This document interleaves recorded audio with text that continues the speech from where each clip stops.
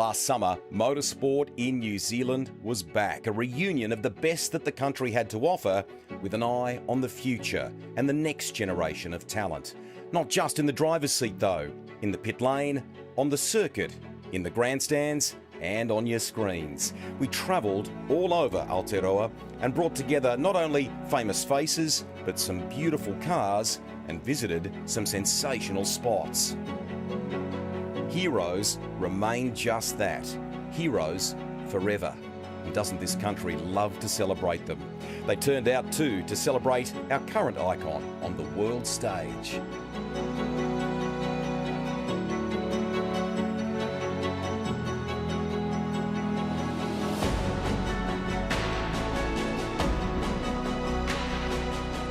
And as we embark on a new adventure, we continue our search to find New Zealand's next world champion, all part of our mission to be the world's best development series. And what a summer we have in store for you. A range of awesome venues and categories, everything from the exotic to the race on Sunday, buy on Monday. There are F1 style open wheelers where the stars of tomorrow will aim to make a name for themselves. A name hopefully big enough to stand alongside those who've done it on these shores before. Famous names like McLaren, Brabham, Stewart, even Van Gisbergen and Norris. This is the start of another season of the Repco NextGen NZ Championship. Come along for the ride. Let's go racing.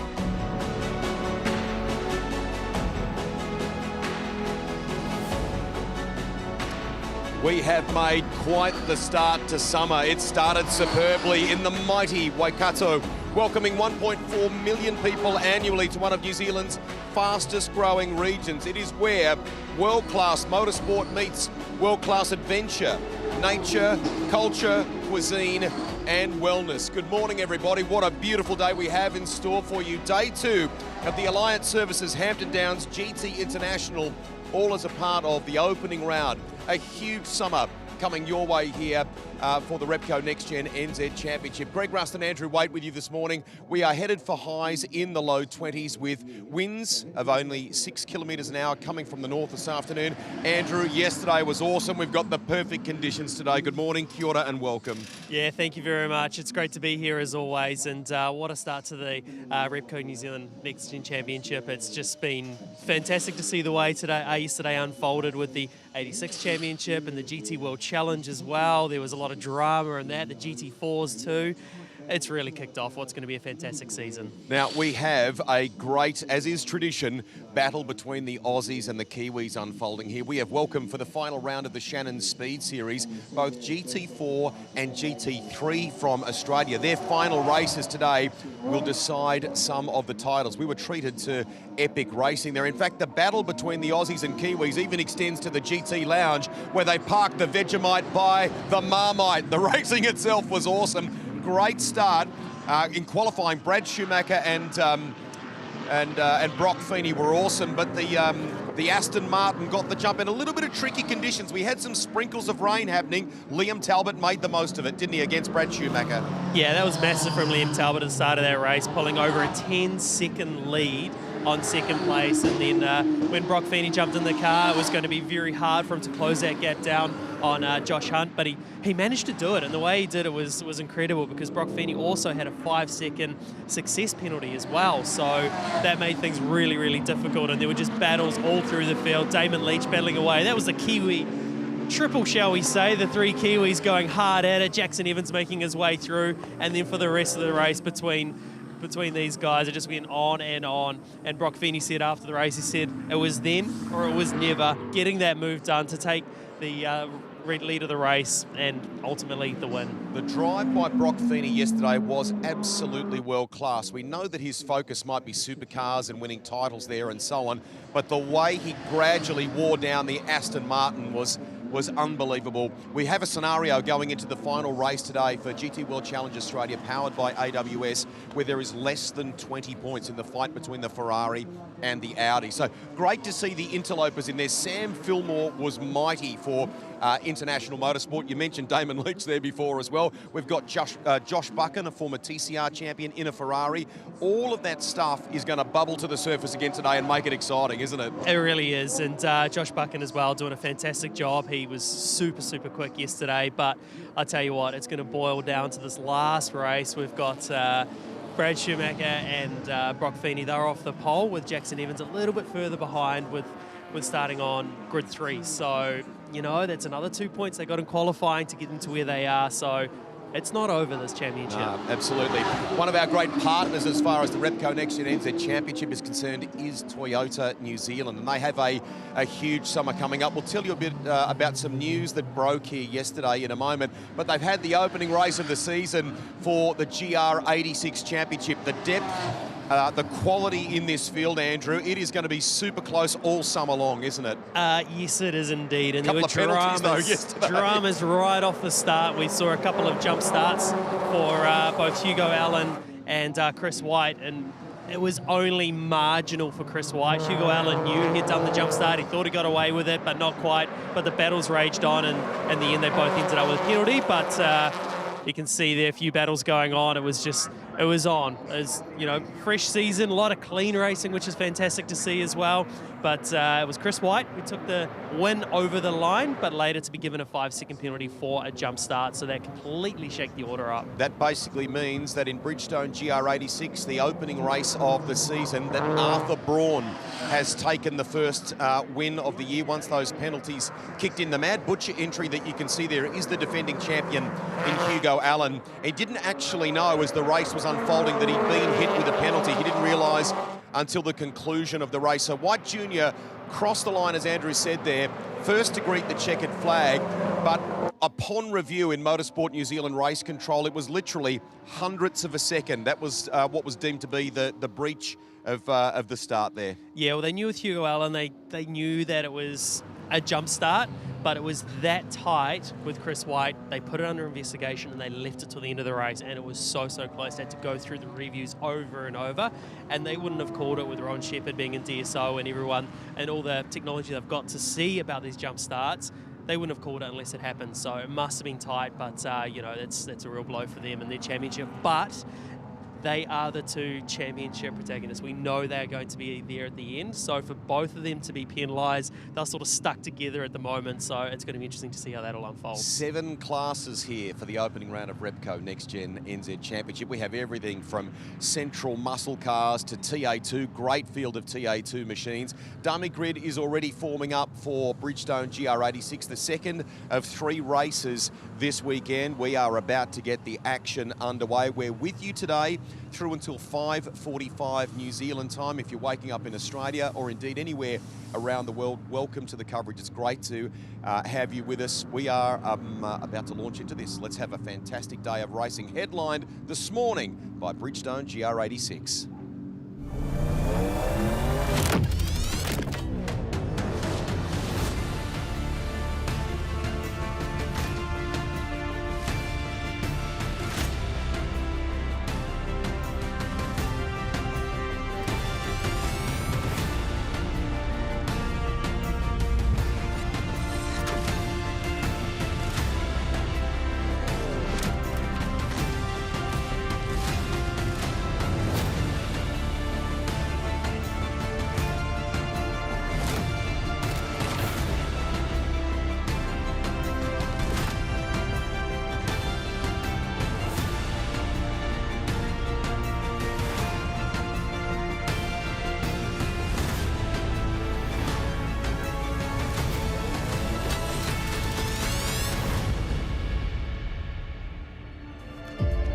Welcome everyone to the live coverage here, round 1 of Repco NextGen New Zealand Championship. We're here for a Sunday morning, the Alliance Services Hampton Downs GT International. As we can see there, the Bridgestone GR86s lined up there on the Cream Insurance's starting grid. All 15 of those cars as we're waiting for them to be released into the Shannon's pit lane. We can see there the first of the cars there, Cooper Barnes getting released. And we'll be underway for race 2 this morning here shortly. Rusty, joining me back in the commentary box. Ronan, we should have welcomed you at the top of the coverage. Good morning, kia ora. And to Richard Crail, who'll be with us across the day too. We had a massive Saturday here, Sunday even bigger for you. Let's have a look for you at GR86 and a couple of the key things to keep in mind about this class in its 13th season. Yeah, so one make, one model championship, the Toyota GR86. We've obviously the racing format, we've got 3 races this weekend, including reverse top 10 grid race this morning in race 2. So you'll see the top 10, the guy that finished 10th yesterday's race, he'll start off the pole this morning and vice, and obviously so on from there. So very exciting format, and this is sure to bring some action going into the race this morning, and I can't wait for this one. Some very talented teenagers in this field, so the standout rookies of the year will be one of the focuses of our conversation. Last year it was Chris White Jr. And we have those that have been successful, like Lucas McGill, winner of the Tony Quinn Foundation Shootout just in September, a $54,000 support package. Also won the Wolfbrook Scholarship too. He's been racing karts for 4 years, 17 years of age. This weekend for Lucas McGill, it is his car racing debut. Really cool. Yeah, and that's no mean feat, is it, Rusty? That's a huge deal as we now look at the Cream Insurance Alliance Service at GT International starting grid. So Cooper Barnes off the pole, Lee Zelltwanger there, the Trophy Series winner from this year off the P2, AJ Giddy there for Mackenzie Motorsport off P3, Zach Blinko in 4th. We look further down the field, the race winner who ended up getting a penalty yesterday, Chris White Jr., he's off P7 with the reigning champion Hugo Allen off P8. And the field rounded out by Justin Allen for Syndicate Motorsport, Mac Templeton and Lucas McGill, our Tony Quinn Foundation and Wolfbrook Scholarship winner. So this is a little in the reversal of the upper part of the grid, if you will. This is a traditional thing that we've had in Bridgestone GR86, and what it means is the likes of those who were quick yesterday, like Hugo Allen, have got to fight their way through traffic. Now, talking with Hugo this morning here, when we arrived at Hampton Downs, he was pretty miffed at himself. He just didn't feel like all the key aspects of the race, not just the jump start, I should point out, that he didn't bolt it all together. He said there was hardly a thing that I was pleased with myself about in the debrief of the race. So he's had a good think about it over the night. He knows how to stitch a championship together. There he is in the Mad Butcher entry right there. He'll be worth watching fighting through the field here today. Yeah, I don't think Hugo's car actually looked too bad, though. I think he's being hard on himself, yeah, you're right. He was right there with those guys. Maybe he didn't quite have the outright speed, but at the end of the race, himself and Arthur Braun came back to Chris White Jr. So he clearly had the speed, and jump starts are one of those things you can't help. Maybe because both the front row jumped the start, he was maybe looking across at his competitor and saw him go and thought, oh, I need to go, and it led to them both ending up jumping it. So not too sure what happened there, but all 3 of those top 3 guys really were almost streaks ahead of everybody else. They had a pretty sizable gap there at the end, and yeah, I'm sure they're going to be looking to try and do the same again today. The Boxer engines in the Colt car that is the GR86, the latest generation car. We welcomed the new gen car last year for the championship. Been some learnings for all of the competitors in that. As we say, some bright young stars about to do battle here. Watch for White Jr. He was so disappointed with that really minor breach. They deemed it was hundredths of a second. He'll be fast today. Away we go, race 2 of the season for Bridgestone GR86. And look at in the middle here, trying to thread the eye of the needle through the right-hander for the first time. 3 wide if you don't mind, not too much in the way of paint swapping there, that's nice. And that was Josh Bethune slicing down the middle of Zach Blinko and AJ Giddy. He got a brilliant start, but it's not quite looking like it's going to pay off. He's now slotted back in behind Blinko, but they're going to go 3 wide again, or just about going down towards turn 2. Hugo Allen's in the mix there as well, Arthur Braun and Chris White Jr. as well. The 3 fast guys from yesterday, as we see the rest of the field, a little bit of dust getting kicked up going into turn 3. I think Braun was nearly out rally driving in the grass there. It was very likely to end up a 4-way battle. So watch for those 2 pack and save machines. They're like the sharks coming through the field, the pair of them.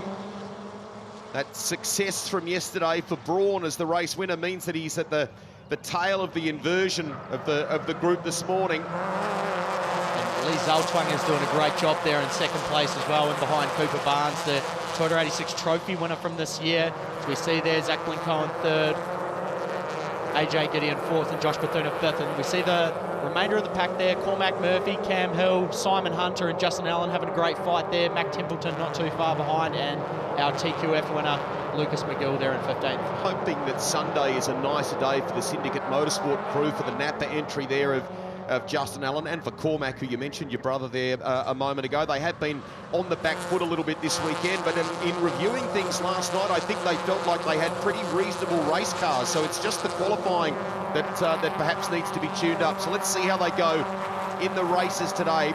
Looking at yesterday's runners, Braun is currently in 6th. It's Cooper Barnes leading the way. Yeah, for sure, Rusty. As we see there, Cooper Barnes comes across the line to lead that first lap. Lee Zelltwanger there in 2nd, Zach Blinko 3rd, AJ Giddy there in 4th, and Josh Bethune in 5th. Arthur Braun's done a great job to get onto the back of Bethune already, and he's actually sort of left Chris White Jr. and Hugo Allen behind a little bit. So plenty of pace and fury in that 222 McKinsey Motorsport run, GR86. As we go down the back straight, AJ Giddy and Josh Bethune having a braking competition, the last of the late breakers.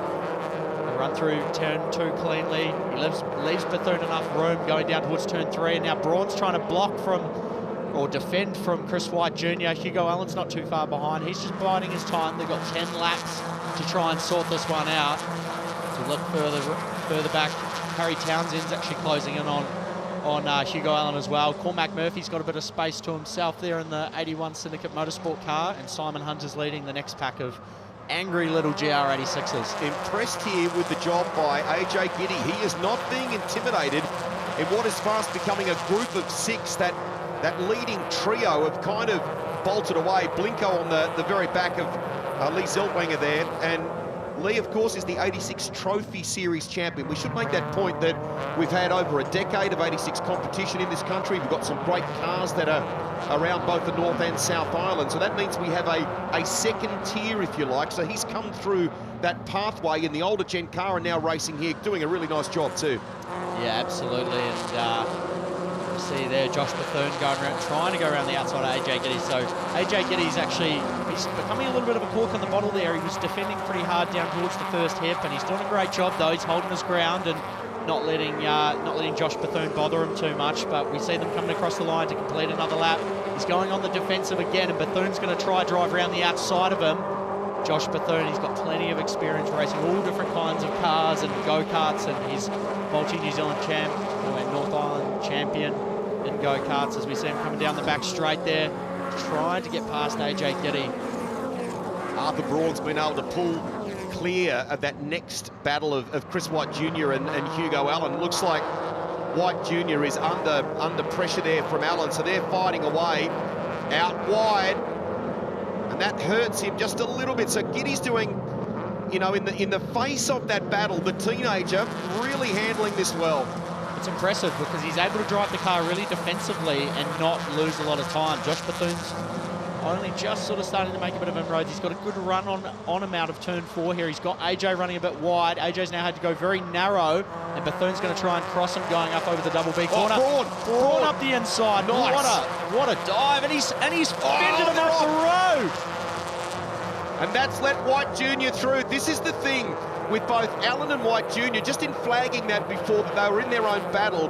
It's really important with these Sunday morning races that you avoid the skirmishes and come through. You actually don't want to lose too much in the way of ground like that. So we need to see where Arthur Braun has popped back out after that battle, how much it's hurt him. More going on here. That was Justin Allen and Simon Hunter going off the road, and as we see there, Cormac Murphy's going up the inside of Josh Bethune and Arthur Braun, so he's managed to capitalise on that.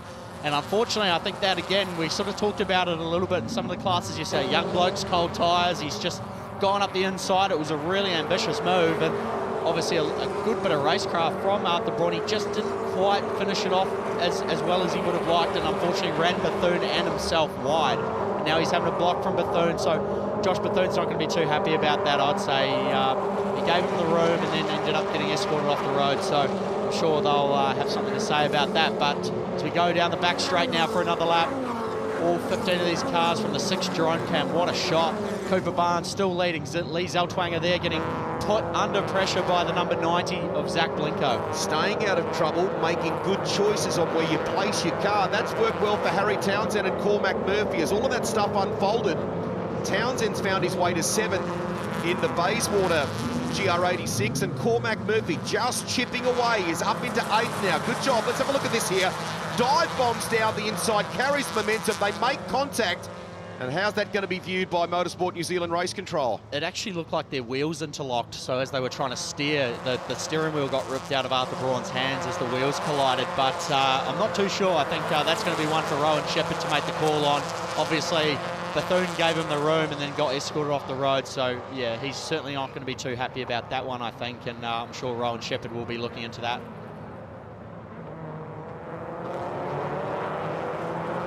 And I think, looking back now into it, I think Hugo Allen was actually coming under a lot of pressure from Harry Townsend, who has actually managed to pass the reigning champion, Hugo Allen. So great job from Harry Townsend. He's driving brilliantly. And obviously Chris White Jr., Harry Townsend, Hugo Allen, the likes, Cormac Murphy, they all took advantage of that melee between Josh Bethune and Arthur Braun. The drone cam showed both Townsend and Murphy. They just stayed absolutely mashed to the floor on the throttle. While the other two were recovering, they made the ground around the outside. Nice job. Back we go to the front of the field. So the 186 is Cooper Barnes. Now, Zeltwanger is under pressure here, and that'll be for position. Up into second goes Zach Blinko. Nice piece of driving. Gets it done at turn one.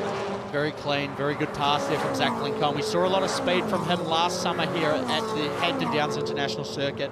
He's obviously got the car dialed in here. He's driving it beautifully. So you see him there making that pass for second, nice and clean. We see they're looking further back, actually.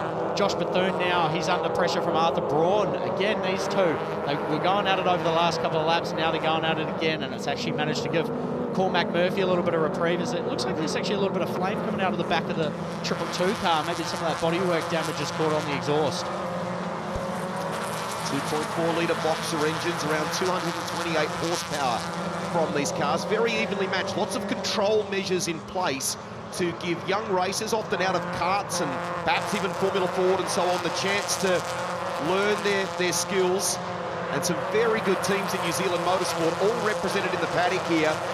So mid-track, the Bayswater entry of Harry Townsend, currently in 6th place, and this is an angry pack behind him here now. Yeah, and we were sort of talking about that cork in the bottle a little bit with AJ Giddy a little bit, but he's managed to get away, and now Harry Townsend's running the defensive line slightly, and he's got an angry pack of about 6 or 7 cars in behind. But Harry, in that beautiful number 73 Bayswater car, he's been in this class for a couple of seasons now. He's got heaps of experience, and he knows exactly what to do in these positions. He's doing a great job defending the reigning champion, Hugo Allen. Just need to keep a watching brief on Chris White Jr., currently in 5th place. He has got good pace at the moment and closing in on AJ Giddy. So that's a nice piece of driving ahead of this pack that you're watching on screen here at the moment. Given the dramas with the penalty yesterday, he stayed out of trouble in that other pack and save entry, and he stands to make good points in the championship here.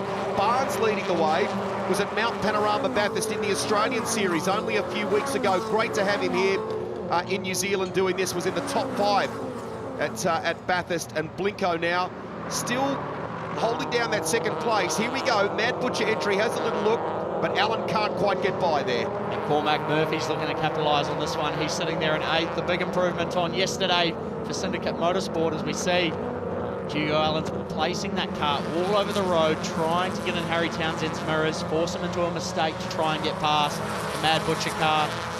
You see there coming around turn 4, Murphy with that slightly wider line. He's now got Josh Bethune in behind him, one of the early race protagonists, coming up over the double B corner.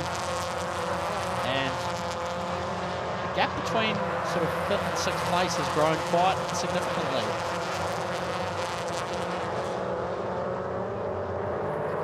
Mac Templeton just went down the inside of Arthur Braun. Great little pass there down at the first hairpin. Good little bit of racecraft from Mac Templeton. So we're starting to see him show his true colours today after a few little struggles yesterday. But Harry Townsend still in the lead of this pack. He's actually managed to open the gap a little bit to Hugo Allen. So just watching, it's a 1 second lead that Barnes enjoys at the moment. We're past half race distance in the second one of the weekend for Bridgestone GR86, and we have a big race coming your way this afternoon to wrap things up for round 1 for them as well. The pole positions were split for races 1 and 3 between Arthur Braun and Chris White Jr. Very close qualifying session.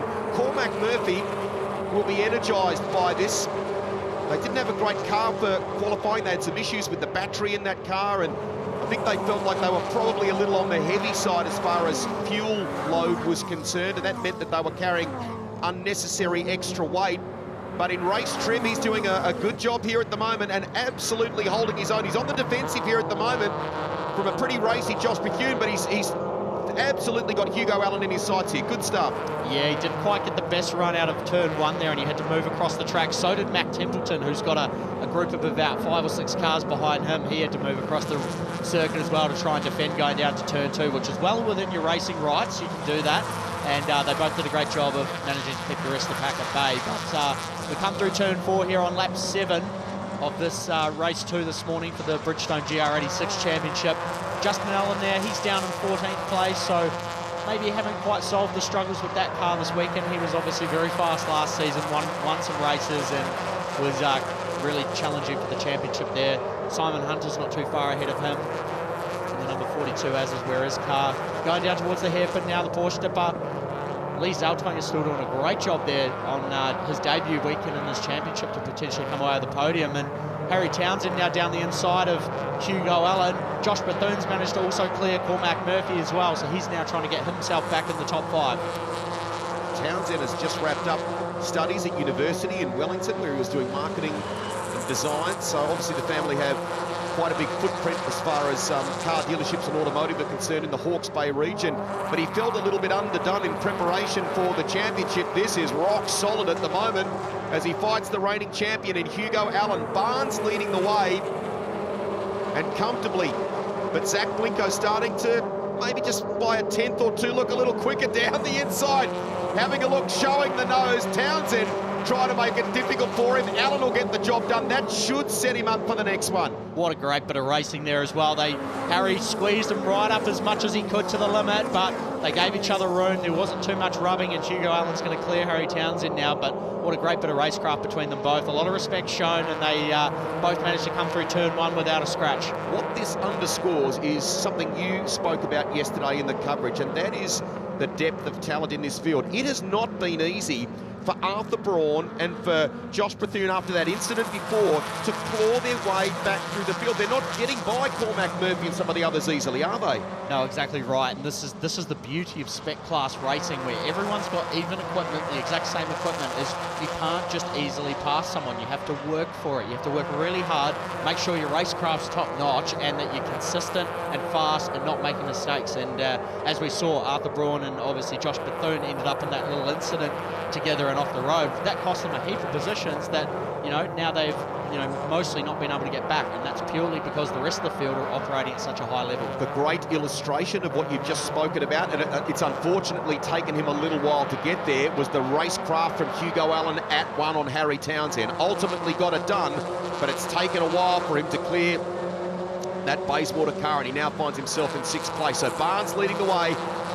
Only a couple of laps left in this one. He's got nearly a second in the pocket over Zach Blinko. Lee Zeldwanger, that's a terrific story when you consider that he's come through from the previous generation machines, the Trophy Series, engineered by Todd Bickerton in the car that won the championship last year. That's a really good performance here. Race 2 of the championship for 2025-26. Absolutely, very impressive, and he's definitely making a statement out there is Lee Zaltwanger to try and take a podium on his debut in this championship. And obviously all these guys all raced in this series last year that we've only got sort of basically one rookie. Everyone else is returned, or 2 rookies, so everyone else is returning. So he's doing a great job to try and stay in that podium position. And as you were sort of talking about before, Rusty, you look at someone like Chris White. So Chris White Jr., he on circuit won the race yesterday. Obviously ended up with a penalty for that jump start, but he was comfortably in front, and now he's sitting in 5th, and he can't make inroads on these guys, because when you get in behind some of these cars and you don't have that clear air,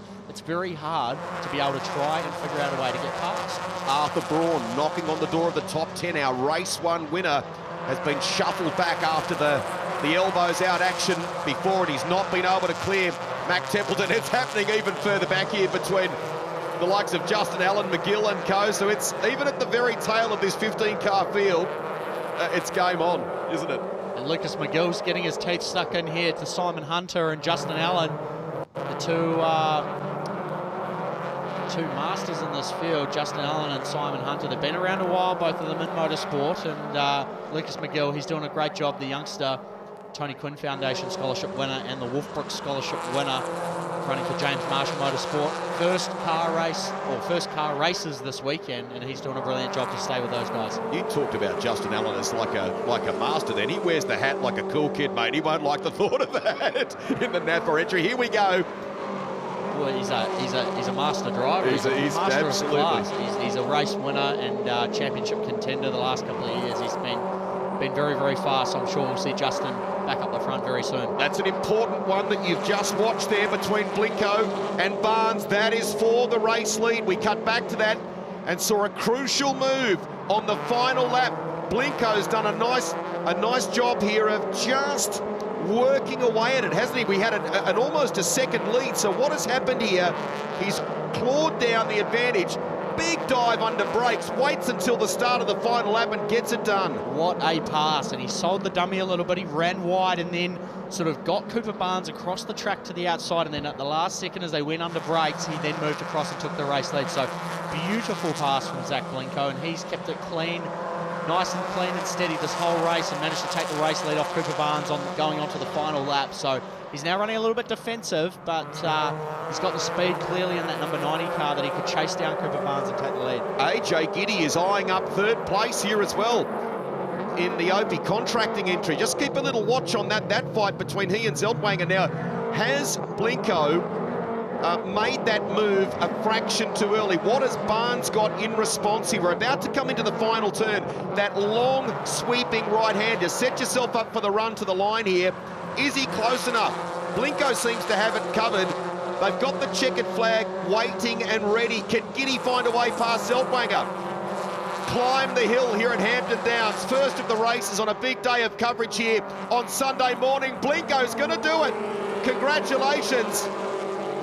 Braun won yesterday, race 2 taken out by Blinko on Sunday morning, and Barnes, who basically led all of it, was pounced on at the start of the final lap.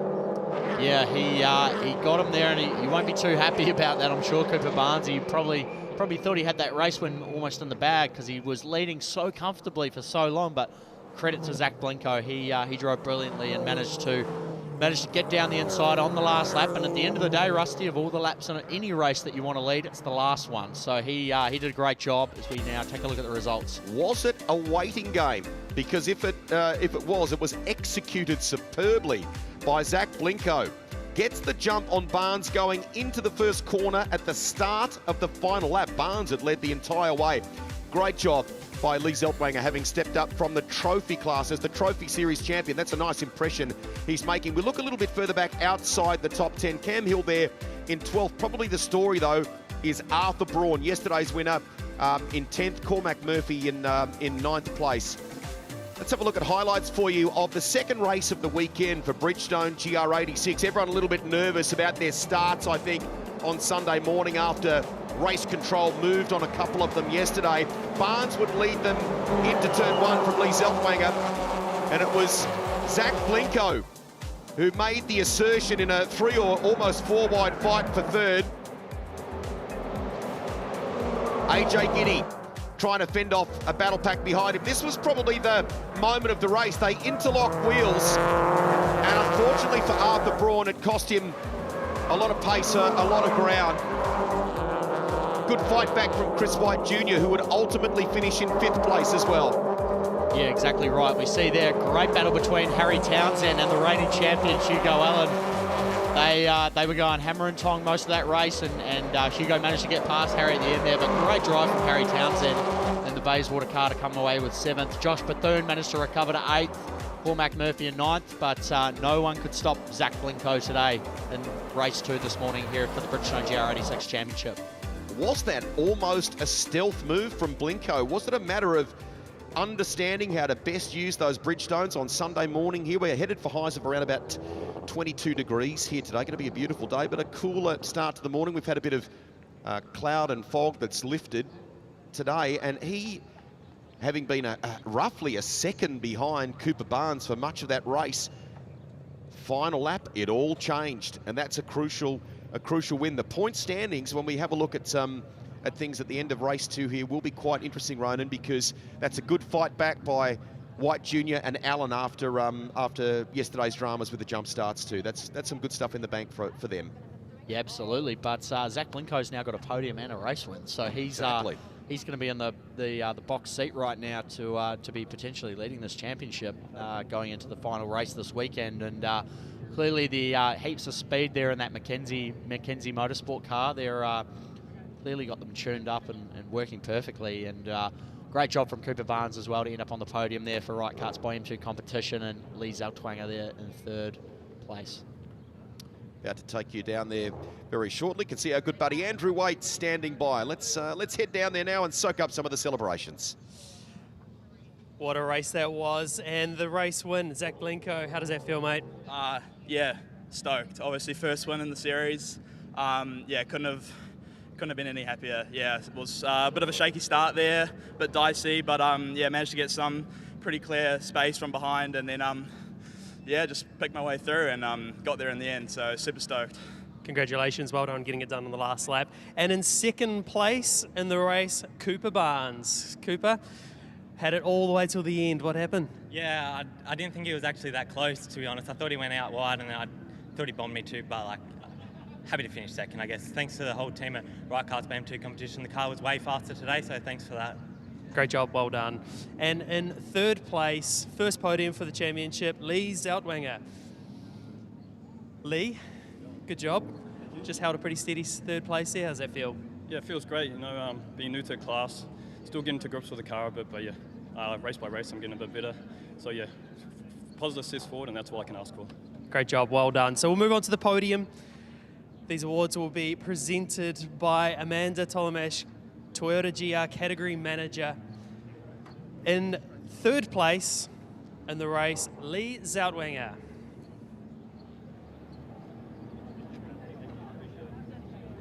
Second place overall in the race, Cooper Barnes. And in first place, with the last lap, dive bomb into turn one, Zach Blinco. And there you have it, everyone. There is your podium for the Toyota GR 86 race number 2. Our thanks there to Andrew Waite. We're getting set for the next of the races. We're going to go back to back today, 7 different categories. We're going to go from the awesome 4-cylinders to some big V8s. The field of TA2 cars in this country has swelled, has grown in the last 6 to 12 months, just as it is across the ditch in Australia between TA2 and Trans Am. They've got a really solid couple of series over there. Now we have something to be immensely proud of in New Zealand. All sorts of your favourite muscle cars represented here, from the Dodge Challenger to the Ford Mustang, and of course the Chevy Camaro. They all run a control or spec engine. We'll take a look at the grid for you. So this is second race on Sunday morning. All brought to you by SP Tools, the TA2 New Zealand Championship. So Clay Osborne, who we've seen racing in Porsches across the ditch in Australia, really nice job. He stepped into this car yesterday and showed just how diversely skilled he is. Yeah, Clay Osborne took the first win for this category for the SP Tools TA2 New Zealand Championship, followed by Dylan Grant and Caleb Byers, a couple more young chargers, with Danum Templeman there in fourth. Mark Pitcher, Brianna Hughes and Daniel Udi rounding out the field. Daniel Udi obviously, unfortunately, had some issues with that car and didn't finish the race, so he'll be starting off the back for this one. And as we see there, the car's warming up their tyres, getting ready on this warm-up lap to go racing next time around. We're joined in the commentary box by now Andrew Waite. Andrew, you've got a bit of experience driving these cars. What's your thoughts on them? They are a lot of fun, these cars, Rhoda Murphy. They're just so much fun to throw around. They've got quite a unique style of driving that's required. And all the cars are exactly the same, apart from the panels, which can either be Ford Mustang, Chevrolet Camaro, or Dodge Challenger. And the race class racing, TA2 and TA2 Masters for drivers over 50. The racing format, we've got 3 race formats. They're all rolling starts. The first based off qualifying, second based off finishing order from race 1, the third based off the fastest lap achieved in either race 1 or race 2, with the top 10 reversed. It always makes fantastic racing, doesn't it? We've seen this category around the world, and now it's here, live and local in New Zealand, the TA2 category. These cars are just fantastic to watch. The race yesterday just provided, to be honest, we weren't surprised. We knew how good the racing was going to be in this category, and the three out front, Clay Osborne, Dylan Grant and Caleb Byers, they put on an absolute show for us, didn't they, Ronan? Yeah, absolutely, and everyone involved in this category at the moment just seems so happy and so excited by it and energised. You know, we saw Ben Byers, Caleb Byers' father, after the race yesterday, and he just had a smile, could not wipe the smile off his face. He was stoked and so happy. They obviously had a great day yesterday with Caleb finishing third, so I'm sure they'll be looking to go one or two better today. Yeah, for sure. It's something that's pretty cool to see them father and son coming up here having a crack. As we see the Toyota GR safety car pull off, and we are set, ready to go for the race. Clay Osborne on pole position after that race win yesterday. Dylan Grant on the outside. We saw what happened down into turn one. A few lockups into there.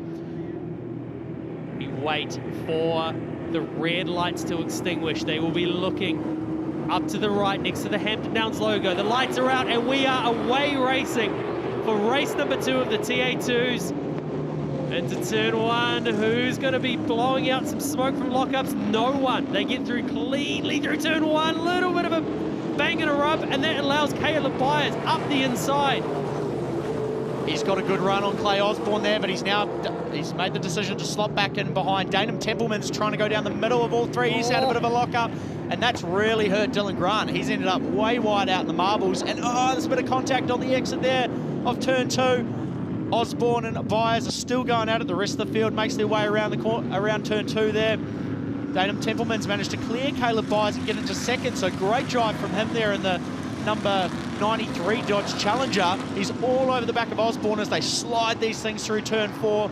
Big slide job up into double B corner there, up over the hill, but the Ingham Mustang, the race winner from yesterday, is still leading this one. And how cool is that for Danum Templeton on his return to circuit racing to be up in second place, racing with some very, very fast young drivers. And he is taking it to them at the moment, isn't he?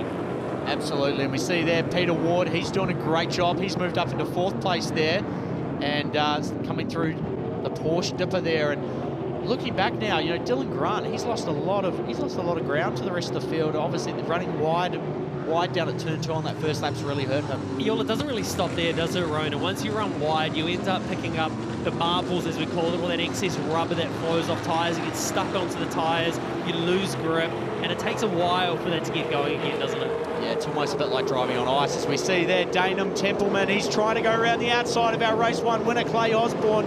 Osborne runs the defensive, a little bit of a lock up there from the 93 car, so that's becoming a common occurrence this weekend. We're seeing these cars lock up, but he's got to run on the exit of 1 down towards turn 2. Danum Templeman and the number 93, the Dodge Challenger versus the Ford Mustang, with a Chevy Camaro of Caleb Byers not too far behind. Byers lurking there in the background as Danum Templeman, he's making the move. Byers runs the narrow line. He's going to try go around the outside going into turn 3 on Clay Osborne. He had to open the wheel up a little bit there. Osborne managed to run him wide out the top of the tracks there.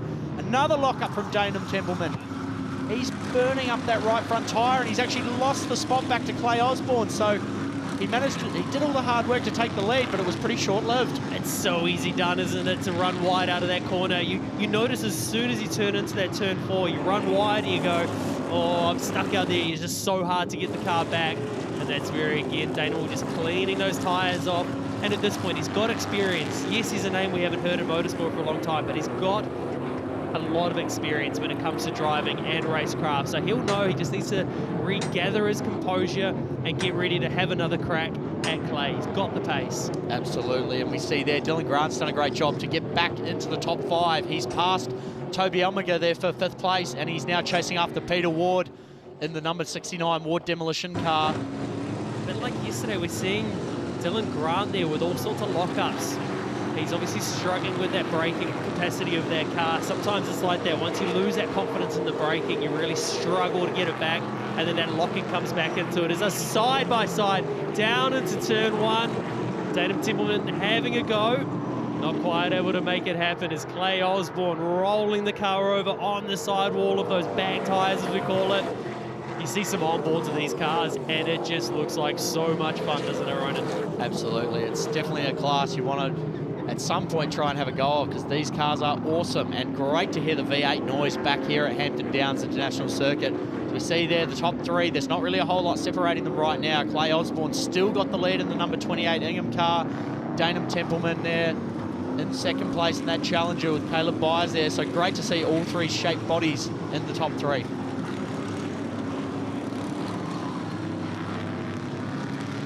Get back to it. Clay Osborne's managed to open up a slight gap there to Danum Templeman. He's managed to get a little bit of reprieve out of that as Danum Templeman's under fire from Caleb Byers. Has a go up the inside, not quite. Caleb thought better of it, showed the nose. You can see the commitment from Danum up ahead, and that's clever driving by Caleb there to not just overcommit, fire up the inside. Benny Byers, he's watching his boy have a big crack at the second place there of Danum Templeman. So going down the back straight now, Dylan Grant's now managed to clear Peter Ward, so he's now back in the top four, and I'm sure he's going to have a bit of fury under that helmet. But again, another lock-up down at the last corner there. So these Goodyear tyres, they're obviously pretty durable, Andrew, because we're seeing lock-ups all the time and everyone can handle it. Let's just have another look at the race start. You can see Dylan Grant just get a little bit wide, tried coming back onto the line, but Caleb and both Clay, they had nowhere to go either. They were locked in 3 wide and then down into turn 1. I think the main story here is Dylan Grant, just how wide he ran from here. He sort of got caught wide, maybe heard the lockup of Danum and just thought, I need to open the wheel here, otherwise it's going to be even more contact. So great awareness by all. Yeah, exactly right. And watching that replay, you know, he just looked like he understeered too much at turn 1, maybe didn't quite have enough front tyre temp, and there was nothing he was going to be able to do. He did a great job to keep it on the track. We see there Reece Gould in the number 75 Signature Homes car. He had a bit of a lock-up as well, and he's been working with Jaden Ransley, who's a race winner in the GR86 Championship in the past, and done a lot of racing in different cars. He's been working with him, getting him up to speed in these cars, and doing a bit of testing into the entering into this first round. Just taking it back to that understeer down into turn 1 for Dylan Grant, what's the best thing he can do in that situation to get out of it? Yeah, I think at that point he just maybe needed to clear the brake and try and get the car rotated a bit more, because he's travelling on in a straight line and it's just hurting the tyre.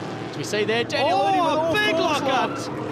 Udi tried the move, got it up the inside, had all 4 wheels locked, and from there you are just purely a passenger. It feels like you just about slide on ice, doesn't it, Road? And once you're all 4 locked up like that, you've no longer got control. It's all just about hanging on. Almost felt like we were back at the Mad Mike Summer Bash. There was smoke signals for days there, Andrew. So we see here the replay. A pair of Mustangs, Reece Gould, Daniel Udi there, coming over the hill. He's ready to go, and Jamie McDonald there, the ex-sprint car driver, he's there in the background as well, and he's just on the inside, know where the grip is, locked all 4s, got a bit flustered, and but he did a great job to gather it up and get back on the track. And if that's not what TA2 racing is all about, I don't know what is. It just produces such fantastic racing for us, and you may notice the level of mistakes you see out of the drivers in this category. It's not through a lack of ability or talent, it's purely these cars have no electronic aids. It's you, a gear stick, a throttle, and a brake, and it's up to you to manage it all and get the absolute most out of it. They move around so much underneath you there, right on cue. Thank you, Caleb. Sideways through turn 5. There's just so much going on in these cars. And that's what it's all about. Those mistakes create the racing. Exactly right, Andrew. Big slide there from Caleb Byers on the exit of turn 4. He's all over the back of Danum Templeman, who's starting to run the defensive a bit more, and that's actually meaning that Clay Osborne can just drive away from these guys. We see there Benny Byers on the radio. He's telling his boy, keep calm. The opportunity's going to come, and he's going to try and wait and see in the next 3 laps if we see a move from Caleb Byers. Great to see father and son combination. Ben and Caleb Byers been racing in all kinds of cars for a very long time. Ben, an accomplished racer himself. Great to see him on the tools this weekend for his boy Caleb. Yeah, it was so cool to hear last night talking to Ben Byers. He's saying, you know, it's just me and my boy. We came up and we've gone racing.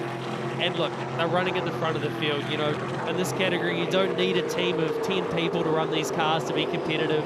You can just go out there, have some fun, and then still run at the front of the field. Exactly right. We've Danum Templeman's doing a great job there. He's managed to pull a little gap there on Caleb Byers. Caleb Byers has now got Dylan Grant in the background to worry about. So the gap between second and fourth is really still fingernails at this point. Clay Osborne's managed to extend that gap to 1.4 seconds over the rest of the field, so he's stretching his legs a little bit as he gets more acclimatised with these cars. Peter Ward there in 5th, Toby Almaga coming through turn 6 there in the 74 car. Leo Bolt, he's an ex-Mazda Series racer there in 7th, doing a great job.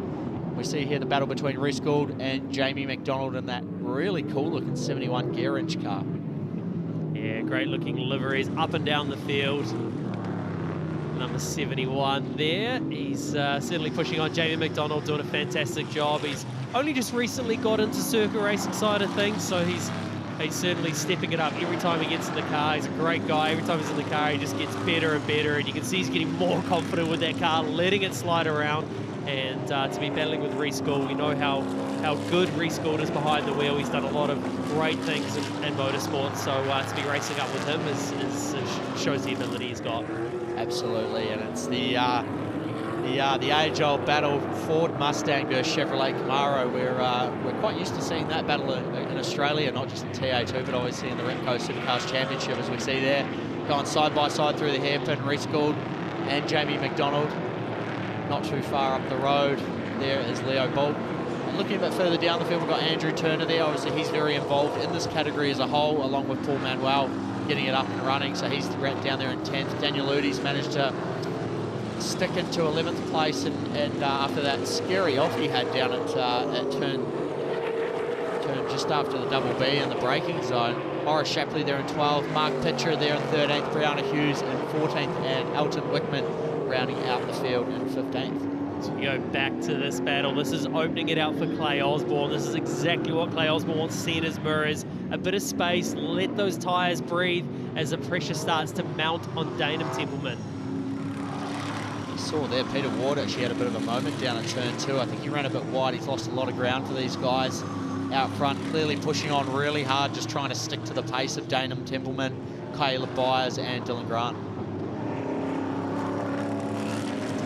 It's just starting to close up a little bit as well between Toby Almaga and Peter Ward as well. Peter doing a fantastic job, isn't he, to be running inside the top 5 as this battle here just rages on. Reece Gould defending his line up into the double B. Oh, side by side, down into turn 9. This is starting to get spicy, isn't it, Ronan? Caleb Byers is doing everything he can. Dainham Templeman's running it down the middle of the racetrack, down towards the final corner. Byers is giving him a little rub. Oh, Rubbin's racing, and as we see coming on the exit there, they're still going at it, trying to fight for that second position, and it's bringing Dylan Grant into the fight now. He's now got to run on Caleb Byers. Not quite enough. As we come up towards the start-finish line, they will be seeing the last lap board. The battle for second place as Caleb Byers shows his nose up the inside, gets the move done. Fantastic racing by both. Oh. What a pass from the 33, the Chevy Camaro of Caleb Byers. Nice and late, really well thought out, got it to the inside. Dainham Templeman gave him the room, and he's got the move done. And Templeman's actually dropped back. He's lost the spot to Dylan Grant as Byers is now... he's run wide. Is he going to be able to hold on to it? They go side by side out of turn 2. Caleb Byers hangs on to the position, but it is not done. We've seen Dylan Grant drop all the way back to nearly outside the top 10 to back into 3rd place. Young Caleb there, he was obviously more excited about the pass than we were. He got down to turn 2 and he's locked the brakes. He was so flabbergasted at how well he did going down there to turn 2. As we see here, Jamie McDonald and Reece Gould coming up the front straight, having a drag race between the Ford, the Mustang bodied car and the Camaro bodied car. Coming down to turn 1. That's always an awkward one as well, isn't it, Roy? When you're offline like that, making the pass up the inside, you're on the dirty side of the track, so it's a lot harder to pass, isn't it? Absolutely, and Clay Osborne at this point, he's checked out. He's got about half the straight in a gap back to Caleb Byers, and then Dylan Grant's managed to capitalise on Dainham Templeman as well and move up into 3rd place. So it's the same top 3 as yesterday, just a slightly different order.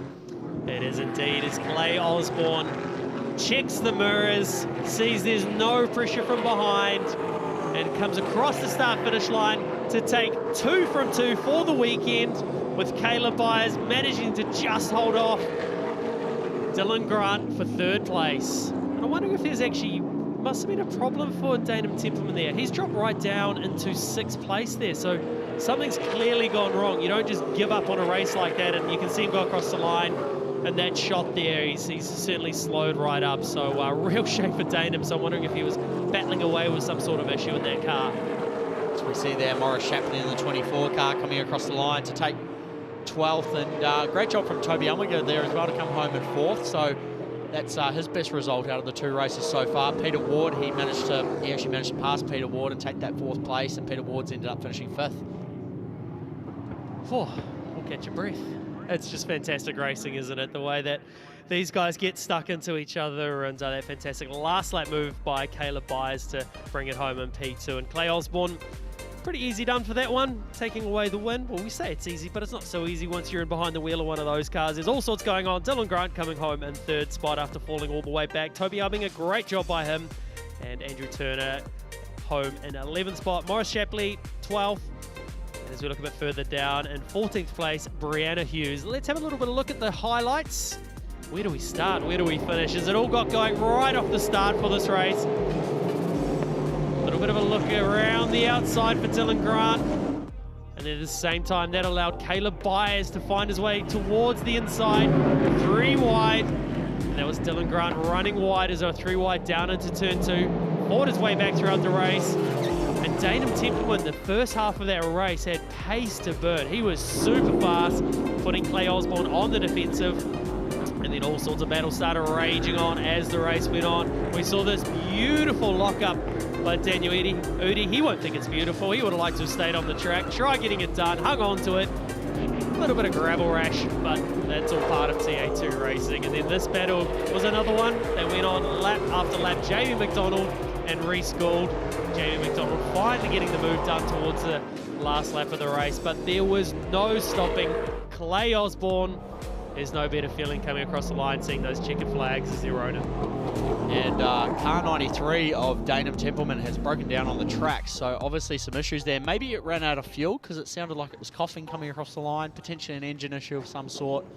Was not ideal for him, unfortunately, but as we see here, Clay Osborne getting out of the 28 car. He's usually driving the number 15 992 Carrera Cup car for Andy McElroy and McElroy Racing in Australia. He's fresh back from the Gold Coast after a strong showing over there, and he's certainly asserting his dominance on this class so far. 2 from 2 for Clay Osborne. I don't think you can get any 2 polar opposites cars, a TA2 versus a 992 Cup car, one at the Gold Coast on the streets, and then this weekend he is here down in the Allied Petroleum Victory Pit Lane. Clay, that's a nice piece of work. How radically different is it to the Porsche from a driver mindset and the way you're attacking it? Yeah, you know, Porsche racing's obviously sprint racing. With this, you've got to manage your tyre a lot because such high horsepower and such little grip. You know, I got that lead at the start, then just tried to manage it and not go too quickly and cook the tyre. But I'm really enjoying it out there. Massive thank you to my whole team, and yeah, it's good. I'm glad you shine a little bit of a light on that because you brought people together that you've worked with in '86, for example. We've seen Stephen Giles there a moment ago. What's that been like, bringing that crew together? Yeah, no, it's been a bit of fun. You know, all the boys do an amazing job, and yeah, it's good camaraderie within the team, and yeah, I'm really enjoying it. Young Jedi does it again. Nice work. There he is, Clay Osborne. Time for your podium, ladies and gentlemen, for race 2 of the weekend for the SP Tools TA2 NZ Championship. In 3rd place, would you please put your hands together for Dylan Grant? 2nd position, heading to the dais now. Make some noise. Caleb Byers. And we've just heard from him there in the post-race interview. 2 from 2. Well done to Clay Osborne. A little moment to grab a photo for the team that are here and for the media that are here. Gentlemen, how about a nice thumbs up? Congratulations. That is your race 2 podium for the SP Tools TA2 NZ Championship. We are just getting started on a huge day here at the Alliance Services Hampton Downs GT International.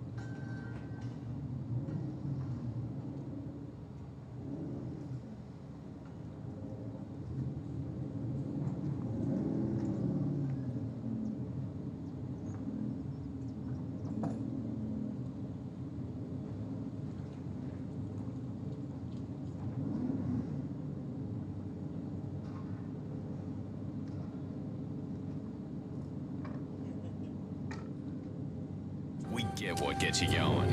Because while you told her it would be loud, you forgot to mention how it feels. Repco gets you going. It's one of the biggest weekends on the Kiwi sporting calendar, January 30 to February 1 at Highlands Motorsport Park for a milestone running of the NAPA New Zealand Grand Prix. It's the title decider of the Castrol Toyota Formula Regional Oceania Trophy. There's Formula Atlantics, Bridgestone GR86, GTs, some fire-breathing V8s and all sorts of family fun. Be there for the 70th running of the GP Round 5 of the Repco NextGen NZ Championship, or catch it on Sky Sport.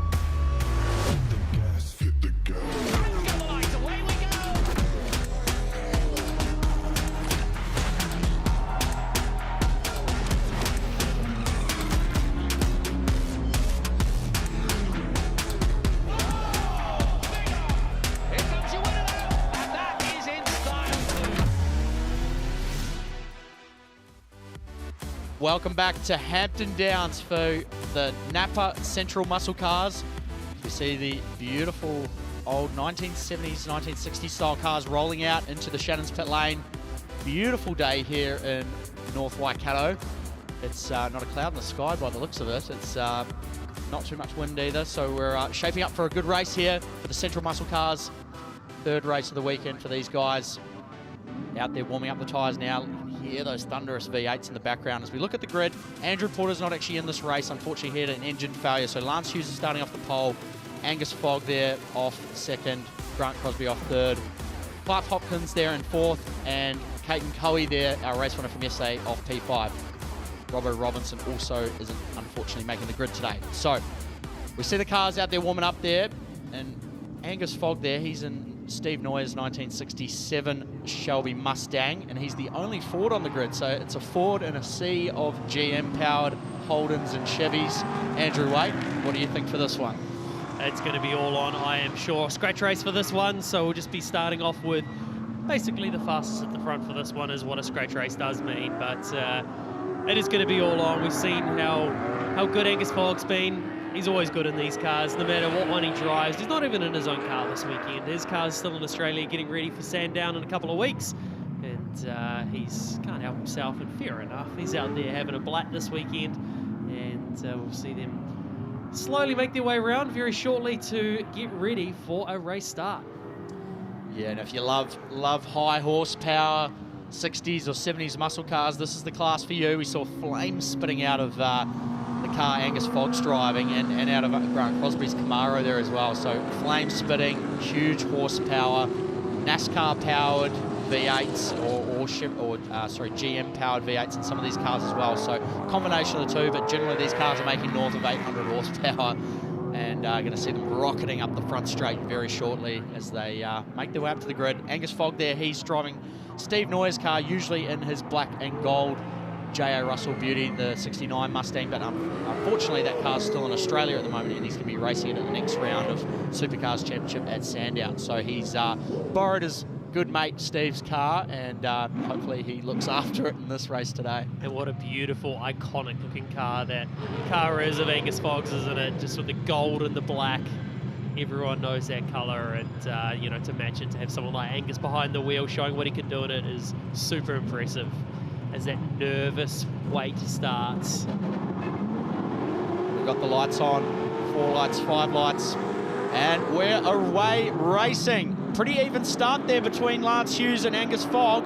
Going down towards turn 1, Clark Hopkins is trying to take advantage of this and going around the outside of Hughes, the 2 Tiranas. Grant Crosby's there in the blue Camaro. Caden Coe rounding out the field there, coming down towards the back straight as they open up the big, huge horsepower. Flames spitting out the back, coming down towards turn 2. Clark Hopkins there. Lance Hughes has had a big lock-up going into turn 2. Oh, he's done well to pull that up. Once you lock these cars up, they're so heavy, it's so hard to regain control, but he's done a fantastic job of that, Lance Hughes, to bring it back under control. And pretty familiar sight in this class, isn't it, Andrew? Seeing Angus Fogg lead, coming through turn 4 there in the number 11 J.A. Russell sponsored Mustang out of turn 4 as they put the power down. And these cars, you've obviously driven them, they're so volatile to drive with so much horsepower and not really much in the way of any aero. Volatile, I love their wording for it. They really are. There's just so much going on. You just have the opportunity to pull another gear, and then before you know it, you're back on the brakes, slowing it down. The sound is pure. The feeling is pure. You just see them accelerated. And, you know, they don't have the biggest brakes in the world, but that's what makes the racing so good in this class, is because you don't have all these massive brakes and tyres. It's under-tired, it's under-braked, so it's just a real driver's championship, and you just start pulling gears, and before you know it, you're back on the brakes again. So there's just so much going on, so much finesse and control that goes on to be fast in one of these cars. Absolutely, and the gap between the top 4 is still pretty close after this opening lap. Angus Fogg, as we said before, leading the race. Pretty common sight in this class, with Clark Hopkins not too far behind there.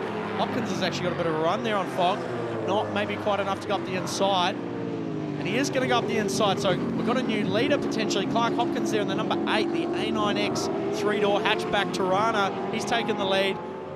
Now Lance Hughes is going up the inside of Fogg as well, so maybe an issue potentially for Angus Fogg. Yeah, something going on there with him dropping back into 3rd place as the pressure mounts for Clark Hopkins, with Lance Hughes in behind him now. We have seen this before. We've seen Foggy have a play here and there. He loves it. He's a hardcore racer. Maybe he's just doing that. And at the end of the day, that's exactly what this championship is about. Of course they're competitive. Of course they want to win. But they are here for fun, and they are doing exactly that. Maybe he's doing a bit of tyre saving. Tyre saving in this class, in as much as it's probably not in many of these guys' vocabularies, it's definitely something that can help in this class, being that you, like as you were explaining before, you're under-tired, you've got way too much horsepower. Oh, big moment for Foggy. That's definitely not tyre saving. Yeah, there goes that theory, Ronan. As we see there, coming through the hairpin, Grant Crosby's now trying to attack Angus Fogg, so Foggy's lost a little bit of ground there to Clark Hopkins and Lance Hughes as they go side by side into the Porsche Dipper, the 2 Holden Tiranas, 4-door version and the 3-door version of those cars. Beautifully presented cars. Coming down the back straight, Lance Hughes, he's now having a look at Clark Hopkins. Hopkins running the defensive line down there into the final corner, turn 11. Now onto the back straight, onto the front straight. Clark Hopkins, Lance Hughes has got a run. He's looking all over, going now, darting to the outside of the circuit. Heaps of horsepower in those GM-powered Holden Tiranas. I'll tell you what's cool as well. Caden Coe's hanging on in the background there. He will be pushing so hard, trying to stay with these guys. You'll be able to see the battle up ahead, and he'll be wanting to be part of it for sure.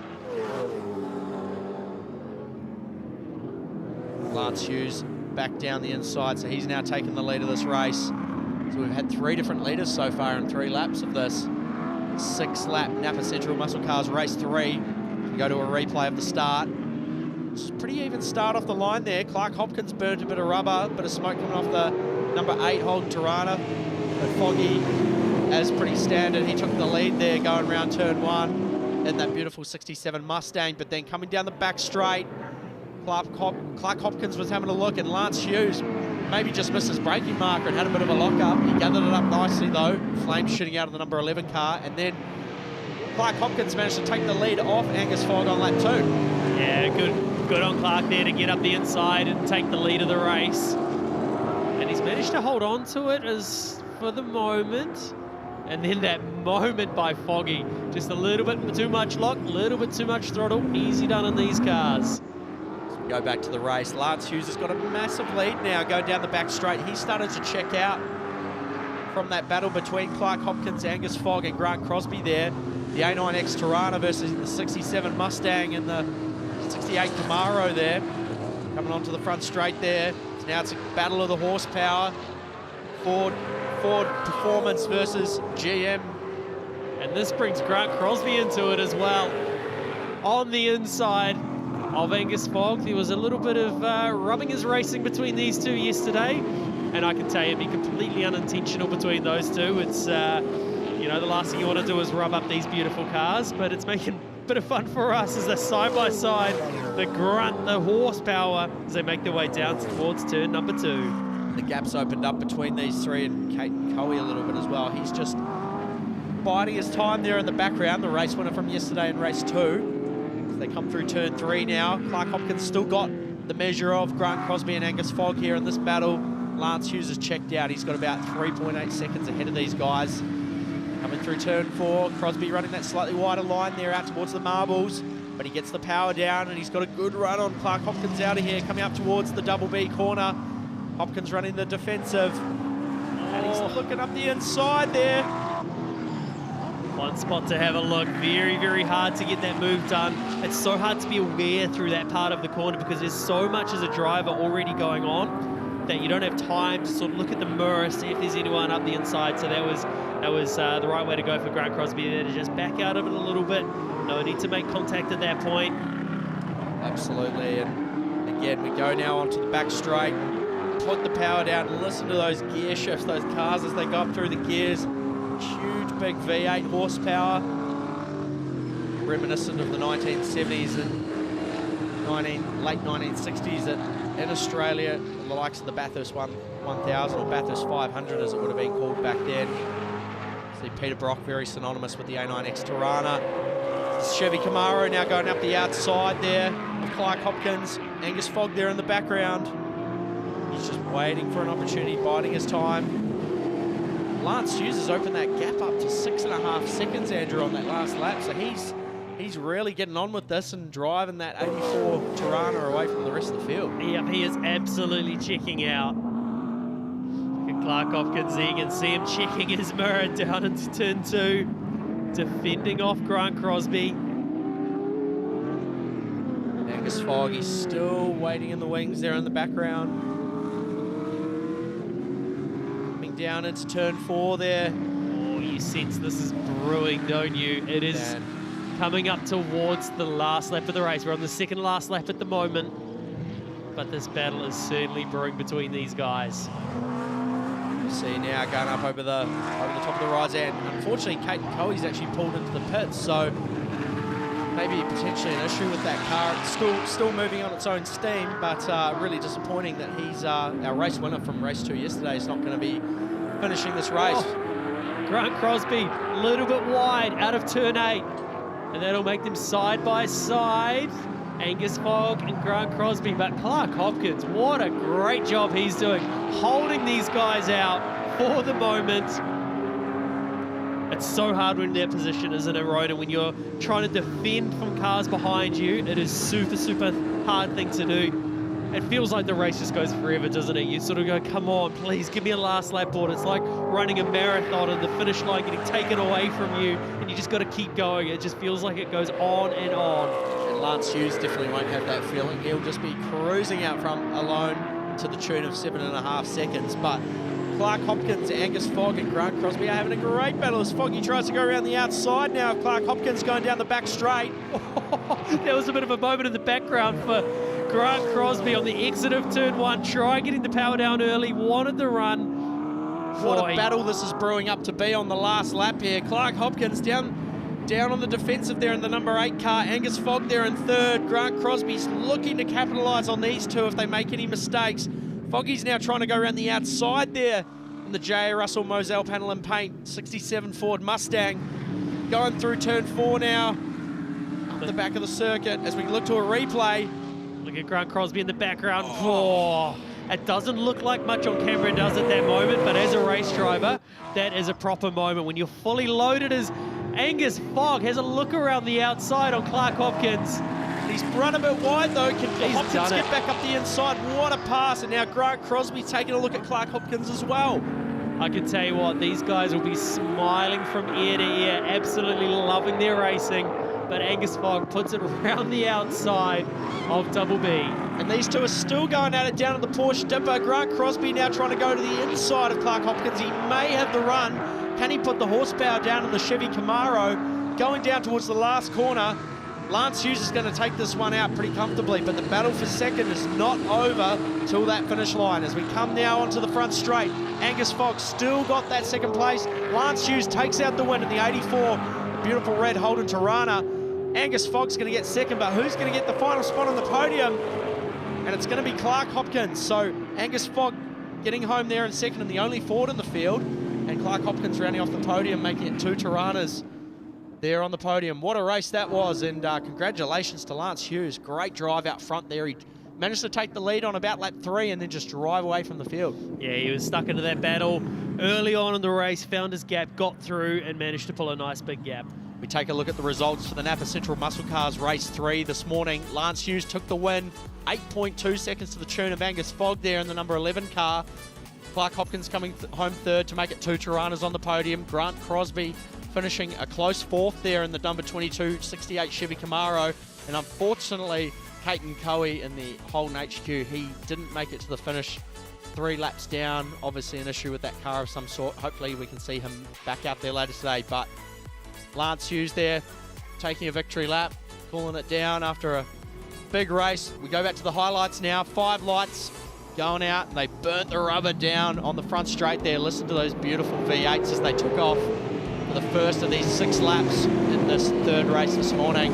Angus Fogg started off leading the race initially. They all hurled down the back straight there, leaving the safety cars in their wake. Lance Hughes had a big lock-up down towards turn 2, but he gathered it up nicely. And then coming down the front straight, the second lap, Clark Hopkins drew it down the inside of Angus Fogg, and he managed to make it stick. Then going back to it, Foggy with a big slide job out of the double B corner. It looked more like a sprint car than it did a Ford Mustang. Coming now around through turn 7 there. Lance Hughes then managed to take the lead off Clark Hopkins. It was a drag race between the 2 Tiranas down the back straight. He managed to get the job done, and then Foggy around the outside of Clark Hopkins there. Number 11 Mustang on the number 8 Tirana, but no one could stop Lance Hughes today, winning that race by 8.2 seconds. Very, very dominant style there for the number 84 car. He makes his way back into the lane.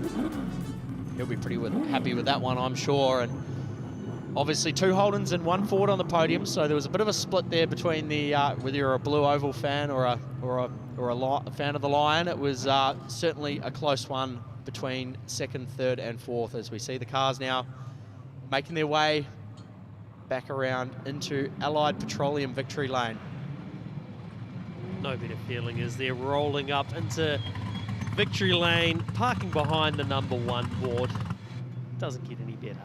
Absolutely not, and it's certainly a sweet feeling, and no better way to start your Sunday morning, really, is there, Andrew, than parking up in front of the NextGen Championship number 1 board. Especially after just pedaling around about 800 odd horsepower, parking up behind a number 1 board. How good does it get? Yeah, the heart rate will still be, no doubt, still up on all 3 of these guys, particularly Foggy after that big slide he had on the last lap there. You see there, Lance Hughes, he's a very accomplished and experienced racer. He's done NZV8 racing and TLX cars and GT3 cars as well in the Endurance Championship. So he's done a lot, done a bit of racing more recently in Australia as well in the Touring Car Masters over there. So he'll be, I'm sure, very, very happy to come away with the victory. Angus Fogg getting out of his car there in the background as well. Wait for Lance to get all his safety gear off and get the hat on, have a drink of water before heading over to have a chat to our mate Rusty. And that's the thing with these cars as well, isn't it? They, you know, as they're older cars, the safety level is still very, very high, isn't it? Go have a chat with Rusty down at Allied Petroleum, Victory Lane. Ronan, thank you. I actually wanted to give Lance the right of cooling down there for a moment. It is a lot of fun, this. Was there a moment, the boys talked in commentary about just checking out and off you went. Could you actually enjoy it, or was there a little moment of worried about what was going on behind you? Oh, I didn't have a particularly good start, so I had to do a bit of makeup. But yeah, once got past Foggy and old Clark there, just head down where I went, and then last few laps just laid, you know, wound it back a bit, just kept the gap. A lot of heart in this class. It'd be nice if we could convince some of your Aussie mates to come over and play like the GT4 and GT3 competitors have done this weekend too. Yeah, well, when I was over there last year, they were actually talking about sending some cars over, and they were really excited about doing some racing on New Zealand tracks. So, hey, maybe we can sort of talk to a couple and get them over. Good on you. You're a great spokesperson for that. Well done on the race result there today. So Lance Hughes takes it out. We go to Angus Fogg, second place there, and there was like sheep stations, the fight over that second place, wasn't it? Jeepers creepers, like we've only got 5 cars, but that was a 3-car battle. It was mental. No, that was awesome, and that wasn't a play, that wasn't a setup, that we were just into it. So all the boys gave each other a little bit of room, just enough, and that's Nunu, as we talked about yesterday.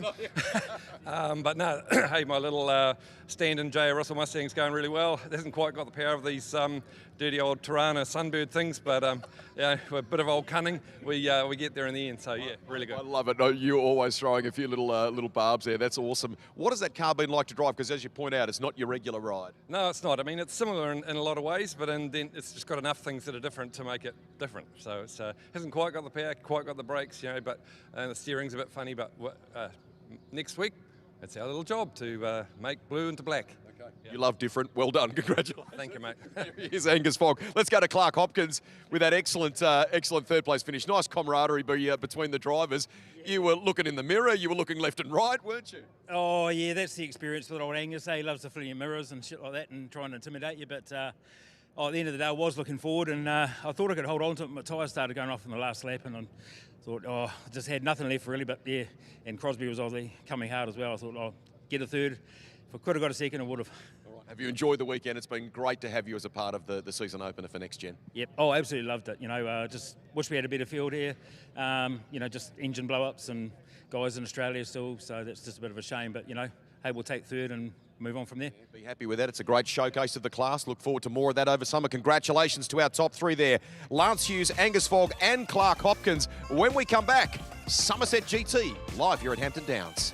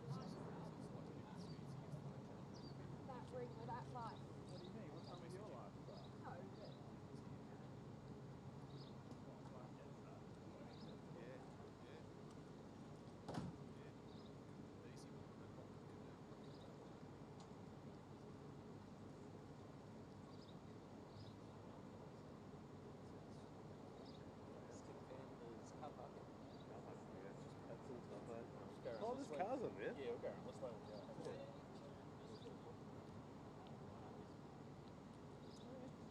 Not that it helps, I don't think anyone's even reading. At Repco, we get what gets you going. Because while you told her it would be loud, you forgot to mention how it feels. Repco gets you going. Wait, is this an ad for Toyota? Look, Toyotas, all of them. You got a Farmer and a Hilux, a Hi-Ace, Highlander, RAV4, GR86, and even a hydrogen car. You got the All Blacks and Black Ferns in a Prado. A happy family in an electric vehicle.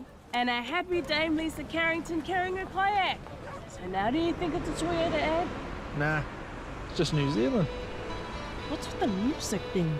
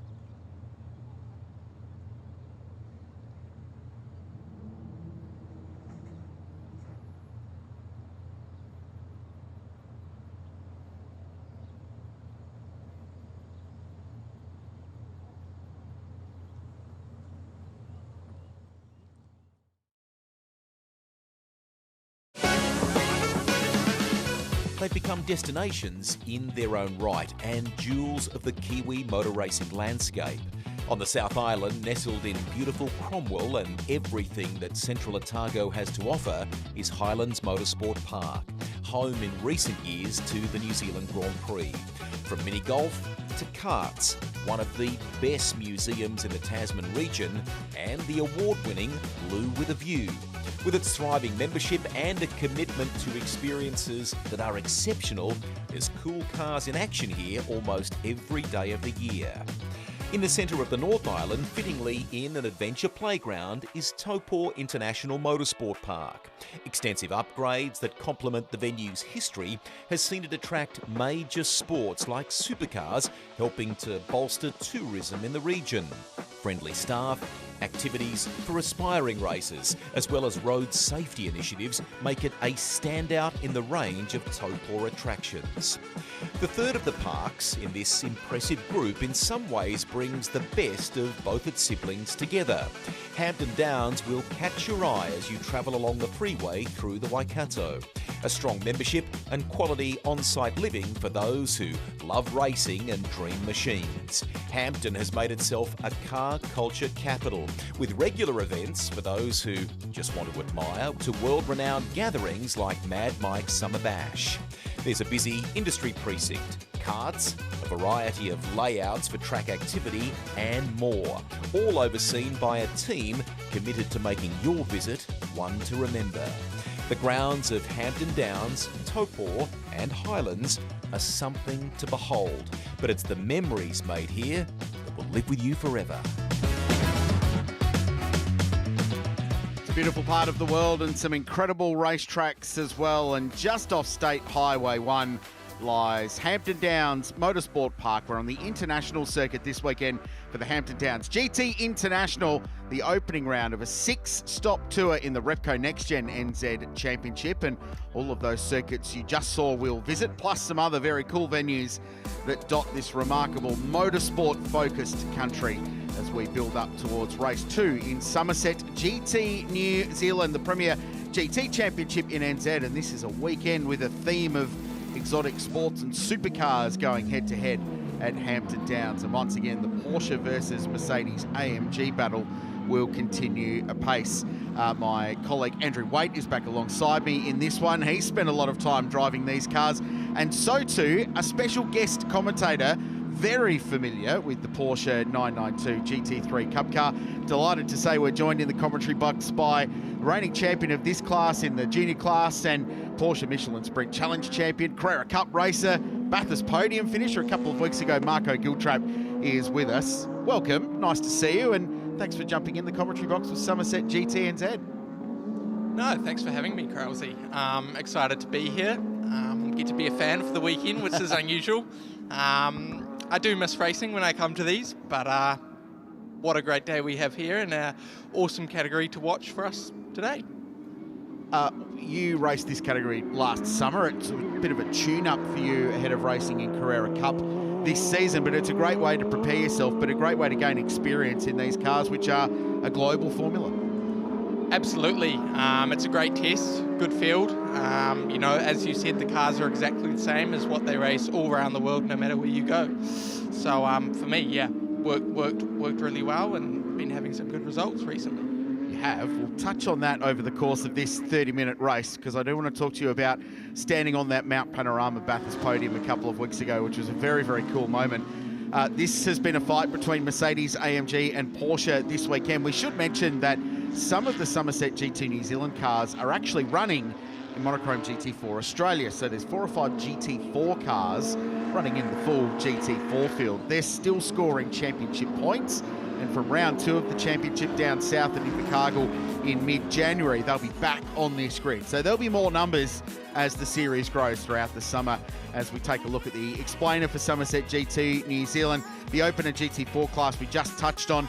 This is the second of 2 30-minute races. There's an enduro later on this afternoon, and there'll be a compulsory pit stop as well. And this weekend, the battle is between the iconic Porsche 992 GT3 Cup car and Joel Giddy in the Mercedes AMG GT2. They are very evenly matched. Before we start, you went wheel to wheel with Joel Giddy a couple of times last summer. Mercedes has got lots of grunt. The Porsche probably better under brakes and mid-corner. It turns out to be a really entertaining little battle.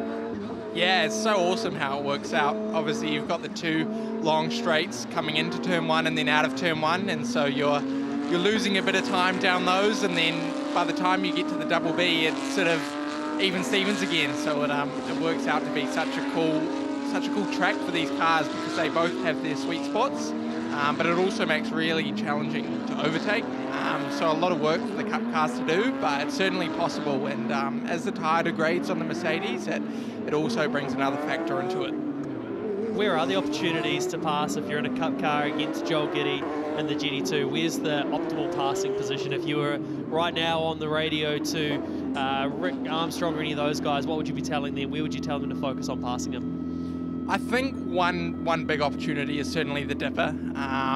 The Porsche 992 Cup car is such a big rear tyre, and Michelin just hangs on really well. So coming out of the hairpin there, it can really be an opportunity on traction coming into the dipper. So we're just waiting on the cars to head off for the start of this Summerset GT New Zealand race. Delighted to be joined in the commentary box by Porsche Michelin Sprint Challenge champion Marco Giltrap, and gent who raced in this championship all over last summer and now races Porsche Painted Dixon Carrera Cup Australia. Hey, Bathurst podium was pretty cool, mate. That was a really, really good moment.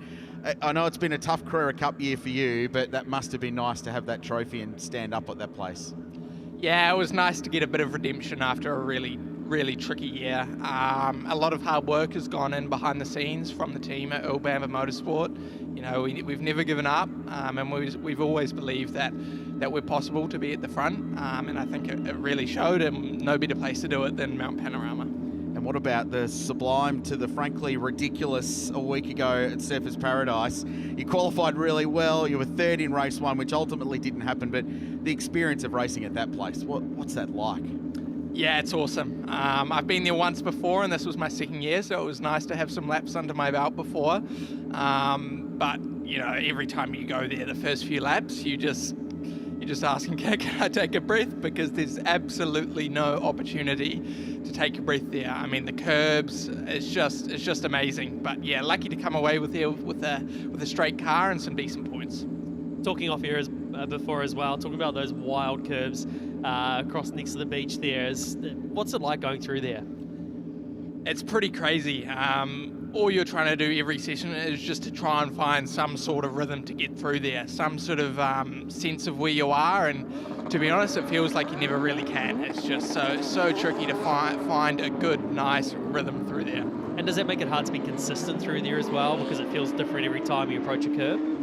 Absolutely, there's certainly an art to it that I'm still learning, that's for sure. Another factor when you're following someone through there is especially difficult, just to figure out where you are on the track. You know, you try and follow them through, but if they get it wrong, you get it wrong. So there's definitely an art to it. But yeah, what an awesome track. And one more to go on the streets of Adelaide as well for the final round in a couple of weeks' time, which is another sort of epic, famous, world-class street circuit. Do you enjoy that challenge of the street circuits? You know, going to high-speed, fast-flowing, permanent tracks like Sydney Motorsport Park, but then the street circuits are such a completely different challenge. Yeah, it's such a different mindset, and the way it works out is we just we have quite an opening. The opening rounds are quite flowy. You know, Sydney Motorsport Park, the Grand Prix, for another example. And you get to the end of the year, and the championship's getting close, and it's close battles, and yeah. It is great fun. We're looking forward to seeing how that plays out. This is the grid for this race. So the grid based on the second fastest lap from qualifying, which is why Regan Scholar starts from pole in the Porsche GT3 Cup car. We'll come to that in a minute based on the start of yesterday's race. Joel Giddy in the Merc on the outside of the front row. Then it's the reigning Open Class champ Rick Armstrong alongside Nigel Cromie, Luke Manson and Sam Fillmore, who's doing double duties this weekend in GT World Challenge Oz, and Andrew Child rounds them out in the GT3 Cup car. So second fastest lap in qualifying, Andrew Waite. Regan yesterday started on the front row. He started P2. He came out of turn 1, P4. So there was a bit of learning going on, you feel, about his first start in Summerset GTNZ. Yeah, I'd say he might be a little bit more aggressive today, but it does make it easier that he's on the inside. You've sort of got to calculate the fact that Joel Giddy's just going to get his foot down and most likely cover off the race lead into turn 1. But yeah, for Regan there, it's just about holding on, trying to stay in that second position and getting your head down from there. It's a challenging first corner here, isn't it?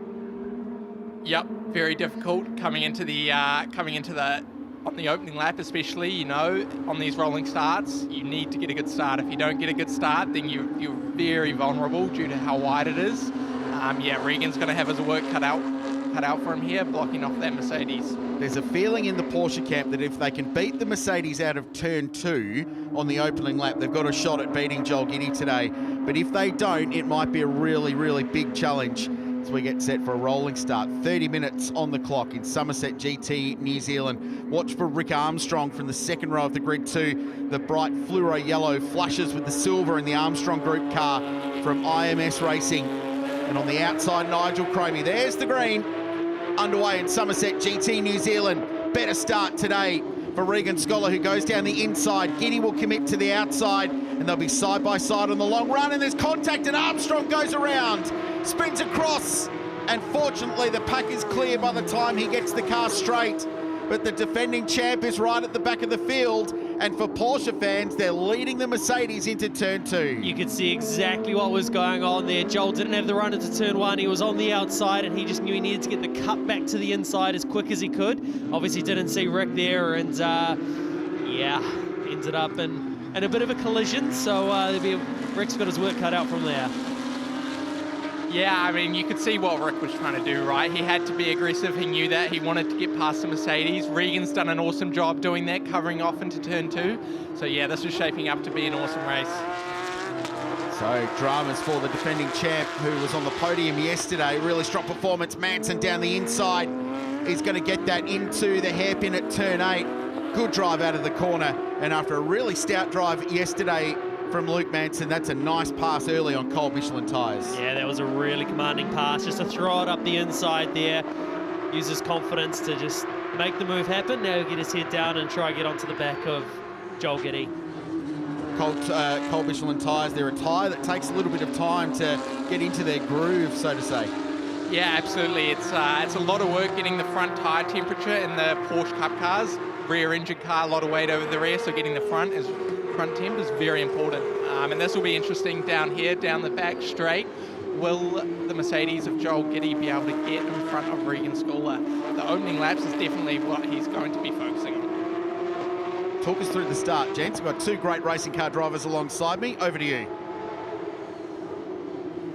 All right, so down into turn 1, yeah, Regan does a really good job of getting the exit here, shutting him out, and yeah, just a bit of a miscommunication between the two, between Rick Armstrong and Joel Giddy, and yeah, Yeah, Rick's just tried to be aggressive there, and Joel sort of looked to get to the inside of Regan, and it's just, I think, a little bit of a racing incident there. So unfortunately, Rick has come off second best. And then that massive move from Luke Armstrong up the inside. Luke Manson up the inside to get that one done, up into third position there. And just back on that as well with that pass, you could see what Joel Giddy was trying to do. He knew that was his one opportunity down into turn 2. Rusty. On the pit wall here with Nathan Pilcher, you've been talking with the crew here. Is everything all right with Rick's car?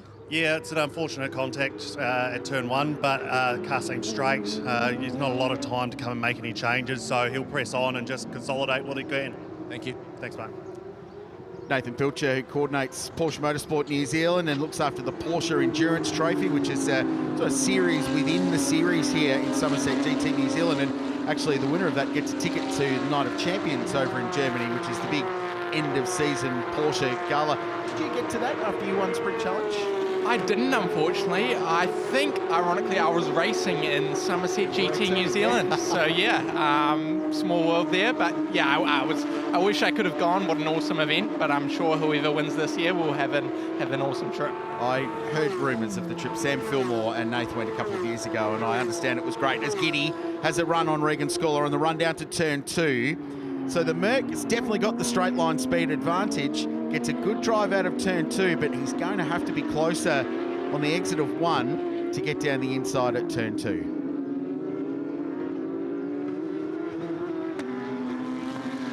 And this was the ebb and flow battle we enjoyed last season between the Merc. You were involved in a few of them, Rick Armstrong and Sam Fillmore as well, in a really competitive battle. But this is good stuff for Regan, who's learning the ropes in the 992 at the pointy end of the field. Marco, put yourself in their shoes. You're on the first couple of laps of this race. You know, you've got a long half-an-hour race. Are you out the gate just all go? Do you want to build that tyre in before you really start pushing on? I think it really depends on what position you are here. I think for Regan needs to go. Regan just needs to go full attack and see if he can build a gap. For someone like Luke, it might be a bit trickier to get past Joel initially. So maybe he's focusing a bit more on saving the tyre for later in the race and then looking for an opportunity as the Mercedes tyre does degrade a little bit faster than his will. Andrew, there was a big send into turn 10 there from Regan. He committed really hard. The car was dancing around. It felt like he's trying to maximise that final corner just to gap the Merc from a straight line point of view. Yeah, for sure. And that's an important part about it as well, because Regan will know that where Joel's strong point is down the main straight and down the straight towards turn 2. So he's got to really focus on that last corner and then turn 1 as well. And it doesn't seem like he's getting the best run out of turn 1 either. So it's putting all sorts of pressure from behind from Joel Giddy. If you're Luke Manson, you're sitting, watching, waiting and hoping that perhaps an opportunity to get a spot comes if Joel Giddy launches a move and has a little go at our race leader. Yeah, there's a little bit of a train forming up here behind Regan, with Luke behind Joel and then Nigel Cromie also coming along quite well. So this is shaping up to be quite interesting. But yeah, as you can see, the Mercedes through the double B there just doesn't have the grip of the Cup car. And Luke's quite close here. Will he have a look? He does. He shows the nose. Nice move there up the inside. Awesome job. Oh, contact. And off the road goes our race 1 winner. Is there damage to the JG Civil Mercedes? He'll gather it up. Manson is side by side with Cromie. So they're now 2nd and 3rd on the road. Giddy back up to speed and up in behind Andrew Child. So at the back of the field with the job to do. Gee, is there nothing the man next to me can't do? Race car driver, commentator as well. Very nicely done by you, Marco Giltrap, calling the action in Summerset GT New Zealand. And all of a sudden, this race turned on its head with the driver that dominated race 1. He got to an early lead, Joel Giddy. He pulled away, got a margin. Now he's got the job to do, and he's going to have to pass some cars, Andrew. That was just an awkward run, wasn't it? You can see down into here on the inside, got the move done. It looks like he's just got a little bit of understeer, and because Joel's got that lock on, at that point of contact, it's just opened Joel's wheel and sent him out in towards the gravel. So that is definitely one for Richard Moore, the driving standards observer, unless you want to play driving standards observer. Tell me, is it fault there, Marco? No, I think I'll leave that to Richard. It's a hard job he has, and I don't wish it upon anyone. You're always wrong no matter what you decide, so yeah. very diplomatically said by you. I like it.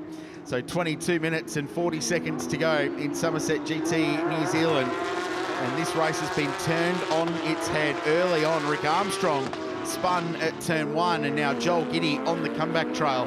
Interesting to note, after the spin, immediate recovery, purple first sector, quickest of anybody in the race. So he is well and truly back up to speed in the Merc, but he's lost a lot of track position. Yeah, pushing on super hard. And just back to that whole DSO who's at fault situation, sometimes it's a lot different from what we see on camera here. We get one vision, and that's why quite often we don't hear those split-second decisions, right? It's his fault or it's their fault. Sometimes, if there's different camera angles on that same corner, you can pick it up quickly if it's obvious as well. But sometimes that's why we don't have the instant calls, because you need to see all the angles of exactly what's going on. Where were they actually positioned? The amount of times I did the DSO role before Rowan Shepherd a few years ago, and you sort of got in your head, right, this is going to be the call, this is what I'm going to do, and then you break down 3 or 4 other cameras and it completely changes how you feel about it. So it's certainly a tough one. Yeah, as you pointed out, Crailsy, Joel's definitely responded. It looks like he's cleared his head, which is really important. You've got to ignore what just happened, and he's going to begin his hard charge here with another purple sector 1. So, yeah, really, really well done from him. Let's go and catch up with Greg Rust. Whereabouts are you at Hampton Downs?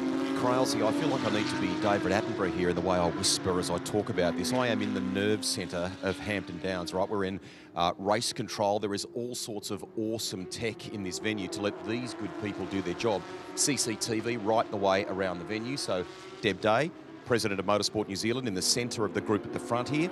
At the back, we'll get our cameraman to pan around in a moment. You'll be able to see in the Summerset GT New Zealand cap, that's Richard Moore, who you talked about alongside Geordie Peters there. So that's the driving standards advisor. We need to basically remind everyone, there are 108 volunteers that are making this whole deal go around this weekend, and they're integrating with a number that have come across from Australia as well. And they do something unique here in New Zealand. They have a thing called the Motorsport Club. They absolutely cherish and promote and help the volunteers that are all a part of this. They're a great group of people, and they give them the good tools to do the job. So you can go to the motorsportclub.com website to find out more. We'd love you to have the best seat in the house. Speaking of best seats in the house, do you remember that show, The Muppets? You know those 2 guys that used to be up in the pews causing a bit of grief? Well, this is not Marco Giltrap, I should point out.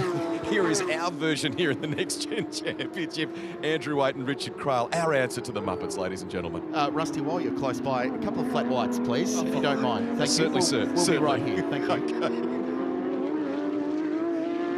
A little look behind the door of Motorsport New Zealand Race Control here at Hampton Downs. It's a very impressive facility, this, and they've got all the tools in there, and the replay operator at the back going through all the various camera angles to dissect any incidents on track. I'm not confident those flat whites are going to rock up just quietly. I'm just trying to work out if we're the Muppets, what's Rusty? You know the 2 up on the wall, Statler and Waldorf. He's one of them. Summerset GT New Zealand, 20 minutes to go in this one, and we have got a 3-car Porsche battle for the race lead. Luke Manson has got to the rear wing of Regan Scholar, the race leader. Nigel Cromie's having an outstanding weekend in the 33 car is going with them. Sam Fillmore is 4th. Joel Giddy is next. So Joel down the road in 5th position. Last time round was about 0.8 of a second quicker than Fillmore. So he's flying in the Mercedes. Clearly that car's okay. But now he's back in the pack. He's going to have to pass some cars to score some more championship points to back up that race 1 win yesterday. Yeah, this is a great drive by Nigel Cromie as well. He's sitting there in 3rd place. This is his first attack on this championship, and to be running up the front in 3rd place there is a fantastic effort by him. But Regan Scholar out front, he's doing a great job at the moment, isn't he? Just holding the lead. I feel like he's just got it under control at the moment, Marco. Not quite a big enough gap to be comfortable, but he's more or less got it under control. Yeah, he seems to not have to be covering, which is a big thing. He's just gone green sector 1 for him as well, so he's looking to just build a gap nice and slowly. But yeah, back to Nigel Cromie. I was just speaking to him before the race, and he said he needed about half a second was the gap to be at the front. Well, I think he's found it, because on that last lap, he was faster than the 2 in front of him. Great scenes down at the autograph session currently underway. The stars of GT World Challenge Australia. Ryan Wood just in there. See Johnny Reid, he'll be signing a lot of autographs. He's a very, very popular man in these parts. Great opportunity for the fans here at Hampton Downs to meet the stars of GT World Challenge Australia. I was talking to a couple of the drivers yesterday, and they said it's the biggest autograph session crowd they've had all year was yesterday here at Hampton Downs. So great reaction from the Kiwi fans down at the Repco garage at the back of the paddock and promoting the Repco Supercars Championship coming to New Zealand. What about this battle in Summerset GT New Zealand? Luke Manson got a great run out of the Porsche Dipper, appropriately for the 3 Cup cars out in front, and he is now starting to rattle the rear bar of Regan Scholar. This is good pace from the 222. Yep, absolutely. Luke is coming on really well there, and just coming out of the last corner, you could just see, and again there, Joel Giddy coming. He is eyes forward and looking at this battle. Every time they do any sort of fighting, any bit of defending, he is smiling, because that's more and more time they are bleeding to Joel. Manson now has to defend from Nigel Cromie on the run down to turn 2, who's going to go around the outside. Word from Porsche New Zealand is that Luke took 2 working side tyres on his car before this race, which explains a little bit the pace that he's got right now. So fresh Michelin tyres along the working side of the car. Just explain why you would do that at this place. Yeah, so when we say the working side of the car, it's the side of the car that takes most of the load. So obviously this track is clockwise, so you're using the left-hand tyres. As Sam Fillmore has had a spin, or I think he was on his own before that, or was he was yeah, we'll have to have a deeper look at that one. So yeah, that's unfortunate for Sam Fillmore, who I know he will be frustrated with his weekend so far. Not quite the pace that he would like. But just back to that about the working side of the car. Clockwise track, left-hand tyres take all the load around here. So you put fresh tyres just on that side of the car. It means that you've got more rubber, more grip on that side, and it just makes it faster. As simple as that, more grip. Is there a risk to do that now, in the knowledge that you've got a 50-minute race later on today? Is that burning a bit of rubber now to get yourself some track position? I think he might have to take a little bit of pain next race, but if he can get the track position now, it's a gain, you know. So no, he's got some speed, and Joel now, with Sam spinning off, has clear track in front of him to the top 3. So here he comes. Rick Armstrong still circulating, by the way, after that spin at turn 1. You feel like you need to cue the Jaws music with that Mercedes in the background, don't you? That long run down the straight. Every lap it just draws closer and closer. Although Joel had a really slow lap last time round, 37.5. I'm wondering if he was caught up with Fillmore there. That's a bit too coincidental. Slow lap for Fillmore. Oh, here we go. They were getting close-ish. And look at this. A couple of teammates found themselves together. This isn't the first time, and it will not be the last time. Well, teammates / rivals, and if you didn't follow the Summerset GT New Zealand Championship last summer, the opening round was at Topor, Marco Giltrap, and I'm looking at you with this because these two were having an absolutely cracking battle for the lead. I'll come back to that because we've got a cracking battle for the lead on now. Manson clearly had a run at Regan Scholar, and it's opened the door for Cromie. He's going to go the long way round of them all at the Porsche Dipper. If he can pull that off, it is one of the best moves of the weekend.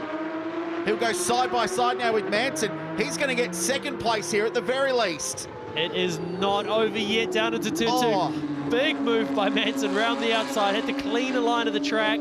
All that hard work by Nigel Cromie undone, back into 3rd place. The point I was going to make before we were interrupted by some unbelievably good racing at the front of the field was that Rick Armstrong and Sam Fillmore got into each other at the final corner, and the path was cleared for you to sail through to victory on the last lap of the race. Yep, I was certainly the beneficiary of that. I could not complain at all, and my eyes lit up as soon as they came together. Here we go. Nigel is having another look at Luke here. Luke's hard on the white line, so no room there. Bumpy braking zone down here into turn 2. Luke does a good job to cover off there. Just with that bumpy braking zone, does it change what you need to do under brakes into turn 2 there? Yeah, absolutely. You know, you've got to be a lot softer on the brake pedal. It will induce a lot of locking. These guys have ABS, but the locking still does come, you know. The electronic system allows for some, so they'll just have to watch that. And they'll tune the ABS setting, depending on how much locking they have, to hold on to a bit of tyre as well. And when you're tuning that ABS setting, you're adding more intervention, correct? Yeah, correct. So less locking. So down into turn 2, they obviously need a little bit more. So that'll be a factor. And as the race goes on, especially with the 1 hour race this afternoon, they'll have to keep an eye on that and make sure they don't get too much locking coming in. So Regan Scholar leads the way. Manson, Cromie, the battle for the race lead. But Joel Giddy is coming at them in the Mercedes AMG. And so is the battle for the race lead. Manson with a big send at turn 10. There's acres of real estate on the outside to hang on. But once again, Regan fights for this in the 999, and Nigel Cromie's in this as well. Who needs Carrera Cup when you've got this kind of racing? How about 3 abreast before turn 1? Manson on the outside. Scholar hangs on to the race lead. He's being attacked from all angles. What a battle this is, and now Nigel Cromie's got to the inside with a great run out of turn 1, and he'll be in the ideal position to grab P2 away at turn 2. What a fight. Manson hangs on. How's he done that round the outside? All the while, Joel Giddy coming at these. He was almost 2 seconds quicker last time by. Manson goes to the lead. This is fantastic. Now Cromie side by side with Regan. Can he hold it around the outside? It's a tricky one there. Look at Joel coming. Joel is only a few car lengths away now. Manson will be looking to stretch those legs and get away from Joel because he is coming fast. What a motor race this is. It has come alive. Summerset GT New Zealand. And Joel Giddy, after dramas early, has fought his way back into this race in the Mercedes AMG, hauling in this Porsche pack, fighting for the race win. This makes it awkward as well now for Nigel Cromie because he's not going to be able to duck left, duck right and take any race line he likes, surely, because as soon as Joel Giddy gets in behind... Oh, he's got problems. Regan Scholar's got a problem. It's slowed coming out of the Porsche dipper. And it's dead stick. There's nothing there. He's out of this one. Led this one from the green flag for 19.5 minutes. And it's race over for the Ultra Interiors 999 Porsche. What a shame. That was shaping up to be a really good battle, and Regan was doing an awesome job in that tussle. Be interesting to see if we do get a safety car here. That might bring Sam and Rick back into it, but if not, Joel is certainly getting closer, and he's managed to overtake Nigel down that back straight as Nigel got a bad run with Regan. That's the pit lane here. That Porsche jacket or Porsche shirt was Nathan Pilcher, who was clearly walking down to the team to find out what was going on with Regan Scholar. What a shame after such a brilliant drive and some really stout defence as well from the race lead. There was a little bit of contact through all that. I can't help but think that maybe a valve teared out of the tyre or a slow puncture or steering. I'm not sure. We're speculating, of course, but it was pretty feisty for a period there. It just seemed quite abrupt the way he slowed down and pulled over. You know, normally a puncture you're able to nurse at home, and it's very un-Porsche to just have a mechanical issue as well. So something very odd for him there, just the way he sort of just very quickly pulled off to the side. You could see something wasn't right the corner beforehand as well, but that's a huge blow for him. So they've still got the yellows at the moment waving. Whether or not they try to keep this race going and just keep it under yellow for the rest of the race. Safety car. We're going to go safety car with 9 minutes and 30 seconds remaining, and the field will stack up. This will bring Sam Fillmore back into the mix. It will bring Rick Armstrong into the mix as well. And we are going to have a fight to the finish in Summerset GT New Zealand.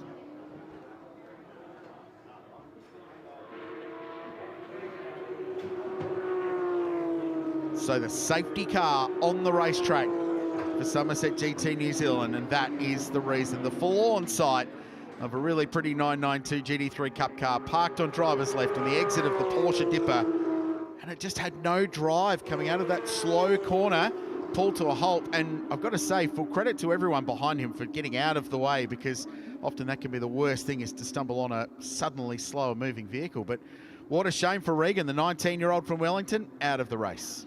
Yeah, I'm not sure what that could have been. I'm just speculating here, but maybe an axle. I've had one of those go before and you just lose drive straight away. You have a little bit, but almost nothing. Hopefully nothing too terminal, and they can turn it around for the race this afternoon. I think it sums it up perfectly there. It was maybe something like an axle. Actually, just coincidentally, when I was racing with Sam Fillmore, I had an axle go coming out of that exact corner a few years ago. So it's just such a massively high load corner where you're unloaded initially on the way in, you open the wheel very quickly and you're on the throttle super hard. So it does really load up those rear axles, and maybe it would have snapped one of those, but I think that's, I can just about guarantee that's what's most likely happened. So the recovery underway, still plenty of time. This racing was just outstanding, wasn't it? Luke Manson spent a lot of time on the outside of the road trying to squeeze this lead away from Regan Scholar. So that was coming out of turn 10. And then all of a sudden, buying into that was Nigel Cromie, who was super aggressive in this battle. Yeah, he was for sure. I'm wondering if that's what might have set the axle off. A couple of little bangs in that left-hand corner. Again, we're just speculating. It may not be an axle, but what a battle between these guys. I was just enjoying sitting back watching that one, being a spectator. It was so good the way it was unfolding, and fantastic racing by all three of them. And as you said, Richard in the background, you could sense the Jaws music sort of queuing up with Joel Giddy. And this plays beautifully into Joel Giddy's hands as well, because he's got that power off the line to get going again, so he'll have a real attack at the race start. Hey, we talked about Luke Manson taking 2 working side tyres. It's paid off, hasn't it? Absolutely, it has. And I'll tell you, this safety car was a sight for sore eyes for Sam Fillmore and Rick Armstrong.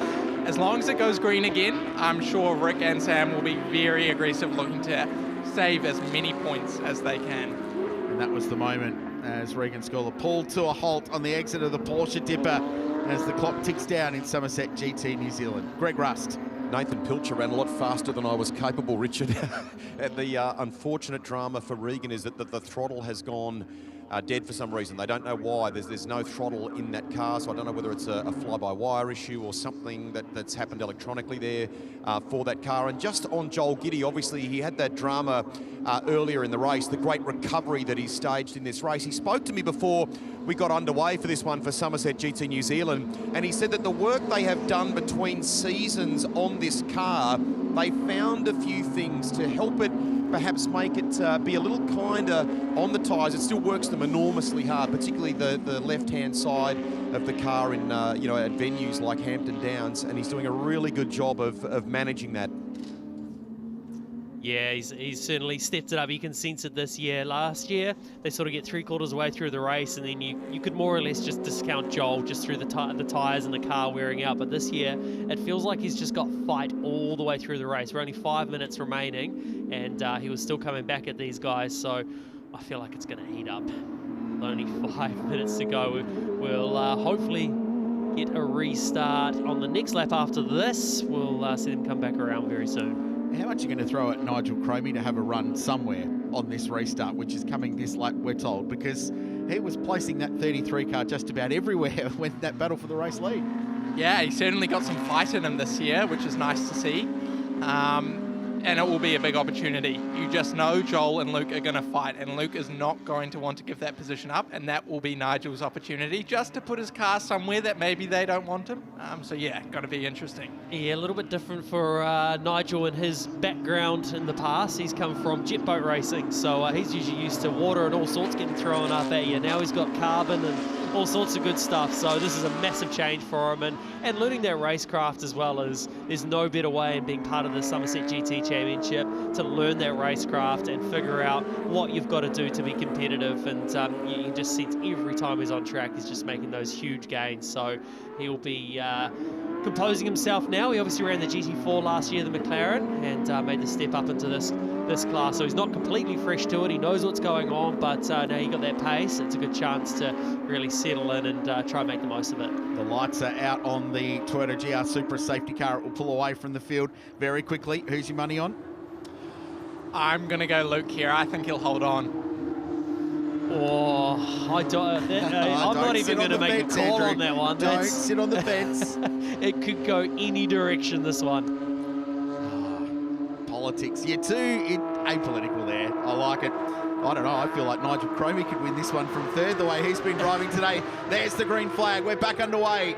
Sam Fillmore already having a little look on Andrew Child in the 22 car. Here goes Joel Giddy. Great jump in the Mercedes AMG. Feel like he has to pounce now if he wants this race win back.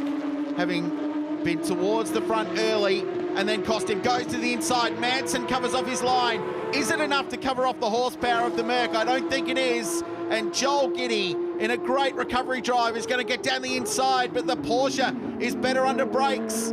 They'll arm wrestle through. Turn 2, contact, Manson off. Manson off the road. Joel Giddy in front. And the battle is on, and Nigel Cromie's up to second. Fillmore third. Does Joel have damage? You might be right with that pit, Krause. Nigel is all over the back of Joel here. Now coming into the double B, this will be interesting. He's going to send it somewhere. It feels absolutely inevitable for the 33 car. Nigel Cromie, is there a Hail Mary coming in this one? Joel Giddy has had a massive recovery drive. How about Sam Fillmore in third? He's not been a factor at this one at all. And all of a sudden, he is fighting not just for a podium, but potentially for a win. Here's the overtaking opportunity. Does the Porsche go, or can the Merc hold on? Joel Giddy looks confident and controlled, and he's going to get this one. What a tough race for the IMS cars. Every IMS car has some sort of issue through this race, falling off through contact. So, it's what a race. Only half an hour. It feels like we've been here for hours with how much is going on. Stay tuned for the 50-minute enduro later on this afternoon. If this is a warm-up act for that, Giddy now cleared. 2 minutes to go. Great restart for the Mercedes. I think Richard Moore's going to have his work cut out for him here after the race. There could be some post-race investigations, but it's not over, and here's that replay. So you can see that big bomb from the outside from Manson, so it's all fair and... Oh. You got halfway through, it's all fair, and then you saw the contact. Yeah, it's sort of just... Not much road on the outside there, so if you got to think back earlier in the race as well, there was the opposite situation. So depends on how Richard Moore wants to see it. Is he going to be a 1-for-1, or is there going to be just let it go and carry on? So yeah, again, that's Richard Moore's job. We'll leave him to that. I enjoy the commentary box. That's why they're on the big bucks in driver standards, I think, so that Joel Giddy continuing to hold on. And this is the ebb and flow we saw yesterday with the Merc very good in sector 1, the horsepower part. The Porsche claws back through the long loaded corners around the back of Hampton Downs. Andrew Child defending. He's got Rick Armstrong just in behind. That's a brand new car for Rick this season. Only arrived a couple of months ago, and he spent some time racing with his boy Marcus down south in the South Island Endurance Championship, which was great. And Giddy continues to hold on. This has been a really good performance from Joel Giddy, given he had to come back and fight his way through the field. The safety car helped for sure. He got to the back of them anyway, though, and then he was in the right place at the right time to take advantage of the Porsches taking each other out in front. Yeah, and what a massive confidence booster this is for Nigel Cromie. He is part of this battle now. He is part of this championship up the front as we see the last lap board being displayed. He's going to come out of this one, Nigel, with, as I said, all that confidence. When you got someone like Sam Fillmore in your mirrors, you know you're doing well if you can race with him. Still teeing off behind as well. Rick Armstrong's got some pressure from Luke Manson, who's recovered, trying to salvage some championship points out of this. And just in front of them is Andrew Child, the 22 car. So, not a massive field this weekend in Summerset GT New Zealand, but wow, what a fight this has been. Great stuff. Yeah, what a race. It's just been awesome fights from start to finish, really, and it's still going here. I think Rick might be carrying a little bit of damage from that earlier contact. He's looking a little bit subdued today, so potentially some steering damage here. But Andrew Child just getting a little bit out of shape there, and Rick sticks his nose up the inside, gets it done. Now Luke also gets the move done as well. Yeah, I was just about to say Luke Manson's car. Oh, nose to tail contact, and around goes Armstrong. Child gets into him at the hairpin, and after executing a nice move, another 3-car Porsche battle ends badly, and Child's got damage. Manson goes by. My co-commentators have got their hands on their head. We're on the final lap of the race. This has been an emotional roller coaster, this one, for Summerset GT New Zealand, but through it all, Joel Giddy had to fight for this. He has had to work so hard in the JG Civil Mercedes AMG, but he earns a well-deserved victory in an absolute thriller race 2 for Summerset GT New Zealand. Wow. Well, I think Richard Moore will have his work cut out for him, and also Nathan Pilcher at the parts truck there will also have his work cut out for him, as you can see Rick Armstrong linking home. I think that's the only way to sum it up is wow. Perfectly summed up there, Marco Giltrap. Honestly, what a way to finish that race. So Joel Giddy, remarkably, Joel Giddy gets the victory. Nigel Cromie home in second. I'm not sure who to give driver of the race to in that one. Sam Fillmore fights his way back to third, so a big haul of championship points for Sam. Luke Manson led this race at a stage and then dropped to last and then ended up fourth in a crazy final lap. Andrew Child in P5, Rick Armstrong and Regan Scholar, the hard luck case in Summerset GT New Zealand. Here's the highlights. What we're doing here is just replaying the entire race from start to finish because it was so action-packed. Giddy early, dropped back to second. Manson was the man on the move though, passing his way through, and then contact with Joel Giddy, who had to recover and took a little bit of time for the Mercedes AMG to get back up to speed. And then how about this battle for the race lead? It was awesome. Yeah, fantastic racing between these guys. A little bit of rubbing here and there, but they played fairly. It was all about this turn two. There was so much going on down there. These guys side by side, leaving each other a bit of racing room. It felt like a Porsche Carrera Cup race for a moment there, as Marco Giltrap can attest to. And then unfortunately we had throttle dramas for Regan Scholar after such an outstanding drive. That set up a 5-minute dash to the line. Joel Giddy powered to the front. Luke Manson sent it round the outside. And then this awkward contact on the exit of turn two bounced the Manson's car into the air. And then this, just a few corners later, Rick Armstrong turned around at the hairpin. Manson grabbed a couple of spots. Joel Giddy grabs the win. Everyone in the paddock goes and has a brief lie down and a cold compress to recover from that one. And Richard Moore is going to be busy, the driver standards chief, for the rest of the afternoon before they roll out for their third and final race. What a race that was for Summerset GT New Zealand. Marco Giltrap, you surmised it as well. I don't know if you could say any other words about it. No, my heart rate's still coming down. Yeah, what an epic race. Action start to finish, and what an awesome job by Joel to have such a good comeback. And also Sam finishing P3 and Nigel, so an awesome podium there. All worked really hard for it. So yeah, well done to those three. It may not be the biggest field this weekend, but the Summerset GT racing is at its finest. It's, yeah, what a way to finish that one. You could completely discount Joel Giddy when he left the road earlier on to come back to win the race, and the way the rest of it went, you couldn't script that. And what a fight it was between the Porsches as well for the race lead. Joel Giddy, brand new livery on the Mach 1 Racing Mercedes AMG this year, and it has worked a treat because a comprehensive win yesterday. Drove away from the field, but this time he really had to fight for it. Yeah, absolutely. That was, we're all at a loss for words up here for what we've just seen. He'll get the Michelin hat, and in Allied Petroleum Victory Lane, he's going to have a chat to Greg Rust. Rusty, I hope Joel can explain that one better than us, because that was crazy. Well, I really don't know where to start this interview because a bit went on in that race. Give us a debrief from the driver's seat and what went on from your point of view. It was a bit different to yesterday's race, yeah. Got hit in the first corner and then pushed off a few laps later. It was action-packed, yeah. There was a lot going on out there. Okay. Is the car okay? I mean, you feel like between seasons you've made some improvement with this car, haven't you? It's feeling heaps better, yeah. I think there's a bit of damage on the steering, but we'll be right. We'll get it fixed up and go again tomorrow. Good on you. Thank you very much. All right, let's go to second place. Where's Nigel Cromie?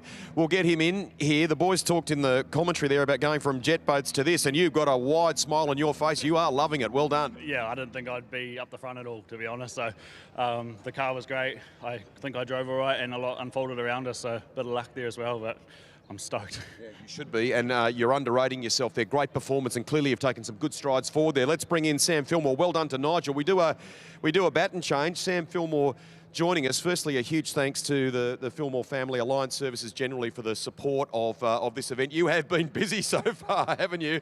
That was a pretty wild race. Mate, for not a lot of cars, it was a spectacle, wasn't it? Mate, it was real good.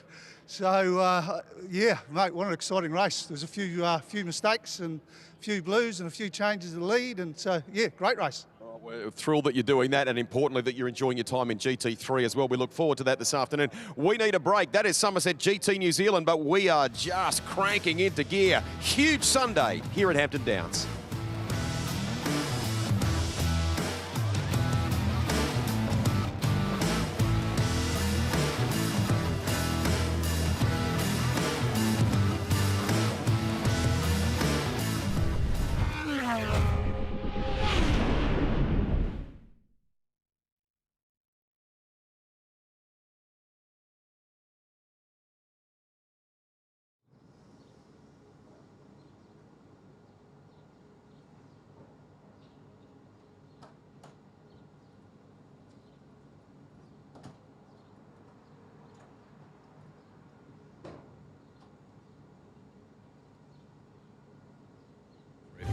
we get what gets you going. Because while you told her it would be loud, you forgot to mention how it feels. Repco gets you going. Wait, is this an NAPA Toyota? Look, Toyotas, all of them. You got a Farmer and a Hilux, a Hi-Ace, Highlander, RAV4, GR86, and even a hydrogen car. You got the All Blacks and Black Ferns in a Prado, a happy family in an electric vehicle, and a happy Dame Lisa Carrington carrying her kayak. So now do you think it's a Toyota ad? Nah, it's just New Zealand. What's with the music thing?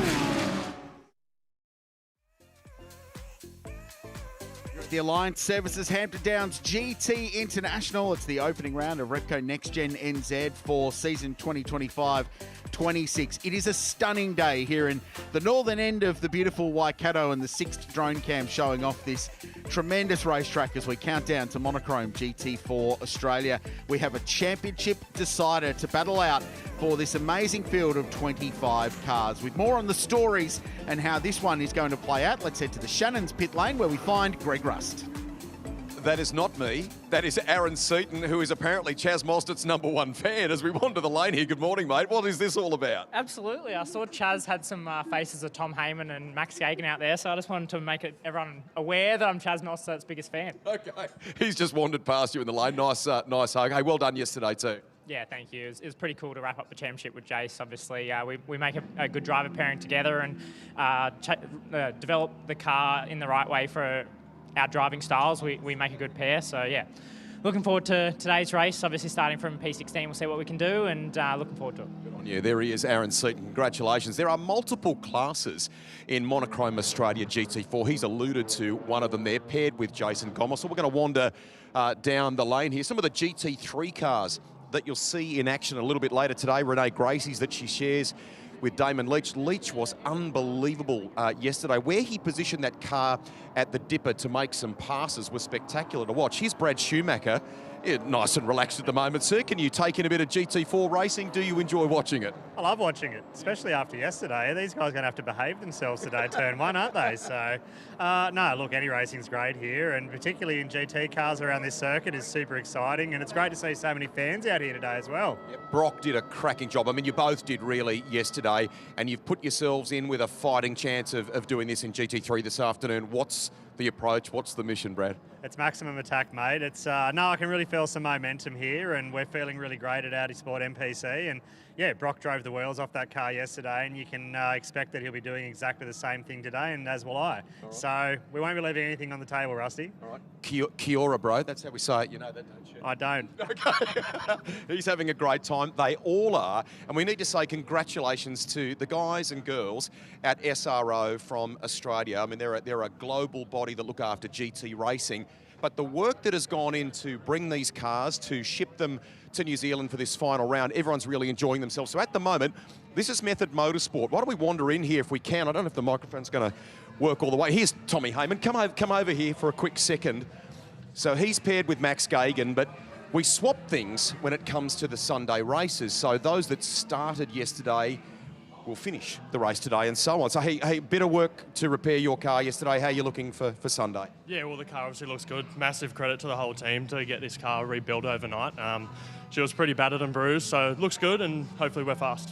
The boss has got a smile on his face. For both of you to work with Chaz, you know, around the car and then even beyond that, has been a huge thing this year, hasn't it? Yeah, obviously yesterday probably showed. We were both pretty down in the dumps, so he picked us up, and we're happy to go racing today. All right, final one for you. This has been a tough championship, mate, hasn't it? It's been a joy for us in a broadcast sense, and for the fans. It's gone to another level, Monochrome GT4 this year. It's been hard fought, hasn't it?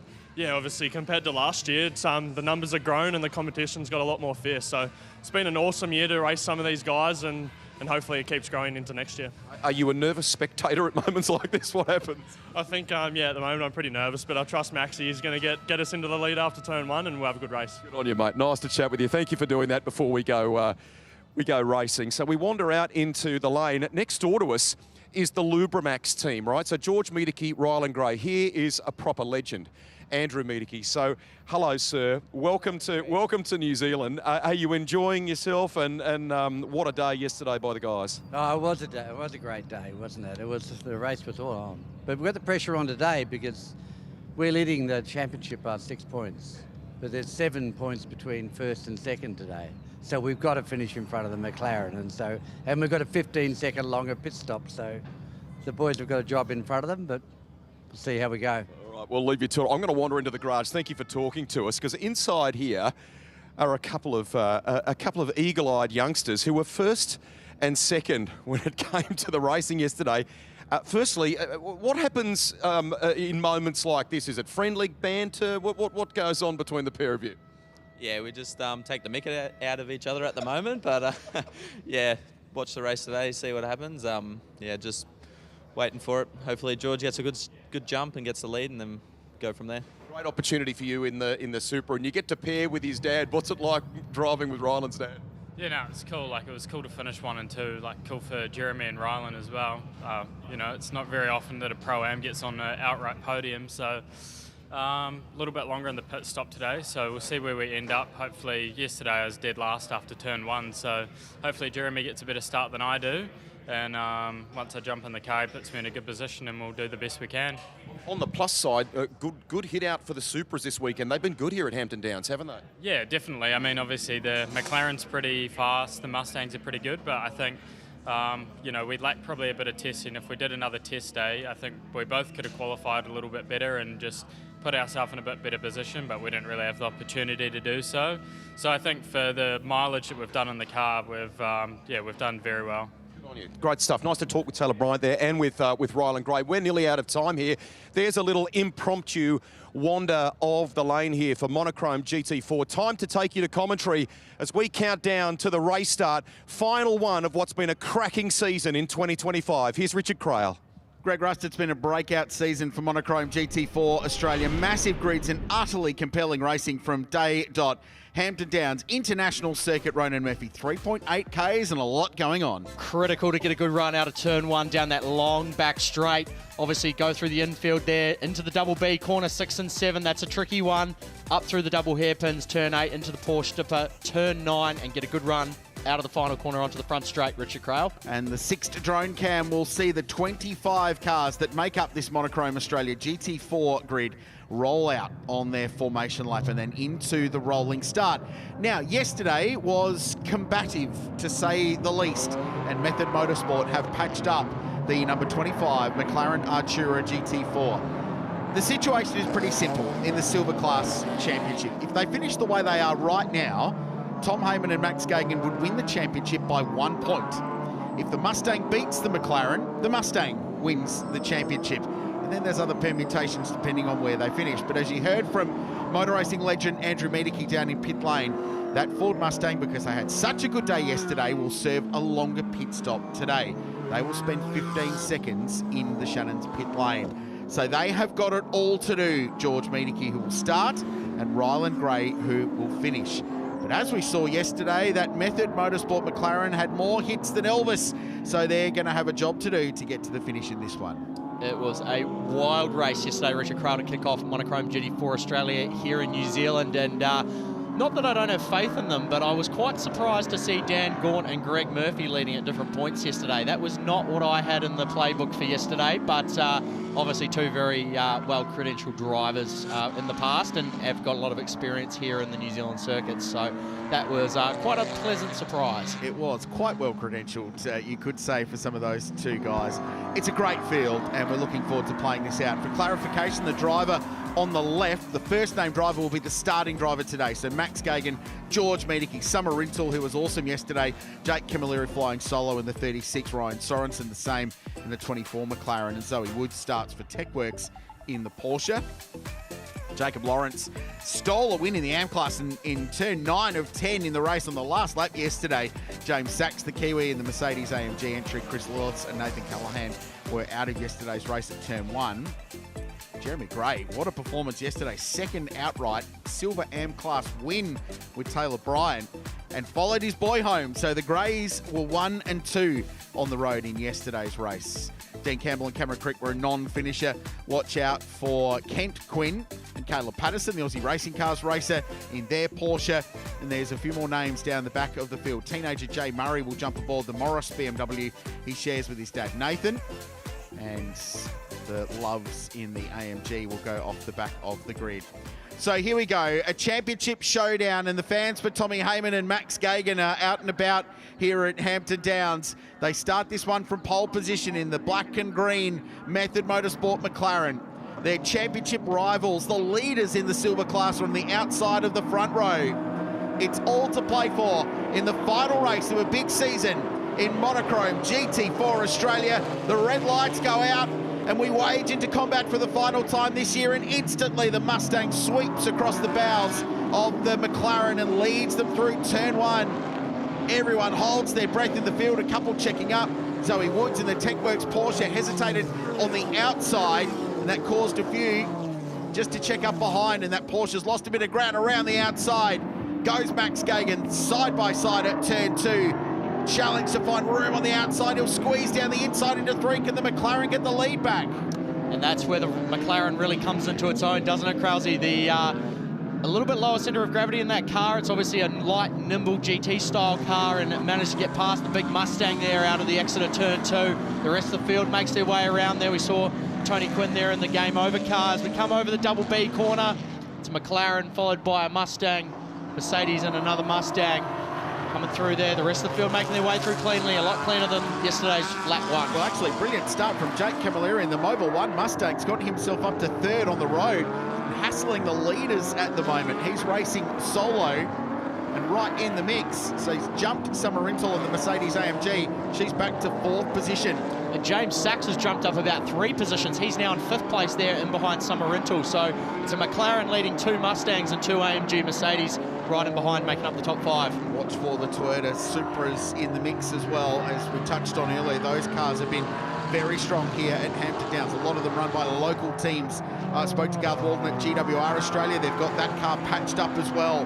The Tim Berryman, Daniel Frugas car that started this race in 14th position. 1 lap down, an hour of racing still to go. McLaren and Ford out in front, a championship battle up for grabs between these two cars. And Max Gagan has not managed to get massively away from George Miedeke there. He's still right in within aiming range there, going down towards turn 2.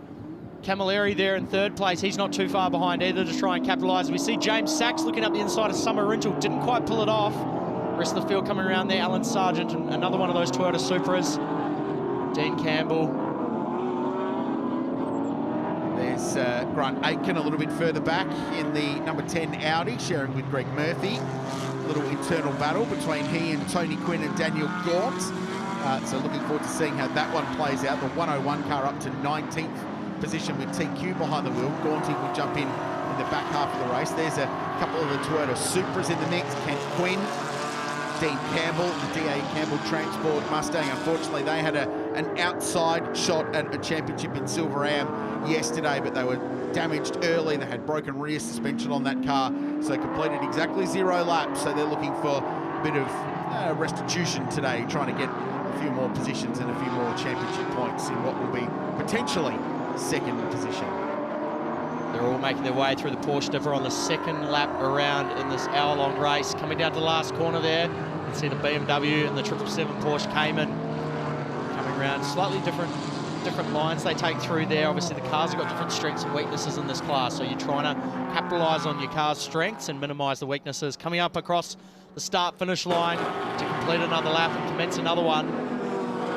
Deep, big braking down there into turn 1, past the 50 board. That was the Legrand Porsche.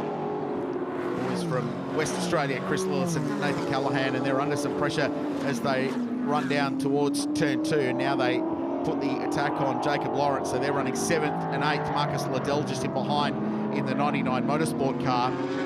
Gagan out in front now, 1 second in front of George Medicki, and the juxtaposition between those two cars is crazy, isn't it? A big V8 powered Ford Mustang chasing down the turbocharged mid-mounted McLaren. But that's what the balance of performance that evens out the competition in GT racing does. And you get this intense competition in cars with different strengths and different weaknesses. The Wade replay will talk us through the race start, and so will Ronan Murphy. Yeah, obviously going down towards turn 1 there. The Ford's obviously got the grunt, and it managed to squeeze up ahead of the McLaren. You see there, Summerset filing in there behind Camilleri. So go down the back straight here. Everyone managed to get through cleaner, a lot cleaner than yesterday. The field of cars, we can see a bit of juggling going on in the mid-pack there. Big gaggle of cars there going down the middle, but George Medicki, he managed to take the lead. Heading down the straight, he moved it over slightly just to defend from Max Gagan, and Gagan went straight around the outside, that little light nimble McLaren, and he managed to hold it on the outside there and get up the inside at turn 3 and take the lead, which he's now extended out to 1.3 seconds. James Sachs finds himself under pressure from Jacob Lawrence, 5th and 6th position, but this is the battle for the AM class victory as well. Kinloch Estates Mercedes AMG GT3, car number 56, and the Randall Racing Group have fielded 3 cars in every round this year. The Lawrence boys have put on a really good show, very professional outfit, and Jacob's going to squeeze down the inside here. He stole the win in the AM class on the final lap yesterday. He's trying to wrestle it away a little bit earlier in this one. Jacob will carry more pit stop penalty time, of course, for winning yesterday, so he'll be 15 seconds longer in pit lane. Early track position is one way to get around that extra stop time. It's great racing. BMW can't squeeze its way past yet. James Sachs holding on. And how good was that? They went about 3 or 4 corners in a row, side by side, without any contact. We see there Lawrence now trying to go up the inside of James Sachs. Sachs has run a bit wide on the exit of the double B corner there. He's going to lose the position to Lawrence and maybe even to Marcus Liddell as well, as he looks up around the outside there in the big white V8 Mustang, going up the little straight, up over the rise, down into Porsche Dipper here. Liddell's now up the inside of James Sachs, so hasn't been the greatest of laps for James Sachs. He's now lost 2 positions there in his AMG Mercedes. And Lillis there in the 777 car will be the next one looking to capitalise, with Ryan Sorensen not too far behind in the second Method Motorsport McLaren. And a real example there of just losing momentum and getting hustled out wide, and it doesn't affect you for 1 corner, it affects you for 2 or 3. And that's what happened for James Sachs there. Has the variety there though. So BMW, Ford Mustang, and then a Mercedes AMG. So they come into shot, you can check it out. Then the little Porsche Cayman 718, which is the tiniest car in this field. Behind that is Ryan Sorensen in the second of the Method Motorsport McLaren Arturas, and then the Toyota Supra GT4 of Alan Sargent, and then another Supra just in behind with the Porsche, the TechWorks car on the comeback try with Zoe Woods, the Queenslander, behind the wheel. It's a great variety in this battle pack, and they've all got that ability to run nose to tail. 1.6 seconds the race lead in the silver class. By the way, you can split your classes in our timing totem left of screen. The silver position number, so 1 through 4, you can see it's silver coloured. That means they're in the silver class. The AM class is red, so Jacob Lawrence is leading that. Jeremy Gray is up front in the silver AM class in 11th position outright on the road. And it doesn't matter if you're first, 15th or 20th. If you're first in class, you get the big trophy and potentially win that championship. So there's a category that allows everyone to compete evenly. And then the bigger picture is where you finish on the road in the outright battle in Monochrome GT4 Australia. And James Sachs is still there in 7th. He's leading the New Zealand contingent of cars in the 56th, the Kinloch Club Mercedes AMG GT4. Alan Sargent's there in 10th, and the first of the race lab entered Toyota Supras there, the 107 car. Looking a bit further down the field, we can see Sean Varney and Glenn Chappell there in the 635 car, and second of the race lab Supras there in 19th. So great to see some New Zealand cars also adding a bit more flavour to the field and bumping those numbers up. It's great to see, and obviously they're having a great time out there enjoying the competition against the Australian counterparts. This feels like a bit of an opportunity too, Ronan, doesn't it, that we're going to see a few more GT4 cars in this part of the world. It's boomed in Australia because it's the right balance of affordability versus high-level competition, manufacturer support. There's a young driver element to it as well. We've seen Ryland Gray strut his stuff in this category and show people what he's about, and part of that has resulted in a supercars drive. Of course, he's been running Super 2, but the awareness that he's had to forward through this as well has been critical. It's such a good category, and it's going gangbusters in Australia. It'd be cool to see more cars over here as well competing in Summerset GT New Zealand. It's a great access point for GT racing. Absolutely, and just so cool to see such a variety of cars. You know, they're not too dissimilar to what you see driving around on the road. You can go into the store and buy the road-going counterpart of these cars. It almost is, you know, race on Sunday, buy on Monday, almost in a way. So it's great, and it's got relevance to the public and to people watching the racing. When you start looking at GT3 cars and whatnot, they take it to another level. But the racing in this class is just brilliant, as we see there, one of the Supras. Is that Alan Sargent? Was running in 10th position in this massive freight train, this battle. He's kept it out of the wall, but it's an awkward point to do a U-turn there. Right at the top of the blind crest as the field attacks out, and he's going to rejoin in front of Tony Quinn in the 101. What a shame. He was running 10th outright. He was 6th in the AM class. Alan Sargent, a regular in Summerset GT New Zealand, goes straight back onto the offensive, has a crack at Grant Aitken at the Porsche Dipper. The Wade replay shows us what happened. Yeah, I couldn't quite see from that angle whether he maybe got some contact or not, but it's still a very easy corner. You're coming out of that hairpin. We've seen it plenty of times before. This is a bit better angle. We'd be able to see, yeah, he's just lost it by himself. So he's obviously come out of there, maybe just gotten onto the power a little bit too early and still got a lot of steering lock in the car, and then as he started to unwind the lock, the power's kicked in and really started to wind that car around. We've seen it happen before, and we've seen people crash at that part of the circuit before, particularly in slippery conditions. So very easy to do, and great to see Alan manage to get it going again and rejoin the race. That is the race leader. The Method Motorsport McLaren leads the way. Ford Mustang in second and in third position as well. Max Gagan leads in Monochrome GT4 Australia.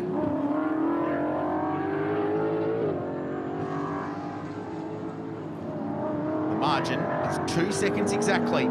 So trying to build this gap, they'll get a little bit more pit stop advantage. Of course, there'll be 15 seconds less in the lane for Medicki and Gray. So right now, all the pressure is on the Ford Mustang. They must deliver in this race to try and claim that championship, or it could swing back the other way to the Method Motorsport camp. There is so much more to play out in this one.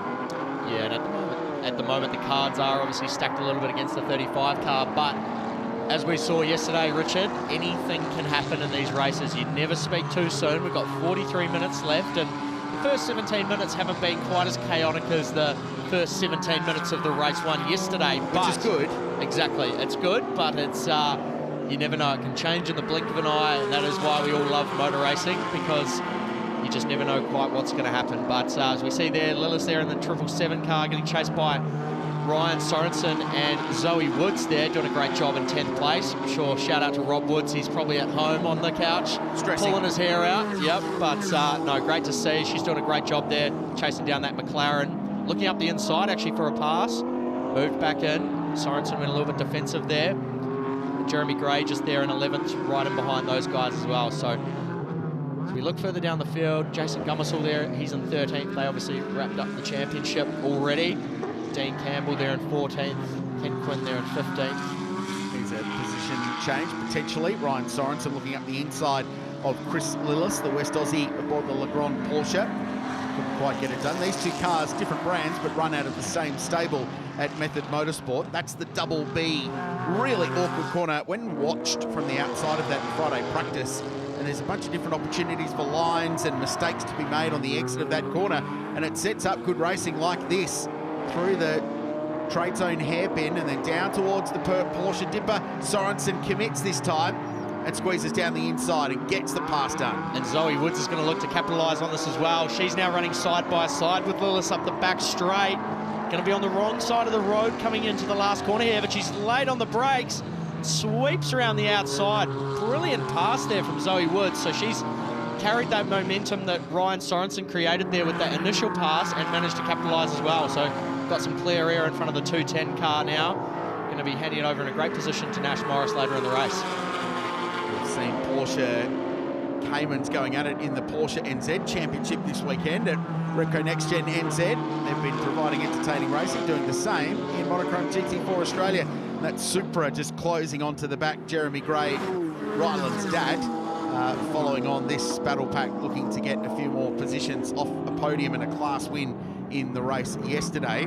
Mustang still battling behind. Jason Gomersall and Aaron Seaton's car, who were caught up in those dramas early at the start of the race yesterday. Behind them, Dean Campbell, the Bathurstian. That means you're from Bathurst, by the way, in case you didn't work that out. He's a passionate racer. He's got Cameron Crick alongside him. Here's another of the Porsches going at it, the Neurogenic Proteins car. Kent Quinn is running in 16th position at the moment. He's in a battle with Glenn Nerwin and Zach Suter, who were just behind them on the road, and blazing past them was Tim Berryman from Country New South Wales, who is in that repaired and patched up GWR Australia Toyota Supra. This is a change of position for third on the road. Summer Rintle, the teenager, 888 Race Engineering run this Mercedes AMG. Jared Hughes, one of the up-and-coming young stars of Aussie Motorsport as well, is the co-driver, but Summer has just passed the very experienced Jake Camilleri and gets to third place. Nice move. Great pass, and that's obviously been coming for a little while now, so Summer Rintle's obviously got some momentum under her at the moment and managed to get the move done as we look at the Wade replay. So she come out of the first of the hairpins up towards the Porsche dipper, set it up beautifully, nice down the inside. Jake gave her plenty of room and got the move done, so they're going to now both push on and try and chase down Max Gagan and George Medicki, who are a little bit further up in front. There's about a 9-second gap to those guys, so bit of work to do now for Summer, but she's got fresh air in front of that 888 run Mercedes, JGI sponsored Mercedes, and it's all to play for still for the top three. And you might be wondering why 888 Race Engineering, okay, Repco Supercars Championship powerhouse, how come they're involved in GT racing? Well, they're the Australian agents for Mercedes AMG Motorsport. They are the distributor of those cars in Australia, so they're keen to maintain a presence, and it was up till recently they were running cars in GT World Challenge as well in the GT3 Mercedes AMG, but they've got big raps on those two young kids basically running their 87 car. They've been a really fun combo too. They're short on stature, those two, in that car, but they are big on personality, and I'm here for that. Really great, entertaining characters, and they can both drive a racing car, Jared Hughes and Summer Rintle, and they've had a bunch of podium finishes this season. Haven't quite cracked it for the race win yet. Feels like they're not far away, and today could be an opportunity. 11 seconds behind Max Gagan, the race leader, and about 9 seconds behind George Medicki, who's currently in second place. So they're a chance today, and there's Hughesy belting himself up, getting himself ready to go. Race winner from the GT World Challenge race yesterday, Brock Feeney there in the background in supporting the 888 team down there in the pits. But going back to the shot we just saw before, Grant Aitken and Lawrence and Nathan Murray were having a great battle further down the pack. But we go back to the front there. Max Gagan, George Medicki, just under 3.5 seconds behind him. So he's trying to keep him honest here, trying to keep that gap as minimal as he possibly can. So when they come in to do their mandatory pit stops, that time loss is minimised.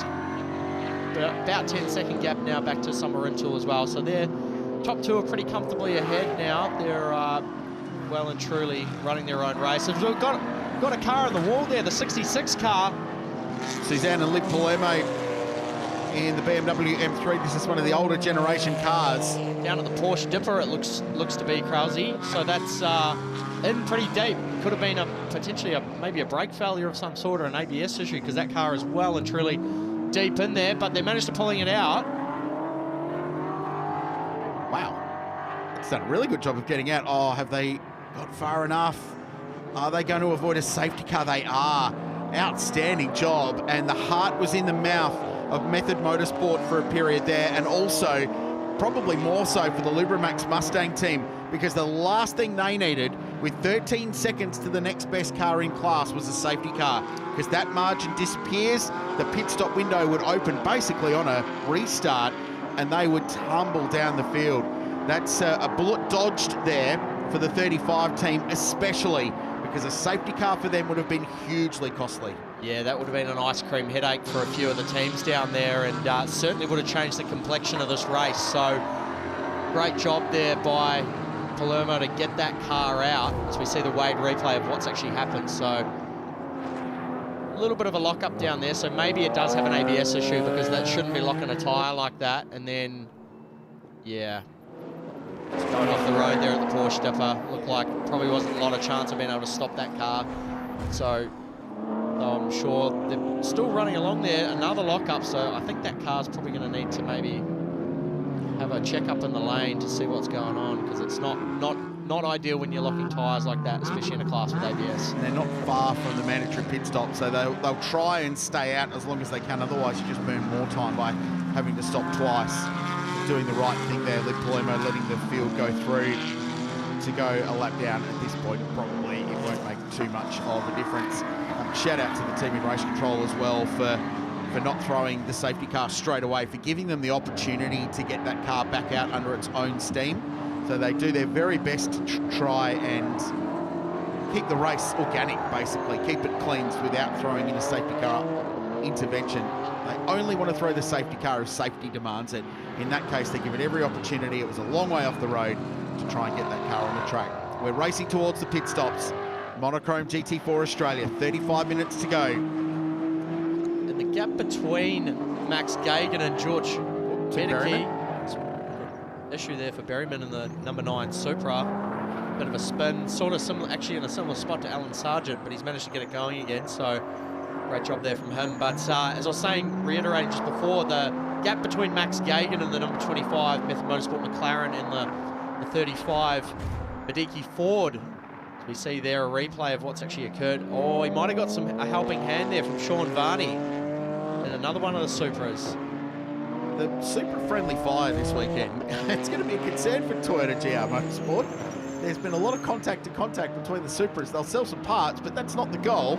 There's a bit of a Supra Armada out there, but they're not really working together too well or playing very nice. But as we were saying just before, the gap a couple of laps ago between the two leaders was around 3.5 seconds. It's now dropped to 3.2, so not a huge change, but it will be encouraging for the Mediki team to see that George is actually closing that gap to Max. Max is obviously probably managing as well. He doesn't have to be pushing too hard. He's got fresh air on the front of that car and on the front tyres, but it's still encouraging to know that he's not pulling away out ahead. As we see there, the 635 car of Sean Varney and Glenn Chappell there just in the lane now. Maybe having a check on the front of that car after the contact with Tim Berryman and the number 9 Toyota Supra. There's the race lab team in pit lane ducking in while we build for this battle between them. So as a reminder, this team had a shocker yesterday. They were last of the silver class cars to finish. We're talking about the Method Motorsport McLaren. So they have no additional pit stop time in this race. They will have the 106 seconds mandatory time, which is from the 40k line at the entry to pit lane and the 40k line at the exit of pit lane, the de-restricted line when you can get back onto the gas at full speed.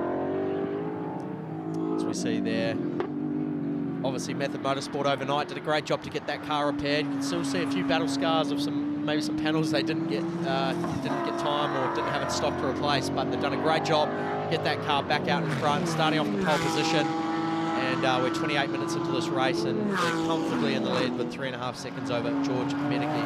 And you can feel the pit stop brewing when there's a little bit of colour popping onto the timing screen. So we get green figures when someone sets a personal best sector time, and you get purple ones when someone sets a session best sector time as the D.A. Campbell transport car pops in. And Jacob Lawrence has just done a PB, so too Ryan Sorensen, and off the road goes that BMW again, this time a long way off. And if you're a team now in pit lane, I think you're screaming at your driver to get into the lane to do this pit stop. The 101 is in as well. Tony Quinn, after a stint, will jump out, and Daniel Gaunt will jump into that car. Well, twice, remarkably, out of what are massive and very deep gravel traps here at Hampton Downs. That BMW is going to drive out. Yeah, maybe I didn't realise that the ABS has failed, because it's now twice that they've gone pretty far off the road. We see there Grant Aiken getting out of the number 10 Audi and Greg Murphy getting in. Tony Quinn watching on, asking his mate how his stint went. Quinny and Grant Aiken there, good friends, racing against each other this weekend in their cars with Greg Murphy and Dan Gorn as co-drivers. As we see the 66 BMWs now getting going again, as we see a Wade replay, huge lock-up, sending smoke signals for days down there at turn 1. That was, I think those front tyres on that poor BMW have probably been turned into 50-cent pieces. Oh, they do a bit of drifting here at Hampton Downs, and generally not out in the dirt like that. It went from a drift car to a rally car just about in one sense, and we've got an issue here with the Mercedes. Well, it's been quite tight, Ronan, getting into pit lane, and the D.A. Campbell transport team was servicing the Ford Mustang, so Summer Rentals had to come in at an angle and park that Mercedes, and they've had to straighten it up. Fortunately, they've got some time. You can take a breath and pause in these pit stops, because you do have quite a long time. They don't need to be rushed. They're going to serve an extra 10 seconds on account of finishing second for the 4th time this season, by the way, in race 1 yesterday. Yeah, so these are the extra time in the pits for Jared Hughes, and Rylan Gray is only going to help Tom Heyman when he gets into that McLaren, being that he doesn't have any additional time after the result yesterday. As we see there, Jeremy Gray handing over the 67 car to Taylor Bryant, being run out of the Action Motorsports stable, New Zealand run team. Sean Hayes at the helm of the team. Taylor did a ripper job yesterday, didn't he? Great pace, running in the top 5 and 6 throughout most of that race early on. Another young Kiwi driver making their mark in Monochrome GT4. It was cool to see some of the Bridgestone GR86 guys get an opportunity to run this year with Tony Quinn. Chris Wright Jr. came over and did a couple of rounds and really impressed. So it was that opportunity to go and run TQ's Supra in this championship for some of the young Kiwi talent from this part of the world. It was a big part of our championship this season. Yeah, very cool. Hugo Allen and Chris White Jr. both got an opportunity to drive that car throughout the season, and great for the young guys. You know, give them an opportunity in a GT-style car after the Bridgestone GR86 Championship last summer. Always really cool, and obviously TQ, Tony Quinn, big supporter of young New Zealand talent and New Zealand motorsport. But as we see there, the 25 car, the McLaren Artura GT4, still out in the lead, but he had a big slide on the entry there, almost backed it in. It was good bit of car control there from Max Gagan. These two are still running along pretty strong at the moment. George Medicki there, he's just avoiding that debris that's in the middle of the track, obviously from some contact at some point. Well, they're still pushing very, very hard. So last time by 38.7 for Maxi Gagan, playing a 38.0, which is the quickest lap of the race so far. There's the Medicki Motorsport team just giving Rylan Gray a pep talk before he jumps aboard this car. They'll go around one more time before they make the stop. You can go all the way to the end. So right now they're playing the track position game. They want to build as big a margin as they possibly can over the rest of the field before they bail into Shannon's pit lane. Speaking of, that's where we find Rusty. Krause, I'm just down with the Race Lab team. So the Golden Homes Supra of Varney and Chappell has come back into the lane. and they have got it up off the decks. They changed the left front tyre on that car. They actually thought they had a puncture, but there's no evidence of a puncture, so that looks like this car, the 635, is out. They're just focusing on Alan Sargent getting his stop done at the moment, but it does seem as though the Golden Homes entry is out. It's a shame for those guys. It's been such a good part of this weekend as welcoming the New Zealand competitors into the Aussie Championship. It's tight down there in pit lane. James Sachs gets the Mercedes AMG into the box. And he'll get his service. 106 seconds from pit entry to pit exit. Alan Sargent leaves the lane. Leaders yet to stop. The margin 4.7 seconds. So you saw that moment from Max Gagan into the Porsche Dipper. The car was sliding and moving around. Well, the reason is he is absolutely hustling at the moment. Saw one G Murphy there just looking to make a move. Yeah, the BMW ahead of him looked like it had a bit of remnants of a Summerset board on the front of it. So that won't be helping the breathing of that BMW coming up the big long front straight here at Hampton Downs International Circuit. So we see Murphy goes up the inside there of one of the Randall Motorsport, the number 33 car. Greg currently scored in 21st position in car number 10. Robin Bailey Love behind, but just swapped that position. Still waiting for timing to cleanse itself a little bit after the pit stop sequence is complete. Leaders have gone around again, remarkably, so they're pushing this right to the very end of the mandatory pit stop window. In comes Jake Camilleri from fourth place on the road in the Mobil 1 Ford Mustang.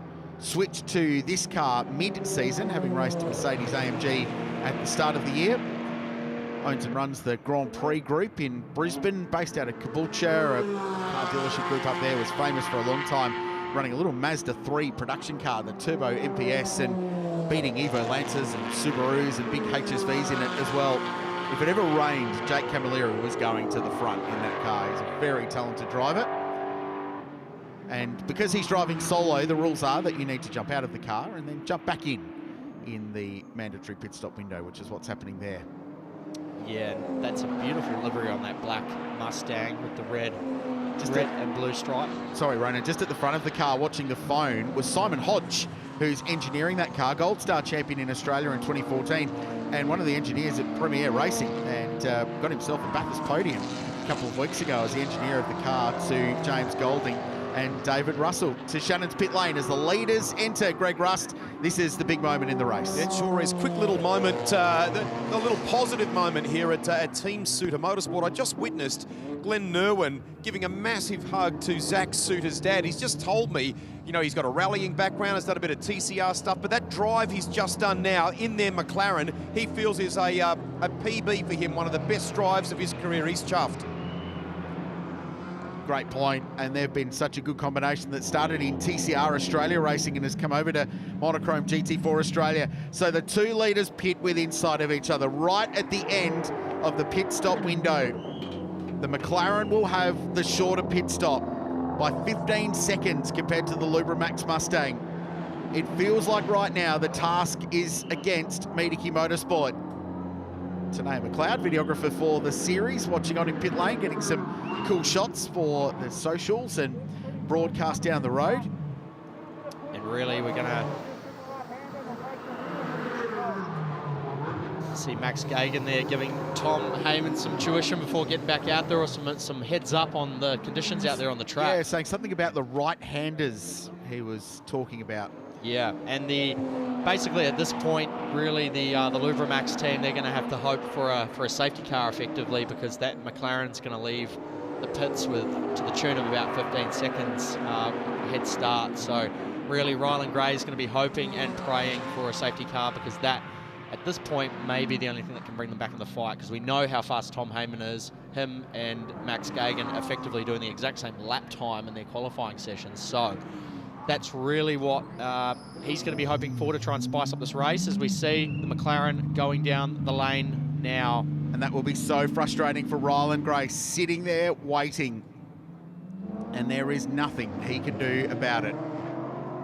Got the stopwatch on, the Mustang fires up, the Coyote Ford V8 will power away, but this is going to have to be a massive drive from Ryland Gray.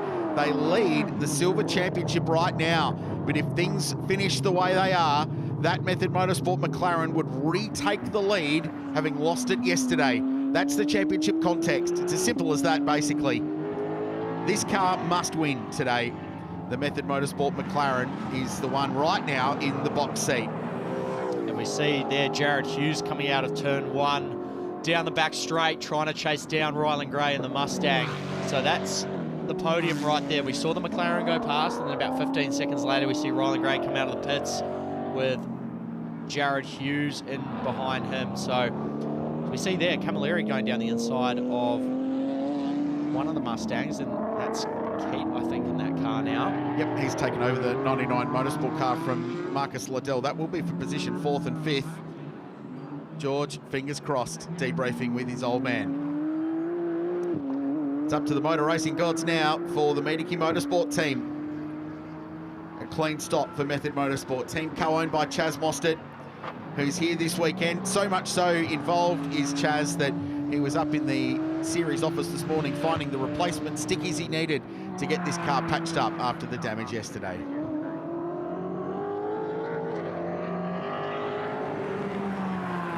Across the line goes Tom Heyman. What's on the way? Wade replay, easy for some to say, off the road.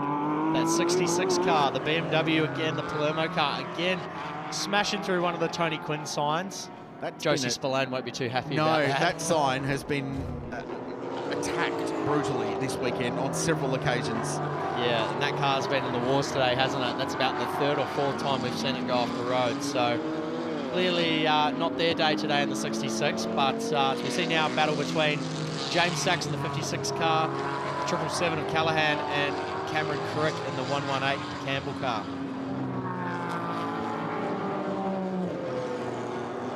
Let's go to the Shannon's pit lane, Rusty.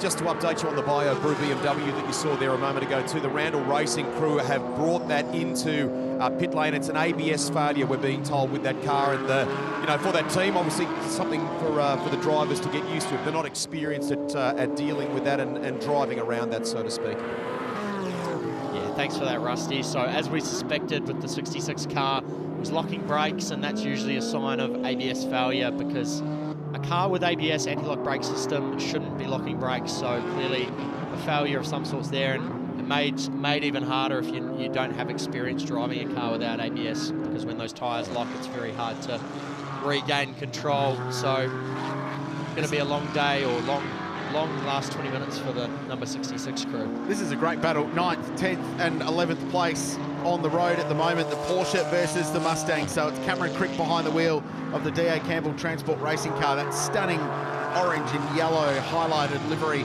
takes me back actually to some of the rusty French Sky Sands cars back in the 80s in the Great Race at Bathurst, which is where Dean Campbell hails from.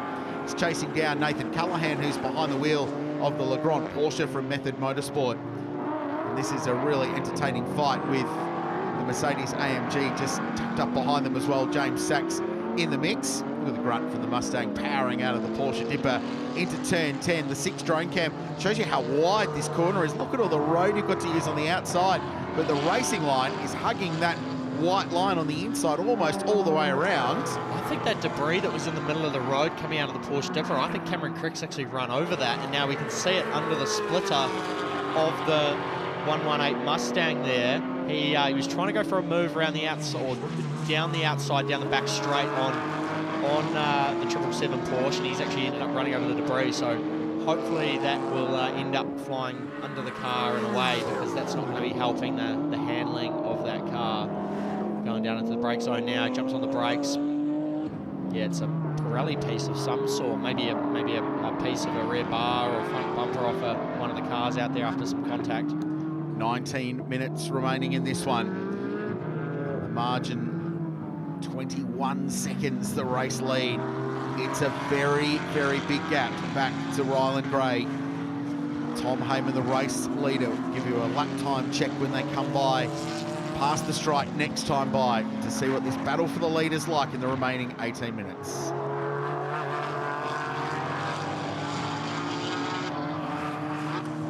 One minute 38.46 the lap for Tom Heyman in Method Motorsport's number 25 McLaren. We wait the 20-odd seconds back to Ryland Gray, who flushes across the line in the Lubramax Mustang to 1 minute 38.4. Identical lap times, almost to the 10th of a second, to the 100th of a second for the 2 leaders. The quickest on the racetrack is the car in 3rd place right now. Jared Hughes has got the Mercedes AMG wound up. 38.0 was the quickest lap of the race last time by. That's the leading trio in the silver class and outright as we go to the Shannon's pit lane with Greg Rust. Just a quick update on the Cameron Crick Mustang. I've just wandered in and had a word to Dean Campbell and the crew there. That issue at the front, that debris that he's picked up, is not hampering that car at all. He's just a little bit grumpy that he can't clear the car in front, that's all.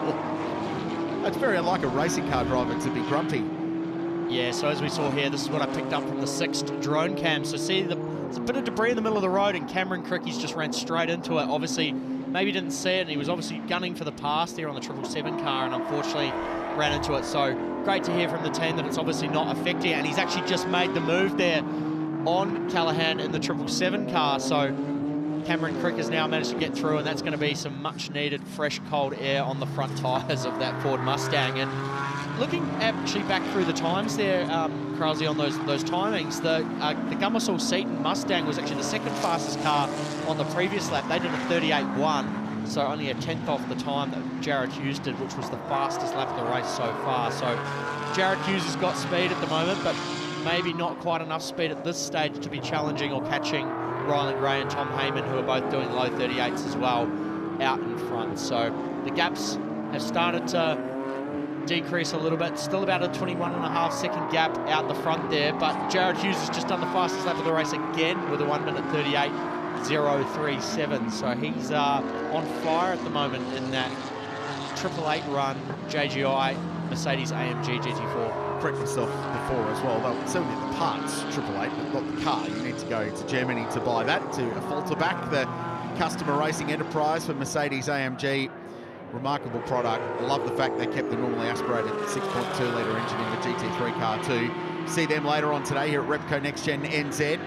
The final race and a title decider in GT World Challenge Australia, powered by AWS, still to come your way. 15 minutes to go.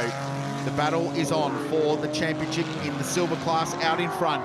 And right now it would go the way of Max Gagan and Tom Heyman, who lead this race over George Medicki and Ryland Gray. They're matching lap time for lap time at the moment. The difference is the 21 seconds in track position between them. This car is 3rd on the road and 3rd in the silver class. Wanted to give a shout out to the AM class leader, Ronan, which is Marcus Liddell and Jared Kite, who's behind the wheel of the number 21 99 Motorsport Ford Mustang. They've had a couple of seconds this season in the AM class, yet to grab a race win. So they'd love to get one in the final race of the season. But they've got Jacob Lawrence right behind them.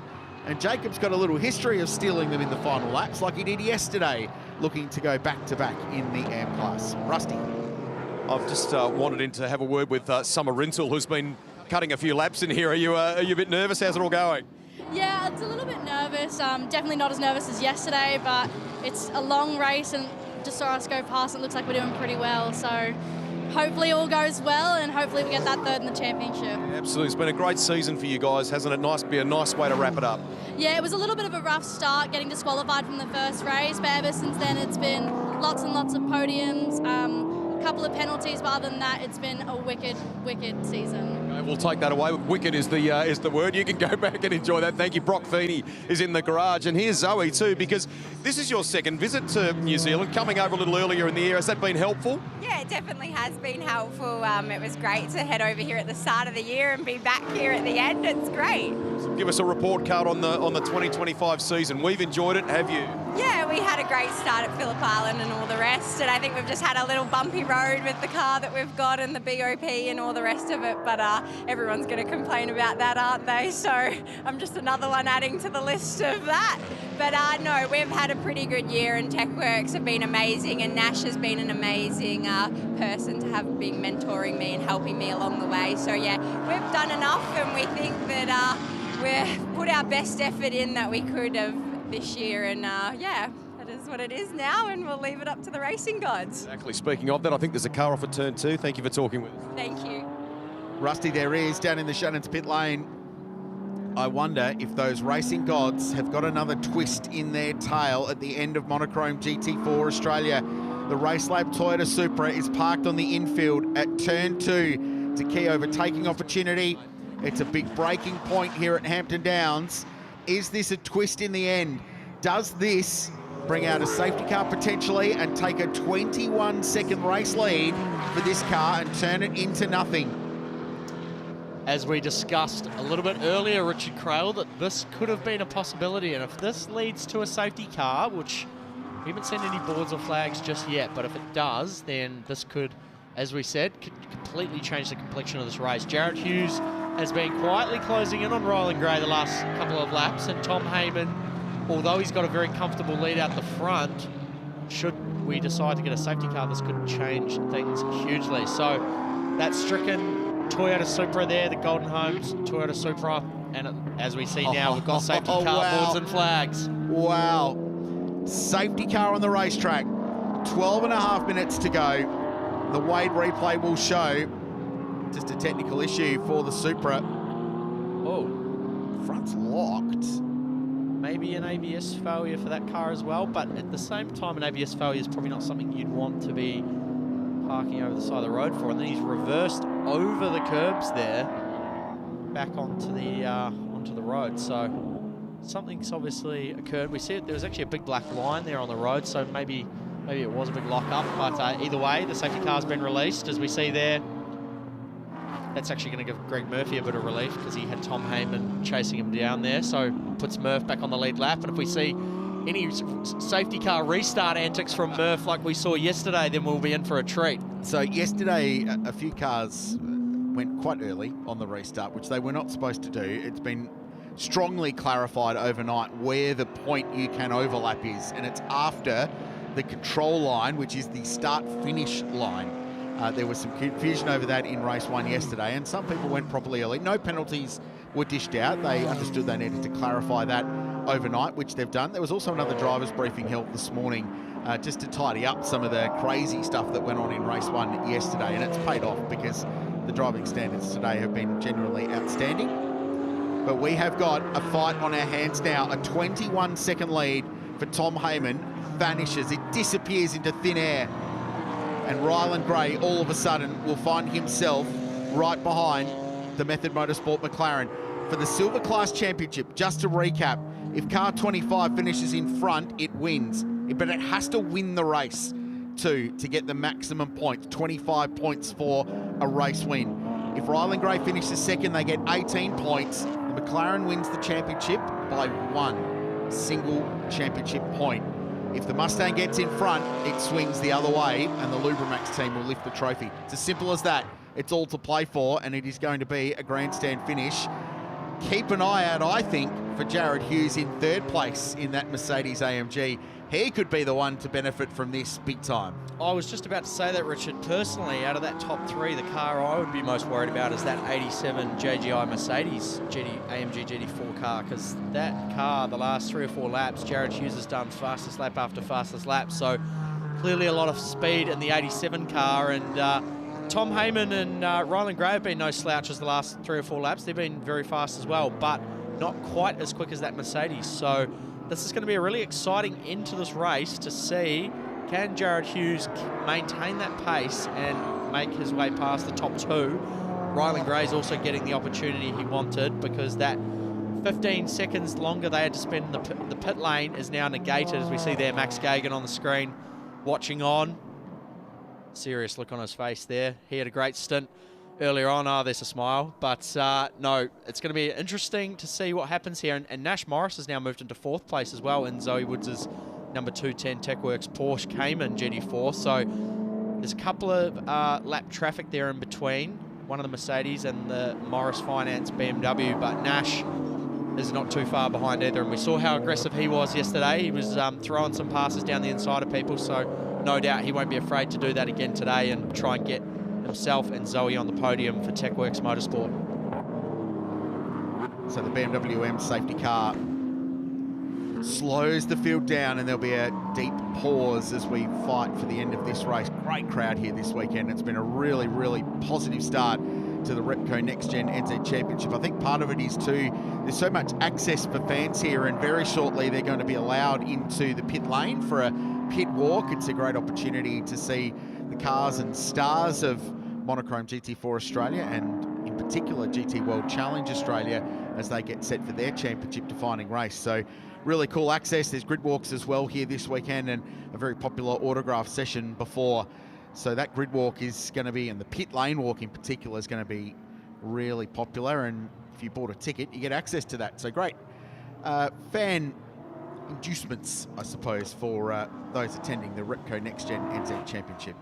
Pretty cool as well, just in behind Tom Heyman there, you've got 3 young blokes that made their debuts in the Bathurst 1000 not too long ago, only a couple of weeks ago, just prior to the Gold Coast 500. So Ryland Gray, Jared Hughes and Nash Morris all racing in the 1000 not that long ago. All Super 2 drivers as well.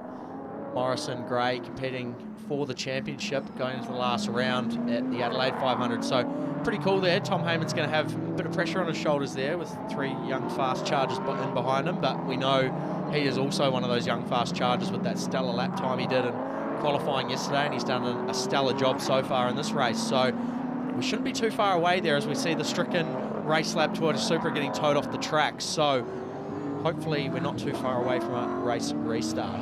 It's a really good point you make too about the level of ability of these kids, and let's be honest, they are at the pointy end of this field that are driving those 4 leading cars now. Tom Heyman, Ryland Gray, Jared Hughes and Nash Morris.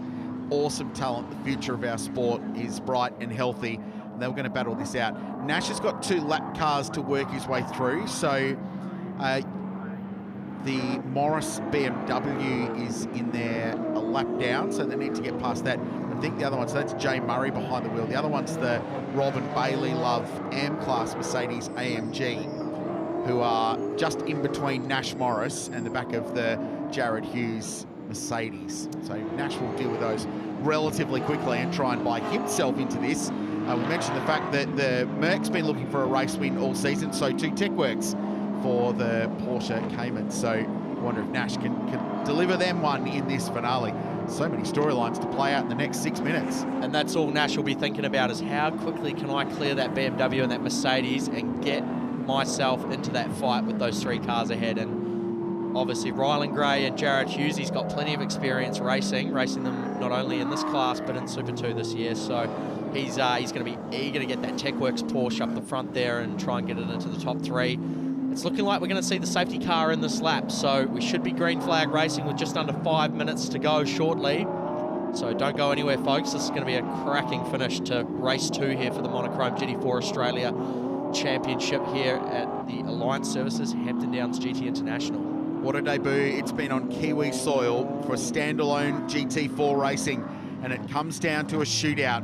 Whoever finishes in front, essentially, of this race, first or second outright, will win the championship. That's the maths. It's that simple. It's literally winner takes all. And Ryland Gray has the job to do. He leads the Super 2 Championship, recently announced just this week while we were here in New Zealand as the replacement for Will Davison at Dick Johnson Racing, one of the most iconic teams in the sport. His career is on a rapid upwards trajectory. Could he progress into supercars as a GT4 and Super 2 champion? This could be the first tick in that box. Or Method Motorsport, Chaz Mostert's team. Speaking about drivers in form, Chazzy, as a team owner, could get a victory as well, potentially, for McLaren and the Artura with Max Gagan and Tom Heyman, and defend what they did in a brilliant season last year as well. It's all to play for. There'll be 4 minutes to go when they get the green flag. Tom Heyman has all the pressure on his shoulders. The lights are flashing for Ryland Gray in the Lubramax Ford Mustang. Yeah, Ryland's just doing everything he can to try and distract Tom Heyman, put him under pressure, make him sweat at the restart here, try and catch him off guard to try and get past, and they need to get going because Jared Hughes has got bundles of speed in that 87 Mercedes AMG GT4 run by 888 Race Engineering. Look at Hughesy menacing, trying to just get the nose out there and remind these 2 title contenders that he's in it. The green flies. It's up to Tom Heyman now to pick the go point. 3.5 minutes to decide a championship. There's Morse code from the Mustang on the back of the McLaren. The games have started and they're not even at racing speed. Away we go. Championship on the line in Monochrome GT4 Australia. Great jump from Heyman. He left it right to the bitter end.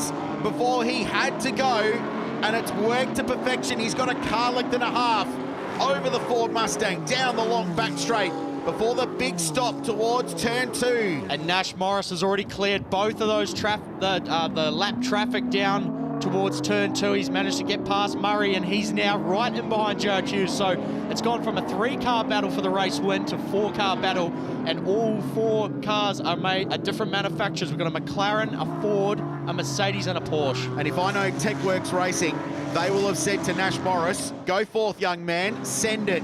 Do what you need to do to win this race. So the car in 4th place could be among the most racy of them all. Jake Camilleri 5th on the road. Jacob Lawrence has taken the lead in the AM class, by the way, in the Randall Racing BMW, looking for a sweep this weekend. Dean Campbell and Cameron Crick leading Silver Am. But all our focus on the outright and silver class championship fight. What a restart lap this has been for Tom Heyman. Must win this race to win the championship. And right now he is doing the job. Heyman's done a great job. He's opened up that gap, that restart. Ryland Gray's still got the headlights flashing, trying to distract him, as you would, and that's what a competitive racing car driver always wants to do. You want to do anything you can try to make your competitor get distracted so you can try and find an opportunity, as we see them coming up the front straight there. 2 minutes to go now. Ryland Gray's managed to stretch his legs and pull away from Jared Hughes as well. Nash Morris is closing in on Hughes there for that 3rd place. So as we see the tyre pressures are just coming up for this last run to the finish, coming through turn 1. Spare a thought for Max Gagan watching on. The young Queenslander, he's the reigning GR86 champion in Australia. He's on the upward trajectory, he's racing Super 2. He is nervously watching his co-driver on. He's done his part, he built a massive lead, and then watched the safety car extinguish all that hard work in the early phase of this race. And now it's up to his mate, Tom Heyman, to bring this car home and deliver him a championship. And Ryland Gray looms a little bit closer now to the back of the McLaren. There's a minute and a half to go in a grandstand finish to Monochrome GT4 Australia. We know the Mustang's not short of some ponies. It's pretty quick in a straight line, so Ryland's just doing everything he can to try and stay as close to that McLaren through the corners, coming down to the hairpin, down at turn 7 there. Well, what it is, it's grunt as well, Ronan. It's not just horsepower, it's torque out of those slow speed corners. It's got so much twist, that Coyote V8. The turbocharged grunt of the McLaren Artura is different, and Heyman a little bit wide. Oh, there's stress down at Method Motorsport. Max Gagan, eyes glued to the TV, into turn 10. No sign of a last lap board yet. Suspect there'll be 2 laps remaining in this one. 30 seconds on the clock. And again, the McLaren comes off the corner a little bit better, but Ryland Gray's got to run up the front straight. He's getting closer and closer. This is going to come down to the final lap. Heyman defends. Ryland Gray goes wide down towards turn 1 into the braking zone. This is for the championship. Ryland's going to get a better run out of turn 1. Can he use that momentum to tow up behind the McLaren? Heyman blocks immediately, covers the racing line down the inside. He says if Ryland Gray wants it, he's going to have to send it. He backs the Mustang into turn 2. There's smoke off the tyres. There's contact between them. Championship exploding at the moment. Tom Heyman gripping on to victory at the moment, but Ryland Gray is throwing everything he's got at the McLaren. They're wheel to wheel into turn 5. Heyman did a great job defending him there. He ran out in the boonies a little bit on the exit of turn 3 there, getting through turn 4. The Mustangs managed to stay there, so what are we going to see happen when we get through the double B corner and up to the hairpins? If the Lubrimax Mustang passes the McLaren, it wins the championship. That's the maths. It's as simple as that. Looming behind is Jared Hughes. They've dropped the TechWorks Porsche as well. They've got Nash Morris about 1.5 seconds back. He's not a factor at the moment. I have a feeling we're going to get the last lap board coming around for this final time out of the final corner, coming up the back straight. He's got the lights going on again. Down to the final corner. And now onto the front straight. Can Ryland Gray get the power down to that Mustang? Can he get a run up the front straight? He's about as close as he was on the last lap. Come up through. This is where the Mustang is at its best, Ronan. That torque, that grunt out of the slow speed corners. Again, he goes to the outside. This is going to be a carbon copy of the last time round. If Heyman can hang on, he's going to be in a great position. But Ryland Gray once again has got a great run. There's bits of debris flying off the front of the Mustang. It's on the final lap. This is all for the championship, for all the marbles in Monochrome GT4 Australia. Heyman defends. Ryland Gray, what sort of drive can he get out of turn 2? This may be his final opportunity. He got a good run down the straight. It's nose to tail between the McLaren and the Mustang. Coming through turn 4 now. He gives him another nudge in the back there. Ryland Gray's getting aggressive now. He's really trying everything he can to try and get past Tom Heyman. They come up to the double B corner now. Heyman's got heaps of corner speed going in there. He's managed to extend that gap ever so slightly. Ryland Gray takes a slightly different line. It's the Porsche dipper or it's nothing at this point, you feel, as they enter the final stages of a compelling Monochrome GT4 Australia race. Ryland Gray's going to have to get a mega run out of here and try and do something with the grunt of the Mustang on the run up the hill. Can it be mistake-free for Tom Heyman? This is a championship-winning drive, potentially, for Method Motorsport, for the young star. The team at Method Motorsport cheering him on. They'll run to the pit wall. He's got to survive one corner after a massive, massive attack from Supercar's newest star. Tom Heyman is going to win the championship in the final race of the season by winning in Monochrome GT4 Australia. Method Motorsport and McLaren have done the job. Tom Heyman and Max Gagan, well done. You are Monochrome GT4 Australia champions. And what a way to deliver a championship. One of the best finishes to a GT4 race yet. Oh, we got some trouble at the end there. A couple of cars have gone off, unfortunately, on the last lap there, on the last corner, but doesn't take anything away from Max Gagan and Tom Heyman. What a victory, what a race, and what a finish to that race. How was the pressure from Ryland Gray? It was relentless, it was unyielding, and Tom Heyman did not bat an eyelid. He held on like a champion, managing to fend off Ryland Gray, who, as we know, has just been recently signed by Dick Johnson Racing. So, brilliant drive from Heyman. Hughes coming home there in third in the 888 car, the 87 car, Nash Morris. Fading a little bit towards the end there in the 210. The TechWorks car just didn't quite have the steam at the end to challenge Hughes for the third place, but great drive nonetheless by Nash and Zoe Woods. As we see there, the Method Motorsport team celebrating the victory and the championship. Oh, where's Chaz? He might have been a bit stressed watching all that unfold. This is a guy that's won the Bathurst 1000 twice, having to watch his team fight for a championship. Confirmation of results. The McLaren beats the Ford in the end, and provisionally the Silver Class Championship will be decided by 1 point. 1 point the difference between them at the end. Mercedes home in third with Summer Until and Jared Hughes. Rob Woods and Nash Morris fourth. Dean Campbell and Cameron Cricky blazed home in the end there to grab the Silver Am Class victory. And what a good recovery from Tim Berryman and Daniel Frugas in the Supra. Remember, turned around mid-race there, and they end up second in class. So they're going to get a trophy after all of that. Not entirely sure how, but good on them. And Chris Lillis and Nathan Callahan get the Am Class win too. So that all changed hands late. I wonder if that had something to do with all the cars flying off the road at the run-up to the start-finish line at the end there as well. Wowee, a lot to take in out of that one, but that is a championship drive. The ability to withhold the pressure from that, from Tom Heyman, was elite level race car driving. Yeah, and we saw him at times out in the dirt a little bit. He was doing everything he could to hold Ryland Gray off, and he did a brilliant job.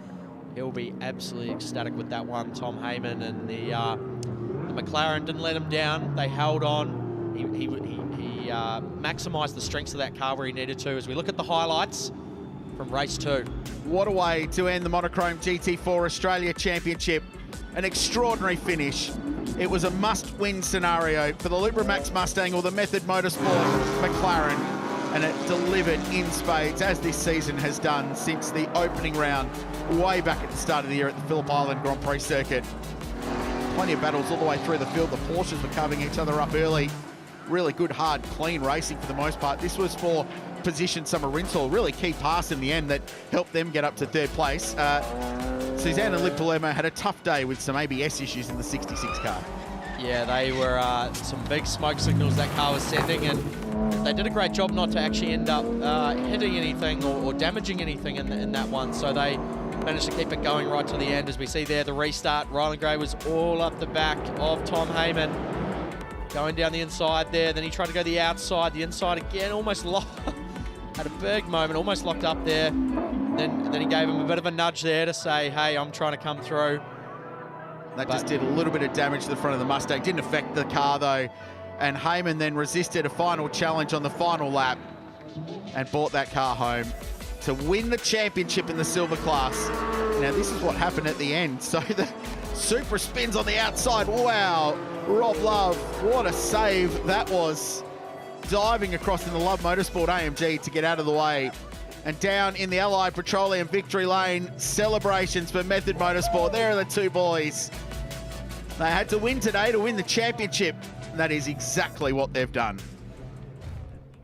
Great drive from Tom Heyman and Max Gagan to take out not only the race win, but the championship. You can see there the Method Motorsport team down there celebrating with the boys. It's like the F1 cool-down room, isn't it? Just getting what the drivers are saying there. Talking to the social media guru from SRO Motorsport Group who promote this great championship, Michael Stratus there, just getting the quotes from Tom Heyman. What a drive, Greg Rust. A championship-winning drive for Tom Heyman and Max Gagan. He's breathing a sigh of relief. You had to work for that, the both of you, didn't you? That must feel pretty sweet. Yeah, I think I was pretty happy while the safety car didn't come out. Absolutely awesome race, but yeah, completely lost for words. Max did an awesome job in the first stint, and yeah, we're going to definitely celebrate tonight. And you rightly have earned the chance to do that. What a difference 24 hours can make. You were frustrated yesterday. Gun stint from you today, mate. Congratulations. Yeah, thank you. I probably got a bit too emotional yesterday with it, but full faith in the team. Obviously, they turned the car around and delivered us an amazing package for today, and yeah, just made sure Tommy had a good car to fight at the end, because you never know what can happen. Obviously, a safety car, as it did happen. So, yeah, just, oh my God, I can almost kiss him. Let's not do that. Hey, I mean, for us as fans, that's one to savour. What does that mean to Method Motorsport? You know, the past 12 months, what you've both been able to achieve with this organisation? Yeah, I think this year's probably been a lot harder than what everyone expected. A lot of competition. Last night and yesterday afternoon was probably the toughest. The team, toughest scenario team's gone through, and we all just gelled together and got the car back together, and yeah, it was fast today, that's for sure. A couple of young blokes with a bright future. Congratulations to the both of you on what you've done in season 2025. They shake their hands. Why don't we move on over? Let's get Dean and Cameron Crick over, please, for our Silver Am interviews. Come on over. Team will do a baton change here. I gather you're feeling a little bit happier now. Were you frustrated in that race? Yeah, I was a little bit. Yesterday was a bit disappointing. We've sort of put ourselves in a good spot to maybe still try and take the championship for Silver M, obviously, but it was a little bit disappointing, but we spoke about it this morning. All we wanted to do was come back today and win in our class, which we did. Dean's just, drove amazing for a truckie. He's driving really well. So stoked for him. He's obviously invested a lot, so happy days. Well, I mean, thrilled that you're enjoying this championship so much. That reset overnight's really important, wasn't it? Yeah, it was a real shame yesterday the way it played out, and you know we've had a fantastic year racing Aaron and Jace. It's been fantastic to race with Cam. You know, he's a great contributor and a good friend of mine, and you know we went so close, we didn't quite get there, but you know we'll come back next year and do it all again, and we're very, very happy for the first year to end up second and be close to winning. You know, was really good. We're really pleased to hear that at the end of a big season for you as you continue to build as a racer. Being a part of this with a mate and with a good team, those miles are invaluable, aren't they? Yeah, we have a really good time. He probably didn't want to say it, but I think a few beers helped us last night, settle the nerves, and we go again today. But that's what we do. We have a lot of fun when we go away racing, and as you said, we've become really good mates. We talk every day, and this is special to finish the year like this. As I said, a little bit disappointing yesterday, but grateful for today. You will get the chance to celebrate at the awards tonight. Congratulations to the both of you. Why don't we bring over now, if we can, please, our AM class winners in the race. If we get Chris Lewis and Nathan Callahan to come on over. Congratulations to the both of you. That is a ripping way to end the 2025 season, isn't it? Yeah, yesterday was a roller coaster of emotions. Started off with a great pole and then ended up with finishing on the back of the tow truck after turn one. So to wrap it up today with a win, it's great. Lots of great battles in that class in season 2025. To do that here across the ditch in New Zealand, what's that mean? Yeah, it's been good to travel, and it's so well organised, this series. So to come and do something special like this, I hope we do something like that again. Yeah, we'd love to see a little something like that as a part of the championship. Looking ahead to 2026, can you keep building on what you've done here this year? I definitely think so. So every time we've been back to a track we've been at before, we've been strong. So hopefully next year we'll be pretty strong. That is the perfect way then to conclude the season. Congratulations to the both of you. Nice work today. We will reset here as the drivers head on off. Why don't we get into podium mode? If I can get a little thumbs up from our organising team here. We've got some champagne. We are set, I think, for the first of our podiums. We're going to go back to back with a whole heap of them here. So why don't we do our silver class podiums first? So welcome everybody to the presentation, the podium for the 2025 Monochrome GT4 Australia, race 2 of the weekend, round 6 here at Hampton Downs. Delighted to have with us once again to present the trophies today, Steve McLaughlin on behalf of Pirelli, our great partners. Let's welcome the top 3 place cars, everybody, from the silver class. In the 87 for JGI 888 Racing, how about making some noise for Jared Hughes and Summer Rental? In second place for Midiki Motorsport with Lubrimax in the Ford Mustang. Ladies and gentlemen, a fight right to the end. Rylan Gray, George Midiki. Just grabbing their sash off camera there. We'll run in. Good job. And in first position, it went right to the wire. We were treated to a heck of a battle this year in Method Motorsports McLaren Artura GT4. Be generous in your applause. It's Tom Heyman and Max Gagan!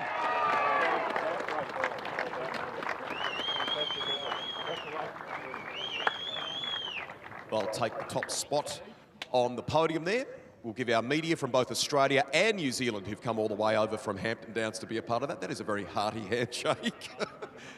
That, ladies and gentlemen, is your Monochrome GT4 Australia silver winners. At the base of their feet is some champagne. What a way to wrap up the 2025 season. Drivers, time for the celebrations.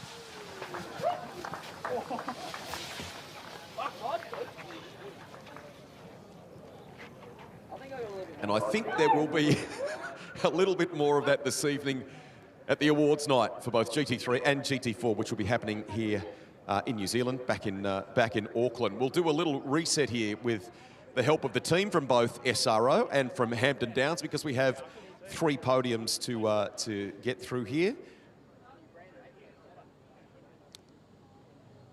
I think we're set here for the Silver Am Cup podium, so we've got the okay. Thank you very much for that. Ladies and gentlemen, please now welcome our top 3 placed combos and cars and drivers from the Silver Am Cup. In third place today, how about making some noise in the 71 from Gomersall Motorsport, Aaron Seaton and Jason Gomersall.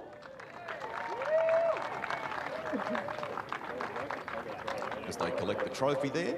We go to second place now, representing GWR Australia. Garth will be pumped about this too. Good effort in the Toyota GR Supra. Ladies and gentlemen, Daniel Frugas, Tim Berryman.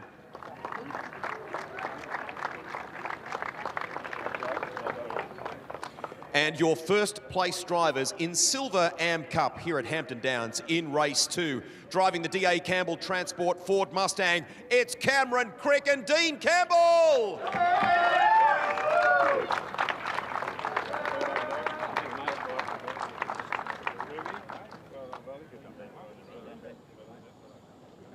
Head on up to the podium there. They battle each other on the track, but lovely mateship at the end of the season here. Big season 2 for the sport. And if you follow the website, the calendar for 2026 is even bigger. Lots of very exciting things to come. That, ladies and gentlemen, is your Monochrome GT4 Australia Silver Am Cup winners. Drivers, time for the celebrations.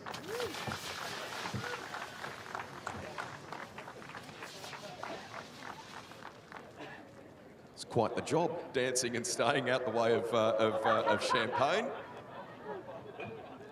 Our team here are very good at the reset. The media are sticking around too. Big thank you to the fans here at Hampton Downs who've come to celebrate in Victory Lane. I think we are ready for our winners now in the Am Cup. I think we're just about set from a trophy and champagne perspective. Why don't we do that? We'll move into the next of our podiums. Ladies and gentlemen, let's please welcome here at Hampton Downs the winners in race 2 of the Am Cup. In third place for Gomersall Motorsport in the BMW M4 GT4. How about it for Glenn Walker?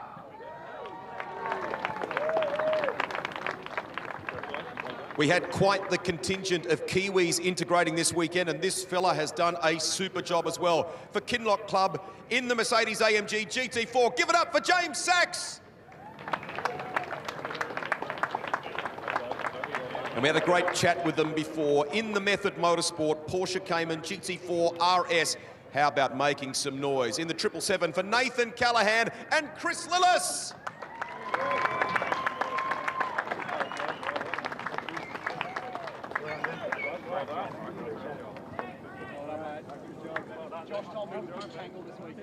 We'll capture the moment. Thank you, drivers. Nice and smiley. Hold those trophies up. Just work it for the media. That, ladies and gentlemen, is your Monochrome GT4 Australia AM Cup winners. How about it? Grab that champagne. Let's rip into the celebrations.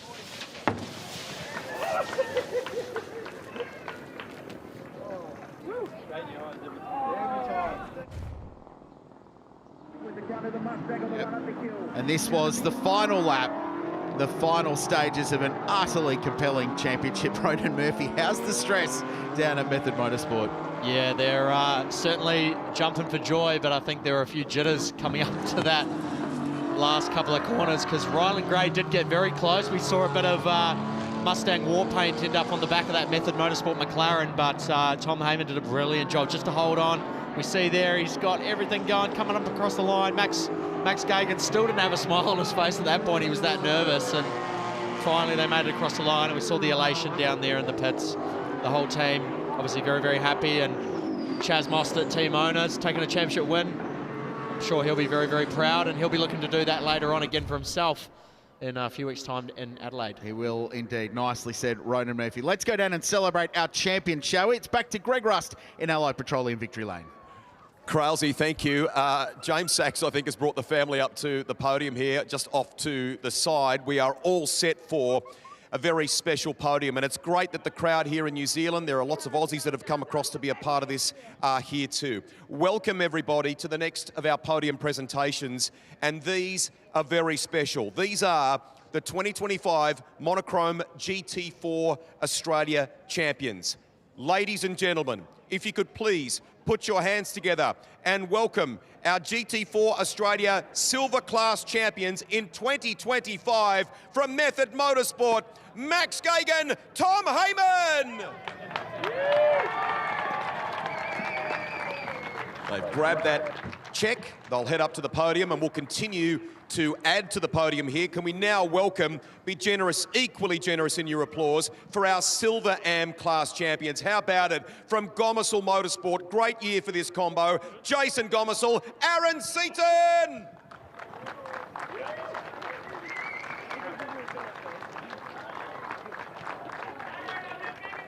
Here we go, nice check for you. He's pretty happy about it too.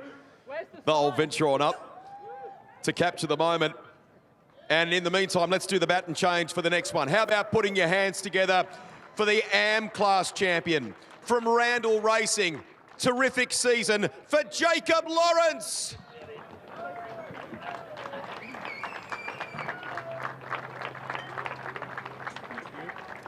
And we have one very special final check to present. We recognise the great efforts of the teams in 2025. Would you please welcome our overall teams champion for the season, Method Motorsport. Is there a representative? If not, we'll get Tom and Max to do that. Here comes Chaz. Here he comes, wandering around. Why don't the three of you head on up to the podium there and celebrate it together? Jump on up. Got some Method Motorsport, some of the guys and girls who've travelled all around Australia and then come across to New Zealand for the year. It's a great team, this, and they do some wonderful things to inspire the next generation of racers, something that that Chaz in particular is very passionate about. We'll gather them all together, capture a little photo of the moment. Could I ask all of you that are gathered here in Victory Lane, how about a nice round of applause for all of our champions in 2025 in Monochrome Australia GT4. Yeah! That was live. Yeah!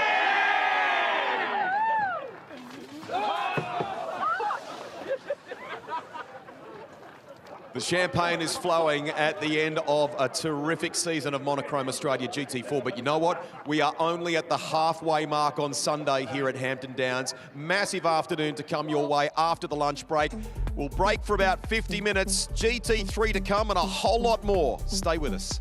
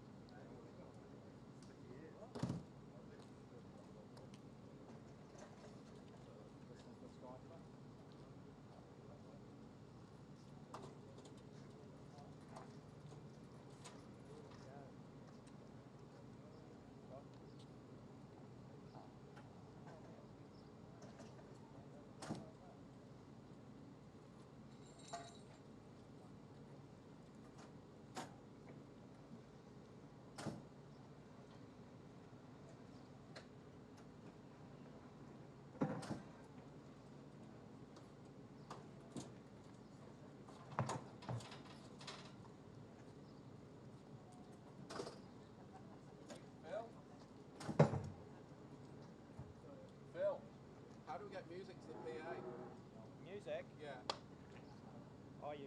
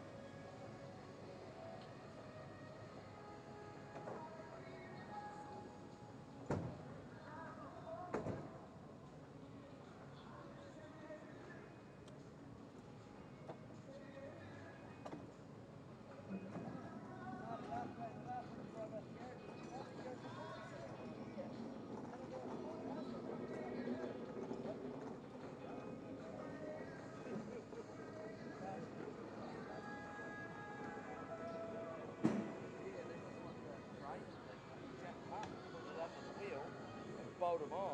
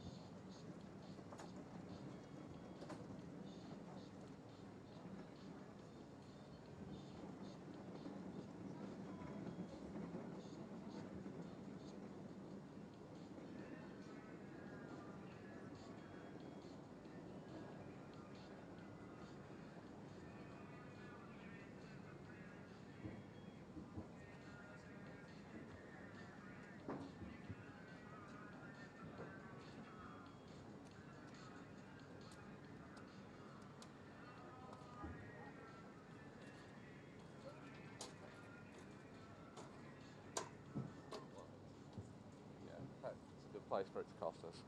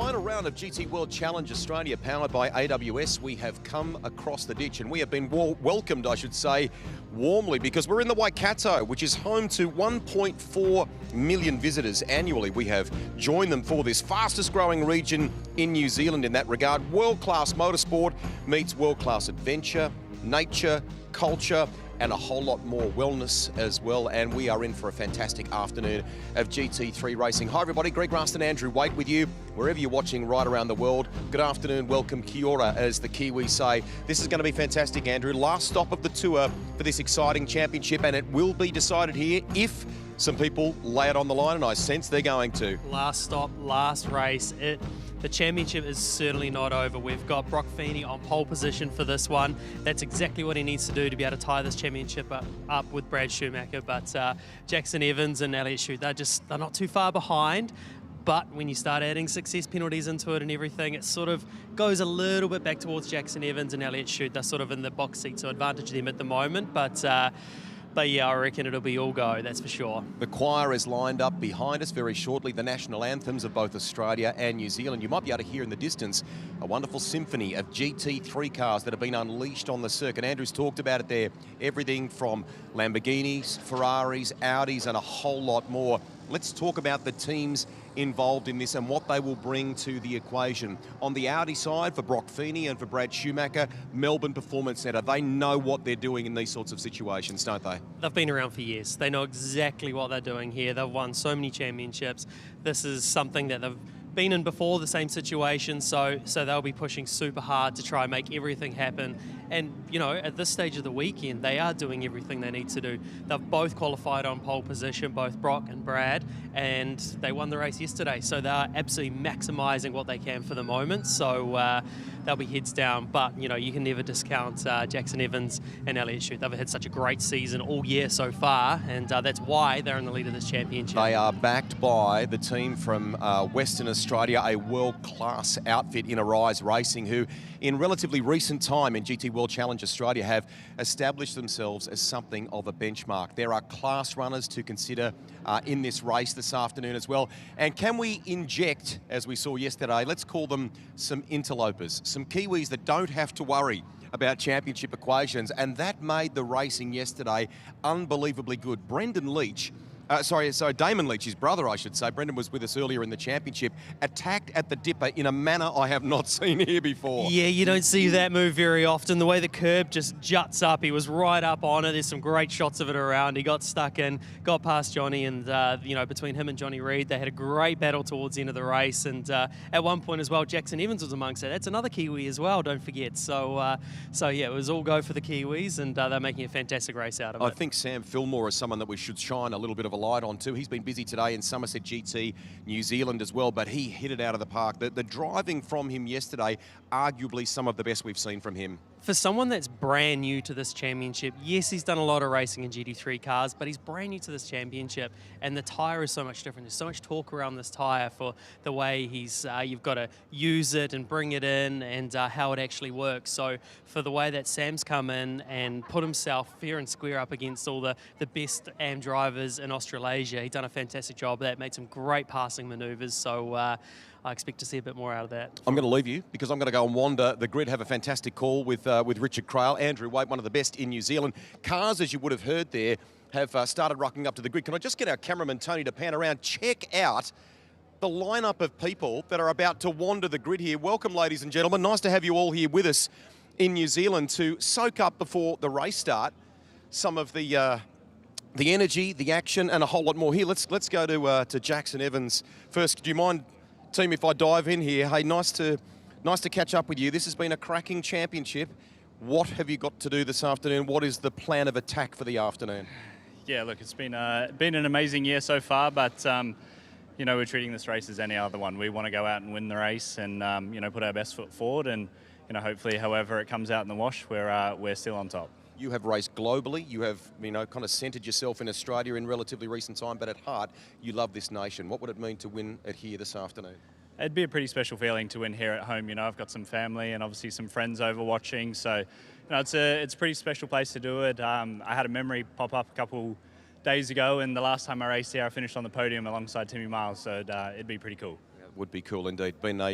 We miss him, mate, but I know you'll do him proud this afternoon. Thank you. Cheers, mate. There he is, Jackson Evans, and this is his set of wheels this afternoon, an absolutely stunning Ferrari. He will share that with Elliott Shute. Off to the left is the Kelso electrical Audi, to be piloted by both Brock Feeney and Brad Schumacher. You'll notice the name Brown here. That, of course, is the reigning supercars champion in Will Brown, who is away racing in a TCR car in Asia at the moment. He's been a part of this campaign, but both Brock and Brad have kind of largely paired for the bulk of the championship. So they are going to, as you may have heard earlier in our coverage today, that Brad feels like the best way for them to go about this afternoon is to leave nothing on the table. Absolutely attack. We're about to be attacked by a sea of fans who are going to soak this up. Can we get a bit of permission here from Zagami Autosport to dive in? He's getting unstrapped and will jump out. Now, this is a new thing for Cameron Campbell and Josh Buchan, who is just diving out of the car at the moment. He's a two-time TCR Australia champion, has done some great things. This is another kind of step or phase in your career, mate. Have you enjoyed this so far? And you made a pretty good impression yesterday. Well done. Yeah, thanks, Rusty. Yeah, it's good. I mean, this year has looked very different to what I thought it would look like. I was due to be in TCR Australia for a season and GT4 for a season, and it's turned into TCR World Tour throughout Asia and a round of this at the back end of the year. So amazing opportunity. There's no better car in the field to drive than a Ferrari, and anyone who says that's lying. So yeah, it's pretty cool. You've driven some good things in a race sense, and then even away from that. You know, for those that own the machine, so to speak, what has it been like driving this car? Everyone raves about them. What's it like? I don't really know what I don't know. So it's fantastic, obviously, but you know, just looking at a few of the guys we're racing against, the Audis, even though they're an old car, I mean, they're hammering everyone this weekend. So clearly that's the car you want for this weekend. The category works where everyone gets a go at it at some point.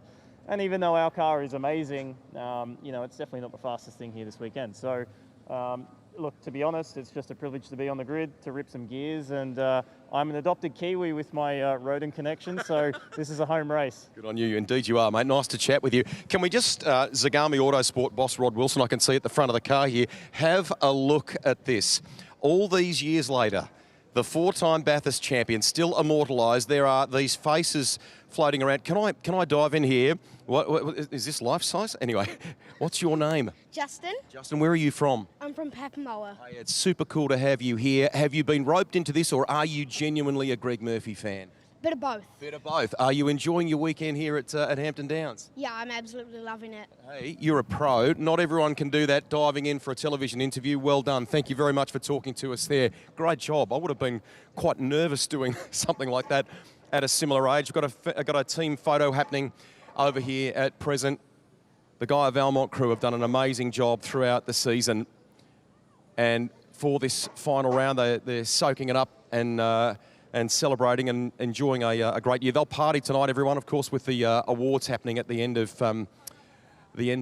things today. So let's keep wandering here. I think we've got a little bit more time before we go to commentary. We come past the second of the Ferrari, Steve White, Jordan Love. Can we dive in here? Hello, mate. Nice to see you. Nice to see you too. Hey, weekend so far. Have you enjoyed it here? Give us a little debrief. Mate, how good's Hampton Downs? Yeah, you can't not enjoy it. It's been really good fun. I mean, especially in this car, it's awesome. So qualifying didn't really go how we wanted it to, so we're a little bit further back than we would like, but that's all right. We'll press on and see where we end up. I know Steve kind of prefers to stay out of the limelight. We always respect that about him. I mean, let's just pause for a moment and talk about his year. What he's brought to the table has been terrific, hasn't it? Yeah, I mean, obviously I can't thank Steve enough for having me along for this year and to help him with his return to racing after spending so long in the sport and then spending so many years out of it. To have him come back and be involved has been very enjoyable, not only on the track but also off the track. So yeah, it's been good. Right, final one. What does 2026 look like? I mean, we're talking now early November. What's next year look like?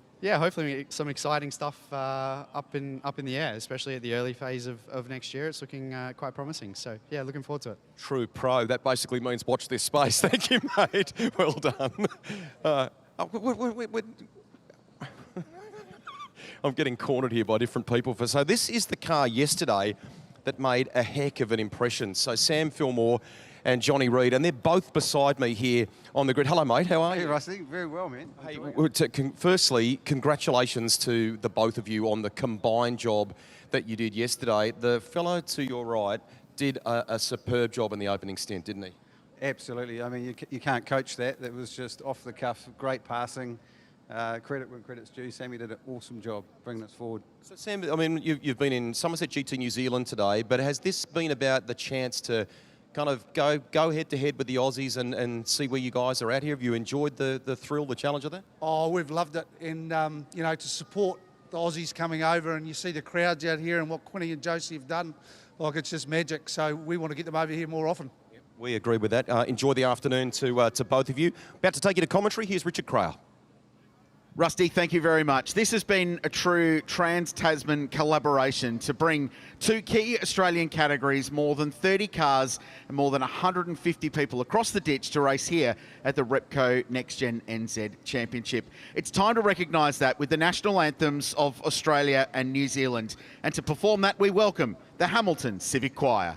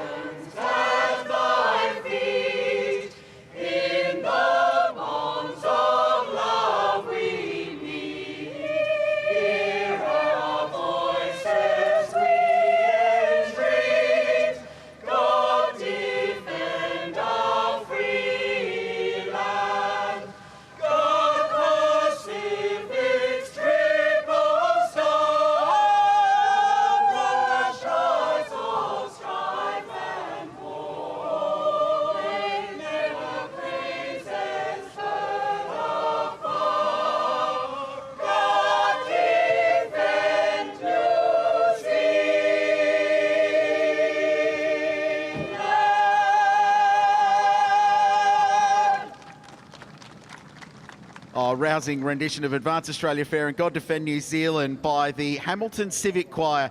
They were founded in early 1946 and they've actually had some recent success internationally, Andrew Wade. As I welcome you to commentary, it sets the tone, doesn't it? This is a proper Trans-Tasman battle we're about to see this afternoon. It really is. It's Kiwi versus Australia for the championship at the moment. I know there's a few more Aussies than Kiwis, but we'll still claim it. It's so good to see here at the Alliance Services Hampton Downs GT International. It's a busy pit lane and it's a busy grid here at Hampton Downs. Let's go back to Rusty. Crailsy, we can't do it without great partners. Andrew just mentioning about Alliance Services there a moment ago. This is Junior Chantung, who is with us from the company. Thank you, Vert, for what you guys have and girls have done for us here. This is huge, mate, isn't it? Oh, honestly, I can't believe it was only earlier this year we were here, and it's just a beautiful day. It's so nice to be here, to be part of this series.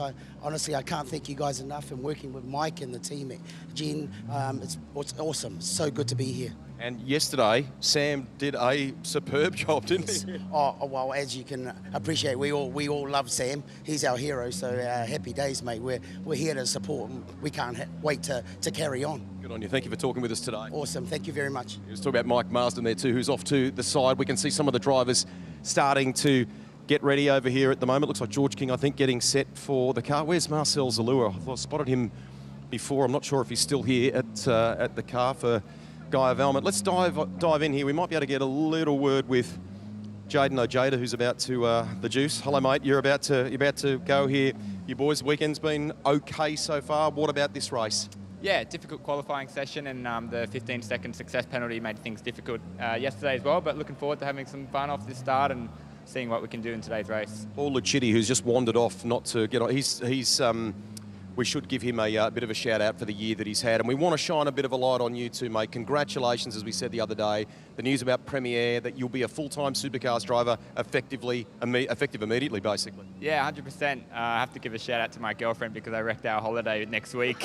We have to do a trip to the Gold Coast instead of staying here in beautiful New Zealand. So, Paul's done an awesome job this year, and obviously some exciting stuff in the works for me coming up later in a few weeks and for next year, so really looking forward to it. I'm holding you up. Get strapped in, mate. Have a great afternoon. There he is, Jaden Ojeda, bright young star of motorsport in this region. And we should point out to a factory AMG Mercedes driver, he's been very keen in that whole arrangement with Premier to ensure that he preserves that arrangement. Yesterday, this car here, the Shannons, Aston Martin in the hands of Liam Talbot and Josh Hunt was mighty. Josh is strapped in there now. He brought the car home yesterday. One of the things about our races for GT3 is that what happens on Saturday in terms of the two driver lineup is swapped around on Sunday. So he brought it home yesterday, Josh. He will start the race today. I think we're going to get the please clear the grid now, and I do not want to get in trouble. So Richard Crail, over to you. Let's enjoy the final one for the year. Oh, he's a stickler for the rules out, Greg Russ. Thank you. Some of your best work down there on a very busy grid. Great to see so many people here at the Alliance Services Hampton Downs GT International. This was race one, the final round of GT World Challenge Australia yesterday, and it was from the start pretty feisty. Brad Schumacher got the jump early, Andrew Waite, but it didn't take long for that Aston Martin to race its way to the front. Yeah, a few little sprinkles of rain making it just a little bit more difficult, but once Liam Talbot got out in front, he just pulled a huge gap on the field, and there were all sorts of passes going on. Sam Fillmore making a few nice dive bombs down into turn 9 there. He's certainly got that one down packed. It's good to see a bit of hero worship going on for Sam down on the grid there, which I loved, and he delivered a brilliant pass there on Rene Gracie to work the IMS racing car forward. Liam Talbot disappeared up the road. Great battles once the pros got in. Damon Leach down the inside of Johnny Reid in a battle of the Audis, and then Jackson Evans got into the mix as well and got himself a couple of bonus positions and some bonus championship points as well, which it turns out could have been crucial. This was the pass for the lead. Brock Feeney was in full send mode. He committed, he sent it, and then he got the checkered flag. As Brock said he was going in that hole no matter what, and got the move done to take the win. A great race, entertaining the whole way through, and those stories and the subplots will continue today. And those two cars on the front row are the two cars battling for the championship today. Here's Hampton Downs, it's 3.8 kilometres. The elevation change is 10.2 metres. Honestly, it feels like more than that. There's great undulation at this circuit. Lots of challenges and a real mixture of high and slow speed corners. Yeah, there really is, especially turn 1. It just completely drops away. You can't see where the track's going down there. You can't see the apex. So it's a great way to start the lap around here, especially when it's a full field of beautiful GT3 machinery. I think we're going to see it all unfold in front of us. So the driver that finished the race yesterday will start the race today, and then the AM drivers will bring them home at the end. So the pros are in the car, which means Brock Feeney, Jackson Evans, Josh Buchan, who we heard from on the grid, the double TCR Australia champion, Ryan Wood, Speedy Kiwi, who last night was announced as a recipient of some backing from the Tony Quinn Foundation, and he will contest Formula Regional Oceania this summer in New Zealand. 4 rounds, 15 races. He will be in a Wings and Slicks open wheeler, which is an incredible challenge and something we look forward to with a huge amount of anticipation for that young Kiwi. George King will start the 55 guy of our modern racing car. Jordan Love will be fired up to start that Ferrari. And Jaden Ojeda we heard from, he's always fast, he's always exciting to watch. Tony D'Alberto and Josh Hunt as well. Beautiful conditions and the starting grid for the final race in what's been a compelling season for GT World Challenge Australia, powered by AWS. It's Audi and Ferrari on the front row, and the 2 rivals of the season, Andrew Waite, go at it once again. Yeah, it is, and then the row behind is also Ferrari versus Audi again, so yeah, it's going to be interesting to watch, especially with Buchan as well. It's his first race start in a GT3 car as well, so to be up that far in front of the field is pretty awesome to see. And Ryan Wood on the inside, I'm sure he won't give him too much room. He'll be fighting for a win as well, as I know Steve Brooks being the Kiwi, well, the 2 Kiwis, they'll be looking for a solid result. There's a mandatory pit stop of 76 seconds in the middle of the race. You get 15 seconds extra if you won yesterday.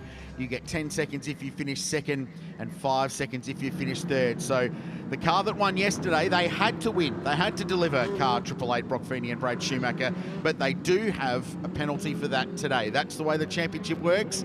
Better to get the points on Saturday and worry about what happens on Sunday, and that's the operation today for Team NPC. Yeah, well, that's the opposite for the Arias team. They obviously didn't get any success penalty yesterday, so that puts them in the box seat quite nicely heading into this one, as we see them starting to form up 2 by 2 as the safety car starts to pull away. The lights are off, and they'll be setting the pace.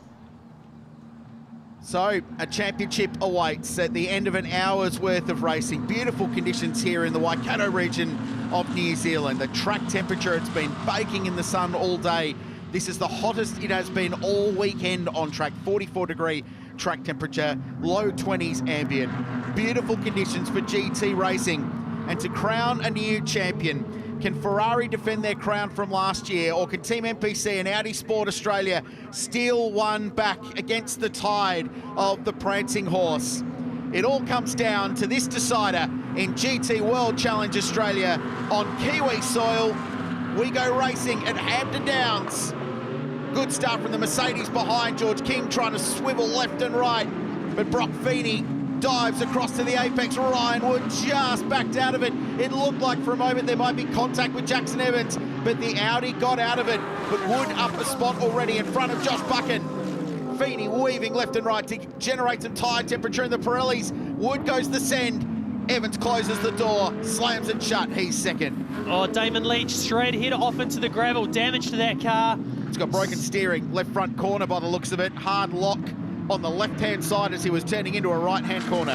Yeah, something was wrong right from the braking point. Sort of missed the start of that, so yeah, something not right there. But look, straight away, Brock Feeney has started to pull a gap already. These cold Pirelli tyres, they take a while to come up to temperature. We have a safety car on the way. You can see another car there stopped as well, so obviously contact between the 2 of them. That's the guy of Valmont Racing, number 55, Mercedes AMG, that started out of 5th place with the Brit George King behind the wheel, sharing with Marcel Zalua. And those 2 cars stranded down at turn 2, so the BMW M safety car will be on the racetrack, and Renee Gracie can but watch on as her car is stranded in the gravel and has absolutely nowhere to go. And a lovely tribute, back of shot just quickly there, for the late, great Tim Miles down at Team NPC, who drove for that team up to the midpoint of this season. And he'll be watching on, I'm sure, loving all the theatre around GT World Challenge.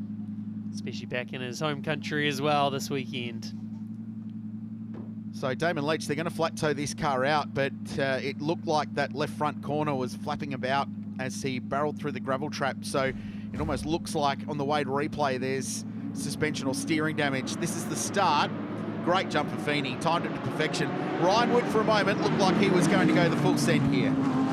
Yeah, the gap just started closing down by Jackson Evans, but between the 2 of them got through safely. And it was Brock Feeney who just pulled that big gap on those first couple of corners, and Ryan Wood had a little bit of a look up the inside of Jackson Evans.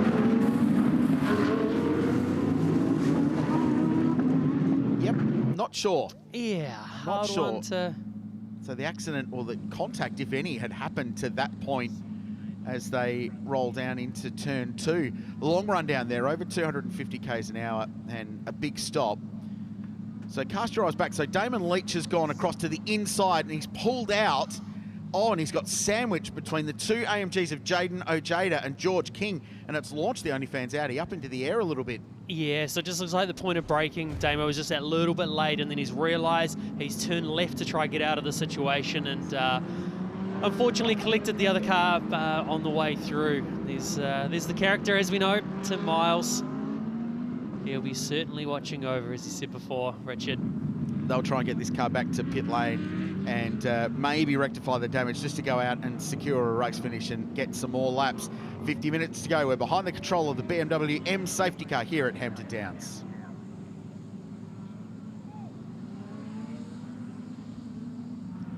And the recovery underway for the Guy Valmont racing car. Great qualifying performance for George King to put them 5th on the grid for this race. Unfortunately, we'll go no further by the looks of it. Just caught up. Almost collateral damage for that car on the outside, the Merc. Yeah, unfortunately, bit of an innocent bystander in that one. So you can see Damo there. He's trying to work out whether or not he can get it back. They're not doing too much with it at the moment, but I don't think they'll get that car too far just with that damage on the front left. It might need to be towed the whole way back, or a stronger style of recovery. So we're behind the safety car. Fast start for Brock Feeney. If you want a safety car, it's probably when the pro drivers are in. The idea is that you get your pro in and go as hard and as fast as you possibly can to build a margin, but they are also evenly matched. And in GT World Challenge Australia racing, it's the AM driver that will make the difference. So this race is yes, it's a battle between Brock Feeney and Jackson Evans and Ryan Wood, but in reality, when they jump into the car, this race is decided by Brad Schumacher, by Elliott Shute, by Steve Brooks, and by the other drivers in the car. They're the ones that have got to do the heavy lifting today when they take over these cars after the mandatory pit stop halfway through the race. So the pressure is on them to deliver it. If you want to win a title in GT World Challenge, you're going to have to drive that car to the finish line today. You can hear them warming up those tyres, trying to keep them as warm as possible. You might be thinking, well, they've only just got going, surely they're up to temp by now, but these Pirellis, they take quite a while to build up that temperature, and that's what makes them such a good race tyre. When they finally get up, it makes the racing a lot of fun. So they'll be working these tyres super hard, building as much temp as they possibly can. 15 points, the championship margin between the Arise Racing Ferrari that leads the standings and the Team MPC Audi that is second for Kelso Electrical. 25 points for a race win, 18 points for second, 15 points for third place. Down from there, it's a sort of margin of diminishing returns the further deeper in the field you go. But these two cars have been the pace setters all season long. They had a tyre issue on the Feeney Schumacher car in the opening round of the year at Phillip Island, and that put them on the back foot from the outset. So tough to recover from a DNF. Arise Racing have been super consistent, and at some races they have been the car to beat on car speed, but otherwise it's been very evenly matched. But one DNF, 1-0 score, hugely costly in a championship this close. Yeah, and that's what usually makes the championship too, is not the good weekends, it's the weekends that aren't going as well, just maximising those sort of weekends, because, you know, most championships is always going to be a bad run here or there, so it's about making the absolute most out of it as you possibly can. So, as expected though, the two at the front of the field, the two battling for the championship, they're still working violently on bringing up that tyre temperature. They can see inside the car on their dashes what the pressures are, what the temps are. They'll be looking to build that pressure up as much as possible. So just talk us through what that feels like behind the wheel. Yeah, you've obviously got your target temperatures and your target pressures of what you want out of the tyres, and you can get a really good feel of it. You're using the brake mainly to just build up that temperature from the brakes up through the carcass of the tyre, but at the same time you sort of get a feeling out of it by turning left, turning right, building the surface temperature as well, and then getting on the gas as hard as you can out of the corners, using that traction to help build up that tyre pressure as much as you possibly can. So even now you can still see just how hard they're working those tyres as much as they can.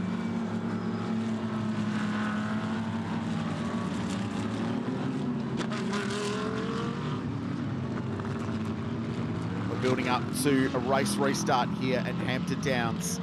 Final race in a compelling season of GT World Challenge Australia, powered by AWS. And it really has been compelling from the outset. The reason we're behind the control of the BP safety car is a couple of cars stranded down at turn 2. So look, mid-pack, see the nose of the Mercedes-AMG, the blue nose, yellow flash, and then the Audi ducks out, and then that's where the contact is right there. So what it actually looks like's happened is, as Damon's gone to hit the brakes, he's obviously not got a lot of tyre temperature, and as he slammed the brakes on, gone to go left, it's actually lost the rear end because it's got no temperature, so it slid it sideways, and then as he's gathered it back up, he's bounced off the other Mercedes on the other side. So so that's where I think it's all gone wrong, is when the rear end of the car snaps sideways. And it's definitely got steering damage on that, so the Brad in the Ford Ranger Raptor recovery vehicle will drag that car back to pit lane.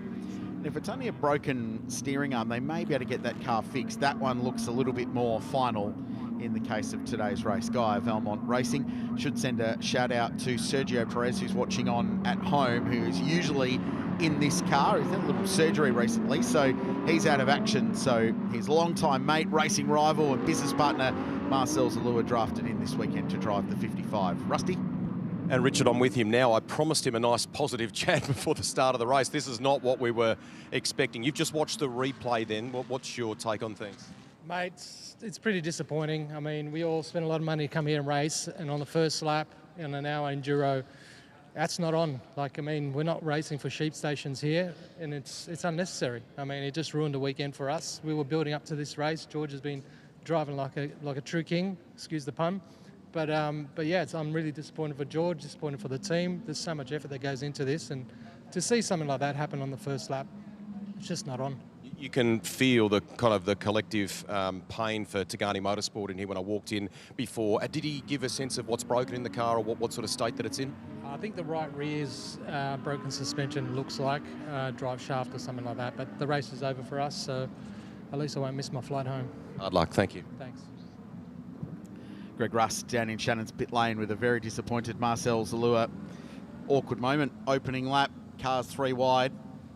Tough, isn't it, sometimes? Yeah, it is, and I think it just hurts that bit more when you are an innocent bystander in the situation as well, to be taken out like that out of the race. So it's one of those ones. It's I hate the saying, but you know, sometimes it is motorsport. We've all been there. You get in a situation where you can't physically change the outcome. You can't look back and go, oh, I should have done something different, and those are the ones that certainly hurt.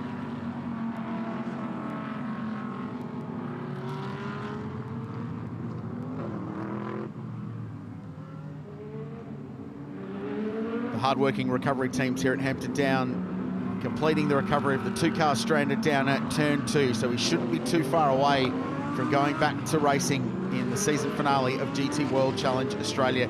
If you're unfamiliar with the rules of the category, there is a mandatory pit stop at the halfway point of this race. There will be a driver change.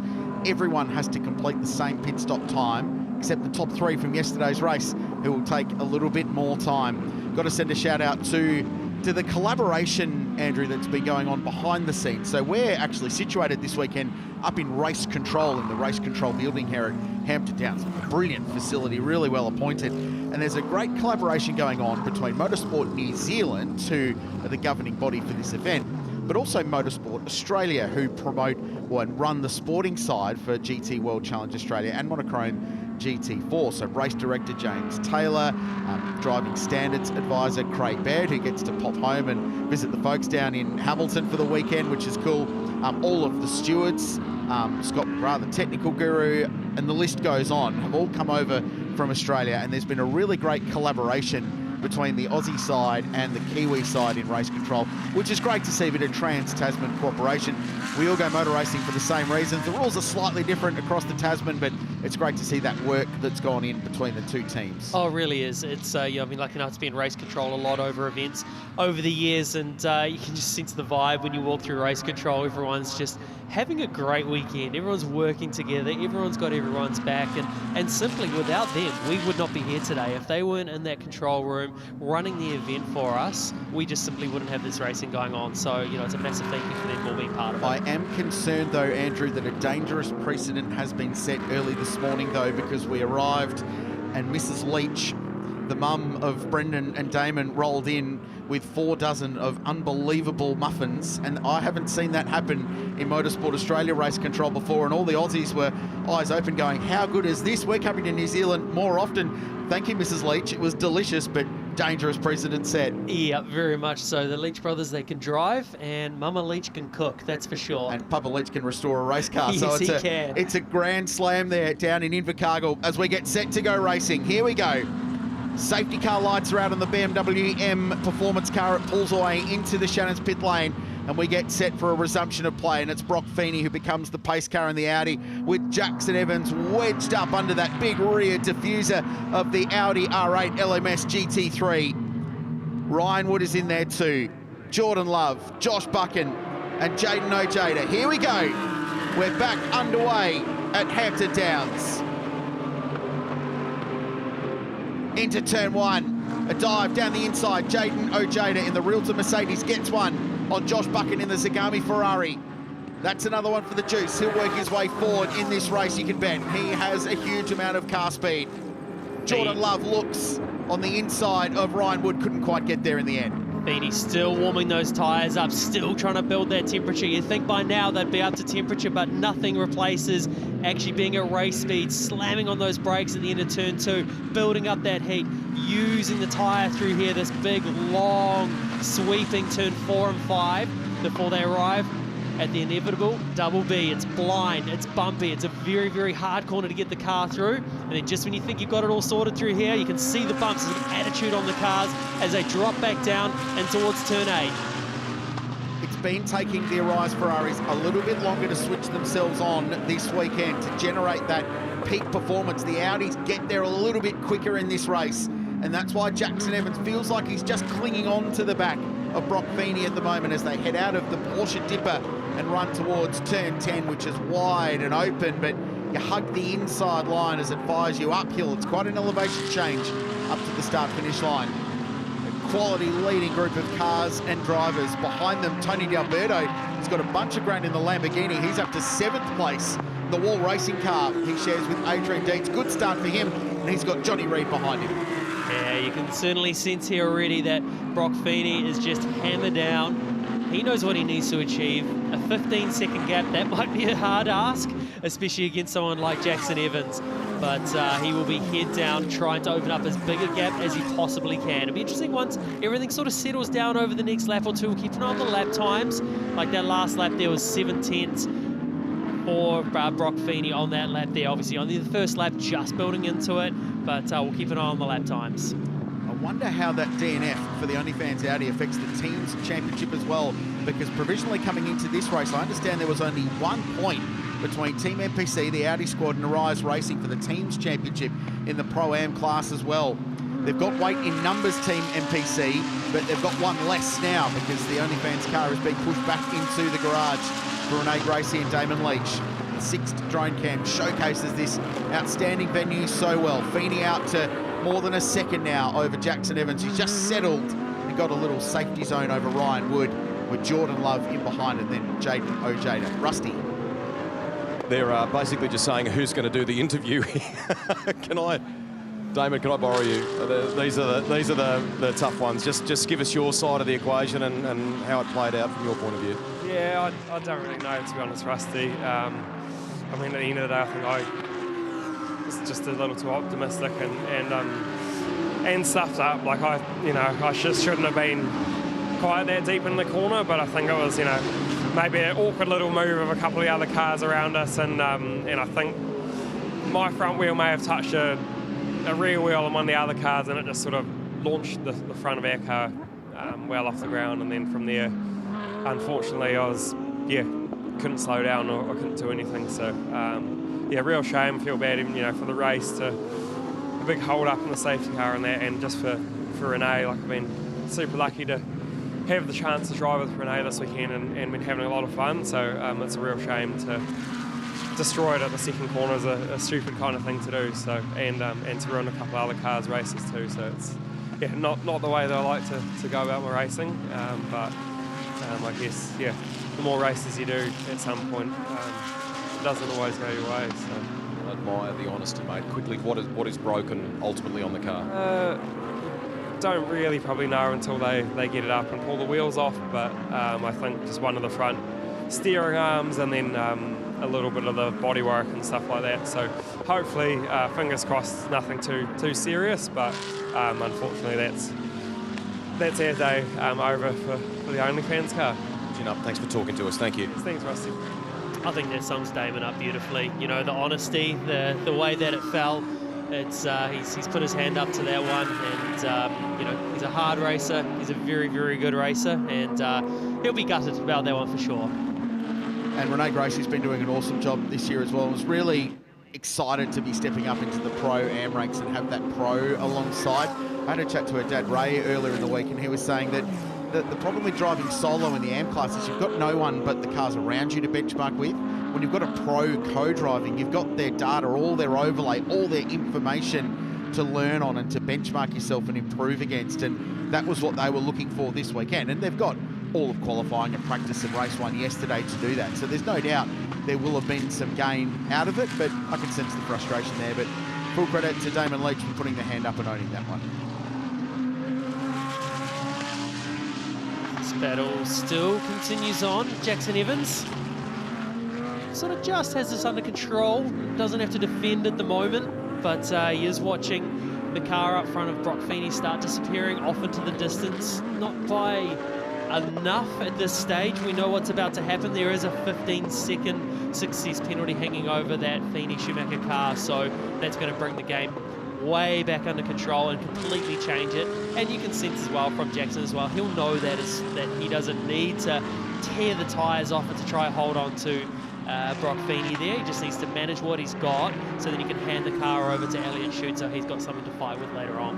You guys love taking trophies off us in all sorts of various sport, but what would it mean for Jackson to be able to wrap up a title, but not just win the title, but do it here? Such a rare thing to win an Australian Championship on Kiwi soil, potentially win one. Yeah, it's pretty cool. I'm sure he'll be stoked about it. He sit on the grid, you know that it's great to be able to come here, be around family, and put on a show, and as well put on a show in such a beautiful car as well. To bring it over here to the championship that he's been running in Australia, to bring it all over here and showcase what he's able to do, and that's the same with Ryan as well. He's on home soil, is making the most of it, and I know he'll be having a lot of fun with Steve Brooks.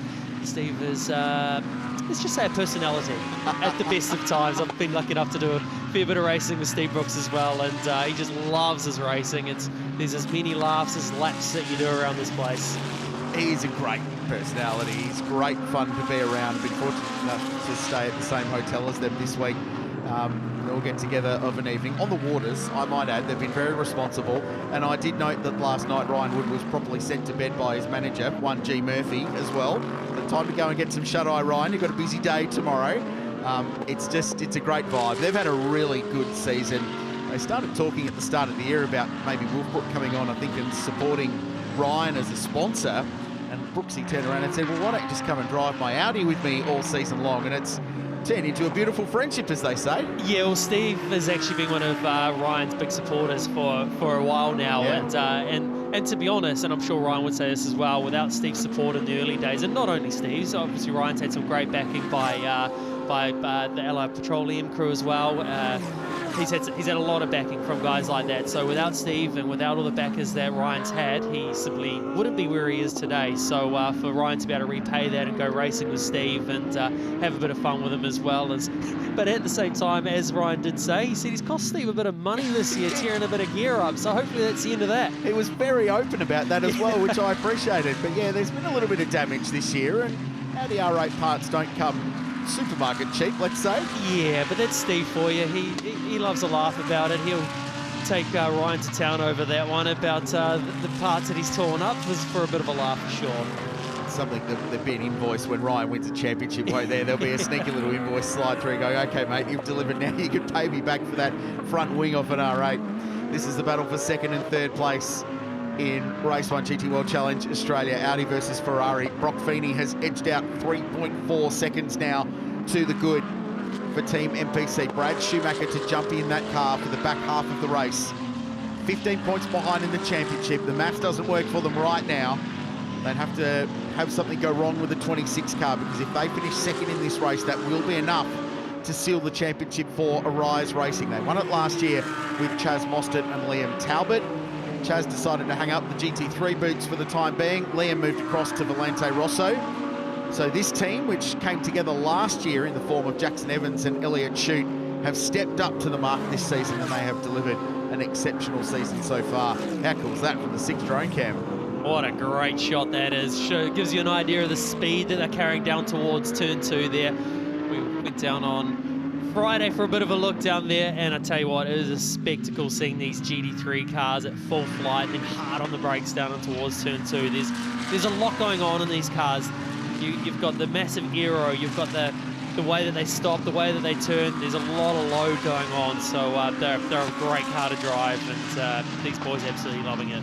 Can you articulate what it feels like to drive one of these cars, what that aero downforce they've got especially feels like? There's one word that instantly comes to mind. They're a very inspiring car. You jump in them sort of, when you first get into them, you're a bit intimidated with what's going on with them and how much is involved, but as soon as you get going, the car just keeps asking you for more, because it's got such a massive tyre on it. It does everything it should. It brakes properly, it turns properly, and then you've got all the electronic stability control as well, the electronic traction control, and then also the ABS as well, the way they work for you.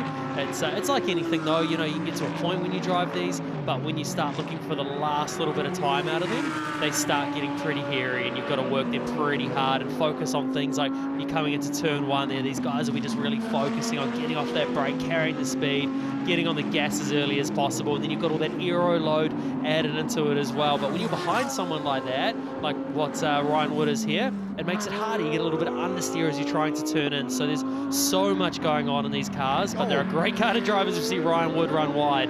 He just set that car's quickest lap of the race, 1 minute 30.5, chasing Jackson Evans, but bowled it wide down there at turn 2, as seen on the 6th drone cam. Brock Feeney last time by 30.1. He has been relentlessly quick in the low 30s. The M-class pit stops have started, so the 111 racing car of Darren Curry, who is behind the wheel, will jump out. Axel Donaldson will jump in. These two have been doing a huge amount of endurance racing this year. They have been to all corners. They tackled the Dubai 24-hour in their Mercedes. They've been racing over in Europe. They've been to Spa, lots of 24-hour series races, living the dream, going around the world, racing Enduros, and absolutely loving it too, by the way. That sounds like a great year of racing to me, doing some of those top-level races, and that's what it's about. You know, these guys are just absolutely loving their racing. Great to see them being part of it, and yeah, every lap you do, you just get better too. So the Pro-Am cars will pit after the Am cars. They get 5 minutes, and then the Pro-Am cars will barrel into pit lane. At the front of the car with hand on his headset is Lee Stomation, who's the engineer down here, very experienced guy. And they'll get the cue to get that car back into the lane. So 76 seconds from the 40k an hour control line at the start of Shannon's pit lane. It's a very tight pit lane entry here as well. That chicane as you come in, it's like there's 2 opportunities to get it wrong there. One, you can get done for speeding pretty easily, and the other is that chicane's pretty perilous. Well, it's so much so in the Mercedes AMG GT3, it's full lock to full lock, and you've sort of got to watch your right-hand side and your left-hand side as you come in, because it is just that tight, and the bonnets on those cars are so long, you're sort of going, am I going to get through, am I going to get through? So just when you think it's all under control, you've then got to get the car into pit lane, so it's probably one of the hardest pit lanes to get into, but these guys doing a great job of that, and they'll switch over drivers, and with 28 minutes remaining. So Ben Schutz will jump out of the Black Wolf Motorsport car, and Shane Woodman will jump in. They've got Phil Keed, very experienced supercars engineer, looking after their setup today. They battled yesterday, tyre pressures too high. I spoke to Ben Schutz last night, said it made the car really challenging to drive. They bled them down in the pit stop. It still wasn't great in the back half of the race, and they were also carrying a little bit of damage on the right front corner after contact, so had to get their 100-mile-an-hour tape up to get the front of this orange Mercedes AMG back together. You can see it covering the headlight there. The headlight had actually dropped down behind that front guard there and was flapping about. So they had a bit of work to do to get it back out there. They were looking for a better performance today, and they were running in 2nd place in the AM class, heading into this final race of the season. And it's not far away until the pit stop window opens for the Pro-Am cars.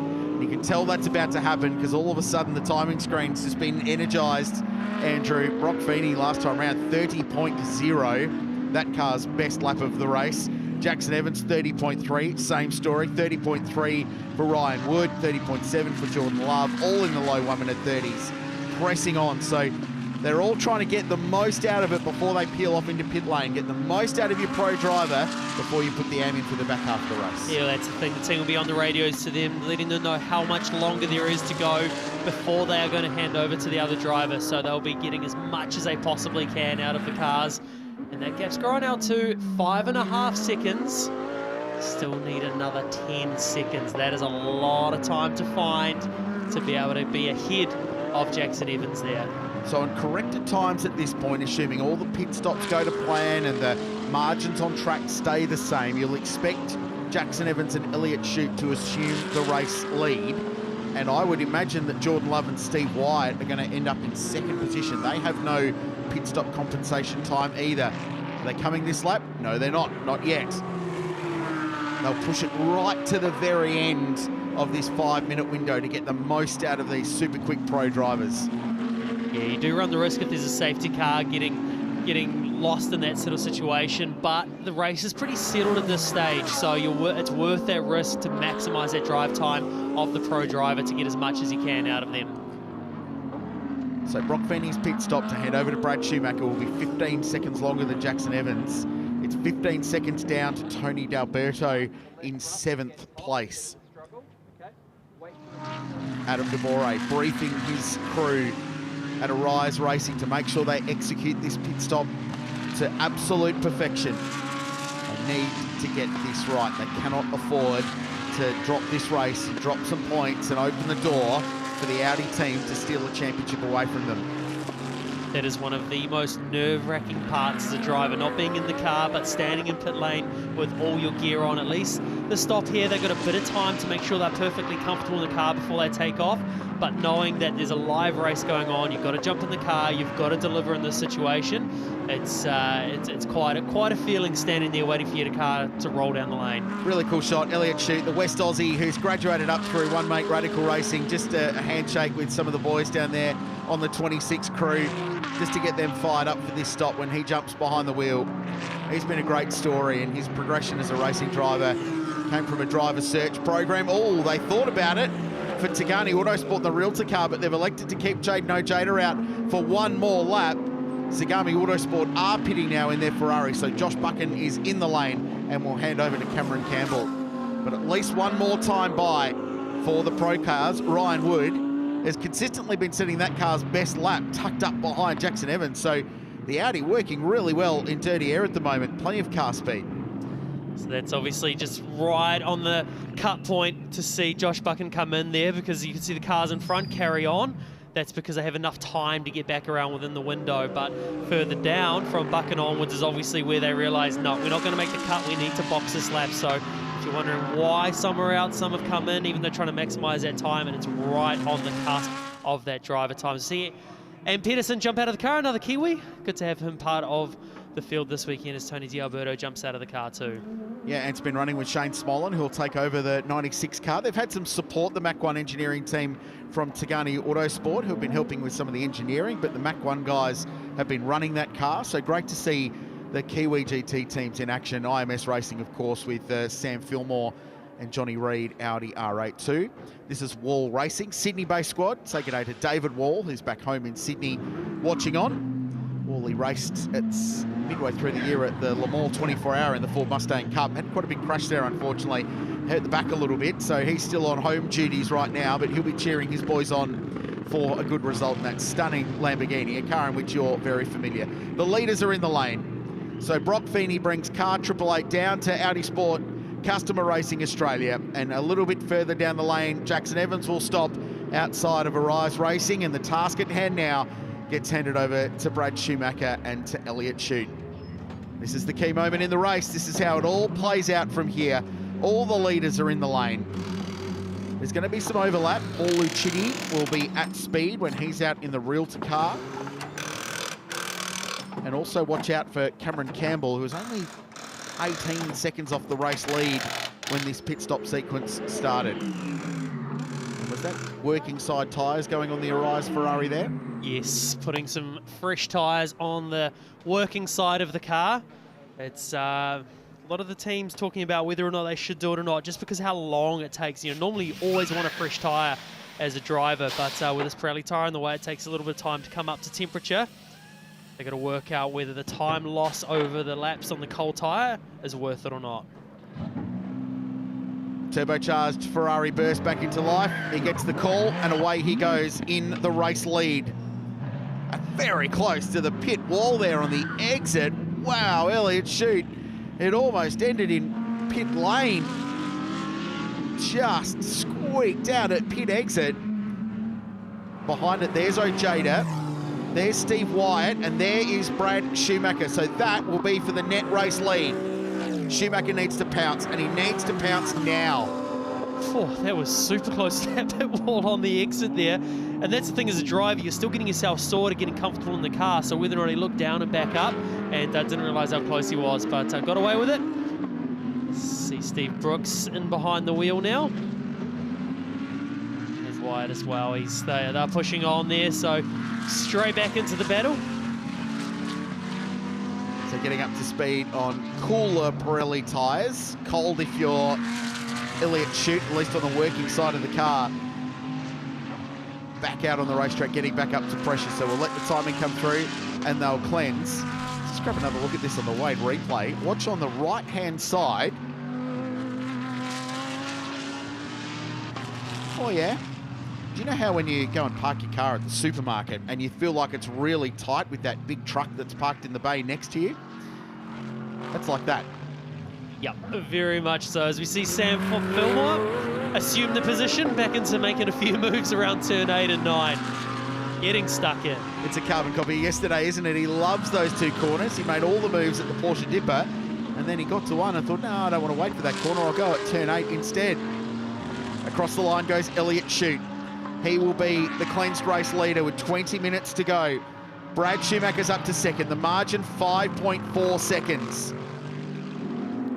Third will be Paul Lucitti in the Realtor Mercedes. Fourth is Steve Brooks in the Wolfbrook Racing Audi. Fifth is Stephen Wyatt in the Arise Racing Ferrari. Sam Fillmore is sixth. Cameron Campbell is seventh. Shane Smollen is eighth. Then it will be Liam Talbot in the number 1 Aston Martin, who will be going very, very quickly in the back half of this race. Now he's taken over from Josh Hunt, but doesn't have track position. He's 33 seconds behind the lead. But the Brisbane-based driver will do everything he can to try and close that margin down. Final stages of the race. So now it's up to Brad Schumacher. Can he chase down Elliott Chute? He'll need a little bit more to happen to claim a title, but all they can do is win the race, and then the rest will take care of itself. That's the equation for car 888 today. Yeah, it's around 4th or 5th the Ferrari has got to finish, and for Feeney and Schumacher to win the race is what the equation is for that one. So really something's got to go dramatically wrong from this point of view, but Brad Schumacher, he'll be head down. We saw how fast he was in qualifying yesterday morning, super quick, and he'll be head down, doing all he can, try and catch up. Rusty? I just want to, Andrew, highlight something both you boys picked up on during the course of the commentary there at Arise Racing when those stops were happening. So yes, they have changed tyres down the working side on both of those cars. I've had a word with Jordan Love, who's just confirmed that for me, and they actually tried that in yesterday's race, and they were worried about whether that feeling, that imbalance by having fresher rubber down one side versus the other side of the car might be a little unnerving for the drivers jumping in now, but yesterday confirmed for them that it was the right way to go. And on the flip side, I've wandered past Melbourne Performance Centre, no changes to either of those Audis, either the Wolfbrook entry or the Kelso electrical entry. They just said send it to the end of the race. Why change something if it's working, eh? Yeah, well, and that comes back to sort of that point that I touched on earlier about the fact that do you put the new tyres on the working side, spend 3, 4, 5 laps getting them up to temperature, losing all that lap time, or do you just go a tyre that's already hot, bang out some quick laps from the word go? So it's that balance, and you know the tyres are obviously not going to be as good for the guys that didn't change tyres at the end of the race, but whether or not it's worth that balance change and to get the most out of the car now or later on in the race. Brad Schumacher is hauling in the race leader. The margin is 3.8 seconds, but it's closer than that now. So there will be a battle for the lead before this one is out.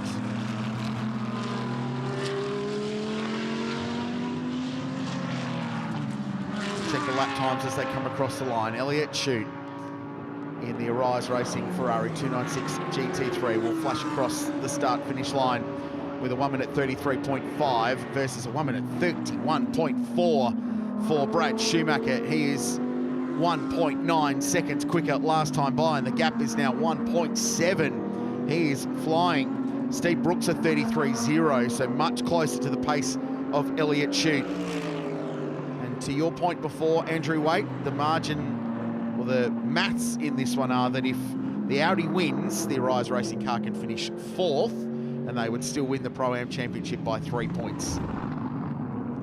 It's not comfortable at 3 points, I'd like to add.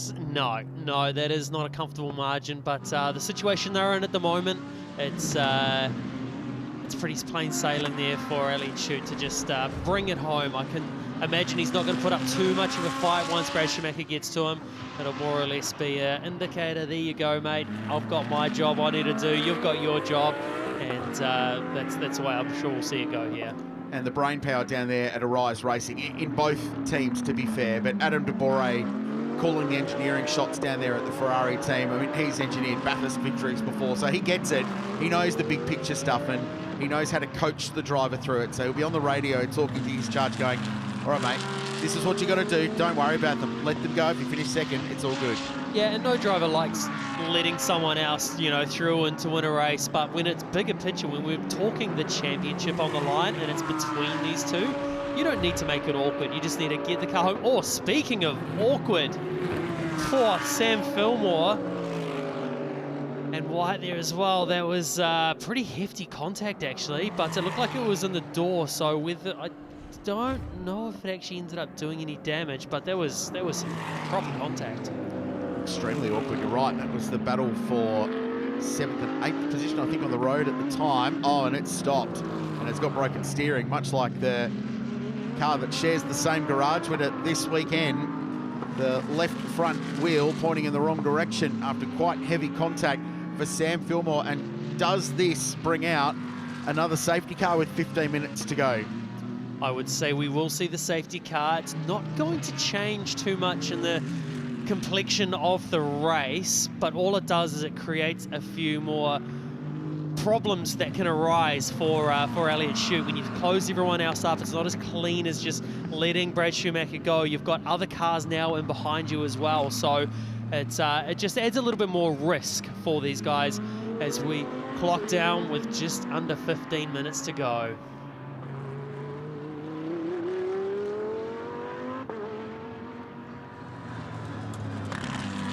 For the second time today, the BMW M safety car is on the racetrack in the final race in GT World Challenge Australia, powered by AWS. Another little twist in the tale of what's been a remarkable story that stretched across Australia from the Phillip Island Grand Prix circuit, Sydney Motorsport Park, Queensland Raceway, the Bend Motorsport Park in South Australia, and Sandown in the pouring rain in June. Brings us here to Hampton Downs for a championship showdown. To the Shannon's pit lane and Greg Rust. I just wanted into international motorsport there a moment ago, and Nick Williamson did the, I guess you could call it the international sign, Richard Crail, for broken steering. So 2 hands in the air, fast movement of the hands suggesting there's no steering. So I think that confirms what you boys question marked there before. International motorsport sign language, Rusty.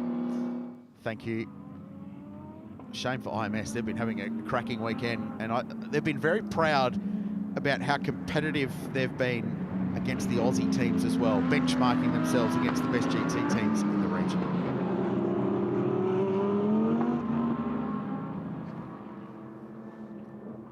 So there's the forlorn sight of the Alliance Services Audi parked on driver's right on the run into the Porsche dipper. Big drop off down the side of the road there.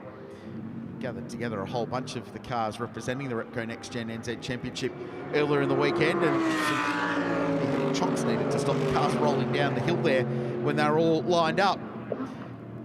Great bit of road, and very good to watch. You can get very close to the cars on the outside there as they flash in up over the hill, and then heavy braking down towards the apex. Lyle Williamson centre of screen there, the founder of International Motorsport, talking to Johnny Reid, who's giving some more race car driver semaphore to explain what went on between those two cars. So just building a bit of a picture here as well with what we've got unfolding now. The safety cars come out and all the cars are bunched up together. So if Brad Schumacher does clear Elliott Chute, yesterday Steve Brooks was about half a second quicker than Elliott Chute over the race throughout his run. So Brooks has got pace as well to be able to clear him. So that, in theory, puts him down battling towards that that third position, but it's still not enough. But, you know, as we said, it takes it from being a comfortable situation for the Arise guys to now there's a little bit more on the table, a little bit more to think about. No, it makes it really uncomfortable, let's be honest, for them.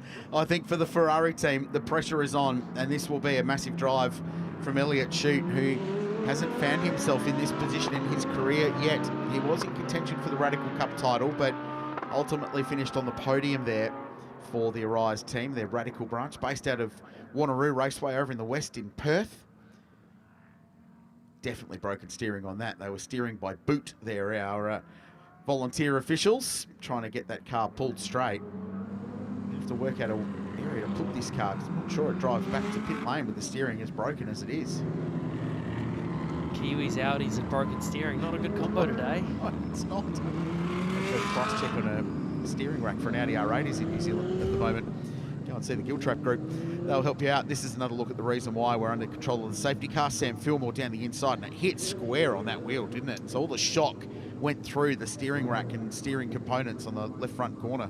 Yep, just broke that steering. So Sam was on the inside there, side by side at the point of contact. So yeah, maybe the Ferrari on the outside, didn't quite see him coming.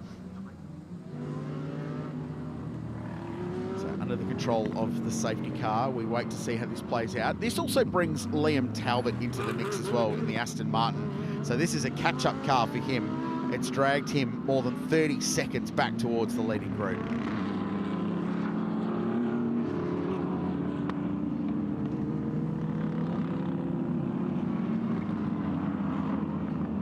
So a reset in GT World Challenge Australia. Still working on how we get this Audi back to pit lane, or at least out of harm's way, so play can resume. That's Brad in the race suit there. He's the recovery chief for the Speed Series, the tour that follows all of Australia's key racetracks over 6 rounds over the course of the year, and it's been a great collaboration between their organisers and the NextGen NZ Championship to get this round together.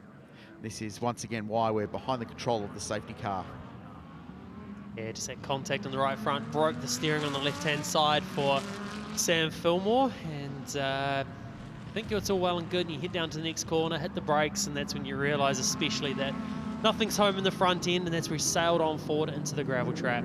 The longer run of the safety car, this is working out perfectly for the Arise team leading the race as they get the car back on the flat deck.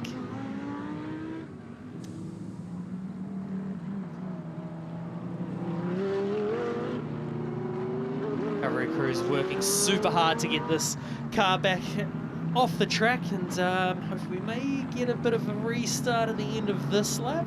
The car's now on the flat deck, they'll be putting it back up, but yeah, only 9 minutes remaining. So just crunching some numbers here, that the driver I think this safety car probably benefits the most is Liam Talbot, who in that Valente Rosso Shannon's Aston Martin is now 8th in car number 1, and he was more than 30 seconds behind after the pit stop in a car that showed yesterday it is not only capable of leading the race, is capable of smashing the race. He was miles out in front before their mandatory pit stop yesterday. So while he doesn't have track position, the 30 seconds has disappeared, and he's now right in the queue with less experienced drivers around him. Cameron Campbell, Steve White, Paul Lichini don't have the level of driving experience that Liam Talbot has. So interested to see how far forward he can go in this one. Maybe pass some cars and get themselves up the order. And then there's the battle for Elliott Chute, who will have Brad Schumacher right locked underneath the rear wing of the Arise Racing Audi. But Steve Brooks, as you touched on earlier, Andrew Waite, has been very speedy in the Wolfbrook car. So he's going to be aggressively trying to work his way forward. Remember, there's a little carrot on the edge of the stick there for Brooksy because they haven't won a race this season. He would very much like to grab one before the year is out. They have been on the podium 4 times this year without getting the #1 trophy. The side plot to that is how aggressive is he on his mate Brad Schumacher, who's fighting for a championship. So there's a 50-50 in there somewhere, and it's going to take some navigating, I think, from these two. It is. I think it comes back to that bigger picture within the team as well. So whether or not that comes into play, but yeah, I think the ones to watch at this restart, the disruptors that can change this championship, is if we see Liam Talbot, how quickly he can get through the field, and then also Smolin as well. He was very quick yesterday, so if they can get through the field quick enough, they're the ones that can, you know, have a chance to challenge Shoot. But, you know, Shoot's doing a fantastic job, and he was very quick yesterday as well, so, you know, it's got to be a lot go wrong for him to fall that far back. But and these are the things that we're looking at, and this is the things that the teams down in the garages will be looking at too. Right, what are our risks? What do we got to weigh out? What do we got to think about? But as this time ticks down with now only just over 6 minutes remaining, it's certainly ticking down very, very quickly, and anything further down than 3rd or 4th place is getting pretty hard. Still pretty early over in Perth. They're a long way behind the time zone in this part of the world, so they'll be having their morning coffee on a Sunday over there in the west, in that great city on the Swan River, looking towards their team who's leading and their driver who's leading this race and trying to win a championship for Arise Racing. I think we're going to get one more lap behind the BMW M safety car, which I don't know if that's a relief or a curse for Elliott Shute. I don't know if we'd want more safety car or just to get this thing back to green and go back to racing. How's the truck going to go navigating? That pit entry is extremely tight. Oh, I reckon he's done that before. Nice work, he has. Disappointing for IMS, but they've strutted their stuff, haven't they, this weekend? Yeah, they've shown the world-class team that they are. They came here this weekend and have certainly been very, very fast between both Johnny and Sam, so they can go away from this one heads held high. Obviously not the result they wanted, but you know, they came here and showed what they've got against the Australians. They've had success as well at the Bathurst 12-hour running cars over there, which has been great to see. I'd love to see more of Nick and his boys and girls over in Australia, ideally in this championship with their Audi R8s. They've been such a good squad.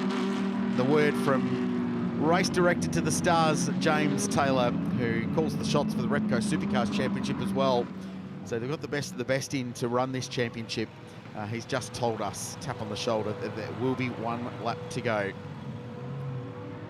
That's the forlorn sight of the Audi going back down to Team IMS. The only upside is they don't have to clean the car, fix it to get it back in a shipping container, which these teams have to do tonight. There's pressure washing times booked and everything to get the cars all spotless to get them back into Oz through customs, so they can prepare. Some of these teams will be racing the Bathurst 12-hour in mid-February now, and then other teams that aren't there will be preparing for the next season of GT World Challenge Australia, which will start early next year for the opening round of the Shannon's Speed Series. All right, just over 4 minutes to go. Andrew Waite, how does this one play out? That time ticks down very quickly, doesn't it, under safety car? It certainly changes the complexity of the race and how we see it, but these Pirelli tyres will certainly have a bit of temperature out of them now, as we've been under safety car for a little while. So Elliott Shute has one job at hand: keep it smooth, keep it consistent, hit his marks. He has a championship on the line, currently in the lead of the race, and the hard-charging Brad Schumacher behind him. He knows what he's got to do to be able to take this championship out. So yeah, I reckon there might be a little bit to unfold here. I'm still here for the subplot of the fact that Car 88 hasn't won yet this year, and they really would love to win this season. The question is, does it come at the expense of Steve Brooks' good mate Brad Schumacher? They shared a car a week ago in an endurance race on the South Island. Oh, I don't know. There's so many permutations to play out. The BMW M safety car pulls away from this GT World Challenge Australia field. There's just over 3 minutes to go to decide a champion for season 2025. With Kiwi Jackson Evans watching on from the Arise Racing bunker at the very end of pit lane, Elliott Shute will bring the Ferrari 296 GT3 back to green. He's picked an early go point by the looks of it. We're back to green flag conditions at Hampton Downs. Racing again with under 3 minutes on the clock. There's a nice jump by Elliott Shute there to gain a little bit of an advantage down into turn one, but he's run slightly wide, just got it back down towards the apex. But I am sure Brad Schumacher is going to fire it up the inside if he gets the opportunity, and Elliott Shute covers his position down into turn number 2. The Ferrari can afford to finish second. It cannot afford to have a drama and finish lower than 4th. That would be a championship-changing moment. Schumacher around the outside, sweeps around the Ferrari. They'll go wheel to wheel now into the right-hander that follows, and the Audi's in front. That is a sign of someone that wants to try and take this championship away. You never see passes around the outside of turn 3. Like that is Brad Schumacher, fires it off the road. As Elliott Shute going to go around the outside. Oh, the double B's at the top of the hill. Awkward on the outside there. Cannot afford to make a mistake. Great racecraft. Shute drops a couple of wheels off. Schumacher holds on. Brooksy looking racy behind. Not done yet either. Schumacher struggling. I think being out wide, he got some marbles and some pickup on the tyres perhaps. Struggling to get the Kelso out. He turned, and Elliott Shute is not giving this one up yet. Elliott Shute sitting there in second place. MPC cars in front and behind in the mirrors. He is in the position that is going to wrap the championship up. There's a big battle behind as well. Paul Lucchetti under pressure from Stephen White and Cameron Campbell in his first or second ever GT3 race. His first was yesterday. You can see the front of the field. They're having a really good weekend down at the Zagami team in that purple and black Ferrari. 1 minute and 10 to go. Now it's up to Steve Brooks. Schumacher with a little bit of breathing room. Third place is okay for Elliott Shute. Doesn't want to fall any lower than that, though. It gets really nervous. Right now, it's 9 points to the good for the Arise Racing Ferrari. Liam Talbot, backward shot in the Aston Martin, slices up the inside of Cameron Campbell. We thought he might be coming towards the front. That's the first of the moves. Yep, he is pushing on, making his way through up into 6th position. As you can see, he's looking left, looking right. He's going to be able to tuck up the inside. It's a hard place to pass there. Sort of tightens up on itself on the exit there, that corner, up into the double B. Another place where it's hard to pass initially. And even up in the middle there, it looks easy from here, but it's really blind and bumpy, as we were talking about earlier, as Steve Brooks looks to the outside. He's going to try the switch back to get back to the other side. Right now, Arise Racing could be cheering on Stephen Wyatt because he's a bit of a buffer. That's the sister car to the 26 that's fighting for the championship. They would love for him to stay right where he is, thank you very much, and not let anyone else past. Elliott Shute, though, driving superbly, holds on. Down the inside at turn 10 goes Stephen Brooks. There's no room there. Had a little bit of a look, wasn't quite able to make it work, and that allows Elliott Shute to get a bit of a gap as they head up over the main straight. There should be 1 lap to go this time by. The clock has stopped. We'll get confirmation of that from race control. 1 lap remaining in a GT World Challenge Australia dogfight between Audi and Ferrari. There's Jackson Evans. He's 3.8 Ks away from winning a championship on home soil. It would be his first since he won the 2018 Porsche Carrera Cup Australia Championship. Hugely credentialed driver, out of a drive in supercars for next year. Undoubtedly will end up in an enduro seat somewhere, has to, surely. He's too good, but right now looking to win a GT title. Here's Talbot. Here's Talbot with the over-under. He'll squeeze up the inside of Stephen Wyatt in the second Arise Ferrari, but that's a tough corner to make a move. Yeah, makes it awkward, but he's got up the inside into the double B. Another position, but being final lap, he's not going to have enough time to make it any further up the field. As that gap between Steve Brooks and Elliott Shute sort of settles down at the moment, being this last lap of the race. So Elliott Shute, he can breathe a bit from here. All he needs to do is hit his marks on these last couple of corners, and he is close to taking home a championship with Jackson Evans. What a drive, and under searing pressure from some of the best AM drivers going around. Elliott Shute is going to do the business. Well, coming into the weekend, Brock Feeney and Brad Schumacher said they just had to win. They had to win it all, and they've done that. 2 from 2 for the Kelso Electrical team. They sweep the GT International at Hampton Downs, but your champions for 2025 are Elliott Shute and Jackson Evans, who hold on to claim the GT World Challenge Australia, powered by AWS title for Ferrari and for Arise Racing.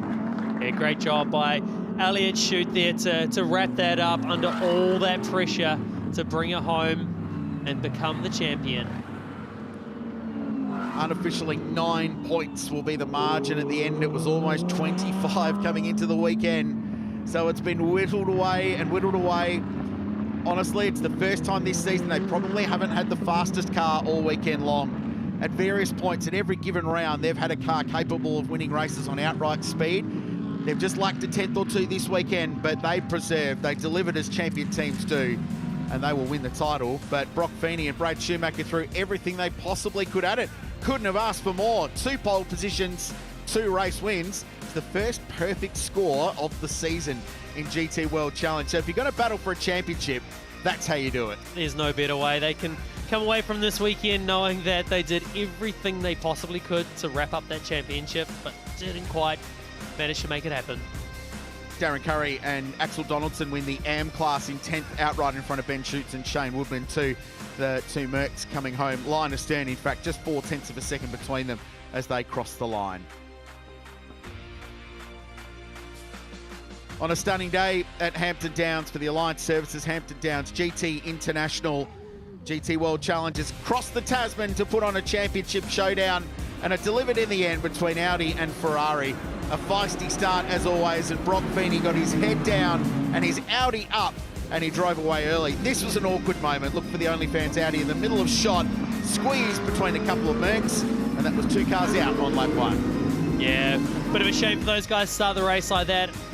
And from that moment onwards, Brock Feeney put his head down, built up a bit of a buffer, which went up to 5 seconds in the end before the round of pit stop started. Yeah, Schumacher was on the move, so too was Steve Brooks in the Willbrook car, making some moves. Awkward contact there, Sam Fillmore down the inside of Steve Wyatt, who ultimately got home in 7th position. The IMS racing car out of the race. That set up a 3-minute fight to the flag. And Elliott Shute was leading, and we knew that Brad Schumacher was going to go. He did it aggressively too. There was a great sequence of racing between them through turn 2, then turn 3, and the double Bs as well. And they went wheel to wheel. And just as he got the lead, he dropped it, Brad Schumacher, and for a moment it looked like Elliott Shute was going to get it back. And this was awesome respect given between the two of them. That's a word I was just about to use, respect between the two of them. First and second in the championship, crossed the line, second and first. Chucked everything at it, Team MPC and the Kelso Electrical Squad, and I know the city of Bathurst in New South Wales will be thrilled about what this team has delivered for them. Brad Schumacher lives at the end of Pitt Straight at Mount Panorama, and while they couldn't quite get to a championship today, they've swept the weekend in crushing style. P2 was enough in the end for Jackson Evans and Elliott Shute. It's got to remember, when you put that championship aside, they had that 15-second success penalty hanging over them as well. So to be able to clean sweep a weekend, and that's why it's so difficult in this championship to be able to do that, because when you win the first race, you've got that extra 15 seconds you got to suck up. But those boys got it done to take the win. So Jackson Evans and Elliott Shute swept the weekend at Sydney Motorsport Park, where the Ferrari was the dominant car. It was an outstanding performance there. So they back that up with the Audi side of the equation here at Hampton Downs. That's Lee Burnley, who's one of the co-owners at Melbourne Performance Centre, which is the team behind the Audi Sport Team MPC squad. And a good debrief there with the engineering team at MPC. Great drive from Brad Schumacher. He has been on it this weekend.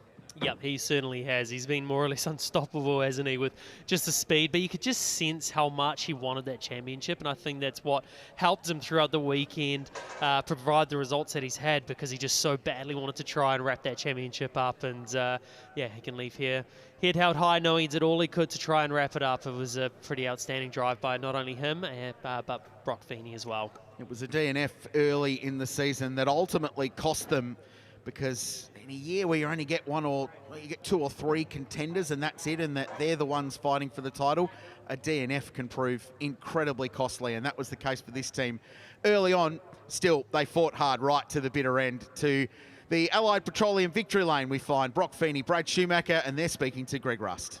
The words from Richard Craill just then were, "You fought until the bitter end." You gave us a little bit of a heart stopper there toward the end too.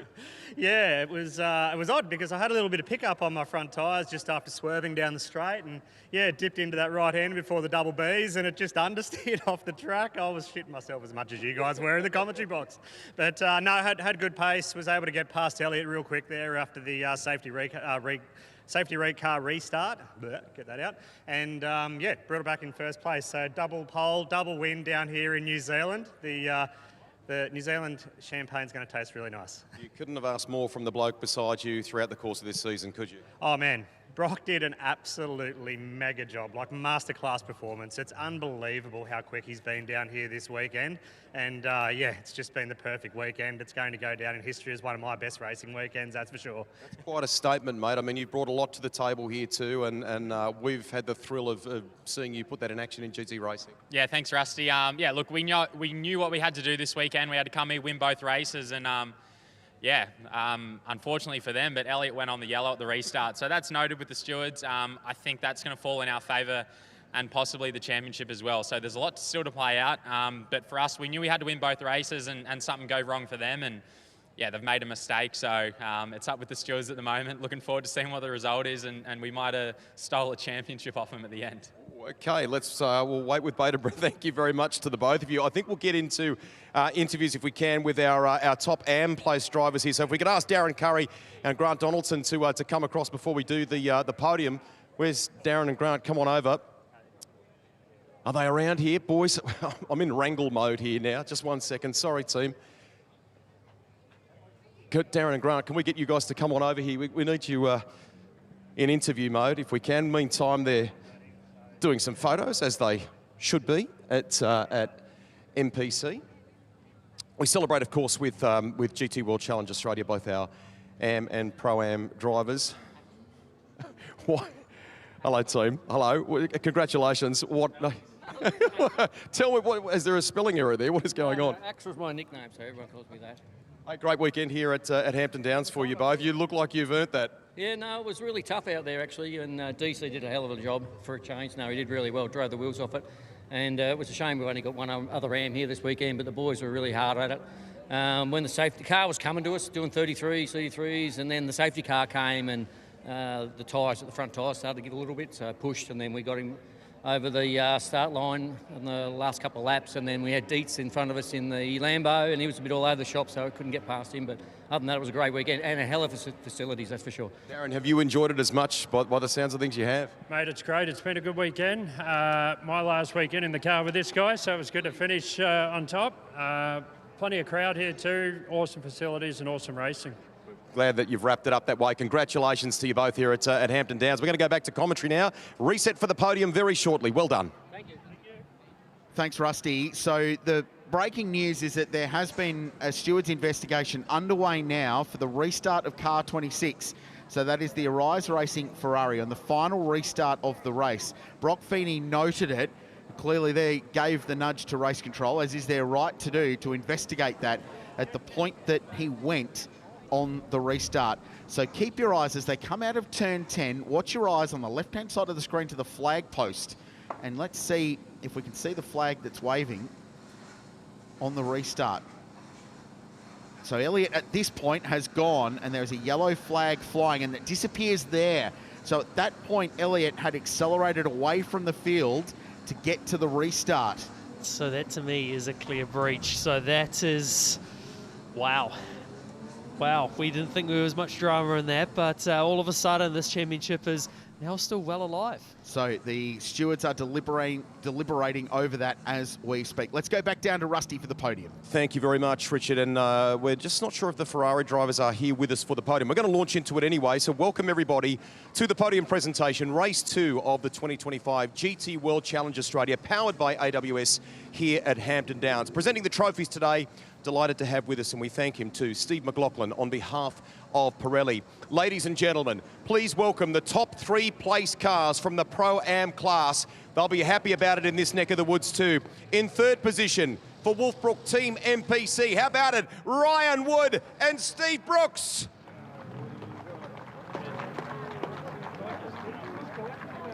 Arise Racing are with us. Second place today in the Ferrari 296 GT3, Jackson Evans and Elliot Shute.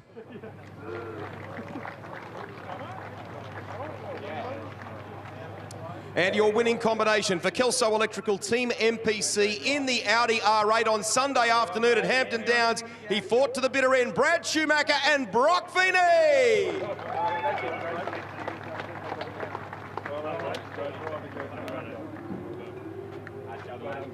Media from both sides of the Tasman are here for the bookend to a huge season of GT3 racing. And still a bit to play at. We'll grab a photo of the podium for the final one for the season. That, ladies and gentlemen, is your GT World Challenge Australia, powered by AWS Pro-Am winners. Drivers, hit the champagne. Time for the celebrations.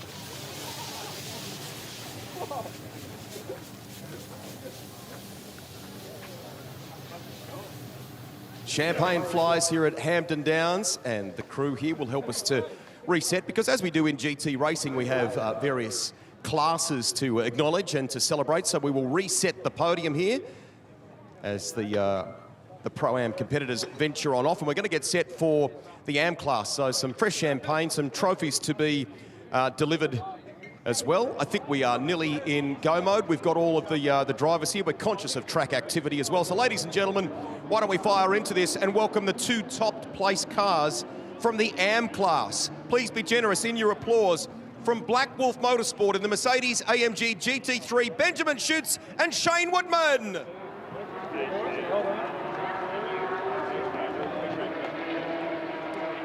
And your winners in the Am class, final one of the season. Nice way to do it here in New Zealand too. 111 Racing, Mercedes AMG GT3. Please, ladies and gentlemen, show your applause and appreciation. Grant Donaldson and Darren Curry.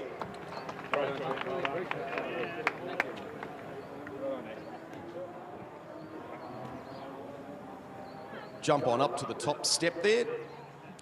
Eyes forward, everybody, nice and smiley, as you should be at the end of a great championship too. Ladies and gentlemen, your GT World Challenge Australia, powered by AWS Am class winners. Drivers, time for the celebrations.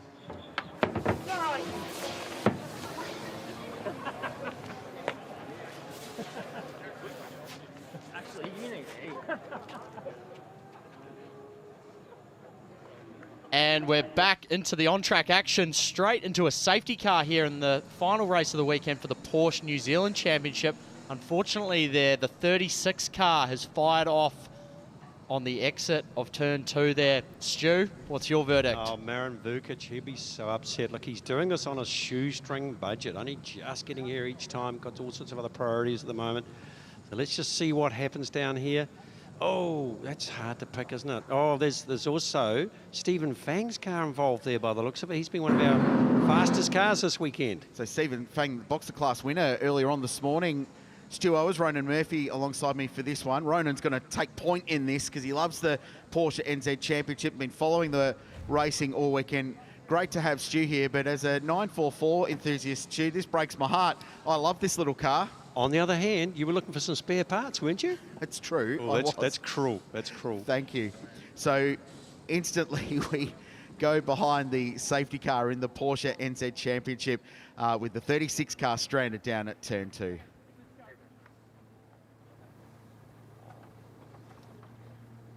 Yeah, really disappointing to see that there, and we can see some damage on the back of the number 1 car there, Stephen Fang, in that Porsche factory team RSR liveried Boxster. Oh, look, another car involved in there. Yeah, some damage on the 65 car there as well, Neville Chandler. Yeah. Sad. It's just that, look, these guys are so packed, intensely packed in those first couple of corners. It only takes a little lift or a bobble, and you can see, well, that's what somebody's run into the back of Stephen there. And there he comes into the pits. Very upsetting. Great story behind Stephen Fang. He only decided on Thursday night to come and join this meeting after a whole winter of no racing. Saw how much fun we're having, decided to come along, and look at the result. That's such a shame. Yeah, there were about 4 cars involved in that by the looks of it. Just got a bit crossed up there down at turn 2 under the braking, and unfortunately Marin Vukic and Stephen Fang have come off, and Neville Chandler have all come off worse for wear out of that one. As we see there, the safety crew doing a great job to get the track cleared, get the 36 car on the trailer and out of there so we can go back green flag racing shortly. Stu, great to have you here and get your insight into this championship. I noted the opening round last weekend at Manfield, so the level of commitment from these guys and girls to get up from the south of the North Island up to here and turn their cars around in 4 or 5 days must have been massive. Well, look, it's probably not as big as you think. Now, the cars you're looking at are road car based. They really are. And that's the beauty of them, is that they're tough, they're reliable, they're not highly stressed. The cars you're looking at right now are pure race cars. Everything back from there is, and they're road cars running on pretty much road tyres, and Nankang road tyres. So, look, yes, it's a lot of movement of cars, freight, all that sort of thing, but the maintenance, that sort of thing, not so much, which is what's one of the appeals of this class. That 944's got the same wheels as mine too, by the way. It makes me even sadder to see it like that. Get down and make him an offer. You want some spares? Those are the nice wheels too. Getting them back into Oz could be the challenge, I think, although there's some containers getting packed down below us as we speak for Monochrome GT4 and GT World Challenge. What's your carry-on allowance like? Not that much, unfortunately. Yeah, no, it's definitely not a nice sight to see. There is the bit of damage on the back of the 944 as well, and we're going to take another look at the replay here. So in the background there, obviously the leader's out in front, but in the background you can see a black 944 just in behind that orange 944 there. And as we go to the camera shot down there, big gaggle of cars. Stephen Fang there in the middle. Yeah, Neville Chandler's gone into the back of Marin Vucic, who's then hit Stephen Fang. So yeah, bit of a concertina effect there. Someone's obviously missed their braking marker a little bit, and unfortunately that's the result. All right, so under the rules we've got, we haven't even got time to explain this, but this is a pit stop race. Everybody has to have a pit stop. So some of the cars you'll note will just drive straight through. That's our little small block class, the 2.5 boxes. They just get a drive through. Everyone else has to have a stop. So, and the thing is, you can do that under a safety car. So they're all taking advantage of that now.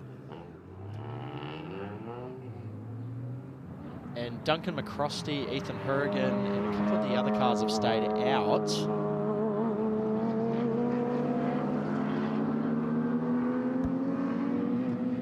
But by the looks of it, yeah, about 5 cars have stayed out on the circuit. The rest of the field have made their pit stops. So it was actually Ethan Hurrigan ended up starting this race rather than Mark Hurrigan, who's going to jump in later on. So they probably needed to stay out there as well. Yep. Give Ethan some driving time before handing over to Mark. Yes, and yes, but I'm surprised that some of the front cars didn't jump in there, though. But it's always a big advantage to jump in, of course, when there's a safety car. But let's see how it all pans out. Maybe they think they just need some clear track time. That's the advantage of staying out. I went full race fan this morning, gents, and went and watched this race from the side at the Porsche Dipper, which felt appropriate. And it was a cracking race. We should bring people up to speed if they haven't seen the results of this morning's race. This guy stalled, Daniel Angus stalled at the start, went right to the back of the field. Everyone did an amazing job to take evasive action. He had to pick his way through that field, and he almost won it. He said it's the best race he's ever had. And really? We talked about that up here, didn't we, Ronan? We said he'd probably say that. Look, I mean, carving away through the field like that. But we had just been talking, Ronan and I up here, about how difficult those cup cars are to get off the line. A lot of classes in the world, they do rolling starts with those cars, but they're so sticky. They've got those huge sticky tyres. You get just slightly wrong, and they bog down. Which is exactly what happened there. Exactly right, Stu. It's certainly not the easiest cars to get off the line, and obviously we saw this morning Daniel Angus with that trouble getting the power down to the tarmac. But we got a safety car restart now. The safety car's peeled in, and shortly we will see Duncan McCrosty lead the field underway. And he's chosen to go now. Ethan Hurrigan there and behind him, followed by 2 or 3 of a whole gaggle of Boxsters in behind there. So we're going to be back to the sort of chase we had this morning, you know, where you've got the grunt, the straight line grunt of the Duncan McCrosty Cup car versus the agility of the Cayman GT4. Those mid-engine Cayman GT4s, fabulous mid-corner speed, but they just don't have that straight line handling. So, but look at that. There's all the cars that have been through the pits, and they've done all their stops, and they're just now led by Mark McCorn, half of the Aston and Mark And we're going to head down to Rusty down in the Shannon's pit lane. Ronan, thank you. I've cornered the boss, Tony Quinn. It has been a superb weekend here in terms of the roll-up of people. It's been a really nice way to start the championship, hasn't it? 100%. There's been something for everybody. You know, no matter who you are and where you come from, there's something to delight you, and it's so good. You know, everybody's been coming up saying how good the place is. The Aussies can't believe it. It's become Brock Feeney's favourite track. You know, I just think it's a real good vibe, and it's a great way to start the championship. Well done to you, Jeb, Josie, and everybody involved. On your side, you've announced this week, I know you're watching very closely the GT3 racing, then really exciting project for you at the Mountain in February. The Quinn boys are going to go racing together. This is cool. Yeah. It's a big statement, racing together. We'll be in the same car, same team. But no, look, it's been and many people know that it's been a 15-year desire of mine, was to race at Bathurst with Clark and Ryder, and now Kent's come along as well. So the four of us are going to go up there, and I just admit, honestly, I can't explain in words how much it means to me. And here we go again. I'm getting a bit thingy again. But it really does mean such a lot to me. And you know, Clark did his medical on Monday last week, tick, pass. So I thought that was the end of my troubles, but then I thought, oh, that's good, Clark's got medical. And then I thought, we've all got to stay healthy until February. Like, we've got Christmas, we've got bicycles, we've got jet skis, and I just don't want anybody to get hurt or damaged in between now and then. But, you know, all the boys, they're really keen to fulfill my my bucket list thing, and it's the absolute bucket list top of my, you know, of what I want to do, and I'm going to try and make it the best weekend ever. And you're going to run an MPC Audi, which is cool. Fittingly, we've got Porsches on track at the moment, because the whole build-up kind of starts with a test with a Carrera Cup car at Queensland Raceway later this month, where you'll all kind of get together and have a run, won't you? Yeah, because the boys are all saying, oh, we need to practice. And I said, we don't need to practice. We can all drive pretty good. We just need to go round and round for 12 hours. However, I've been outvoted, and they want to practice. So happy days, we'll go and practice, and you know, Ryder will be the coach, and that's not a good job, but he'll be the coach, and he'll be the rooster. He'll be the guy that qualifies, whatever. But I don't care if we're 20 laps behind, 50 laps behind. I honestly don't care. I just want to do it and get the medal. Is there a medal if you finish it? Or? I think there should be, because this is a history-making thing. We're about to go back to commentary, but just to sort of highlight, underscore, Bathurst 12-hour entry, 3 generations. They call him Popeye. He'll be in with alongside or with sons Clark and Kent and grandson Ryder. Congratulations, that's going to be a lot of fun. Thank you. Awesome news there for the Quinn family. Going to be so cool to see all 4 of the Quinn boys line up at the Bathurst 12-hour in a MPC run Audi early next year. But going back to the front of this race, we've got Duncan McCrosty leading. He's got 8 seconds up the road on Ethan Hurrigan there in that GT4 Cup car. GT4 car. And in third place there we've got Mark McCorn. He's dropped about 20 seconds behind in the first of the boxes, and Ashton McCorn is there in fourth. So that family rivalry, we talk about one family rivalry, well, there's another one. Exactly. Look, we're a bit unique having this here. And we've just seen Stephen Fang go through the pit. So the number 1 car, the little boxer that we saw come in, who was involved in that little first lap incident. So he's back out, which is good. He's way down the field, obviously, but he's out, which is good. Good to see. And an opportunity to score some championship points, important over the balance of the season, isn't it? Just to get back out there and circulate. Yes. So Daniel Angus, a long way down. Obviously, he was in pit lane when the race went back to green. So he's a lap back, but he has just set the quickest lap of the race. So are we going to see a little bit of what we saw this morning, where he's had to blaze his way through the field? We will. Pass a bunch of cars. Yeah, and well, Duncan McCrosty, who's leading the race at the moment, still got his pit stop to do. That's about 2 minutes or so. So look at these 2 boxers there. That's not father and son there, but that's one of the McCorns. And here we've got, look at the Cup car just rounding them up. And this is easy stuff now. Just go down the inside. 300 extra horsepower, just a mere 300, just blasting down there. And then on the huge Porsche brakes at the end to slow it down. I think that was father and son. It's the 86 car and the 97 car. So you're right. They were getting right into each other there. And for all the dads out there, Dad is leading. Makes me proud. Imagine the dinner table conversation a little bit later on tonight. Oh, yes, there's plenty of spirited stuff goes on in that household, I tell you, over these races. They'll get down into over mains, going through data and looking at all the information and who did what, and then there'll be onboard replays for dessert in this household. Good stuff around the outside too. Yeah, looking at a working dad over there. Mark will be just loving this. Mark's got the big teeth all over the front of his cars, and Ashton, the son's got the moustache on the front there.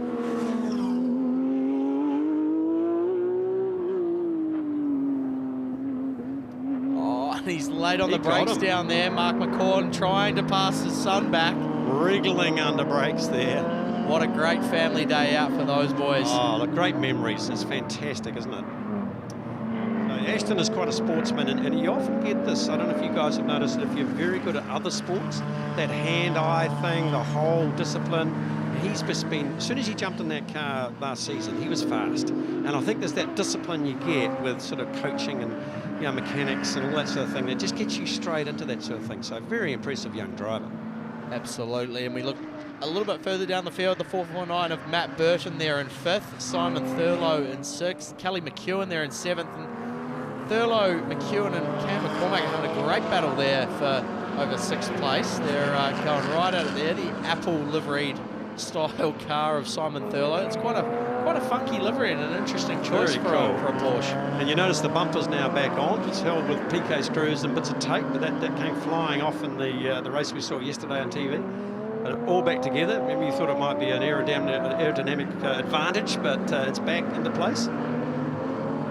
Daniel Angus sets a 39.7, so he's pushing on, trying to narrow that margin, of course, with the leaders yet to make their mandatory pit stop, the Porsche NZ Championship. Great to have this series part of Repco NextGen NZ for the 2nd time this year. And I love the tribute livery, Stu, back to the Porsche sports cars at Le Mans, the 935s and the Apple liveried cars were just so iconic back in the day. And do you know what? I reckon it works really well on a little Boxster. It just fits the shape and size of that car. Look, it does. You know, they get criticised for being ladies' sports cars and stuff, but these are serious cars. You've got to drive one just to appreciate how agile and fast they are. Look at the 944, though, looking at Ashton now. I've got a bit of a story here about these 944s, Krause, that's going to make you jump up and down like a little chipmunk with just pure delight. Please. Now, I had a look at some data, mid-corner data, which is really interesting stuff, right from our top cup cars down to the little Boxsters you see there. And I know I'm going to tell you next. The car's quickest. Now let me get this background. The top cars are on slicks, huge slicks. These cars you see on screen now are running on Nankang road tyres. They're a racing version of a road tyre, but a road tyre nonetheless. The fastest car in the mid corners is the car you see on screen there, the 944s. Oh, can't tell you how happy that makes me. That is fantastic. Quicker than a cup car. Yes, and one part of that is, the balance. They've got a transaxle in there, beautifully balanced. They're not very heavy, and you can brake them right. You can trail brake them right into the apex. So it means you carry that speed in. It's that beautiful 50-50 weight distribution, Ronan. Beautiful balance. They're set low. Really good steering feel in these things as well. Well, Krause, I'd like to see you try and drive your 994 faster than a cup car around the corner. I reckon that would definitely provide some entertainment. I think I'd pay money to watch that. When it runs long enough to do so, I will endeavour to demonstrate that, Ronan, just for your edification. You have made my day, Stu. Thank you very much. That's great to hear about the 944s, the fastest racing cars at Hampton Downs.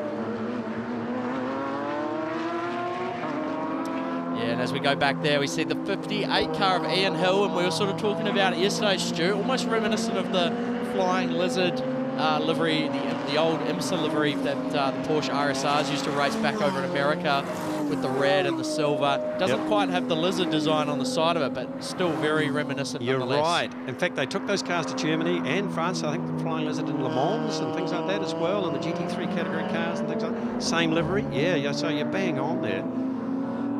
See there, bit of a wriggle there. And a bit of a moment there. He gathered it back up nicely, and he's continuing back on in that beautiful gold and black liveried Porsche 997 Cup car, and that car certainly stands out on the circuit with that reflective gold Yeah, livery. the shiny gold. Now, Duncan has come up from Otago for these last couple of races. He's actually got a rally driving background. And I think you and I thought, one of the races we were watching, that he was heading for the grass and the dirt at one stage, didn't we? He braked all the way to the exit of the corner just to save it at one point.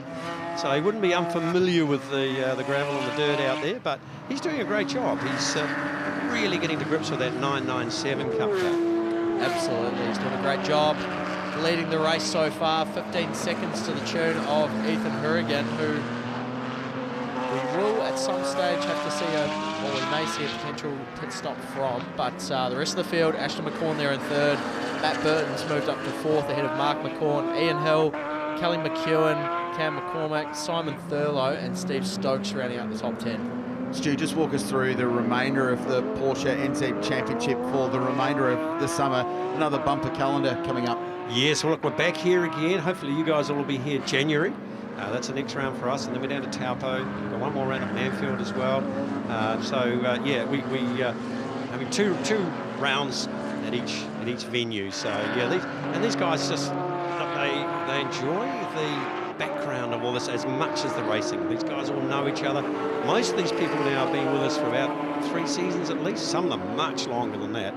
And it's that camaraderie, that group feeling that brings them back. The fun we have behind the scenes. So. And they look at other forms of racing and think, wow, this is so affordable. Here we go, Duncan McCrosty, just sliding down the inside, getting that run down that long straight, just using that horsepower there. There's that 996 Cup car, the oldest Cup car in the field, one of the original Cup cars, the first ones to arrive in New Zealand. Duncan just putting a lap there on Steph Chambers and David Mackerel, having a great battle there between themselves in one of the Caymans and the 996 GT3 Cup, as you were just saying, reiterating, Stu, and they're having a good little battle between them at the moment. Well, once again, you've got that mid-engine, the agility of that red car there. Once again, sort of traditional livery on that. We talked about that this morning, anyway, on that car. But yeah, here we go. Now there's a familiar face to you. Yeah, Mark Hurrigan, he's all geared up, ready to go. Sure, Ethan will be making the stop pretty soon to hand over for the last 10 minutes or so. And sometimes that can be great in these longer races. Put a new driver in, bit fresher, ready to go, and get on with finishing as strong as they can. And look, Mark's a very, very good peddler. He's quick.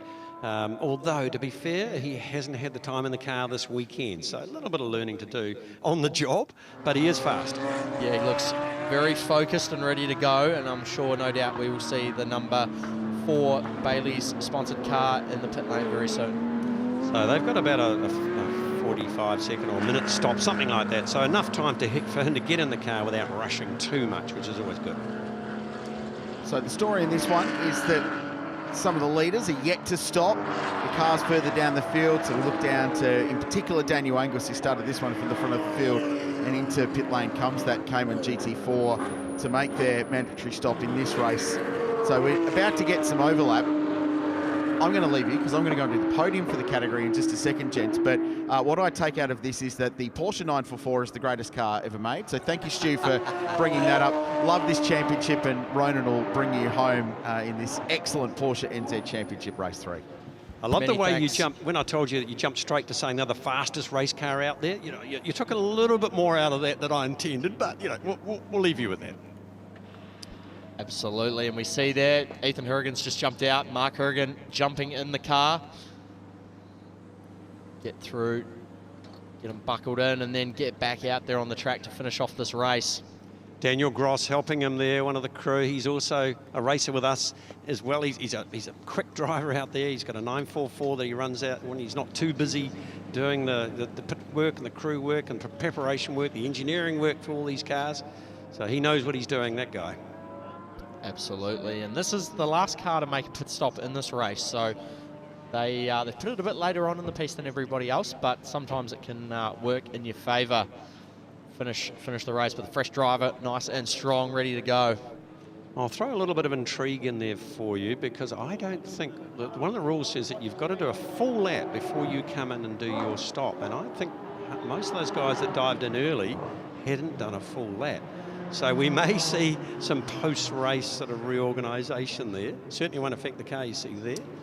Certainly right, Stu. There may be some changes in the results based on that, because that was a good point. We had the safety car so early on in the race that it could end up actually being to the detriment of some of the competitors. But we see there Duncan McCrosty. He's never looked more comfortable. He's just chewing down the laps, getting through. He's got a hefty margin over the second place car. Well ahead, well in front. And not long to go. We're counting down. Is that right? 6 minutes to go on our screen there. So it's getting tight. Exactly right. It's about 3 laps, isn't it, for the front cars? As we see there, the Rothman's Porsche liveried car, followed there by the 718 of Oliver Saxon. He's having a great race. He's chopping through the traffic at the moment there in that Cayman GT4. And nice awareness there from Stephen Stokes in that Rothman's car there. You can see just got off the racing line, let him get past it. It's always the fastest thing in an endurance race. If you've got someone coming through, my philosophy is get them out of the way. Let them go as fast as they can. Don't fight it, just let them go. Get on with your race, put your lap times down as quickly as you can. Absolutely, and we see there the 718 coming over the double B corner. We ride down towards the first of the hairpins. We see there Mark Hurrigan now in the number 4 car getting back out onto the circuit. It looks so benign, that pit exit there, doesn't it, Ronan? I mean, the number of people that go out on cold tyres and get that wrong, get on the gas too early. Here we go, our race leader, Duncan McCrosty, coming in to do his 2-minute stop. So this is where the others now have just got to put their quali laps in, just make up as much ground as they can. Yeah, he's going to be waiting a wee while there. We just heard below us the engine turn off in that car. So Duncan McCrosty's got a bit of a wait. Nice chance just to let the body cool down a little bit and take a minute to himself before he gets back out there, as we see Mark McCorn now making his stop in the 86 car. So he's just got to drive through, so he'll just keep going. He's in the small block class, but the runner, you see what's happening there. There's Lorne from the LG Motorsport there.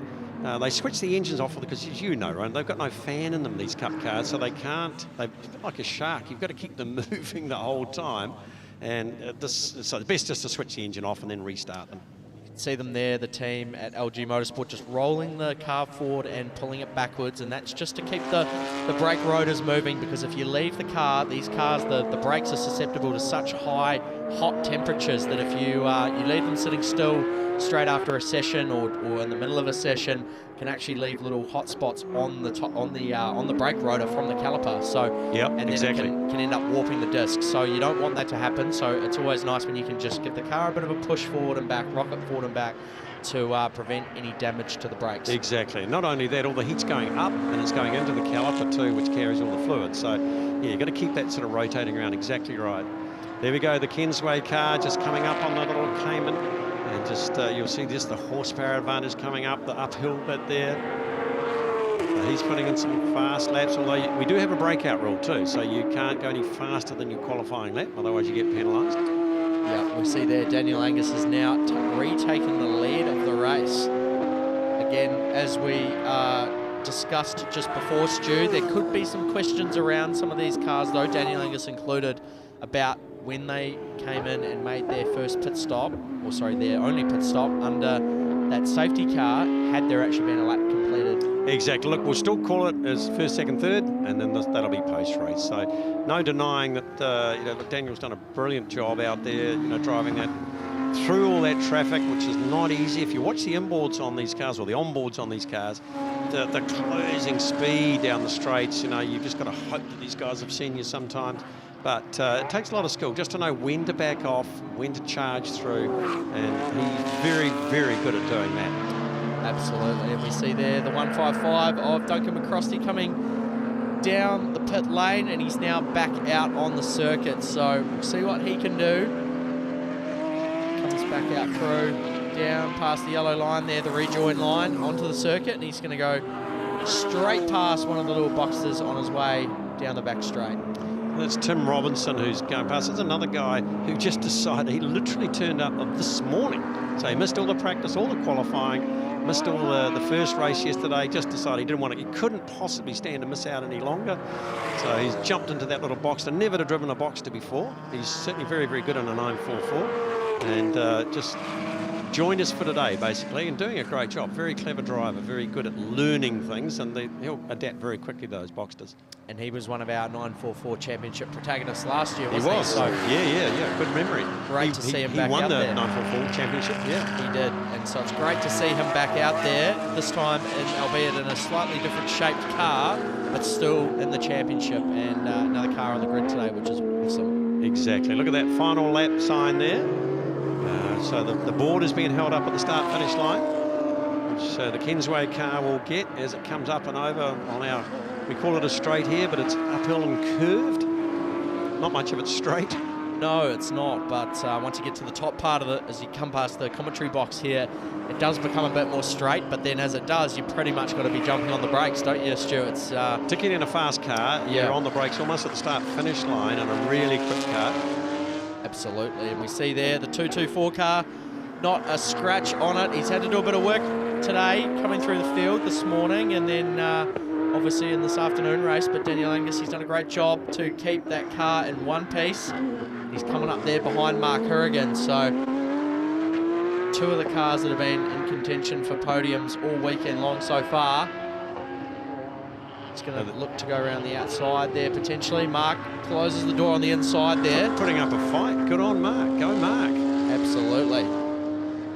This is where he'll get him though, coming around, swooping around. This is where the horsepower will just roll on up on the little GT4 Cayman. Daniel Angus is going to take the checkered flag and win race 3 of the Porsche New Zealand Championship here at the Alliance Services Hampton Downs GT International. Round 1 of the Repco NextGen New Zealand Championship.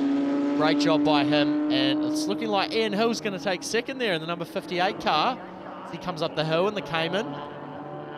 And Steph Chambers is currently in prime position to take the final step on the podium there in third place in the number 42 Porsche, the 996 Cup car we were talking a bit about earlier.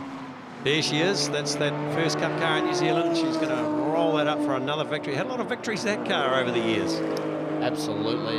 Cool for Steph to get a trophy. And Matt Burton comes across the line to be the first of the 944 class. So great job there from him as well. And the 97 of Ashton McCorn coming across to take 6th. See there, Kelly McEwen in the 96 Boxster, that awesome Golf livery car coming across the line. Cam McCormick not too far behind. As we see the double checkered flags being waved. So you know what the most exciting part of this race will be for these guys is rolling in there and getting that interview from the famous Krause. That'll be the highlight of the weekend for them. Absolutely, and we take a look at the final results for Porsche New Zealand Race 3. Daniel Angus takes the win in the 991.2 Cup car. In second place was Ian Hill in the first of the Porsche Boxsters. Oliver Saxton came home in third in the end. Steph Chambers there in fourth. Look a little bit further down the field there. Chris Taylor, Duncan McCrosty really got hurt by that late pit stop. He came home in 12th. Steve Stokes 13th. Mark McCorn there in 14th. Anthony Houston and Mark and Ethan Hurrigan there in 16th. Ethan starting the race and Mark finishing off. Great race there from the Porsche New Zealand Championship here at round 1 of the Repco NextGen New Zealand Championship. And let's look at the highlights. Kicking off the race, Daniel Angus did get the car off the line this time, a lot better than he did in the race this morning. We see there Ethan Hurrigan using the corner speed of the Cayman to get around the outside. He just didn't quite have the horsepower and lost a couple of spots down the straight. But then we see the top 4 take off, and this was the drama in the race. Neville Chandler, Marin Vucic and Stephen Fang getting tied up there down at turn 2. Never nice to see some damaged cars, Stu, but sometimes that's what happens. Look, it's such a tight competitive series that's exactly the risk every time they go out. Absolutely, and we see here another battle there. Ashton McCorn in the 97 car, the number 20 of Tim Robinson, our reigning 944 champion. Father and son going out at hammer and tong. What a day out on Sunday for Mark and Ashton McCorn there in their Boxsters. You can see them looking at each other in the mirrors. And Daniel Angus in that beautifully prepared Kingsway car coming across the line. We're getting pretty used to saying his name next to the first place board. Daniel Angus coming across the line there, winning the race.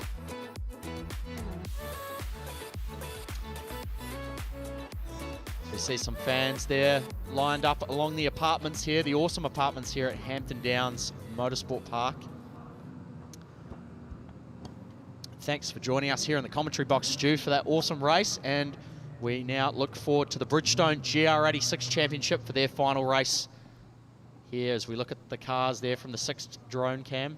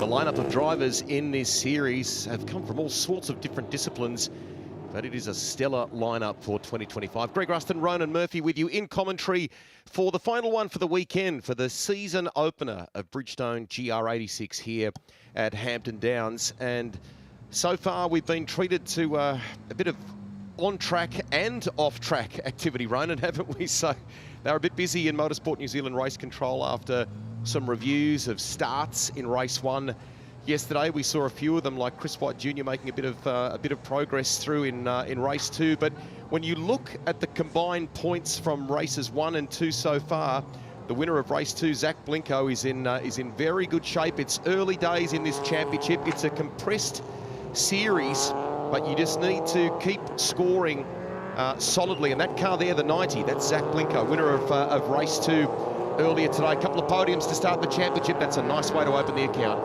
Yeah, absolutely. And it has been pretty action-packed so far in the Bridgestone GR86 Championship opening round here at Hampton Downs. And it's Zach Blinko's been the man so far. He's taken a race win and a podium, doing a great job, staying out of trouble.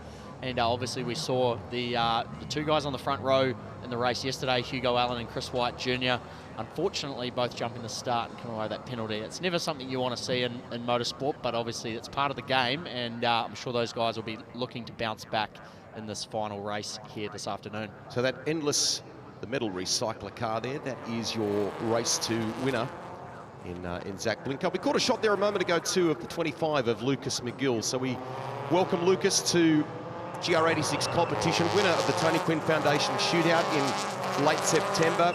This is only the second time he's ever driven a race car in his first ever proper race meeting. He's had 4 years in karts, 17 years of age, and big learning when you make your car racing debut alongside this caliber, this field. So our grid is set in qualifying by 2 fastest laps. So Arthur Braun got the fastest lap of anybody in qualifying. That is what determines the grid for our final one of the weekend. The quali results for race 1 of the weekend are set by the second quickest time. So consistency is rewarded here. Lee Zeltwanger had a very good race earlier this morning.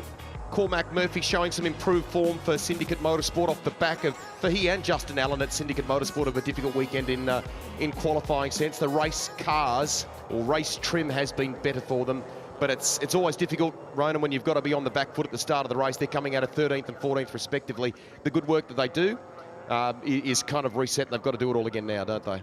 Yeah, and this new format in terms of how qualifying works really rewards people that qualify well.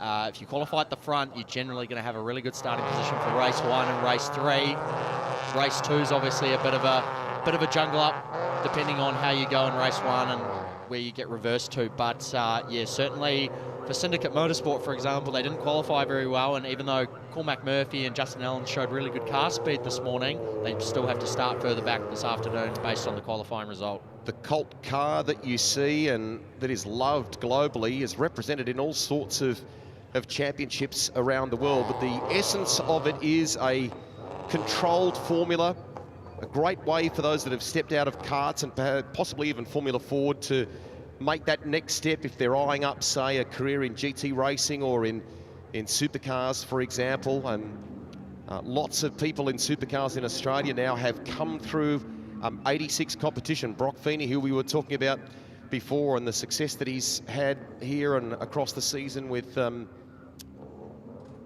Kelso Electrical Squad, with Brad Schumacher and with Team MPC. There are a great many examples on the other side of the ditch, as it is here, and Toyota can be hugely proud. 13 years of 86 racing, the second generation car, and away we go for the final one of the weekend here at Hampton Downs. And I think the Mad Butcher entry of the reigning champion, Hugo Allen, got away nicely, but in the second phase of the launch, he's been swamped by the pack and save entries. Arthur Braun and Chris White Jr. You can throw in Josh Bethune there as well. And Zach Blinko right in the draft. Look at him at the tail of 4 on the run down to turn 2. Yeah, it's a 5-car drag race down towards turn 2 there. Arthur Braun's managed to keep the lead. Josh Bethune going for that unconventional outside line, and it may have paid dividends. So we see Mac Templeton's been turned there. Cameron Hill's involved as well. So unfortunate for those two guys. And I think that might be going on with it, or perhaps he was checking the steering. I should give him the benefit of the doubt there, but it did look a bit feisty anyway. Allen in second place. He's looking left and right. Braun seems pretty speedy at the moment. Has had the likes of Caleb Nartsoa in his corner this weekend doing some data. Johnny McIntyre. There's a good group of people around the 222 of Arthur Braun. Yeah, great job, Hugo Allen there. He managed to steal that second place back off Josh Bethune. So those guys are going hammer and tong at the moment, and they were two of our main championship rivals last season. So great to see them both back. Arthur Braun there still leading the race. He's running a little bit more defensive down there. So we see the rest of the field, the Syndicate Motorsport cars running together there. And Mac Templeton and Cam Hill, they haven't lost too much ground to the rest of the pack as they charge on. But Arthur Braun coming through the final corner. He's got about a car length gap back to Hugo Allen. Josh Bethune's right on the bumper of Hugo Allen there in the number 1 Mad Butcher car. And then back in 4th place, we've got Chris White Jr., Zach Blinko, our form guy from the last 2 races, and Harry Townsend there back in 6th place in the number 73 Bayswater car. It's been a solid weekend, really, when you look at the races for Harry Townsend. Relatively late decision to join the series off the back of his university commitments. He's ticked that now. He's got it done. Fastest lap of the race so far belongs to Zach Blinko, a 1:53.61. He's on the tail of that group of 3 there. Bethune trying to fend off Chris White. There's Blinko. Bethune didn't get a great run out of turn 1 there, and he's had to go right on the defensive on Chris White Jr. and Zach Blinko. Blinko and White giving each other heaps of room there. Good racing. Chris White actually had the window wipers going, so he might have accidentally knocked one of the toggles in the inside of that car. As we see there, Zach Blinko, Harry Townsend's now getting into this fight as well. I was talking to him and his dad earlier today. His dad, Father Rob Townsend, was saying, you know, it was a late entry into this. He wasn't sure how they were going to go, but they've been pleasantly surprised right up the front there and running in the top 6. Great to see Harry having a great run out there. As we look now back, Zach Blinko just in ahead. Chris White Jr. Hugo Allen dropped a little bit of dirt there on the exit of the double B corner, but he's right up behind Arthur Braun as we see now. AJ Giddy looking for a move there on the inside of Cooper Barnes. They all run on the controlled Bridgestone tyre, the Potenza RE71 RS. They joined the championship last year. Some unique traits with this tyre, and it's made the drivers have a little rethink in the way they go about qualifying and racing. Arthur Braun's not been afraid in the early phase of this race, and Hugo Allen to lean on it. I thought the pressures early on might have actually favoured Josh Bethune, but he's come back a little bit here into that next pack of White, Blinko, Townsend, and so on. There's a little bit of a gap there between Braun and Allen, back to Bethune in 3rd place. Yeah, absolutely, and they're coming across the line now. Arthur Braun's got a pretty comfortable little gap there of about half a second now over Hugo Allen, and then the gap back to Josh Bethune there in 3rd in the right karts car. He's lost about a second now to Hugo Allen, but he's got his hands full there with Chris White Jr. there in behind, who was one of our fast guys yesterday. He's going to be looking to try and make amends for after that penalty yesterday, try and get himself back on the podium. Coming down to turn 2, such a late break in there. Chris White Jr., he's making a bit of ground there. The Neil Motorsport number 88. Zach Blinko there, still in 5th place, holding down the fort. Chris White there, he's gaining a little bit there out of turn 3 on Josh Bethune. Then Harry Townsend's in behind Zach Blinko there still. Simon Hunter's having a great run. He's there in 7th place. Really good running from him. And then Lee Zelltwanger, our 86 Trophy Series winner from earlier in the year, he's there in 8th in the 22 Kievats Kiwi Type car. So fastest lap of the race, we're now down into kind of the more indicative territory, Ronan. So the fastest lap belongs to Arthur Braun. Last time by was a 1 minute 49.227, and he had about 2/10 on Hugo Allen. So, but they're the only two that are in the 49s at the moment. So just see what the next couple of laps bring here. They look pretty handy, pretty speedy, the pair of them, as they run down into that final turn. That long sweeping right-hander that brings them up onto the main straight here at Hampton Downs. Yeah, and Hugo Allen and Arthur Braun have really taken the ball and run with it. They've managed to pull a pretty sizable gap now over Josh Bethune, who's becoming potentially a little bit of a cork in the bottle to the rest of the field. There's about 10 86s all lined up behind Josh Bethune there, but Josh, he's a very experienced, he's a wily competitor, Josh Bethune, super aggressive, super intelligent, and he's doing a great job stopping Chris White Jr. and the rest from getting past. So he's certainly holding down the fort at the moment for to look to end up on the podium here. But the top two, they've managed to break away about 1.4 seconds up the road on Bethune now, so he's got his work cut out for him to try and catch up. Talked about the Trophy Series before, and the fact that we've seen the likes of Lee Zelltwanger come through that as the 86 Trophy Series champion. Shouldn't forget that the likes of AJ Giddy have come through that class as well. So we have celebrated more than a decade of competition in the previous generation car, and it lives on, Ronan, doesn't it? It's a great pathway now for competitors in some respects. Yeah, absolutely. It's one of those classes that you can enter, you know, and knowing that you have the exact same equipment, the exact same car as the next guy, and it's all about the nut behind the steering wheel and maybe a little bit of car setup as well. That can certainly factor in. But as we saw last season with the likes of Hugo Allen, you know, you can step out of car. He stepped out of car racing for a couple of years, came back and won the championship, you know. So it's certainly one of those things where you've got exactly the same equipment as the next guy. You've just got to outthink him and outdrive him to try and take home that championship trophy. What has become more prevalent in recent years is racers that have experience in these cars often turning up and providing both, I guess you could say, data analysis and driver coaching. Not everyone has subscribed to that theory in every team in the paddock, but a lot have, and it's worked for a number of drivers, hasn't it? Yeah, absolutely. And at the end of the day, you know, you obviously need an engineer to be able to find the ideal car setup and get the car in the window. But then, more than anything, especially in a class like this, it's more about keeping the driver, you know, as we said before, the nut behind the steering wheel, keeping them in tune, keeping them happy and calm, and making sure they're doing all the right things, focused on all the right things to be able to extract the most performance out of the car. Because when the margins are so tight in a class like this, there's nothing separating it other than the person behind the wheel.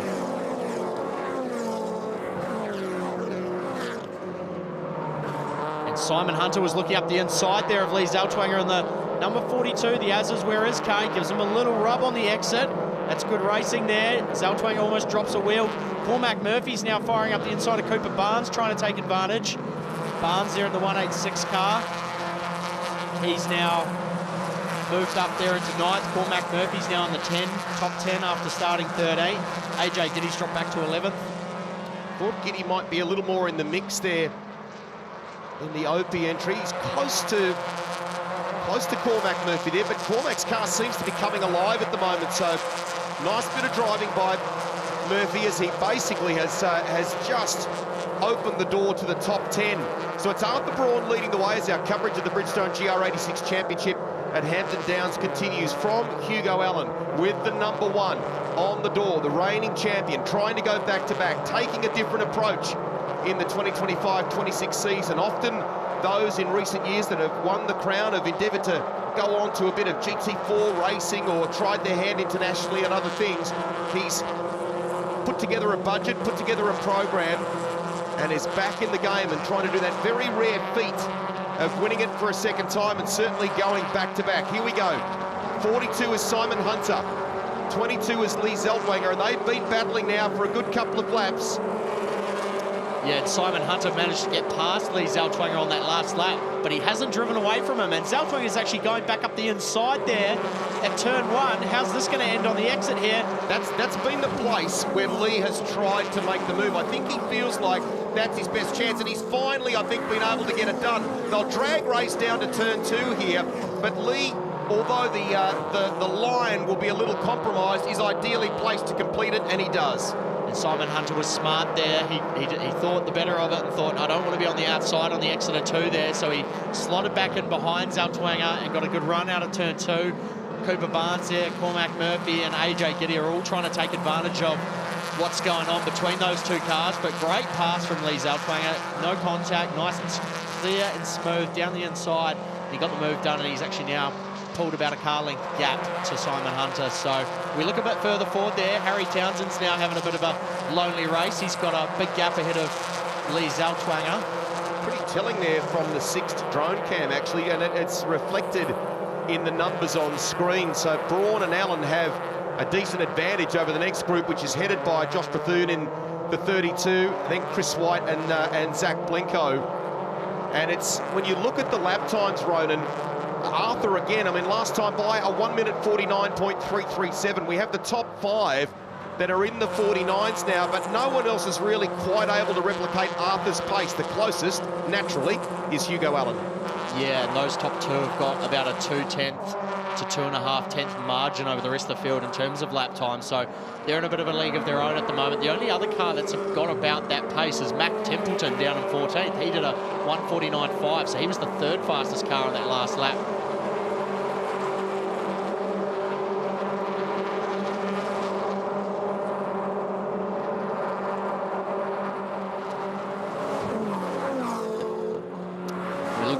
So on that last lap, Hugo Allen was actually the fastest car, and we see there. I reckon that was your brother. I think Cormac might have ventured off the track and collected one of the NextGen signs. Need to confirm that, but it did look like the 81. He was running in 10th place at the time, Ronan, so we thought he was just edging his way. They're showing a bit of good pace. We're having a little look at Josh Bethune at the moment, who's holding down the final spot in the top 3. Let's have a little look here. You've got better eyes than me. Watching the background. Watching the background there. Yep, that white, green and red. Oh, Saban tries to save it, just clips the corner. Yeah, lucky he didn't take as much of the sign as some of the other cars have this weekend. But no, unfortunately there for Cormac, he's just overcooked it a bit on the corner entry and tried to get on the power a bit too early and ended up off the track. So he's lost a spot to AJ Giddy, but no matter, it doesn't seem to be any damage. He can continue on and try and get that spot back. But you okay to tell him he's got to fix the signage, Bill? He's got to sort that out. To be honest, I think Gregory will be probably the first to tell him that. But look, they're down towards the Porsche dipper there. AJ Giddy and Simon Hunter are getting into it. Good job by Giddy.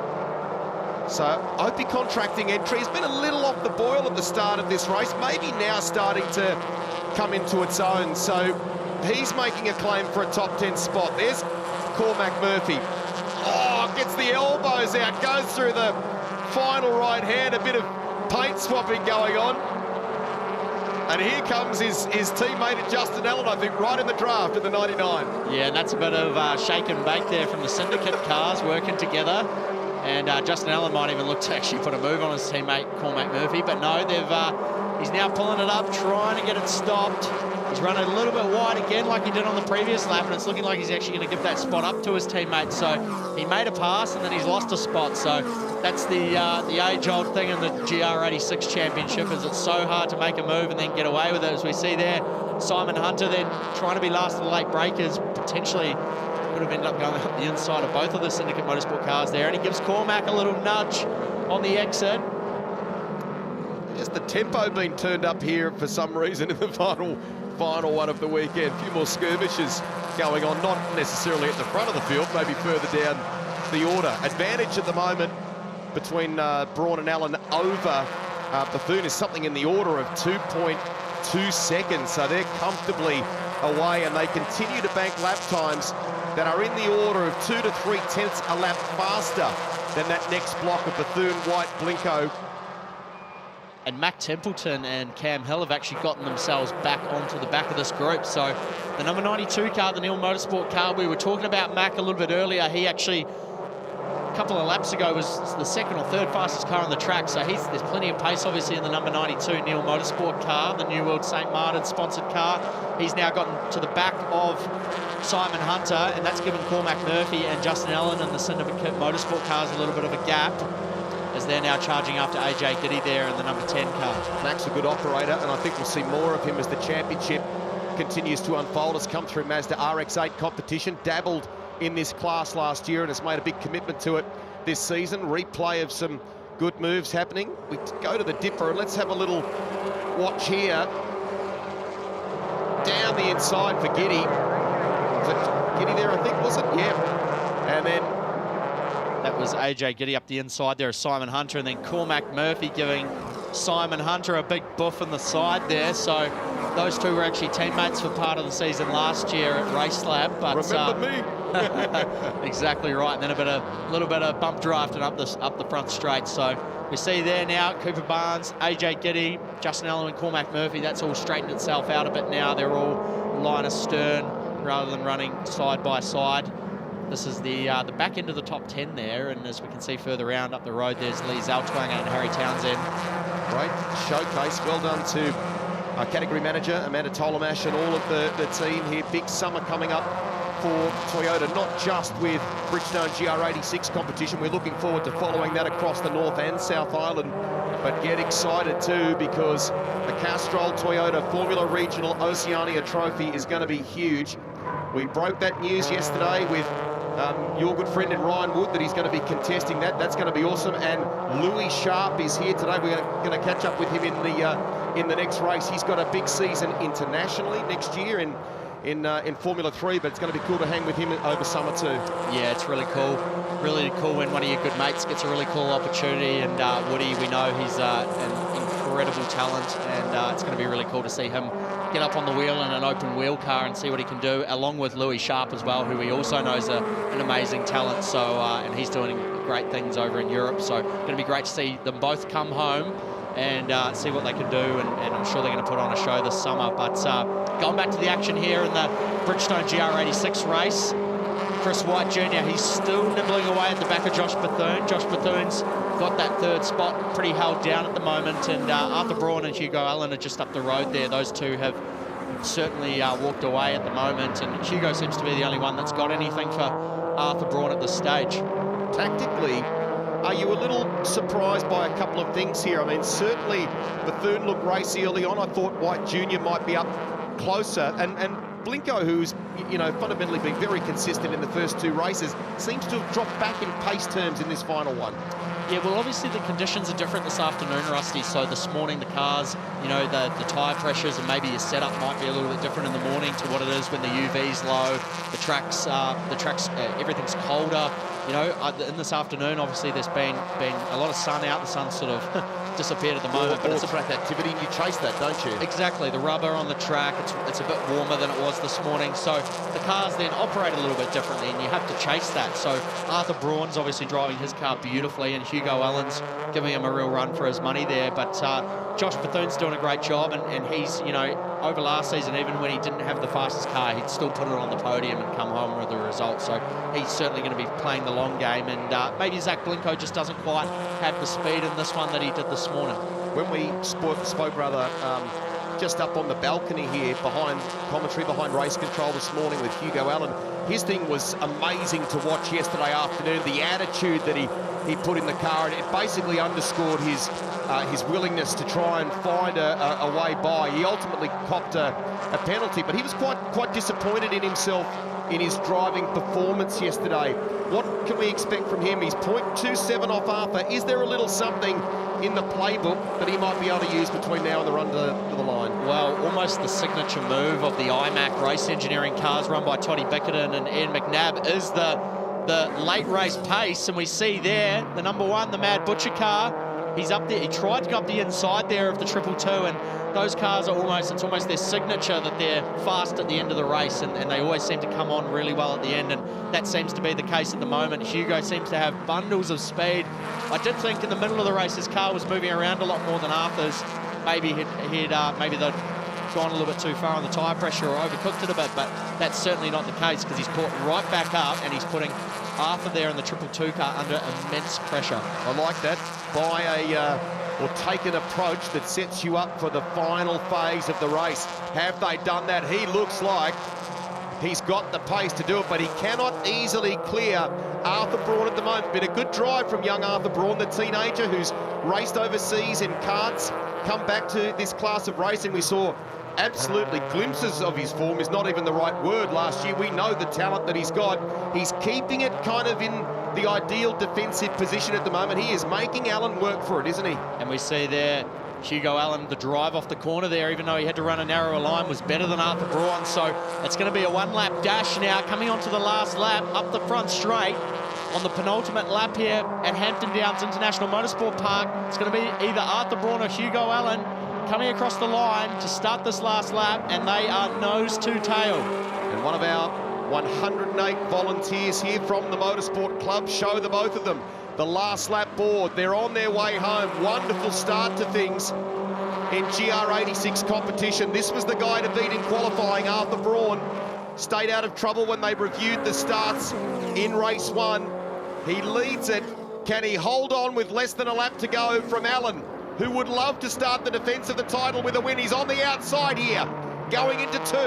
What's going to happen here? He's on the outside. Allen's out in the dirt. He's done a bit of rally car style. Didn't quite pull it up there. Johnny McIntyre watching on. He's on the cans for Arthur Braun there. Josh Bethune's got Chris White Jr. to deal with here on this last lap as well. That might be just the gap, is it? It's a car length or half a car length back to the Mad Butcher entry.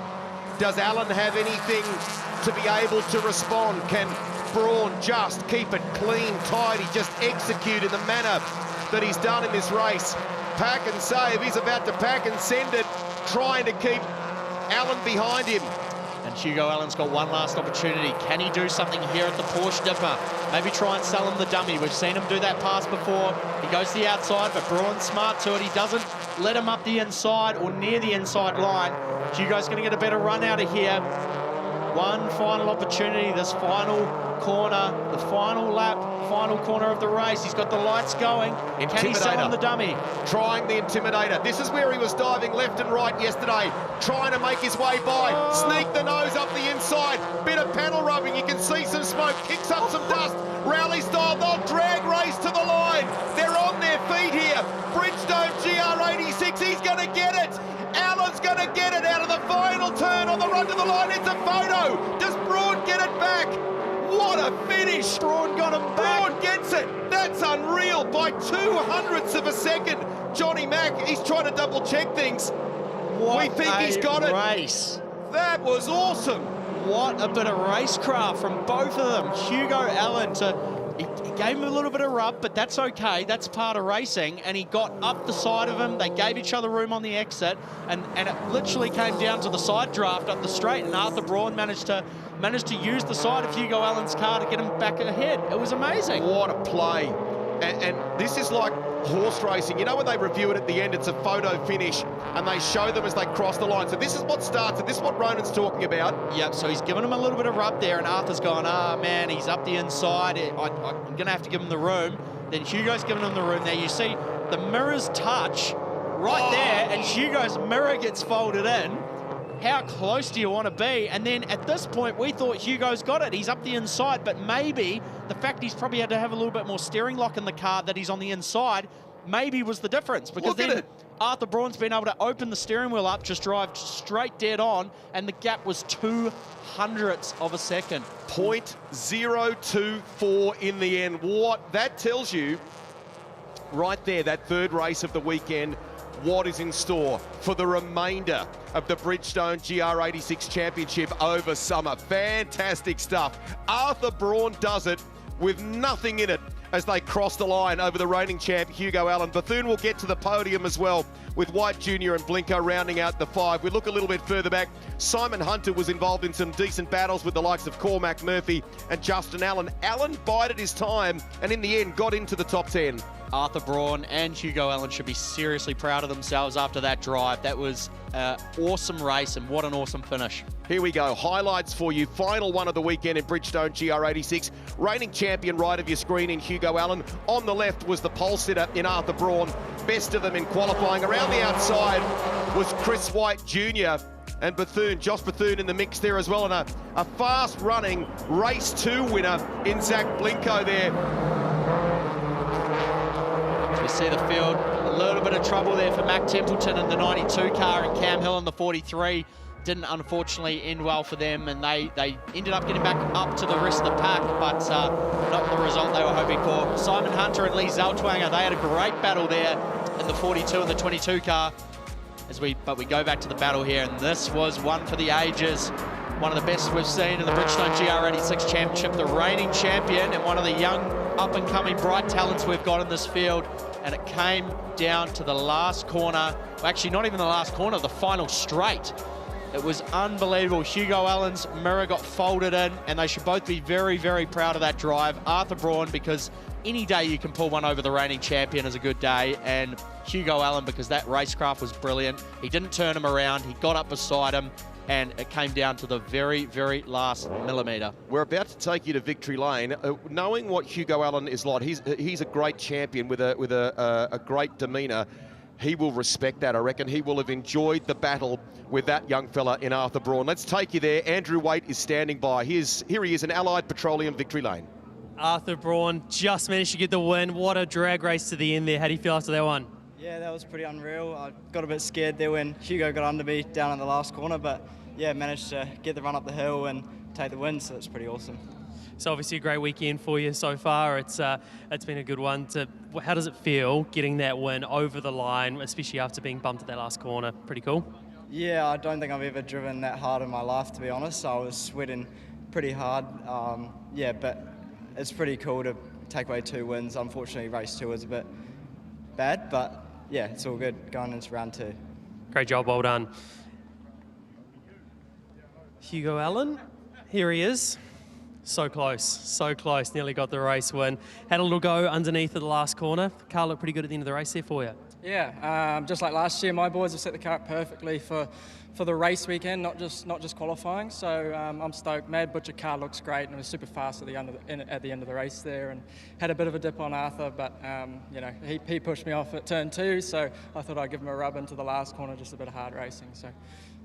And then as it went up over the kink, it looked like you were in the box seat to take the win. Was it just that little bit of side draft right at the end there that got him back ahead again? 100%. I wasn't sure until I came in here if I'd won it or not. So, yeah, the side draft's super powerful in these cars, and that Browen's car in a straight line has been pretty rapid, I've noticed over the weekend. So, yeah, look, I'm pretty stoked. I think yesterday I kind of let the boys down a little bit with a jump start, so it's nice to repay them a little bit for their hard work and get the thing on the podium. Great job, well done, Hugo. Third place, where's he gone? He's over here. Josh Bethune, pretty straightforward race for you there, just brought it home. Good start to the championship for you. Yeah, it's a lot better than last season, and we do have our socks on now, so it's a lot better. That's always a good sign, having your socks on. So is that how you wanted to see your championship start? Obviously, just build into it. It's solid points heading forward. Yeah, we've had a pretty solid weekend apart from this morning's mishap, but yeah, not much I can do there. Great job, well done. So we'll move on to the podium for the last race of round number 1. In third place, Josh Bethune. Trophy sorted by Dane Berry, GR GT4 coordinator. And in second place, Hugo Allen. Round of applause for Hugo. And in first place, only just, Arthur Braun.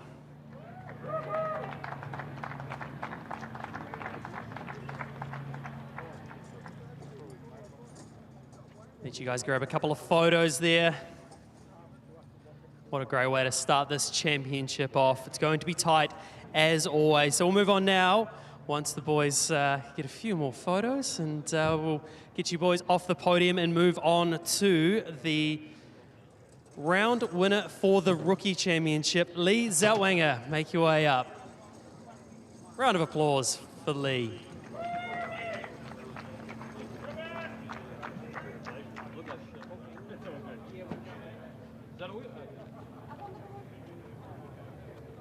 Get up on there. Round win for the Rookie Championship. It's a great way to start the championship after a fantastic job in the trophy series leading into this one.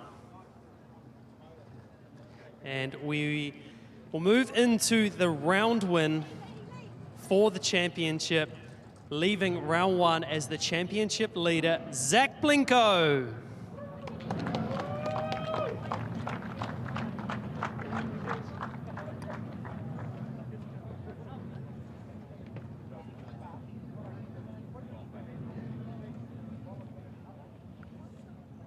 This championship feels like it is only just starting to heat up. That first round's always a good one for everyone to get under the belt before we go into the summer break, before it all kicks off again early January. And we're heading off to the next race very shortly, which will be the TA2's Rusty in the box. Andrew, thank you. Special celebration for these drivers. 3 very different stories there, but 3 great ones to take into January. We've got a little glimpse, I think, Ronan, of what we can expect, and there are others that aren't necessarily on the podium today that will be a factor when we go across the rest of the North Island and head south too. Absolutely, Rusty. You know, all the drivers in this field have got different strengths and weaknesses, and there's tracks that maybe suit others. You know, that we'll have to wait and see when we kick back off in January and see where they end up. But Arthur Braun, he's sponsored by Pack and Save. Did he pack and send it or what? And that's the line of the weekend, isn't it? I'm chuffed with that. And that was also Hugo Allen. That was a mad drive from the Mad Butcher car. He did a brilliant job as well. So well done. That was awesome. Zach Blinko. I mean, consistency is going to be what's so important in this championship, isn't it, over the course of the summer? He was that and more here this weekend at Hampton Downs. Now, this is the SP Tools TA2 NZ Championship. Some highlights for you from race 2 a little bit earlier today. And Clay Osborne, boy, we've enjoyed having him in this class. And he's taken to it like a duck to water, hasn't he? Yeah, absolutely. He's been unstoppable in the Ingham Ford Mustang. We saw there Danum Templeman, Dylan Grant and Caleb Byers gave him a real hot run for his money, though. The Ingham car there. We've seen a lot of brakes getting locked up down at turn 1 there by these cars, so maybe some brake bias adjustments needed. Daniel Udy there, firing it in behind Reece Gould. And then these guys coming off here. Daniel Udy had a big lockup coming down here. Smoke signals for days, and he ended up there in the dirt. A bit of gravel rash under that car, as Andrew Waite elaborated on earlier this morning. The 71 car and the 75 car, Jamie McDonald, sprint car driver, and Reece Gould, very accomplished circuit racer in his own right, having a great battle, but Clay Osborne and the number 28 Ingham Ford Mustang was untouchable.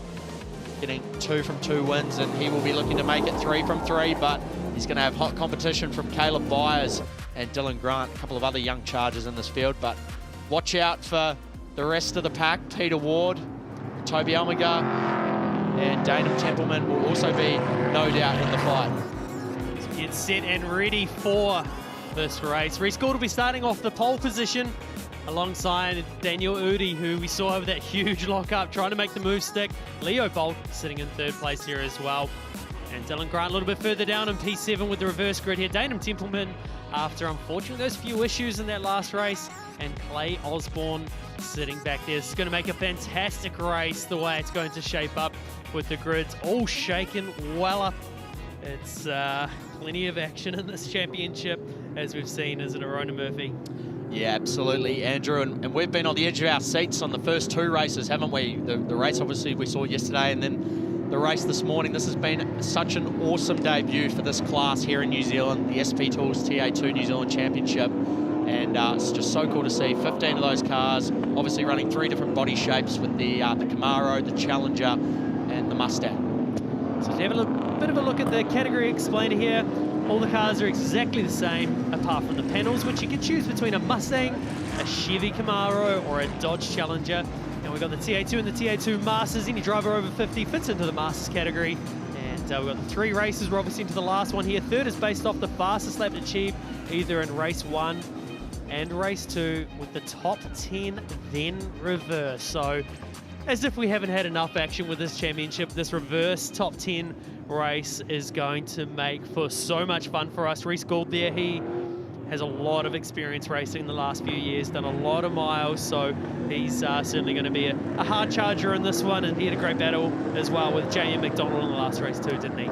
Absolutely. He's been working quite closely with Jaden Ransley. More recently, Jaden Ransley, a very accomplished Toyota 86 racer in Australia and New Zealand, and obviously in TCR as well, across the ditch and here in New Zealand. So yeah, I'm sure he's been drawing on Jaden's experience and speed to help him get in shape for this weekend, and he's going to be running off the pole, so it's going to be really cool to see what Reece can do in the 75 Signature Homes Ford Mustang out of Christchurch, with Daniel Udy lining up beside him in the 88 car. Get set and ready for a race start. The Toyota GR Supra takes off in the distance with its lights out. The front row pole position controls the speed. Reece Gould is the one that controls the pace that they do from this point. They can't accelerate just yet. They've got to wait until they see the lights extinguish up over the top. You can see everyone darting left, darting right, trying to find a spot to be able to see the lights as clearly as possible, waiting for the engineers to say, go, go, go. You can see up in the top right, the lights are out and away we go. Oh, we've got one spinning down the straight. Big crash down the main straight here. And that's our race winner, Clay Osborne. So he's both of our race winners, or Clay Osborne's won both the races, and he's hard into the wall. So's the 77 car of Elton Wickman. I think Caleb Byers may have been tied up in that as well. Oh, Andrew Turner, unfortunately, he's involved in that. Ton of cars got involved. Caleb Byers, we can see in the background there, he's been one of our protagonists, as we've got a red flag now out. For that one there. So what happened is just on the outside there, I think it was Danum Templeman, he just got his wheels in the dirt on the right-hand side, and as he's hard on the throttle at that same point, it's just shot the car left. And unfortunately for Clay Osborne, just purely an innocent bystander, carrying a fair bit of damage to that one. And Witchman as well with quite a bit of damage on his car too. He's just trying to fumble his way back around. He won't be able to see much at all. It's a left-hand drive car with the bonnet up like that. He'll just be cruising that car back. But main thing is we've just seen Andrew Turner jump out of the car. First and foremost, he's okay. Cars are fixable. But yeah. Poor old Morris Shapley got involved in that as well in the 24 car, a bit of an innocent bystander, and it's just terrible debut weekend for a new class here in New Zealand to see so many torn up race cars. Clay Osborne's car looks like a spaceship. You can't even recognise it at the front there. It's been hit very hard as we watch a replay. So Andrew, you noticed it, you called it. Yeah, so if you watch to the left, so all was good at this point here, and what you'll see is Danum Templeman, which is on the 4th row back on the inside, as he's on the throttle, see he's on the dirt. Oh, I might have got a little bit, did he get a little bit of a helping hand from Clay? Either way, he was still on the dirt at the same time, so we're not going to be able to tell as easy from this shot here, but right there. So he's already on the dirt, and then I think just a tiny little tap from Clay as well might have just escalated the situation. But yeah, it's not never ideal here. This one's going to give us a good read on it as well. Actually, he maybe did get a little bit of assistance there from Osborne. It's never really the best thing to be running on, like, half on the grass, though. He was already half in the grass and then maybe realised it wasn't the smartest, whether he maybe came out of the throttle or what, because it's usually going to take a bit of grip off those right-hand tyres, and as he's trying to put the power down. I nearly think he's been given a helping hand here to be sent left onto the grass, and then he's come back right. And from that angle, it does actually look a little bit more like that. So we're going to have to wait and see what race control say, but let's go down to Rusty in the Shannon's pit lane. Danum's just climbed through the fence here. We've got our Motorsport Club volunteers assisting. Just talk us through from your point of view what happened there.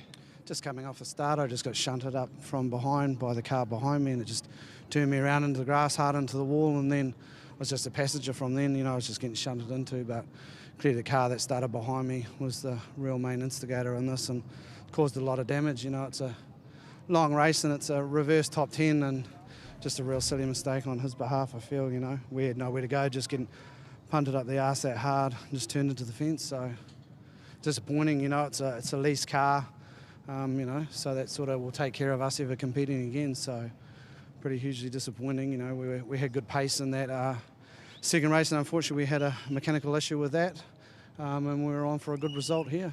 You walked pretty freely back over here. Are you feeling okay, and what sort of state is the car in from what you've been able to see so far?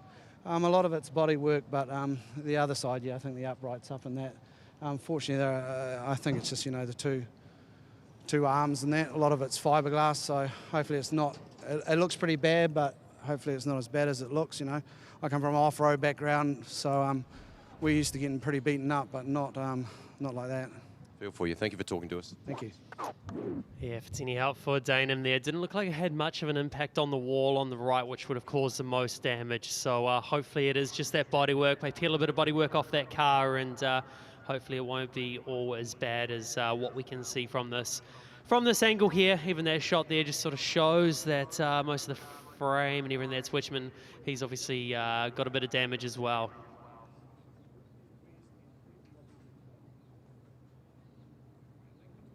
And I think looking at those shots again, I think maybe I was wrong initially with the, he was a little bit in the grass, but he definitely was getting a helping hand from the car behind, which was unfortunately Clay Osborne, our two-time race winner, and he's got a lot of damage to the front bar there on that car, and he ended up hitting the wall as well pretty hard. So hopefully Danem, Clay and Andrew Turner and everyone else involved in that incident are okay. And we also saw as well, actually, Caleb Byers' car got a tag from the rear, and he did a great job to keep it off the wall and managed to keep going and spare that car from ending up in the wall. But very sad sight to see. Brand new category this weekend, the SP Tools TA2 New Zealand Championship. Very sad sight to see multiple of these cars with a huge amount of damage. Yeah, it is. It's certainly not what we want to see, especially the race under red flag for the moment, as they'll clean these cars up, get them off the track. But yeah, damage is certainly not something that we want to be seeing at all. We've seen some fantastic racing for this category, and as we keep saying, I feel like this is only the beginning for this category. It's only going to go from strength to strength and get bigger and better. It's been something that's been growing over the years, and yeah, it's good to see them here this weekend. And this reverse top 10 race, though, it was always going to spice things up, wasn't it, Ronan? Yeah, absolutely. And to be honest, though, Andrew, I was really looking forward to this race. I thought, you know, it gives a great opportunity to Daniel Ludi, Reece Gold, Leo Bolt, the likes, because they've been having a great weekend so far, but get them to start off the front and see how they fare. And just unfortunately, it's ended in tears a bit. And obviously, you're always going to have those cars, the likes of Clay Osborne, Caleb Byers, and Dylan Grant, who are all incredibly fast and shown their speed this weekend, trying to make their way through. But maybe just off the start line there, it may have been a little bit too soon, and unfortunately, it's ended badly. But as we see here, another replay. So the lights have gone out, and we've gotten underway, and you can see that Dodge Challenger of Danem Templeman there out in the grass on the inside. He's then come across the track, piled into Clay Osborne. Andrew Turner's had nowhere to go. Elton Wickman's also got caught up, and Morris Shapley. So really disappointing and sad to see for all those guys that were involved. Yeah, and there's another angle of it there. It's just that little, it's only a tiny tap, but it's actually forced him to the right, which has forced Danem onto the grass. And then from there, it's just escalated him to have to pull back to the left, and that's what's unloaded the rear and shot them back over to the left-hand side of the road. We see another angle here. This is a different shot.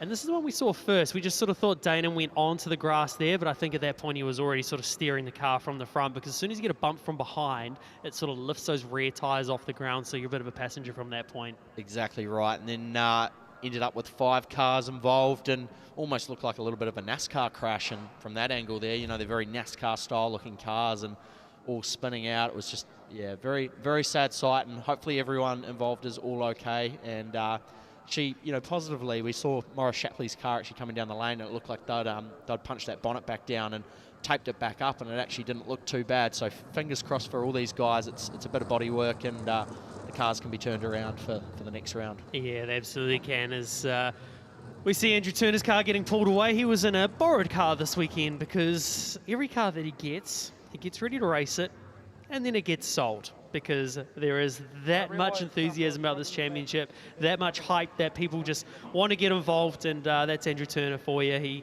He would rather see more cars on the grid and him have to race an older car so he can see as many cars as possible out doing some racing.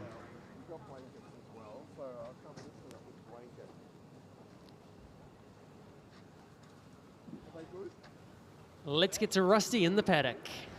We've been doing a bit of star spotting, Andrew, as you know, in the GT Members Lounge in recent days with the likes of Paul Radisich here, Liam Skeets, the 2024 New Zealand Grand Prix winner. How about this, fresh off the plane? Louis Sharp, you're a little bit jet-lagged, eh? Where have you come from? Let people know. It's great to have you here. Welcome. Yeah, thank you very much for having me. It's awesome to be here at a very, very sunny, nice day at Hampton Downs. We're fresh off the plane from the UK, so my head's a bit all over the place. I've slept about 2 hours the last 48 hours, so very happy to be here. It's really nice to be back home and enjoying watching some good racing. So a kind of maybe like a 2-week or 10-day visit for you. You've been busy sort of squaring away things from an FIA Formula 3 perspective for next year, haven't you? Yeah, so been busy over in Europe, making a switch to Prema for the 2026 Formula 3 season. So returning to the championship, but with a new outfit will be cool. But yeah, just getting prepared over there. But then now back, like I said, only for a short time. Got a couple days on track, getting ready for the upcoming Toyota series in January. So no, it's been awesome being back here so far, seeing lots of familiar faces around the paddock. But yeah, really looking forward to what's coming up. We are thrilled that you're going to be a part of that. The Castrol Toyota Formula Regional Oceania Trophy. Just tell us about that and the team and maybe some of the details if you can share them. Yeah, no, I think I'm allowed to share. No, I'm so excited to be doing it. It's a championship that since I really started karting, kind of looking up to in New Zealand motorsport, it's like the pinnacle of single-seater racing here. So no, to finally say I'm able to do it is a dream come true. So really got to give a huge thank you to the Tony Quinn Foundation for allowing me to be able to do this and to be joining MTech. For the upcoming season. I'm super excited and really to go out there and race in front of some home fans for the first time in a while. You've got a bright future, a lot of talent. If I know you are squarely focused on ensuring you can win that crown and maybe even win the New Zealand Grand Prix before you head back overseas. That's the target here, isn't it? Yeah, 100%. It's going to be awesome here, getting a full championship before I head back to Europe. So it's a good warm up to the F3 season, but. Just because it's a warm-up doesn't mean it's not definitely a focus on winning. So I'm ready to come here to really hit the ground running, to be winning races and fighting for the championship. And ultimately, if I could win the New Zealand Grand Prix, that would definitely be a dream come true as well. Awesome to have you here today. Go get them over summer and for 2026. Thank you. Cheers. Thank you very much. So we're still under the red flag situation after the big shunt at the start of this TA2 race. And don't we love Kiwi stories? Or Kiwis succeeding around the world. Greg Rust has some more about that for us. One of the missions of the Repco NextGen NZ Championship is to unearth our next global stars, those that might make it to Formula One or IndyCar one day, or perhaps even supercars in Australia. This is Riley Turner and Henry Frank, who have returned in recent weeks from Singapore, where the STEM racing, what they used to call the F1 in schools, finals were held. Firstly, what school are you from? And it's been quite a good result, hasn't it? It has been a really pleasing result. We're from St Kentigern College. Overall, we were really happy with our results. We had the second fastest car in the world and set the third fastest lap. Our documentation wasn't as strong as we would have hoped. We'll work to get a bit better in those aspects for the future. Henry, this is a really cool story, isn't it? To get some young students that are aspiring into designing and building cars and for the competition to be fun. Yeah, absolutely. I mean, the program is something I've been passionate about for the last 20 years. It's been difficult getting it off the ground in New Zealand, but now that I've been given the opportunity, I'm running with it. And of course, we're looking for more schools to be a part of it. So yeah, the more the merrier, obviously. And this is what it's all about. Not just the racing, but the engineering and all the crew that make it possible for the drivers to do what they do. Stuff. Where would you like this to take you? What would you like to do? There's a lot of great roles in Formula One, which I think would be really interesting. And being right there in Singapore during the Grand Prix really opens your eyes to a lot of the roles. We also got a personalised tour of the Mercedes garage. And so that was really inspiring, a lot of the data roles there, working on creating the fastest car. All right, go well for the remainder of school and studies, and thank you for being here. Great stuff. Thank you very much. very cool to see Kiwis succeeding on every level and every side of motorsport, and must be something in the water at St Kentigern College. It's a school that I went to, but also a school that Shane Van Gisbergen went to, and everyone knows Shane Van Gisbergen, what he's gone on to do, cleaning up a few races in NASCAR. Mitch Evans went to St Kentigern's College. He's off doing some amazing things in Formula E as well. So yeah, it's just so great to see, isn't it, Ronan? So much talent around New Zealand going on the global stage, and seeing those young guys, seeing what can be possible in the world of motorsport and data engineering roles and everything like that. Rusty. Just wandered in a moment ago. You were clearly ringing family to let them know that you're okay, Andrew Turner. Just tell us what happened from your point of view at the start of the TA2 race there.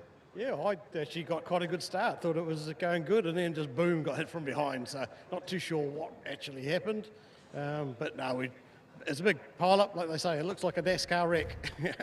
You feel okay? Yeah, no, I'm fine. Luckily, the cars are good and safe. Yeah, it was pretty high speed. It was a big hit, but no, I'm fine. You've been a huge champion of this class, among others. I mean, we've seen a great growth in numbers here. I mean, it's tough to see the car like that, but you've got eyes on the future of TA2 in this country, don't you? Yes, definitely. We've got a couple of new cars on the way. I'm waiting for a new car myself. I'll be fixing John's car again now. So, but no, we'll be back out. The cars are rebuildable. They're fine. It's mainly fiberglass body panels. It's a lot of cosmetics, so they look spectacular in a crash like that, but luckily they are safe and we're all good. Yeah, good on you. I know family were a little nervous and a little worried. Great to see you're okay. Thank you. Thanks, guys. Yeah. That just shows the true sportsmanship of Andrew Turner there. He's pretty optimistic about it all, but I think what they can take away is, it's a shame the way that this race has gone so far, as they'll get a complete restart once we get back underway, but more importantly, just the vibe of what this championship has got involved and where it's happening, what's happening next with it. Speaking of, you mentioned Shane Van Gisbergen there before. His father, Robert Van Gisbergen, is the DSO for this class, so Cheese, he's going to have his work cut out for him, I think, now to figure out or unravel and figure out exactly what happened there, because obviously we saw what we thought happened in the camera shots, but I'm sure there'll be some other angles of footage to look at to try and dissect exactly what occurred there, Andrew. Yeah, glad you said that about Cheese. He's obviously got a very, very busy little time ahead of him, and we even just had a message from SVG saying Dad's got his work cut out for the next little while, so g'day there, SVG. You've obviously got nothing better to do at the moment. Good on you hanging out with us and watching some motorsport. Exactly, but no, that was, really disappointing, obviously, and we see there the stricken 28 car of Clay Osborne getting towed away. It's never a nice sight, but as Andrew Turner was sort of saying, a lot of the damage on these cars is mainly cosmetic, and so hopefully they will all be repairable pretty quickly, and we'll be able to see them back out at round 2 very soon. But in the meantime, we can see all the cars there gridded up, and Daniel Udy, Reece Gould, Leo Bolt there, and Peter Ward all lined up, ready to get going again once the incident has been cleared. And it looks like down at turn 1, all of that's been sorted out, and there's been a bit of sand or sawdust put down there to kitty litter to try and clear any sort of fluids away, and hopefully the track will be safe to go racing again soon. Some young fans enjoying the action as well. We've got great to see so many people here this weekend supporting the Alliance Services Hampton Downs GT International this weekend at the Repco NextGen New Zealand Championship. It's fantastic to see that many people here enjoying it, and I tell you what, Ronan, what a vibe this whole weekend has been. How often do you see this much going on? As you can see, Cheese there and Andrew Anderson as well. They're working hard at the moment. He's at least he's got the chocolate there. He's got the chocolate there to keep him going while he has a look through, and he's got some notes and some stuff to start looking through. Cheese and. Yep, got the Whitakers out there. They've got about 4 or 5 flavours, so always a good day when you got a block of Whitakers chocolate. But actually, looking down there at turn 1, a bunch of fans sort of flocked down there after the incident, and looks like some have actually managed to camp out down there and wait to see what unfolds. But we see now all the cars lined up. A couple of guys got their doors open there. Daniel Ludi and Toby Almagar in the 71 car there of Jamie McDonald, all got their doors open, just letting a bit of cool air in. And we shouldn't be too far away, hopefully, from getting going again. It's great, this class as well. It's Paul Manuel was saying earlier, you know, great that you can have, you know, father-son combinations, the likes of Caleb Byers and his dad and Dylan Grant and his dad running the cars together and enjoying it and being really competitive at the same time. Yeah, just ducked out of the commentary box here just quickly to go and interrogate Robert Van Gisbergen to try and get an answer out of what sort of penalty may be applying coming up, but he kept it pretty tight-lipped. Didn't want to give away too much, and to be fair, they just want to make sure they get it right as well. So as a DSO, you become an advisor of what you think should happen with a penalty. You're not the one that makes the final decision, but you're an advisor to Motorsport New Zealand to help them make the decisions along the way, because the crew at Motorsport New Zealand, they do a fantastic job. They've got you know, a lot of key people in key places to make sure that everything is called correctly, and you know, they give up a lot of their time as well, these motorsport officials, and not only the officials, the flag marshals, they are an absolutely key part of us going racing. Without the flag marshals, without the recovery crews, it's as simple as we would not be racing if they were not here this weekend as well. So a huge credit to them, and thank you for being part of it. And see a few of them there. It's a long day out on the side of the track, but I tell you what, it is a key seat. It's a great place. Where else would you rather be than be right next to the track, getting the absolute most action? And you know, these guys here have been working super hard, and it's fantastic to have them here being part of it. And they're even watching the action live, I reckon. G'day, guys.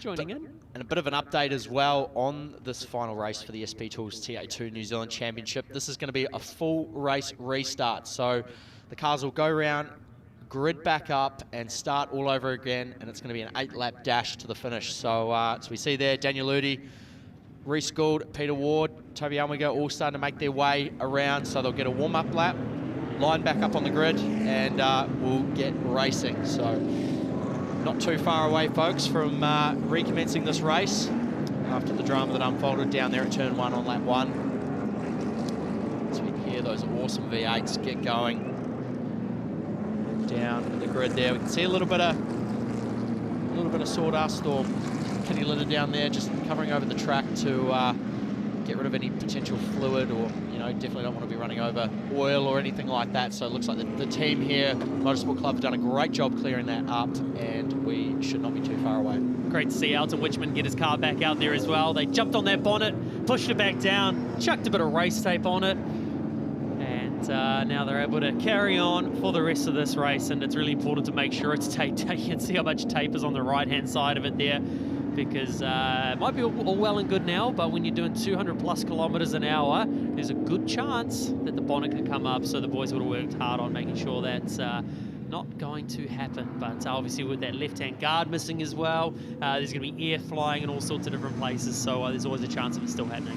But that's a great example right there, isn't it, Andrew, of how robust these cars are. The fact that, you know, he was pretty far in that incident, and the fact that he's able to get it back to the pits, maybe cut the guard off or whatever they've done to try and repair that car. You know, obviously it doesn't look very pretty, but it's obviously still functional. Same there with Maurice Shapley's car as well. They put some tape down to try and keep the bonnet down on that car, but same thing. He was involved in the incident, and they've both managed to make it back out. It's mainly just cosmetic damage to those cars, and hopefully they can have a good, clean race once we get back underway shortly. And I bet you, if we were down in pit lane watching repair these cars, the camaraderie in this championship, it wouldn't have been just their team fixing the car. They would have had other people from other teams helping fix those cars to make sure there's as many as there is on the grid. It's just fantastic to see the camaraderie against all these guys. So there's a few dad and son teams that rock up. I know Caleb Byers and Ben Byers, just him and his son rocking up, him and Caleb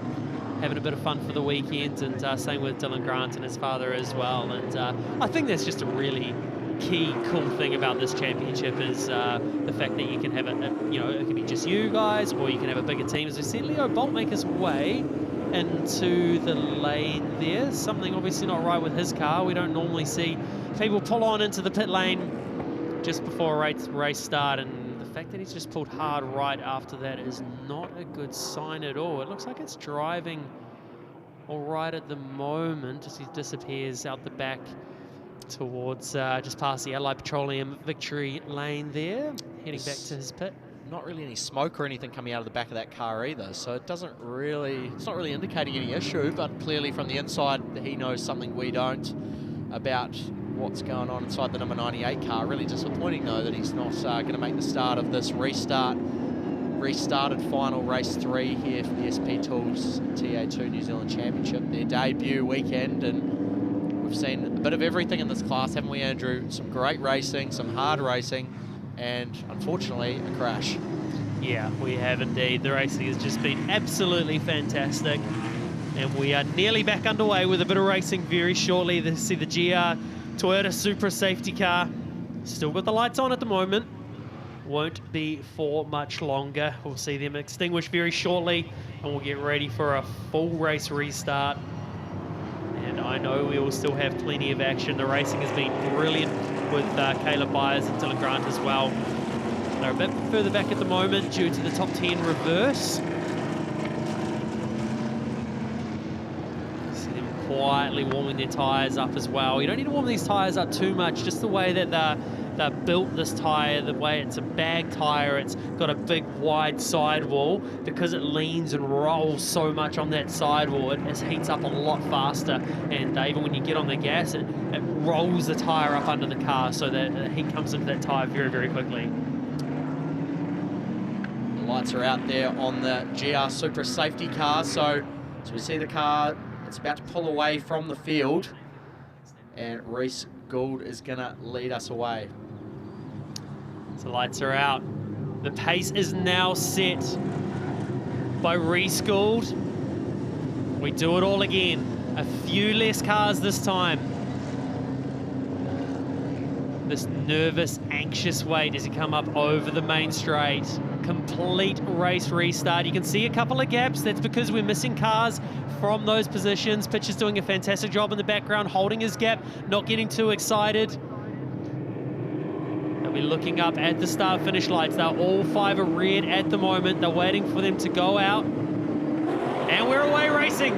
Wheel spin off the line for Dylan Grant's a little bit further back. He's side by side with Caleb Byers and Dylan Grant around the outside. Nearly got 3 or 4 on the first corner, but now that's linked back into Caleb Byers' hands a little bit further back.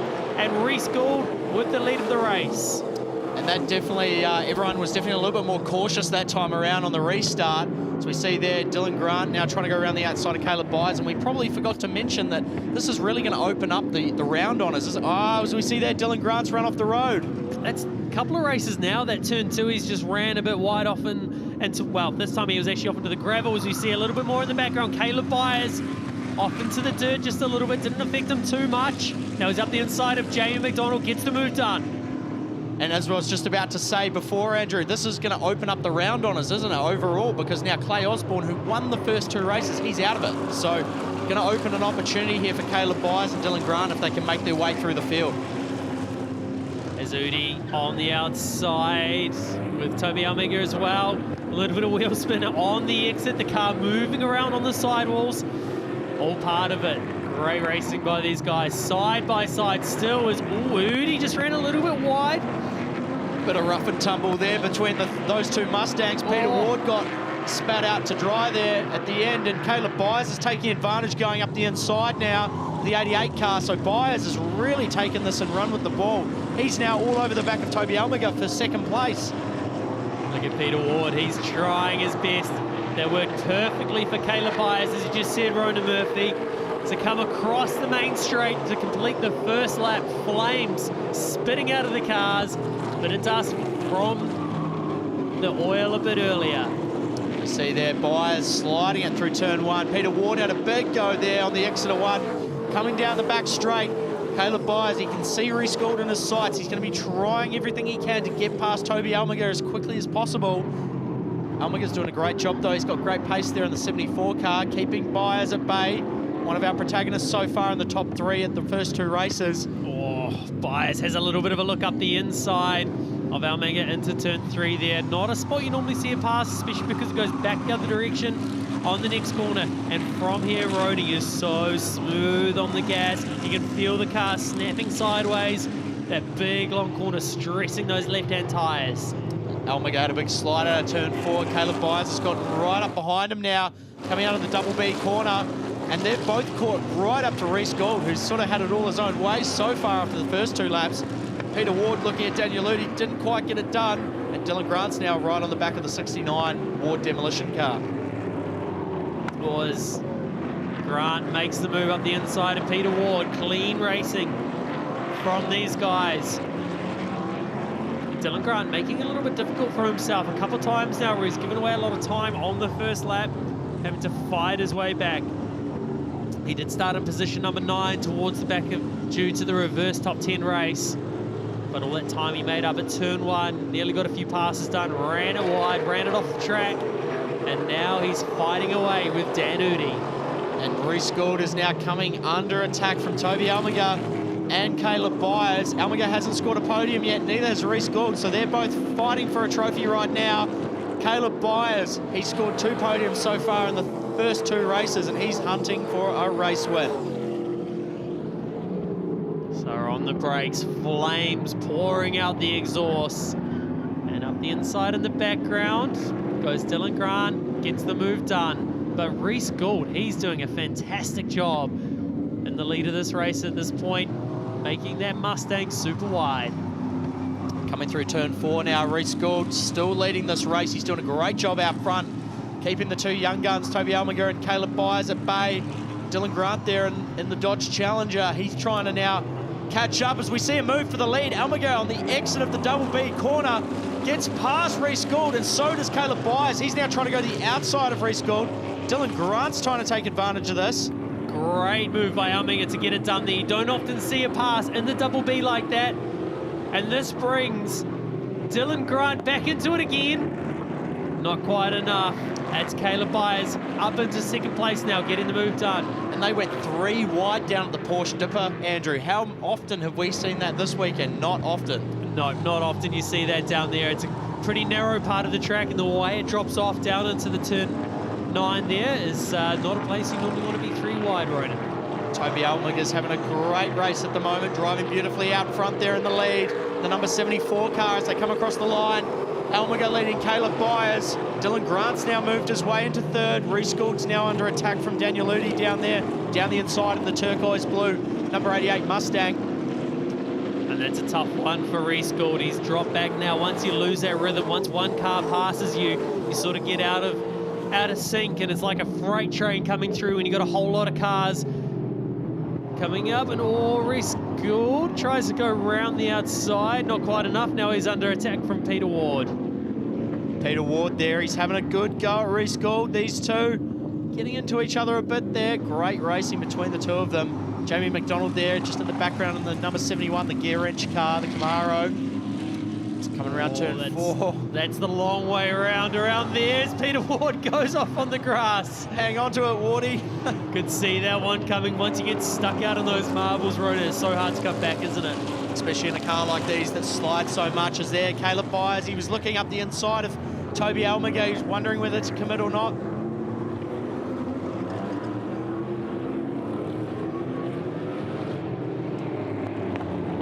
So laps clock down. We are just over the halfway point of this race. Lap number 4 of 8. Toby Almega leads it with Caleb Byers all over the back of him, and Dylan Grant is slowly closing in on this battle. Doesn't seem to have the amount of pace that he's had in previous races. We've got 3 young guns fighting it out at the front in 3 different bodied cars. A Mustang getting chased by a Camaro and then chased by a Dodge Challenger. But this time, rather than the 28 Ingham car of Clay Osborne, it's the 74 of Toby Almega. Leading for the first time in the TA2 class. Caleb Byers, a big slide on the exit. Let's take a look at this move. Fantastic move there by Toby Almega to get it up the inside through the double B. It nearly looks like Reece Gould ran a little bit wide on the way in as well, just to make it even worse. 100%, and then Caleb Byers tried his luck. He tried to go around the outside there. Did a great job. Reece did a great job to give him room. gave him a bit of room on the exit, and then they went 3 wide coming up over the Porsche dipper. Caleb Byers in the favoured position there on the inside, and there's actually a bit of contact there between Reece Gould and Dylan Grant, Andrew, so ended not quite how they would have liked, but Dylan Grant eventually got past Reece Gould. So we go back there, a couple of wounded cars, Morris Shapley and Elton Wickman, Mark Pitcher there, and Brianna Hughes rounding out the 11 cars we still have remaining in the race. Unfortunately, the incident earlier in the race took out 4 cars, but we go back to the battle at the front. Toby Almager is holding on from Caleb Byers. Byers is biding his time, trying to figure out the best way to get the pass done and drive away. Almager's doing a great job holding on. He's now led the last 3 or 4 laps. I really feel like he's stepped the pace up in this one. Now he's got that confidence. He realises he can run at the front. I feel like he's taken a massive jump forward to be able to run with these guys. He's cleanly doing it. Yes, he's defending his line, but it's a big step forward for him. 100%, and when you're racing these guys and you've got clear air, it generally makes you lift your game and you move forward, and we're seeing that from Toby Almager. He's driving brilliantly at the moment. The best we've seen him drive all weekend as he's coming now through turn 1 again on lap 6 of 8. The orange and white and black number 74 Mustang getting chased by that 33 Camaro. Caleb Byers, Dylan Grant's not too far behind. Byers runs a little bit defensive. Is he looking to make the pass? He's probably a little bit too far back. And this is perfect as well for Almager up front, because he's got Caleb Byers and Dylan Grant fighting as well now. Caleb needs to check his mirrors and manage his mirrors just as much as he wants to get ahead. So it just makes it that little bit easier as Caleb Byers has another look. Not a place you normally see a pass up the inside of there. Just quite an awkward line into there, isn't it, Ronan? Yeah, it is, and it's such a long arcing corner, as we know, Andrew, and you can't get caught out on the outside out there. You'll end up in the grass. So Caleb did a good job. He gathered it back up. He's just trying to show a nose to Toby Almager so he can see that he's there in the mirrors, let him know that he's there, try and force him into a mistake. But so far, Almager's been tough as Teflon. He hasn't made one mistake, and he's keeping Byers and Dylan Grant, two guys who have been the form guys this weekend, at bay.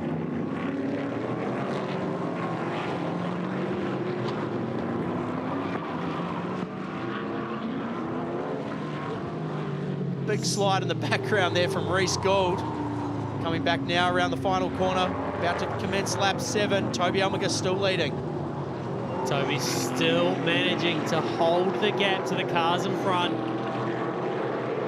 It's just, what do you do at this point of the race, Ronan? You've managed to hold this gap for that long. If you're Caleb, where are you going to put the move on? I think he needs to just, he slides it so much out of turn 1 and then he loses a little bit of time. Almager's obviously defending quite hard. If it was me, I'd be looking to maybe try and pass him somewhere where he's not going to expect it. Maybe the Porsche dipper. If he can get close enough out of that first hairpin and get the traction and try and drive it out of the corner, maybe try and get Almager across the track and then fire down at the inside. That's what I'd be trying to do. Yeah, you're spot on with that as well. Just the way he's sliding it out of turn 1 there, it's sort of affecting his run all the way down to turn 2. He's cooking the tyre that little bit harder, and then he spends the rest of the lap closing that gap up again, and then it's sort of a rinse and repeat, isn't it? Especially after turn 2, we go into all these long loaded corners, and it's just, if the tyre's already hot from a big slide, then it's not going to help you for the rest of the lap. Still Toby Almager hangs on to the lead, defends his line nicely. As we see here, Caleb got a really good run that time, and he's looking up the inside, but Almager, he probably moved across, and now he's up the inside.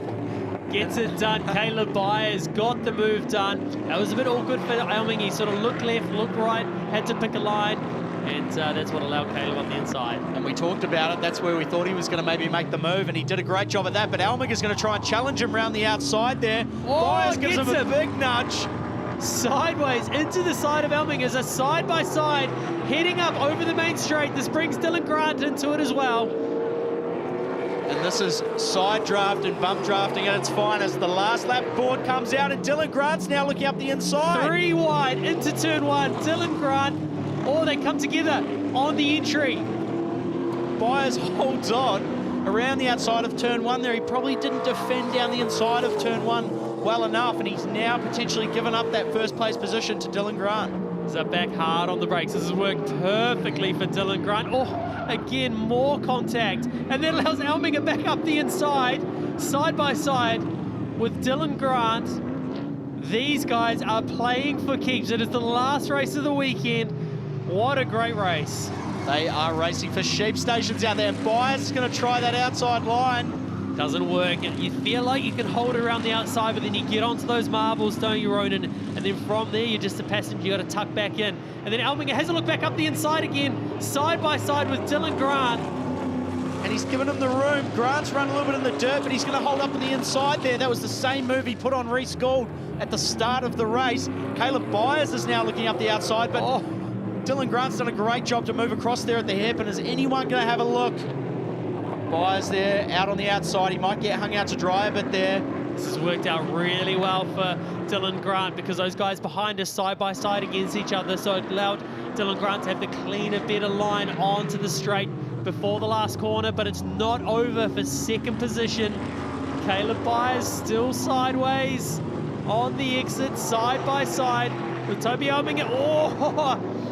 Doesn't leave him much room on the exit of the last corner and comes across the line. Dylan Grant taking the win on the last lap, sitting there patiently. Second place, Caleb Byers and Toby Elminger coming home in third. Great job by all three, but Toby Elminger, he deserves credit for that one. He really stepped it up in that race, didn't he? And there is a big black tyre mark on the left rear corner of that Chevy Camaro, the 33 Camaro. It's a pristine white car, and unfortunately it's got a big love tap in the rear corner of it. What a race between those three, the last 3 laps. And I really thought Caleb Byers had it up the inside. I thought he had it done and dusted, and Dylan Grant threw a trump card at the end. And the results as they come in, Dylan Grant does take the win for that race. Caleb Byers coming home in second place. Toby Elminger in third place with a fantastic drive. Dan Udy coming home in fourth. Peter Ward with a fantastic drive once again coming home in fifth. Jamie McDonald, sixth place. Reece Gould lost out a bit towards the end of the race there after leading the race for a while at the start. And Brian Hughes coming home in 11th. And Leo Bolt, obviously we saw him come in a little bit earlier, and then the remaining DNFs were caught up in that big shunt down the main straight at the race start. Let's take a look at the highlights of the race. It all kicked off right from the word go. A few love taps from behind. Clay Osborne created a reasonable crash on the main straight here, and it all unfolded from there. Fair bit of carnage, and a few of those cars, believe it or not, managed to get back in the race and continue on. Morris Shapley and also Wichman as well managed to continue on, and then we got back underway with some racing after a lengthy delay. Reece Gould got into the lead off the start of the race. A lot more cautious restart on the second one there, Andrew, though, as we noticed, but getting back to it there, Reece Gould took the lead. Daniel Udy and Toby Elminger. Dylan Grant as well going off around the exit of turn number 2 there. And there was that pass from Elminger on Reece Gould. He did a brilliant job there, and we remember that later in the race. A little bit of contact there from Dylan Grant and Reece Gould. Caleb Byers also locking a tyre up on the inside there, and then big slide from Peter Ward. Great moment by Peter Ward. Managed to hang on to it beautifully. Caleb Byers fired it up the inside, got into the lead of the race for a little while. And that was the race-winning pass, so we thought, because then big nudge in the side there. They come onto the main straight. Dylan Grant's watching in the background. He's getting a double draft off the 2 cars ahead. And then on the last lap up the straight, Elminger and Byers running into each other again, but no one could stop Dylan Grant. Great drive by Dylan Grant to take the win. Sat there patiently, kept his cool, and came away with the race. Didn't lead many laps, but led the lap that counted to give him the race win. And that'll feel good. Great way to wrap up round 1 for the SP Tools TA2 Championship, to come away with a race win like that. And great way to go into the break now before we get back underway for the championship early January. Absolutely, and after the DNF from Clay Osborne, that's going to make a big difference to the championship. We'll go down to Rusty in Allied Petroleum Victory Lane. He'd be pretty happy with that. It was a wild old race, but you've got to be there at the end to collect, don't you? Far out. That was such a bad start by me. What a race. That was a bit of a drive back to the front, but we got there in the end. But yeah, just try to manage my tyres for as long as I could before the end, and then manage to get there in the end. But yeah, far out. That was one of the tiring race. You were a little bit shaken by that. You all right? Yeah, well, I mean, sitting on the grid for half an hour in the boiling heat doesn't really help, but at least we got to race in the end. Big thanks for NAPA for coming on board for the season, and yeah, really looking forward to next round. Cool way to open the things with this class. Have you enjoyed it? You're looking forward to the next event? Yeah, I'm looking forward. Yeah, and it's really great to have a V8 category like this back in New Zealand. Congratulations. We're about set to do the podium, I think, with the top three. Why don't you all come over in third place today, ladies and gentlemen? Head to the podium for us. We're going to get some pictures and celebrate this for us. So, to Toby Elminger, thank you very much. Congratulations. Third place today. Second for the SP Tools TA2 NZ Championship. Ladies and gentlemen, Caleb Byers. And your winner for the third one of the weekend. How about making some noise for Dylan Grant?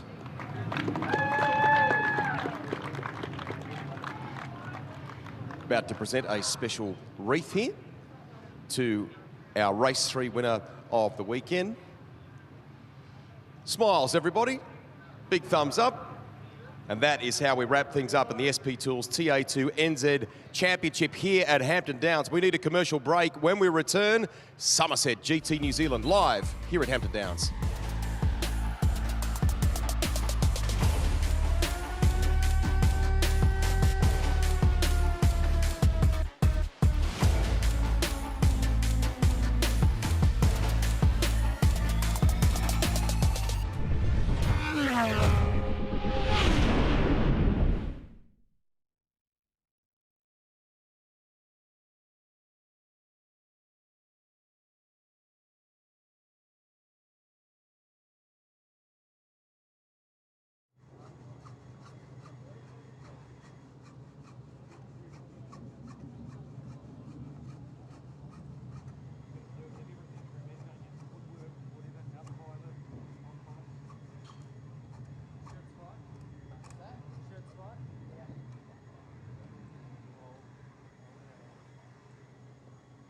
At Repco, we get what gets you going. Because while you told her it would be loud, you forgot to mention how it feels. Repco gets you going. It's one of the biggest weekends on the Kiwi sporting calendar, January 30 to February 1 at Highlands Motorsport Park for a milestone running of the NAPA New Zealand Grand Prix. It's the title decider of the Castrol Toyota Formula Regional Oceania Trophy. There's Formula Atlantics, Bridgestone GR86, GTs, some fire-breathing V8s and all sorts of family fun. Be there for the 70th running of the GP Round 5 of the Repco NextGen NZ Championship, or catch it on Sky Sport.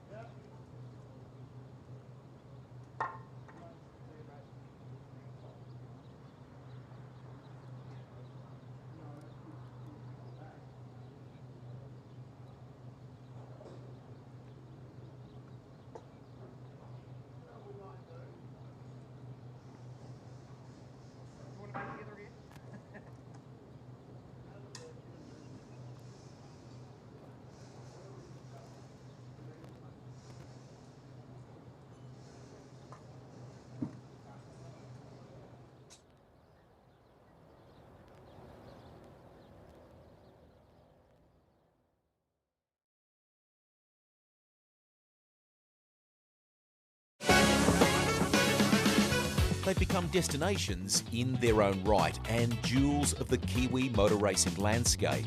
On the South Island, nestled in beautiful Cromwell and everything that Central Otago has to offer, is Highlands Motorsport Park, home in recent years to the New Zealand Grand Prix. From mini golf to karts, one of the best museums in the Tasman region, and the award-winning Blue with a View, with its thriving membership and a commitment to experiences that are exceptional. There's cool cars in action here almost every day of the year. In the centre of the North Island, fittingly in an adventure playground, is Taupo International Motorsport Park.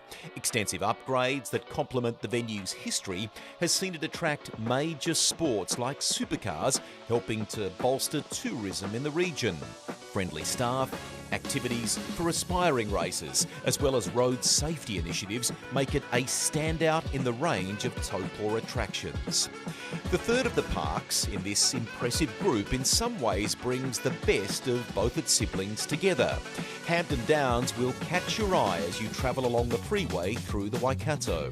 A strong membership and quality on-site living for those who love racing and dream machines. Hampton has made itself a car culture capital, with regular events for those who just want to admire, to world-renowned gatherings like Mad Mike's Summer Bash. There's a busy industry precinct, karts, a variety of layouts for track activity and more, all overseen by a team committed to making your visit one to remember. The grounds of Hampton Downs, Taupo and Highlands are something to behold, but it's the memories made here that will live with you forever. And hoping for more of the same from this year's Repco NextGen NZ Championship, which builds into a feature race for Summerset GT New Zealand. The cars are rolling out of the formation grid onto the racetrack for their final race of the weekend. And despite a smaller field, it has been outrageously competitive, and we've got so many stories to tell you over the course of this 50-minute enduro, where Porsches will take on Mercedes AMG for supremacy today. What a day of action it's been. Richard Crail and Andrew Waite are with you. We've seen the finale in GT World Challenge Australia, powered by AWS, in a dramatic turn of events post-race. Cast your eyes to the left-hand side of your screen. You will see a yellow flag flying. By that point, Elliott Shute, who was in the Arise Racing Ferrari, had already accelerated away from the field. The stewards assessed that. They penalised him 5 seconds for a breach of a safety car restart procedure. That dropped him to 7th place. It means that Brock Feeney and Brad Schumacher claim the GT World Challenge Australia, powered by AWS title. A remarkable ending to the championship. Unfortunate for Elliott and Jackson Evans. Huge for Brock Feeney and Brad Schumacher. That is massive news, isn't it? What a way to have the championship turn on its head. It's a brutal sport at the best of times, motorsport, but rules are in place for good reason, not just to trip people up and make things difficult, but that one there is a pretty clean rule to make sure that you don't accelerate until it is green and then the lead driver has decided to go. So unfortunately there, Elliott, there's a lot of pressure in that situation. You're at the championship end. All he wanted to do was get away cleanly, and obviously just that one rule trip up, it cost him the championship. As simple as that. That's a brutal way to go. And they went through the full process, the stewards, with Driver Standards Chief Craig Baird about that as well, and they looked at the telemetry and the in-car vision of that car. And unfortunately for Elliott and Jackson, it was clean cut as to that decision. So that was the decision of the stewards. So they finished 7th for the race. The win was never in doubt regardless. The sweep of the weekend for Brock Feeney and Brad Schumacher. But that change of result was enough to elevate them with enough points to claim the GT World Challenge Australia Championship. And that means Brad Schumacher is the first driver in Australian history to win the trophy class, the AM class, and the Pro Am class as well. As we turn our attention to Summerset GT New Zealand, Regan Scholar, who was so good yesterday in race 1 in this championship, in the 999 Porsche, had a throttle issue in this car in race 2 this morning. It stopped. It had no drive coming out of the Porsche hairpin. And around on the exit of turn 2, entry to turn 3, that car has stopped on the formation lap. Yeah, it's a real shame. Obviously some technical glitch going on with that throttle cutting in and out, and you can even see the hazard lights flashing on the car, so that's a clear signal that something is wrong with that car. I would highly doubt that's Regan putting the hazards on. It's actually a feature of the car. When they lose control, the hazards normally come on, but something's obviously given up the ghost in there, and at the point he's come to a stop, the hazard lights have come on, and yeah, something's definitely not right in that vehicle at the moment. So they'll drag that out of the way. Going to be a delayed start. The red flag has been displayed around the track as we see him come to a slow halt, not a grinding halt. It's not the way you want to see it end, and it's a real shame for Regan. They would have worked super hard on it with the Porsche crew to make sure that it wasn't going to happen, but got a feeling I've seen this in the past as well, and it ended up being a full loom at some point for a car. It's a common problem from memory.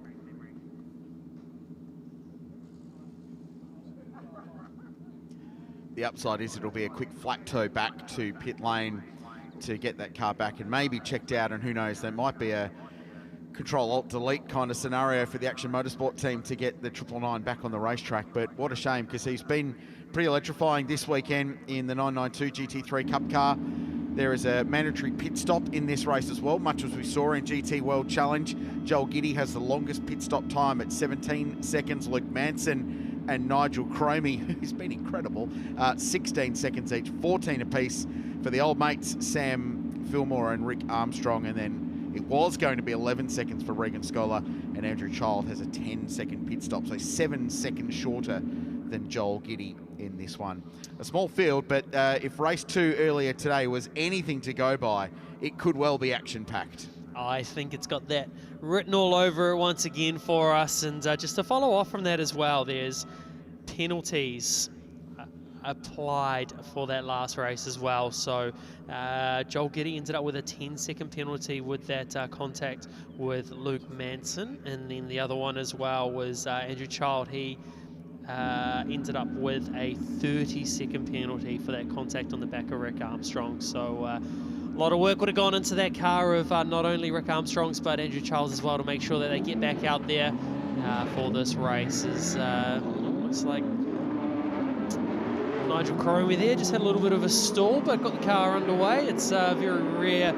It's what actually, sorry, should I say they're quite an easy car to stall. Yes. These. They've got such a light flywheel. Any tap of gas, it throws the RPM up really high. You try release the clutch. It's a very, very hard car to get off the line. And drivers that haven't driven these cars very often, you sit in pit lane and watch them drive away, and this revs flare, and you can almost hear the clutch burning up, and the teams all grimace as well. But they are difficult to launch, which is why we have the rolling starts in Summerset GT New Zealand. A couple of fans.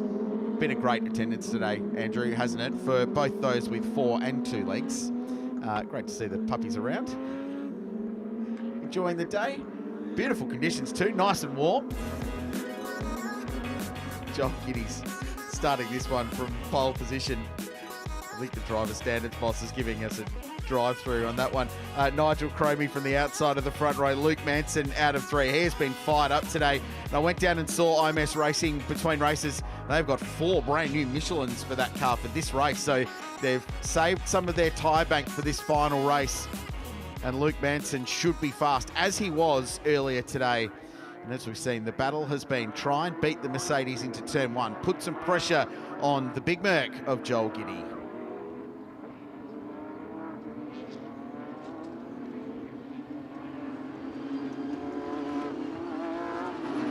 The Toyota GR Super Safety Car leads the field around as we get set for a start in the final race for Summerset GT New Zealand.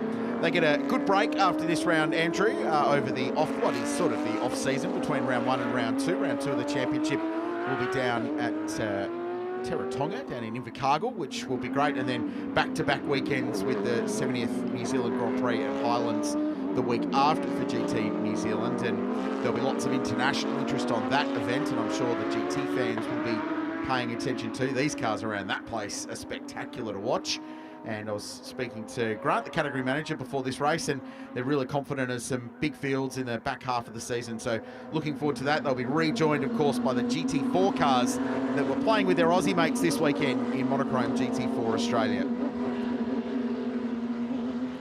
So all in readiness.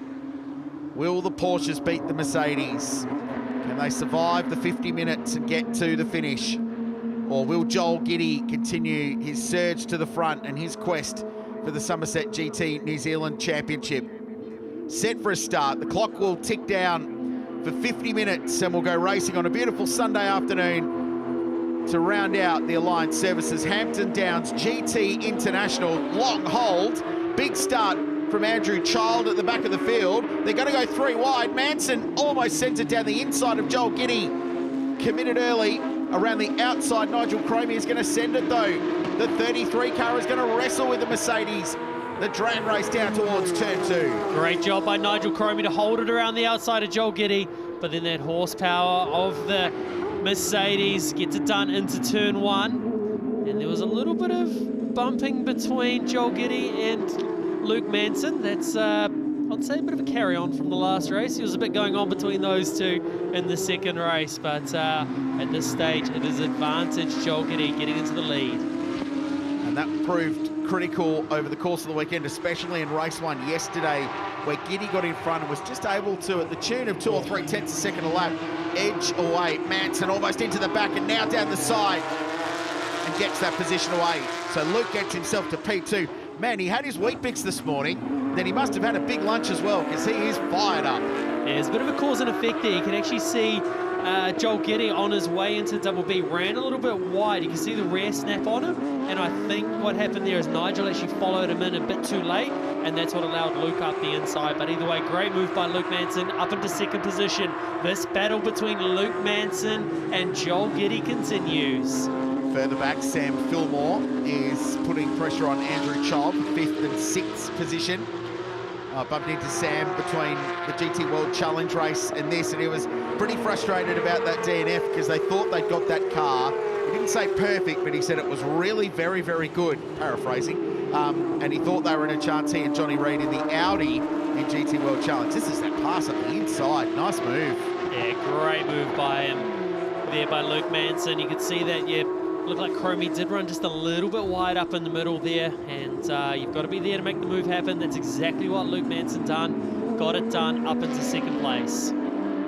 Fillmore gets the job done on Andrew Child, so gets to 5th place in the Alliance Services car from IMS Racing.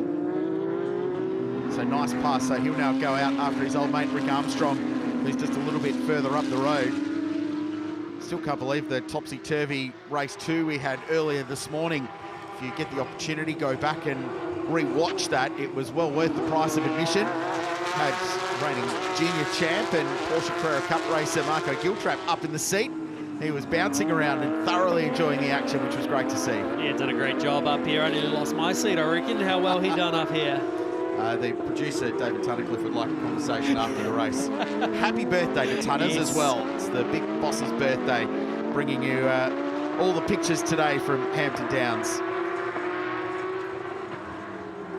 And Luke Manson has cruised up to the back of that big looming rear wing of the Mercedes AMG. So Joel Giddy spent all of race 2 this morning as the hunter.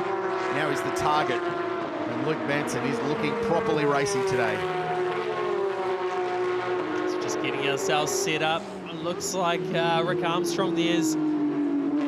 He's made a move up into 3rd place there with Cromie dropping down. Something's happened to Cromie in the background there, so that's elevated. So they're in the lane. He's got an issue with that right rear tyre. Something obviously not feeling right for him in that car. So a promising start to this one for the Mark Cromie Racing number 33 car. He goes into pit lane. Now the window's not going to be open, is it, to make this the mandatory pit stop that he needed to serve? Delamination on the inside of that, or is something further? Get the team on to find out what the issue is. They're up there at pit exit end of about 245 metre long pit lane. So a new left rear Michelin going on. I say new, relative, looks like it's been well worn. And they'll send that car and get it back on the racetrack. But a long way back from the leading group of cars, so this will be now a 45-minute test session for Nigel for the remainder of the race, unless there is a safety car to draw him back towards the front of the field.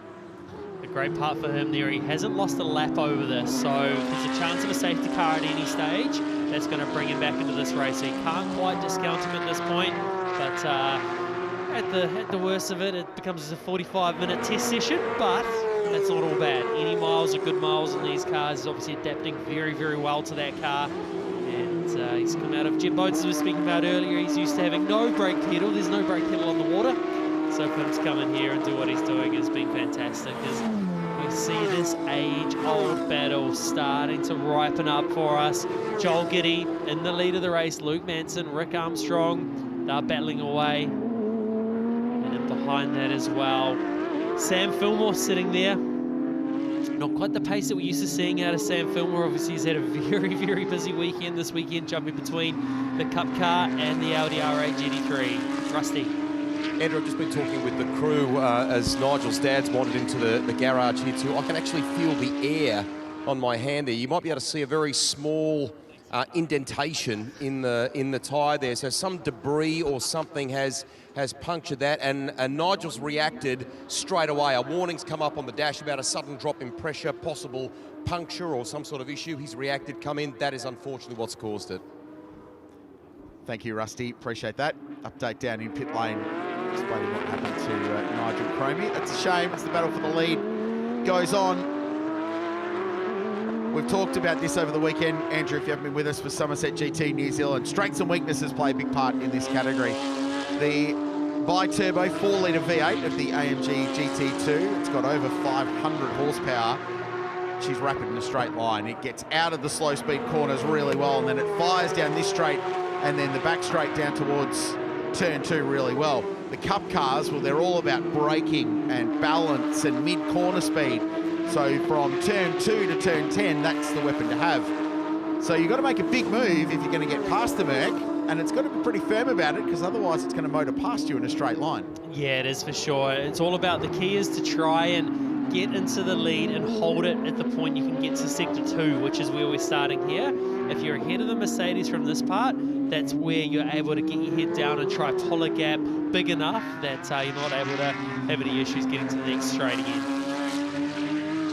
It's a GT2 specification Mercedes, so if you're with us for Fanatec GT World Challenge Australia earlier today, they're the GT3 car. That's the top flight of their customer racing program that do all their SRO endurance races as Manson draws ever nearer as they run into the turn 8 hairpin right-hander, slow at the apex, and they fire up the hill.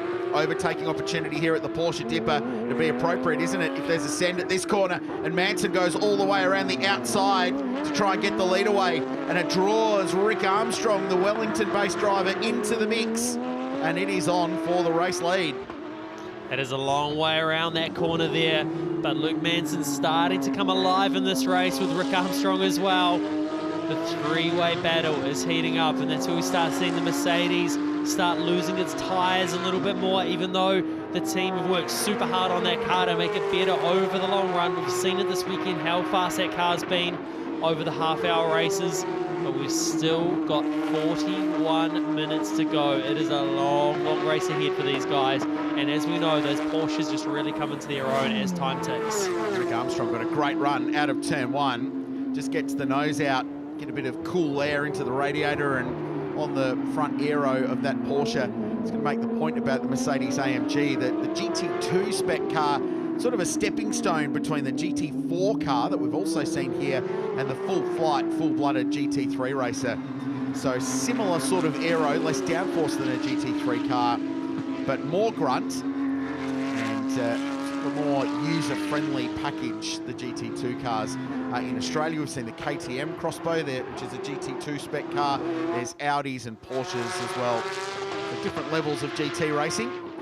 And the BOP process here in New Zealand means that that car can run with a Porsche GT3 Cup car, which is the same as you'll see racing in Carrera Cup Australia. Here goes Manson. This time he waits. He didn't go to the outside. It felt like he was just going to sneak one down the inside there. Didn't telegraph a move early in that, but no pass on this time. It certainly looks like the Porsche Dipper is the place. And hello, we've got a safety car, and the reason is that car 999, which is Regan Scholar, has stopped in pit exit, we're told. So trying to rejoin the race after being flat-toed back to the pits. And this is what we're talking about. This works out well for Nigel Cromie, brings him back into it. So the Scholar car, they tried having another go at getting it going again, and unfortunately it has stopped again. And You know, as frustrating as this is for everyone to see it under safety car, end of the day, they had to give it a go to get that car back out on track, so you can't knock them for that, having a go, and yeah, that's real unfortunate. So hopefully they'll drag it back up into pit lane, and we can get back underway with racing very soon.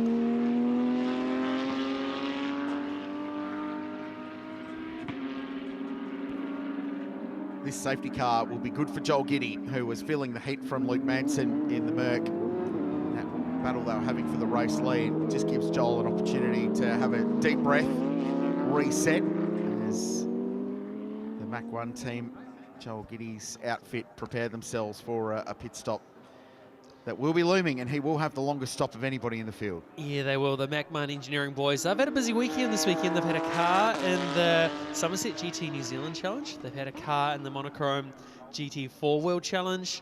And they've also had a car in the GT World Challenge GT3s as well. So a very, very busy weekend for those guys. And we can see this car getting another tow back in.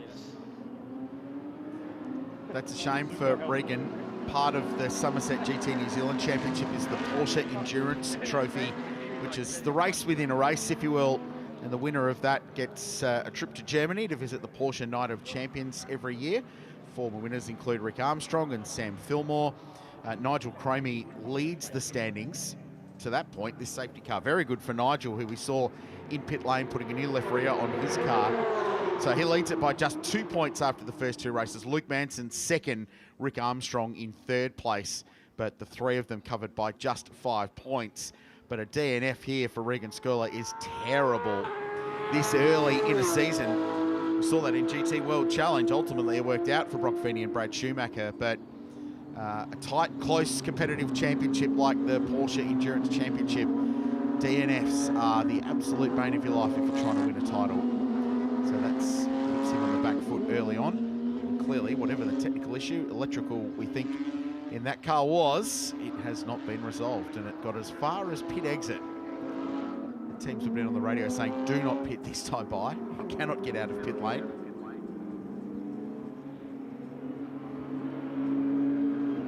So that will be recovered, and we'll go back to racing as the clock continues to tick down. 37 minutes and 30 seconds to go in Summerset GT New Zealand's 50-minute enduro.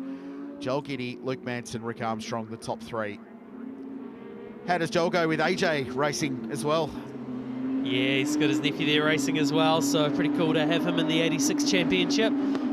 It's a bit of a family affair, which is what it's all about. We've obviously got the Mansons in behind as well. That's another family affair. You've got Luke obviously running here this weekend, and Sebastian Manson, he's been doing some great things up in America as well, with a lot of testing, getting ready for next season with Turn 3 racing over there. And his younger brother as well, Marco Manson, he's getting into cars. He's going to be a real talent as well. And then you go back to Rick Armstrong. No need to introduce his son, Marcus Armstrong. He's a very, very successful driver as well, and so is Rick. He's very fast. So, you know, it is a family sport as well, as much as it's nice to see these guys out there doing it for themselves and pushing on super hard as well. It's got you nervous. For your youngsters. Yeah, I'm in big trouble. Don't you worry about that.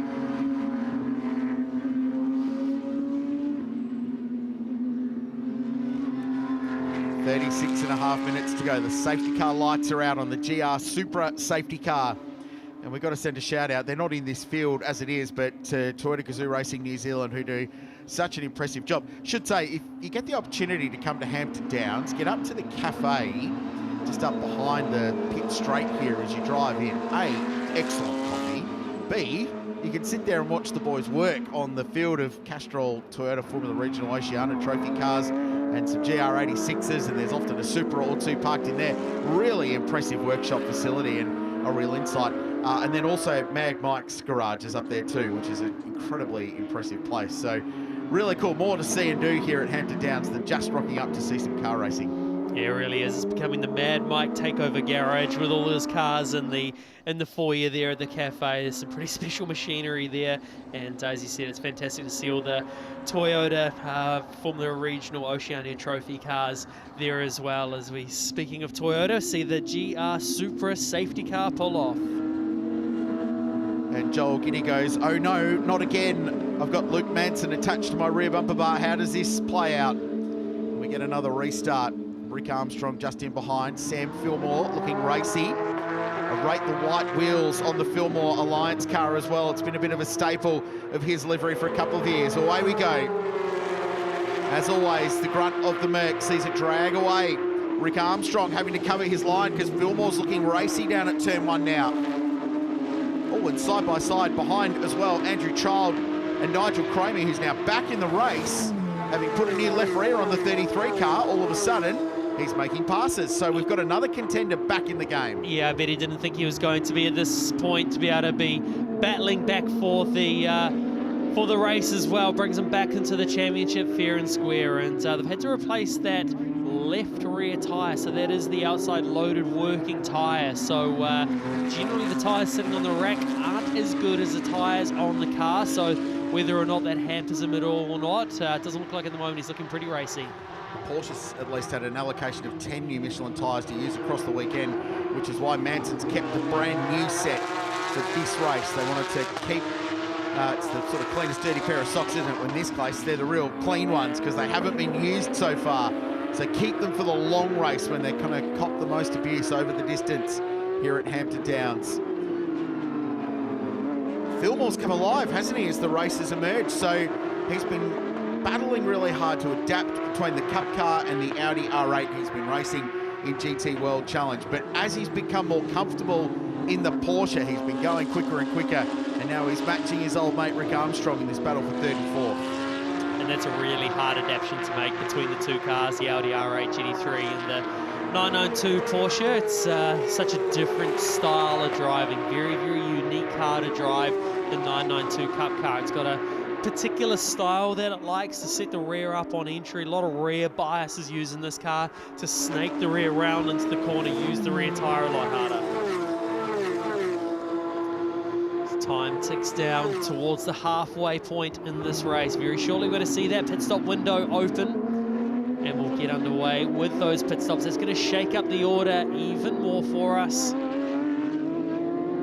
as Nigel Cromie puts the pressure on the back of Sam Fillmore. Saying, didn't think he was going to be in this fight this early on after what happened. Nearly got lapped. That would have completely taken him out of contention, but not now. He is sitting there in 5th place for the race. Runs a nice wide line into double B to try and get the exit to fire it up the inside. Not quite enough.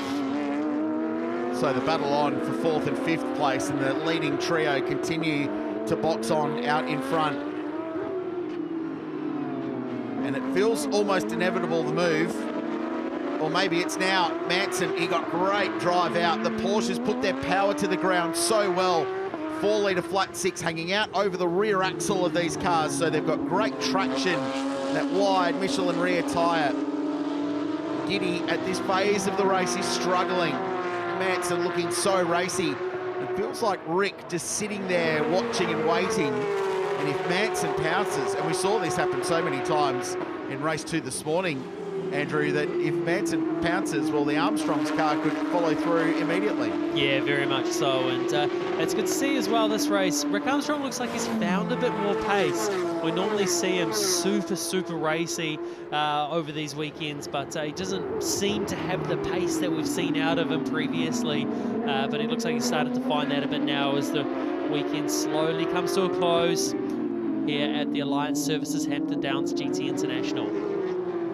Yeah, it feels like Rick's really built into his weekend, just step by step, but it probably comes with some championship experience too, with what he's learned over the last couple of seasons on building the year. Yeah, exactly, and you know, here we are saying that Rick's not quite as fast as we normally see him, and he'd be the first to admit it as well, that you know, he doesn't have that sort of extra bit of pace that we normally see out of him. So, and sometimes it's just like that, and you can get frustrated with it. You can't figure out where that pace is going. You know what the car's doing. You know what you want out of it to get better, to make the car handle better. But sometimes it's really hard to gel and get into that window.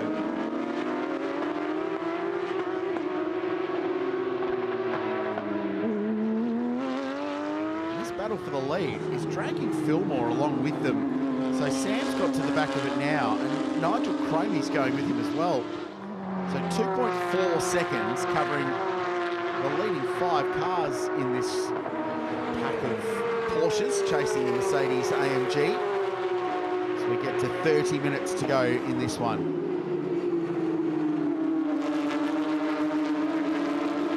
Just pause as we hear that beautiful sound of those Porsche engines. It is hard to beat the sound of those cars as they fly by down the straight towards turn 2. Over 240 kilometers an hour, and then you're hard back on the brakes. There's a white line across the track, which is normally a great braking reference. You sort of brace yourself and calculate where that marker is and watch for it coming up in front of you.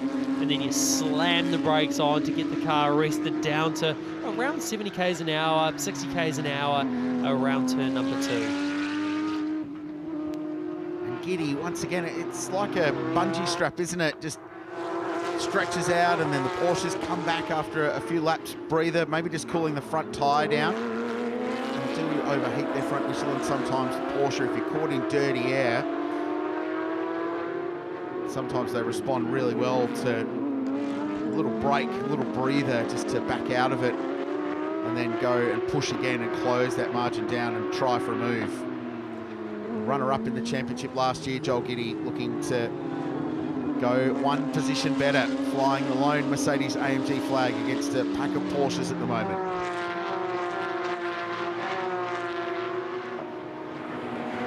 We start seeing the pit stop sequence begin as they come into pit lane. So that's interesting. They've decided to stop Manson early. Oh, and again, the 999 car. So they've gone and done the reboot again, and this time it's parked again. It's on driver's right. I wonder if they'll look at another safety car for it. All the teams in pit lane. That is going to work out beautifully for Manson. Just thinking the same thing. They're going to get, if it goes yellow, they're going to get a free stop into the lane as well, Sam Fillmore. Oh, that is tight between them. The race back out of the lane. It sounded like a Carrera Cup race start too. They had the thing banging off the limiter, the smidge over 8,000 RPM to drop the clutch in one of these cars, and then they edge past the stranded Porsche. So away they go, back into the race. Now, Joel Giddy has a 1 second longer pit stop than Luke Manson and Sam Fillmore. So he will burn a little bit of time, but they've elected to get the Porsches in early. And if you're Giddy at this point here, you would get that car in the lane as soon as you can before they call safety car. They obviously called safety car when the car was at that point earlier. So whether or not they do again, or do they let the pit stop sequence pull out before they play out, before they recover it? Knowing that he's in a relatively safe place. He's on pit exit. There's not 50 cars all trying to get in and out. And in comes Giddy as well. But I'm interested to see, it's going to be a slight undercut potential. We're not talking about a new tyre undercut, but just getting out, clean racetrack, repressure tyres, back up to operating temperature and pressure. And they'll be at speed as Joel Giddy rejoins. Interesting to see them pull some pressure out of that right front tyre. Not a lot. Very, very short stop, so you don't get much of a chance to get much pressure out of those tyres. Rusty? Andrew, I'm reading a bit of body language here, so I put a question mark on what I'm about to tell you. I don't know if I've got this accurate, but what it looks like to me at the moment is that the crew that work on Rick Armstrong's car asked him via radio to pit in recent laps, but he's making his own kind of call on the run here. He's kept out and pressed on. I'm not sure, but that's what it looks like to me. And Rusty, the lead will change. Luke Manson goes through. Both he and Sam Fillmore, stopping early, coupled with a longer pit stop time for Joel Giddy, have jumped the Mercedes AMG. So Manson will find himself the net race leader, but we need to wait and see what Rick Armstrong does when he stops. That's an interesting one with Rick Armstrong and his radio. I'm wondering if there actually might be something a little more sinister with that, maybe a radio issue, because it's very rare drivers don't listen to, well, I'll probably have an engineer or two that'll say, yeah, right, when I say you don't listen to your engineer, but a situation like this around the pit window, it's Yeah, an interesting one, but we'll find out soon. Whether here he comes now into the lane. Well, this is where the race will play out. The rejoin is going to be critical here. Rick was just behind Luke Manson when he stopped. So the pit stop time for a mandatory stop is 14 seconds, which was 2 quicker than Luke Manson, but has that extra time on the circuit benefited Manson. There goes Rick, he's out. Short run down to pit exit. This is going to be properly close when they get to the rejoin on the exit of turn 1.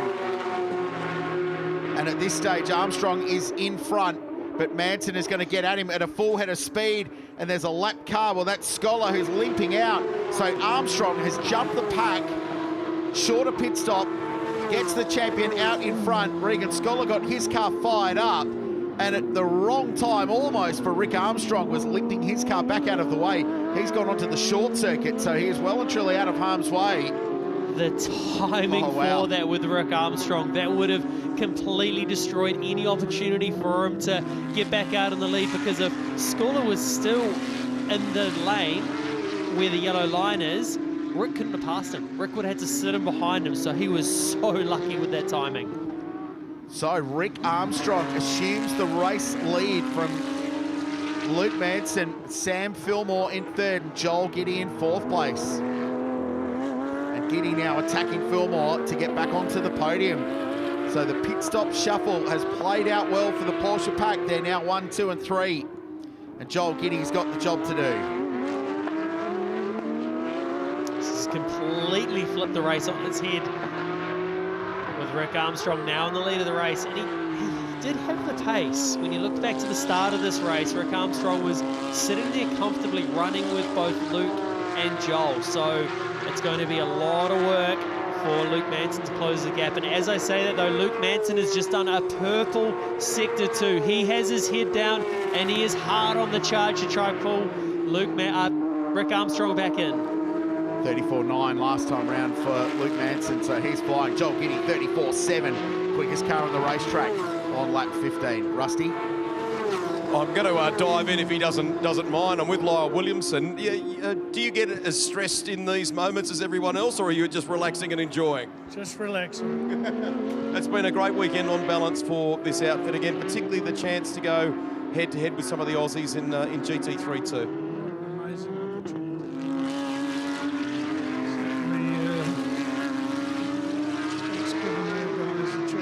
Themselves against the Australians. It's helped us lift our game a bit. It's just amazing.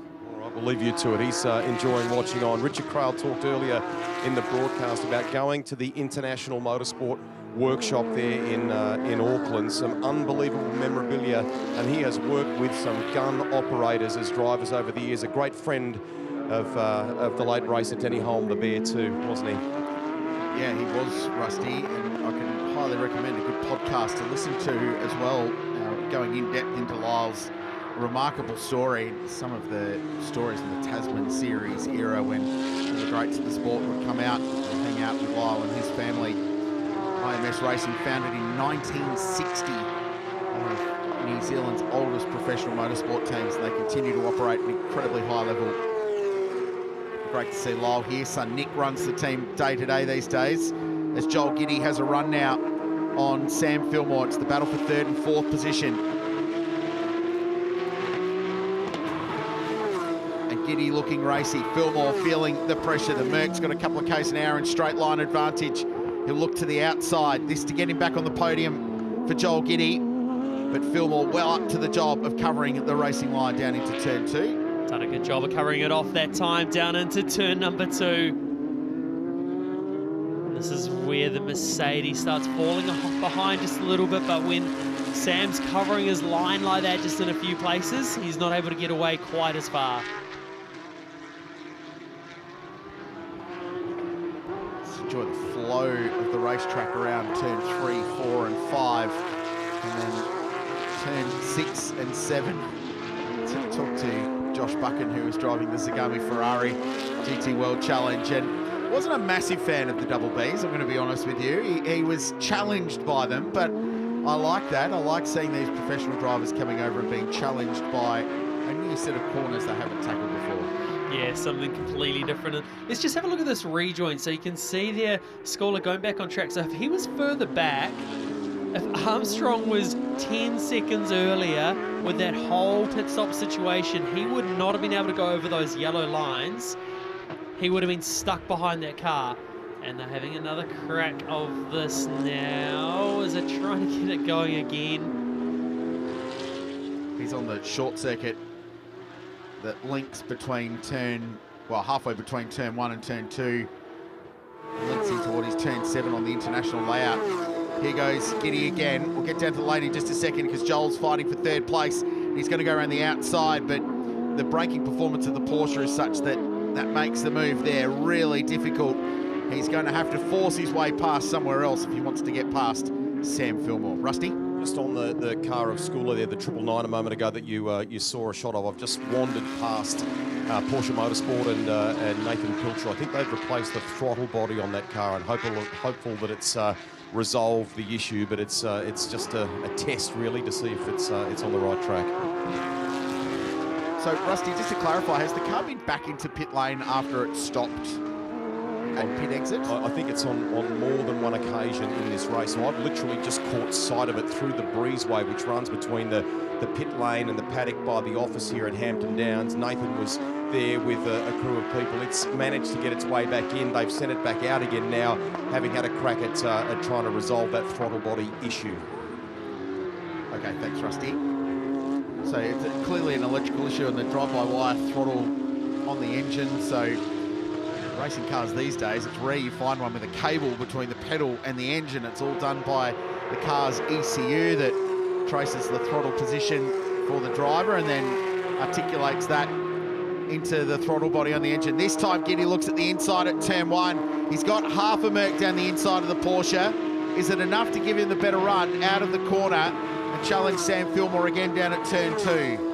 Not quite enough as Sam Fillmore covers his line. Not enough this time, which allows Joel Giddy up the inside, hard on the brakes. Oh, Sam Fillmore tucks right in behind him there. Great move by Joel Giddy, makes up one more spot. I'm just talking back about that fly-by throttle. The technology these days is starting to see fly-by brakes, which is starting to come in, and just recently I've seen as well fly-by steering. So the level that these cars are getting to is the technology that's involved in them is pretty incredible. From memory, it's actually a Mercedes GT3 they were testing the fly-by steering on. So I think I'll leave the test piloting to someone else on that front.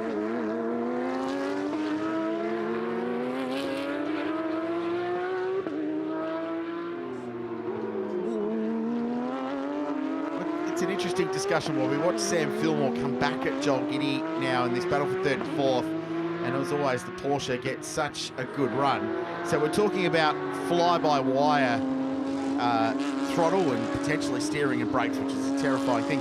Delve a little bit deeper into that. What exactly does that mean? Oh, you're getting my auto electrician out of me now. I'm a qualified auto sparky by trade, so we'll go deep into this one. No, so what it means is it's all controlled by what is called the CAN bus system, which effectively communicates to the steering or communicates to the brakes. So your inputs that you put into the pedals is via a computer to then sense to make the inputs happen. So it's more like jumping on iRacing on your computer, essentially. Yeah, exactly. And those inputs that you make are taken through a computer, and then it happens on the simulation that you're going on. So the only simulation I don't think you can get in the real world is a reset button. And I know a few people over this weekend wouldn't mind a reset button, but yeah, that's just where the technology is going in these modern GT3 race cars. I'm okay with fly-by throttle with no direct cable to the throttle. The brakes and steering, I'm not sure. I feel like I'd need a backup for those two. Yes, for sure. I would far prefer a bit of a backup, and just to add to that as well, I'm pretty sure in IMSA with Robert, who's doing the IMSA at the moment, he's using the throttle and everything, and that's all flyby. Robert Kubica, yes, You've got former Formula 1 driver for Sauber, had the big crash. Yes. Lost, I think, 80% of the movement in his right arm, I think. Yeah, so he's using a bit of that as well. So, yeah, where it's got to now and all that technology is pretty incredible. I still like the cable. Robert Wickens is the one I was going on. Course. So he is fly-by brake and fly-by throttle. So, yeah, the Canadian driver who's racing TCR with Brian Hooter Autosport in a Hyundai, and he's a quadriplegic after a massive accident. Quadriparaplegic, I think. Lost the use of his legs regardless. So all of the car is controlled by his hands. Amazing IndyCar driver, Robbie, unfortunately was robbed probably of an IndyCar career with a big crash, but great to see him back behind the wheel. And right, that's where that technology is unbelievable. Yes. Giving guys like that a chance to get back behind the wheel and resurrect their careers. Yeah, it's giving him a brilliant opportunity, and that's where all that flyby comes in. He's got the flyby brake, flyby accelerator, and all that to allow him to go racing, and you know, some fantastic things in GT3 racing. So it's very, very cool to see where it's all elevating. And speaking of elevating at the moment, Rick Armstrong is still doing the job out front in this race, commanding that lead, slowly closing up, but not enough. Yeah, Manson's got it down from 1.9 to 1.5, so we're talking tenths a lap here, but then every now and then Rick will bounce back and take another tenth of a second out. And from Wellington down to the bottom of the North Island, and very successful car dealership down there at Porsche Centre Wellington, and a whole group of other businesses in the Armstrongs group. But loves his motorsport, and we've touched on what Marcus has been doing, speaking of IndyCar drivers. And Rick making his son proud by continuing to punch on at the front, Summerset GT NZ. Just to add to that as well, the debut of Rick Armstrong's car was a couple of weeks ago down at Highlands, where he did a race with his son Marcus Armstrong, and it was just fantastic to see them down there having a bit of a race together, and done a great job as well. I heard there were some pretty exotic transfers from racetrack to airport as well going on that weekend. Yes, there were. Life of an IndyCar driver. Had to get out as, I think Marcus was back over to either the US or Europe to do some karting, actually, getting involved in that. So yeah, it's just great to see, and it just shows the passion of these young drivers these days. They're all over the place, getting as many laps and as many things as you can, and that's like Ryan Wood. He's obviously just announced that he's doing the CT Championship with Toyota this year coming as well, and that's purely for miles as well. He wants to sharpen his tools in his toolbox, as he was saying, and that's exactly what he's doing. When he saw what Brock Feeney and Will Brown did, I mean, Will Brown won the 69th New Zealand Grand Prix, which was an incredible achievement. First Australian to do that, I think, in about 50 years from memory. Remarkable achievement for Will, and Ryan was sitting there and watching that going, well, Will Brown can do it, I can. Now, Will came from a slightly different background. He had experience in open wheelers, spent a season in the Australian Formula 4 Championship, raced Formula Ford as well. Woody's done none of that. Basically jumped straight into a cup car and then into supercars, but he's a naturally gifted racing car driver. He's going to be just fine this summer. Oh, he'll be absolutely fine. And then you think back to Brock Feeney as well. He'd never seen Highlands, well, never raced at Highlands, never been in an open wheel car with wings and slicks, and put it on pole. So there's any reason that Ryan Wood's able to do the same sort of thing, and it's just so great to see those sort of guys coming over, and you can nearly say putting their reputation on the line to come out and race against some of these fast young drivers and do what they're doing. As you see another battle starting to develop, feels a bit like what we saw in the last race. Joel Giddy versus Luke Manson. Here's the second verse, same as the first in this fight for second and third place. And Giddy, as the race goes on. Now, this has got to be a promising sign for the JG Civil and the Mac 1 team, because the Achilles heel of the Merc last year was its long run pace. Certainly when tyre degradation was high. We saw it at Topor especially last season. But this car, as the race has gone on, seems to be getting better and better. So it seems to me like they've made some gains in this car and unlocked a bit of stuff between seasons. Yeah, they really have, and I know they did a few test days leading up to it, and I might have had a sneaky drive of it as well, help the boys out. But kept that quiet. but no, to be fair, it was just confirming what they had already done. It's they were well down the right track, the Mac 1 team, and you know, it was just a privilege to get back up behind the wheel of that car, and you know, they've done a fantastic job with that car for sure. What's it like to drive? It's a weapon, absolute weapon. It's got so much power, and it's a beautiful car to drive. Very, very well balanced. And as you can see there, Joel Giddy trying to get up the inside, not quite able to make it happen there. With only 10 minutes remaining, you can just sense the difference in that car this year as well with Joel Giddy. You know, by this point of the race last year, we completely discounted him from any race and any chance of improving, as he's just gone right around the outside, up into second place. Now, the next challenge, can he close down Rick Armstrong? Almost identical lap times, Giddy and Armstrong last time around, so now he's got some clean air. He's not caught up behind that Porsche. Let's see what he's got. Sam Fillmore's got to the back as well, all anchored off the back of that turn 1 exit. Yeah, so just watching it, it was a clean exit off turn 1 as well. So quite surprising just how much Joel was able to get out and pull right around the outside and get back into second position. There is Sam Fillmore. A little bit of a half slide on the exit of the double B turn 6 and 7 there.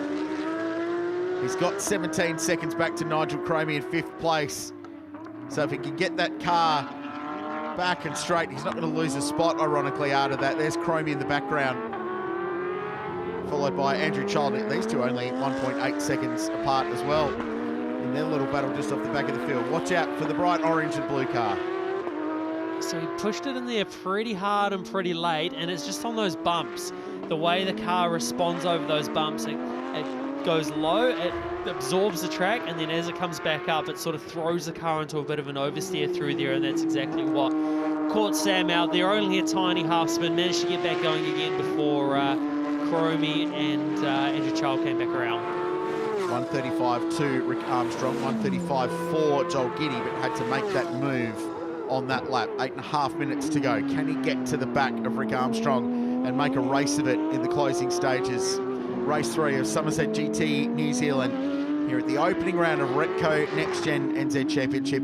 Head to nextgennz.co.nz for more information about this championship, or jump on the socials and follow along. I've got a YouTube channel up and running, and the socials very active, lots of clips and highlights from the weekend. But more importantly, check out the calendar for where we're going next, because the summer is very cool. It is a great program. There's some really cool events coming up. Of course, we talked about the Highlands event, the 70th running of the New Zealand Grand Prix, but we're back here in early January, 9 to 11, Andrew, which is the opening round of Formula Regional Oceania, which is going to be massive. So January 9 to 11. We're then down to the Giltrap Group Taupo Historic GP, which has become a hallmark event in the summer of New Zealand motorsport. All the old stars and cars of the past come out and go racing. It's a brilliant event, that one, isn't it? Just the vibe last year that we had at that event was something to behold, and just a privilege to be part of. So can't wait to get back there for that one as well. As the laps keep on ticking down as they go across the start-finish line for another lap. 35.1 plays a 35.1, so no improvement on that gap up to Rick Armstrong. I feel like Rick's just saved the best for last this weekend. He's doing a great job out there in the lead. After the historic GP, we're down to the Ascot Park Hotel Terratonga International down in Invercargill, so we head to the South Island. Passionate racing fans down in that part of the world. I'm very much looking forward to getting back to some Southland sushi as well. I'm surprised it isn't global, frankly, honestly. It is just the best thing that's ever happened.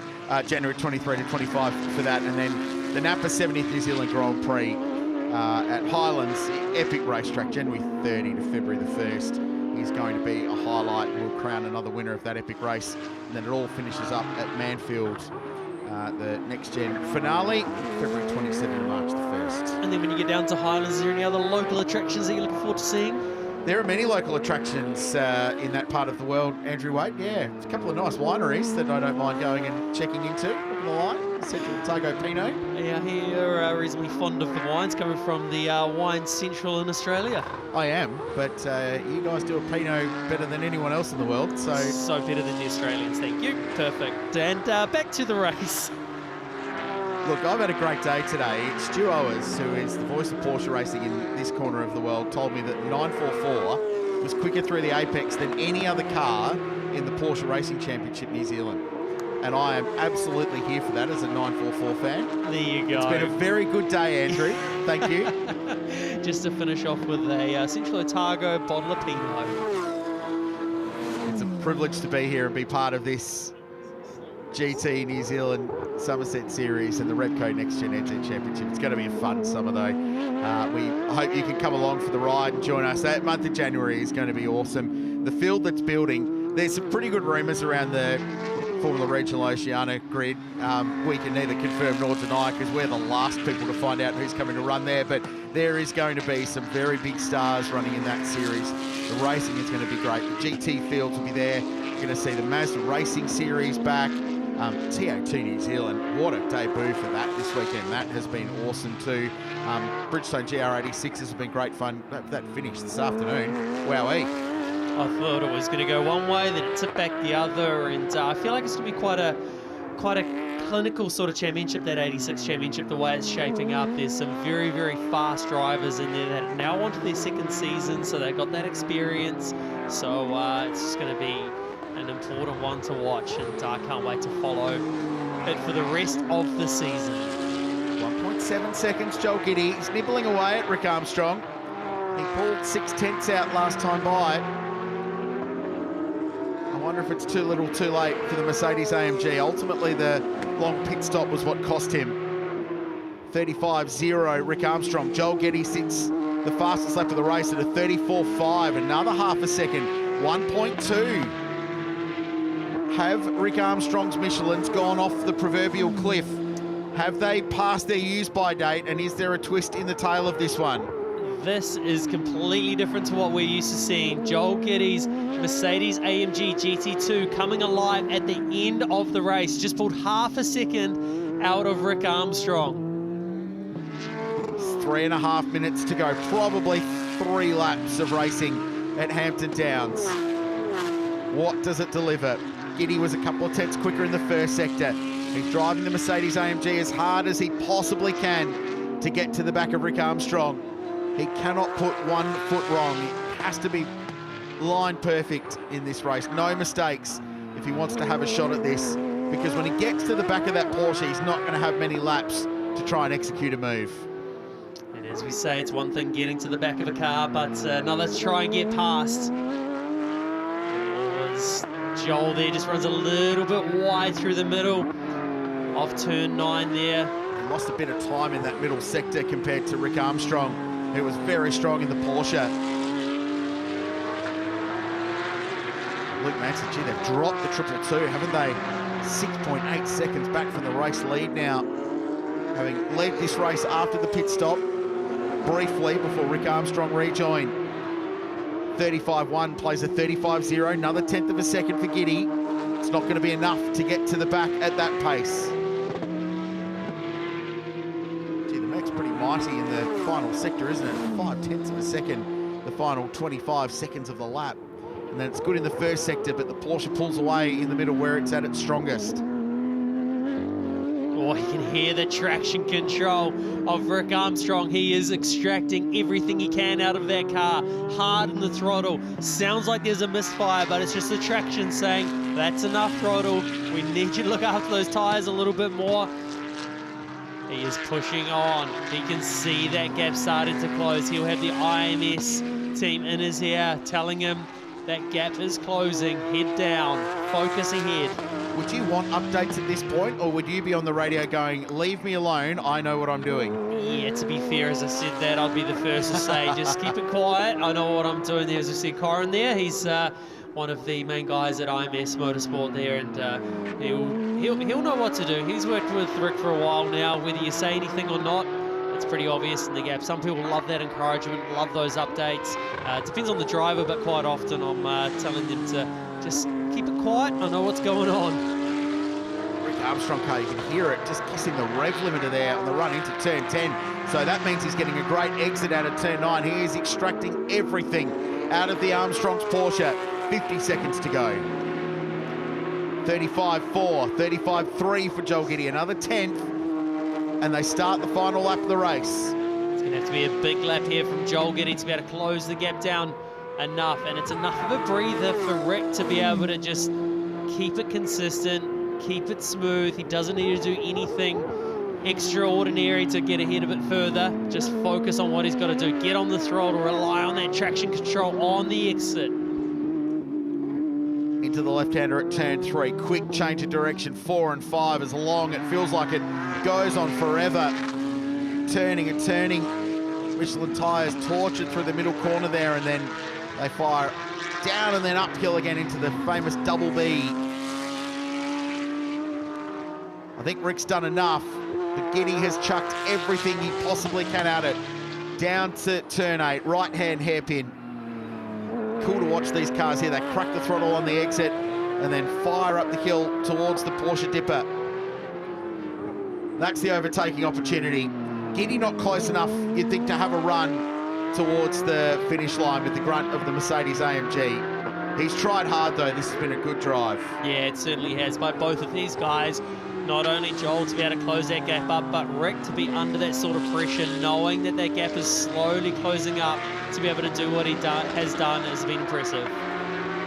So the checkered flag awaits the defending champion. It's been a tough start to Summerset GT New Zealand for him, but he ends it in the best possible way. And the champ is back on top. Rick Armstrong wins the Enduro. And the Armstrong's Porsche from IMS Racing back on top, right where it left us at the end of last season. After a racy weekend, Luke Manson third, and they're split by Joel Giddy in the JG Civil Mercedes AMG. And that is a very strong performance from him. It bodes well for the remainder of the championship. There's more Porsches coming back. He's going to be attacked from all sides, but it feels like Joel has got something to fight with. Yeah, he certainly does. He's stepped it up over the winter break, and it's great to see Rick Armstrong as well there come away with the win. That'll mean a lot to him, that last one, after not quite having the pace earlier on in the weekend, to come away with a convincing win there. Great job by Rick. Got it down to 0.6 of a second at the end. He had a dig. One more lap and Rick Armstrong was going to be in hot water, but he is experienced enough and good enough to hold on at the end. Joel Giddy will be a true race car driver after that, saying, I just needed one more lap. You're not a true race car driver unless you do say things like that, I tell you. It's been an entertaining weekend in Summerset GT New Zealand, and this series is going to build and grow over the summer. The Repco NextGen NZ Championship battle, arm wrestle between the Porsche and the Merc on the run down towards turn 1. Nigel Cramey in the mix in this one earlier. Luke Manson, as he's been all weekend, was fired up. And after a brilliant start, Regan Scholar, unfortunately, some technical issues, we think, with the throttle on that car throughout today, both in race 2 and in this one in race 3, and almost caused Rick Armstrong a real headache on the rejoin. Yeah, would have lost him the lead, as simple as that. Rick would have most likely probably ducked across the yellow line, and then that's instantly a penalty from there. So it's a bit of an awkward situation, but luckily it didn't unfold that way, as I'm sure even Joel would say that's not the way to win a race, is through something that wasn't going to affect the outcome anyway. And then on the comeback trail, after a longer pit stop than anyone else, Joel Giddy got past Sam Fillmore, then he did the same to Luke Manson, both at turn 2, and then he set out after the race leader. That was an odd one for Sam, who just got the bumps there on the exit of the double Bs at turn 7. But out in front, he was hunted towards the end, and the margin was just 0.6 of a second. But Rick Armstrong picks up where he left off, and the champion opens his account in Summerset GT New Zealand Australia.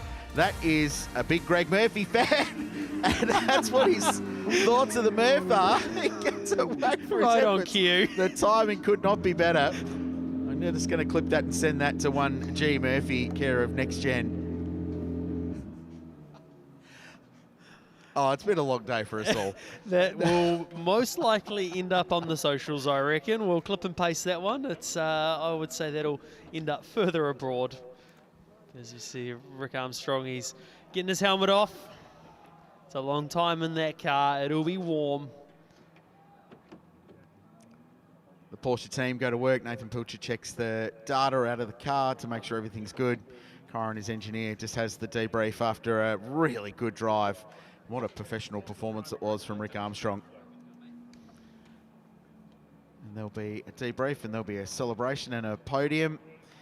What a great way to start the championship. Looking forward to this season of Summerset GT New Zealand. Cool way to launch with all of the top GT categories in the region here this weekend.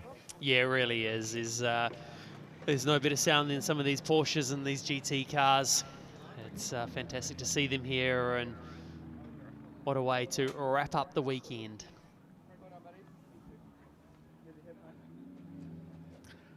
So the Allied Petroleum Victory Lane is the place to be this afternoon, and with Rick Armstrong, here's Greg Rust. Firstly, congratulations. That was super cool, but I think we had a few nervous people in the pit lane. Did you kind of make a choice on the run? Was there a bit of stuff on the radio? Just walk us through that. No, in the early stages of the race, I was being held up by Luke and Joel. And I said to Corin, if they pit, I won't. And he was like, pit, pit, pit. And I'm like, hang on, they're pitting. So I just thought I'd just put a few more laps in. And we just managed to put our heads down and get some good times in. And I overcut them. So it was a bit of a in-car strategy. It wasn't probably totally compliant, but I really enjoyed the race. It's very hot out there. The car felt really good, actually. So we just managed to be really steady out the front and do a good job. I'm really happy. Congratulations. I mean, it's a collective effort at the end of the day, but you obviously could feel and at that time and went with it.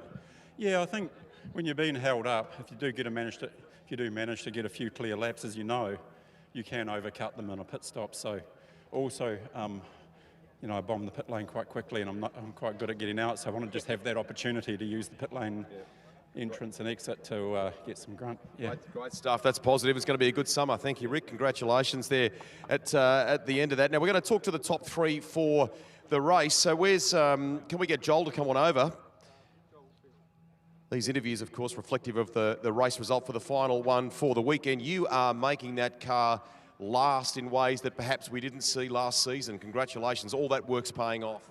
Yeah, the car's good, man. I settled in there, and I just didn't have enough for Rick. I got cooked the tyres following Sam, and thought I might get him, but no, next time. Yep. And speaking of next time, do you feel like kind of the work or what we've seen on track here this weekend is going to put you in good stead for the rest of the championship? I hope so. A lot of the tracks sort of favour us, so I think we'll be right. We'll be up there somewhere. Good on you. It's been a nice showcase. Thank you. Well done, Joel. So where's Luke Manson? Come on over. On balance, a fantastic weekend for you as well. I think, when you look at it over both days, you've got to be pretty happy, don't you? Yeah, very happy, Rusty. Happy with the Maramura beef race car. Thanks, Callum. Yep. You've had a bit of family support here this weekend too. That's been nice. Yeah, it's always good having the family here, Rusty. It's a family affair for me. All our kids race, and started with them go-karting when they were young, and I decided to have a go, so just love it. Good on you. We're set for the podium. Congratulations on third for the round. We're about to launch straight into the podium. We've got the okay, everybody. So can we get for Summerset GT New Zealand, great season opener here at Hampton Downs. Ladies and gentlemen, make some noise. Third place here for the opener. We've just literally spoken to him in the interview. How about it for Luke Manson, everybody? Well done.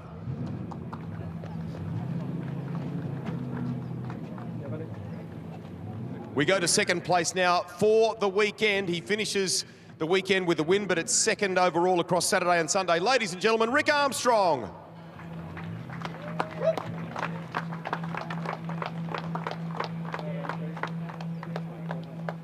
And your round winner, based on the performance across the entire weekend in Summerset GT New Zealand. Congratulations, Joel Giddy.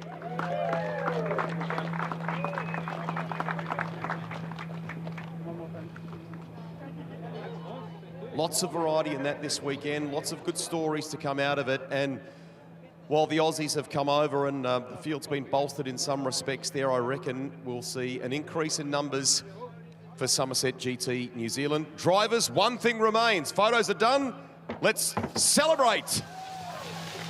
I think a trophy might have gone flying there. It looks like it's okay. Well done. So we are about to wrap things up here with the celebrations well and truly underway. We certainly hope you've enjoyed that. The season opener for the Repco NextGen NZ Championship. Congratulations to everybody involved on the GT3 and GT4 side of things from Australia. It's been terrific to have them come over the ditch, all of the teams, the crews and all the administrators to make this blend of an event possible. It has set us up for an awesome summer. We reconvene in early January, as Richard Craill said there before, the 9th to the 11th here at Hampton Downs. Follow our socials for all the latest news, and of course head to the website for ticket information, and we would love to see you at your local round, I should say. On behalf of all of our team, that wraps up the season opener. Bye for now.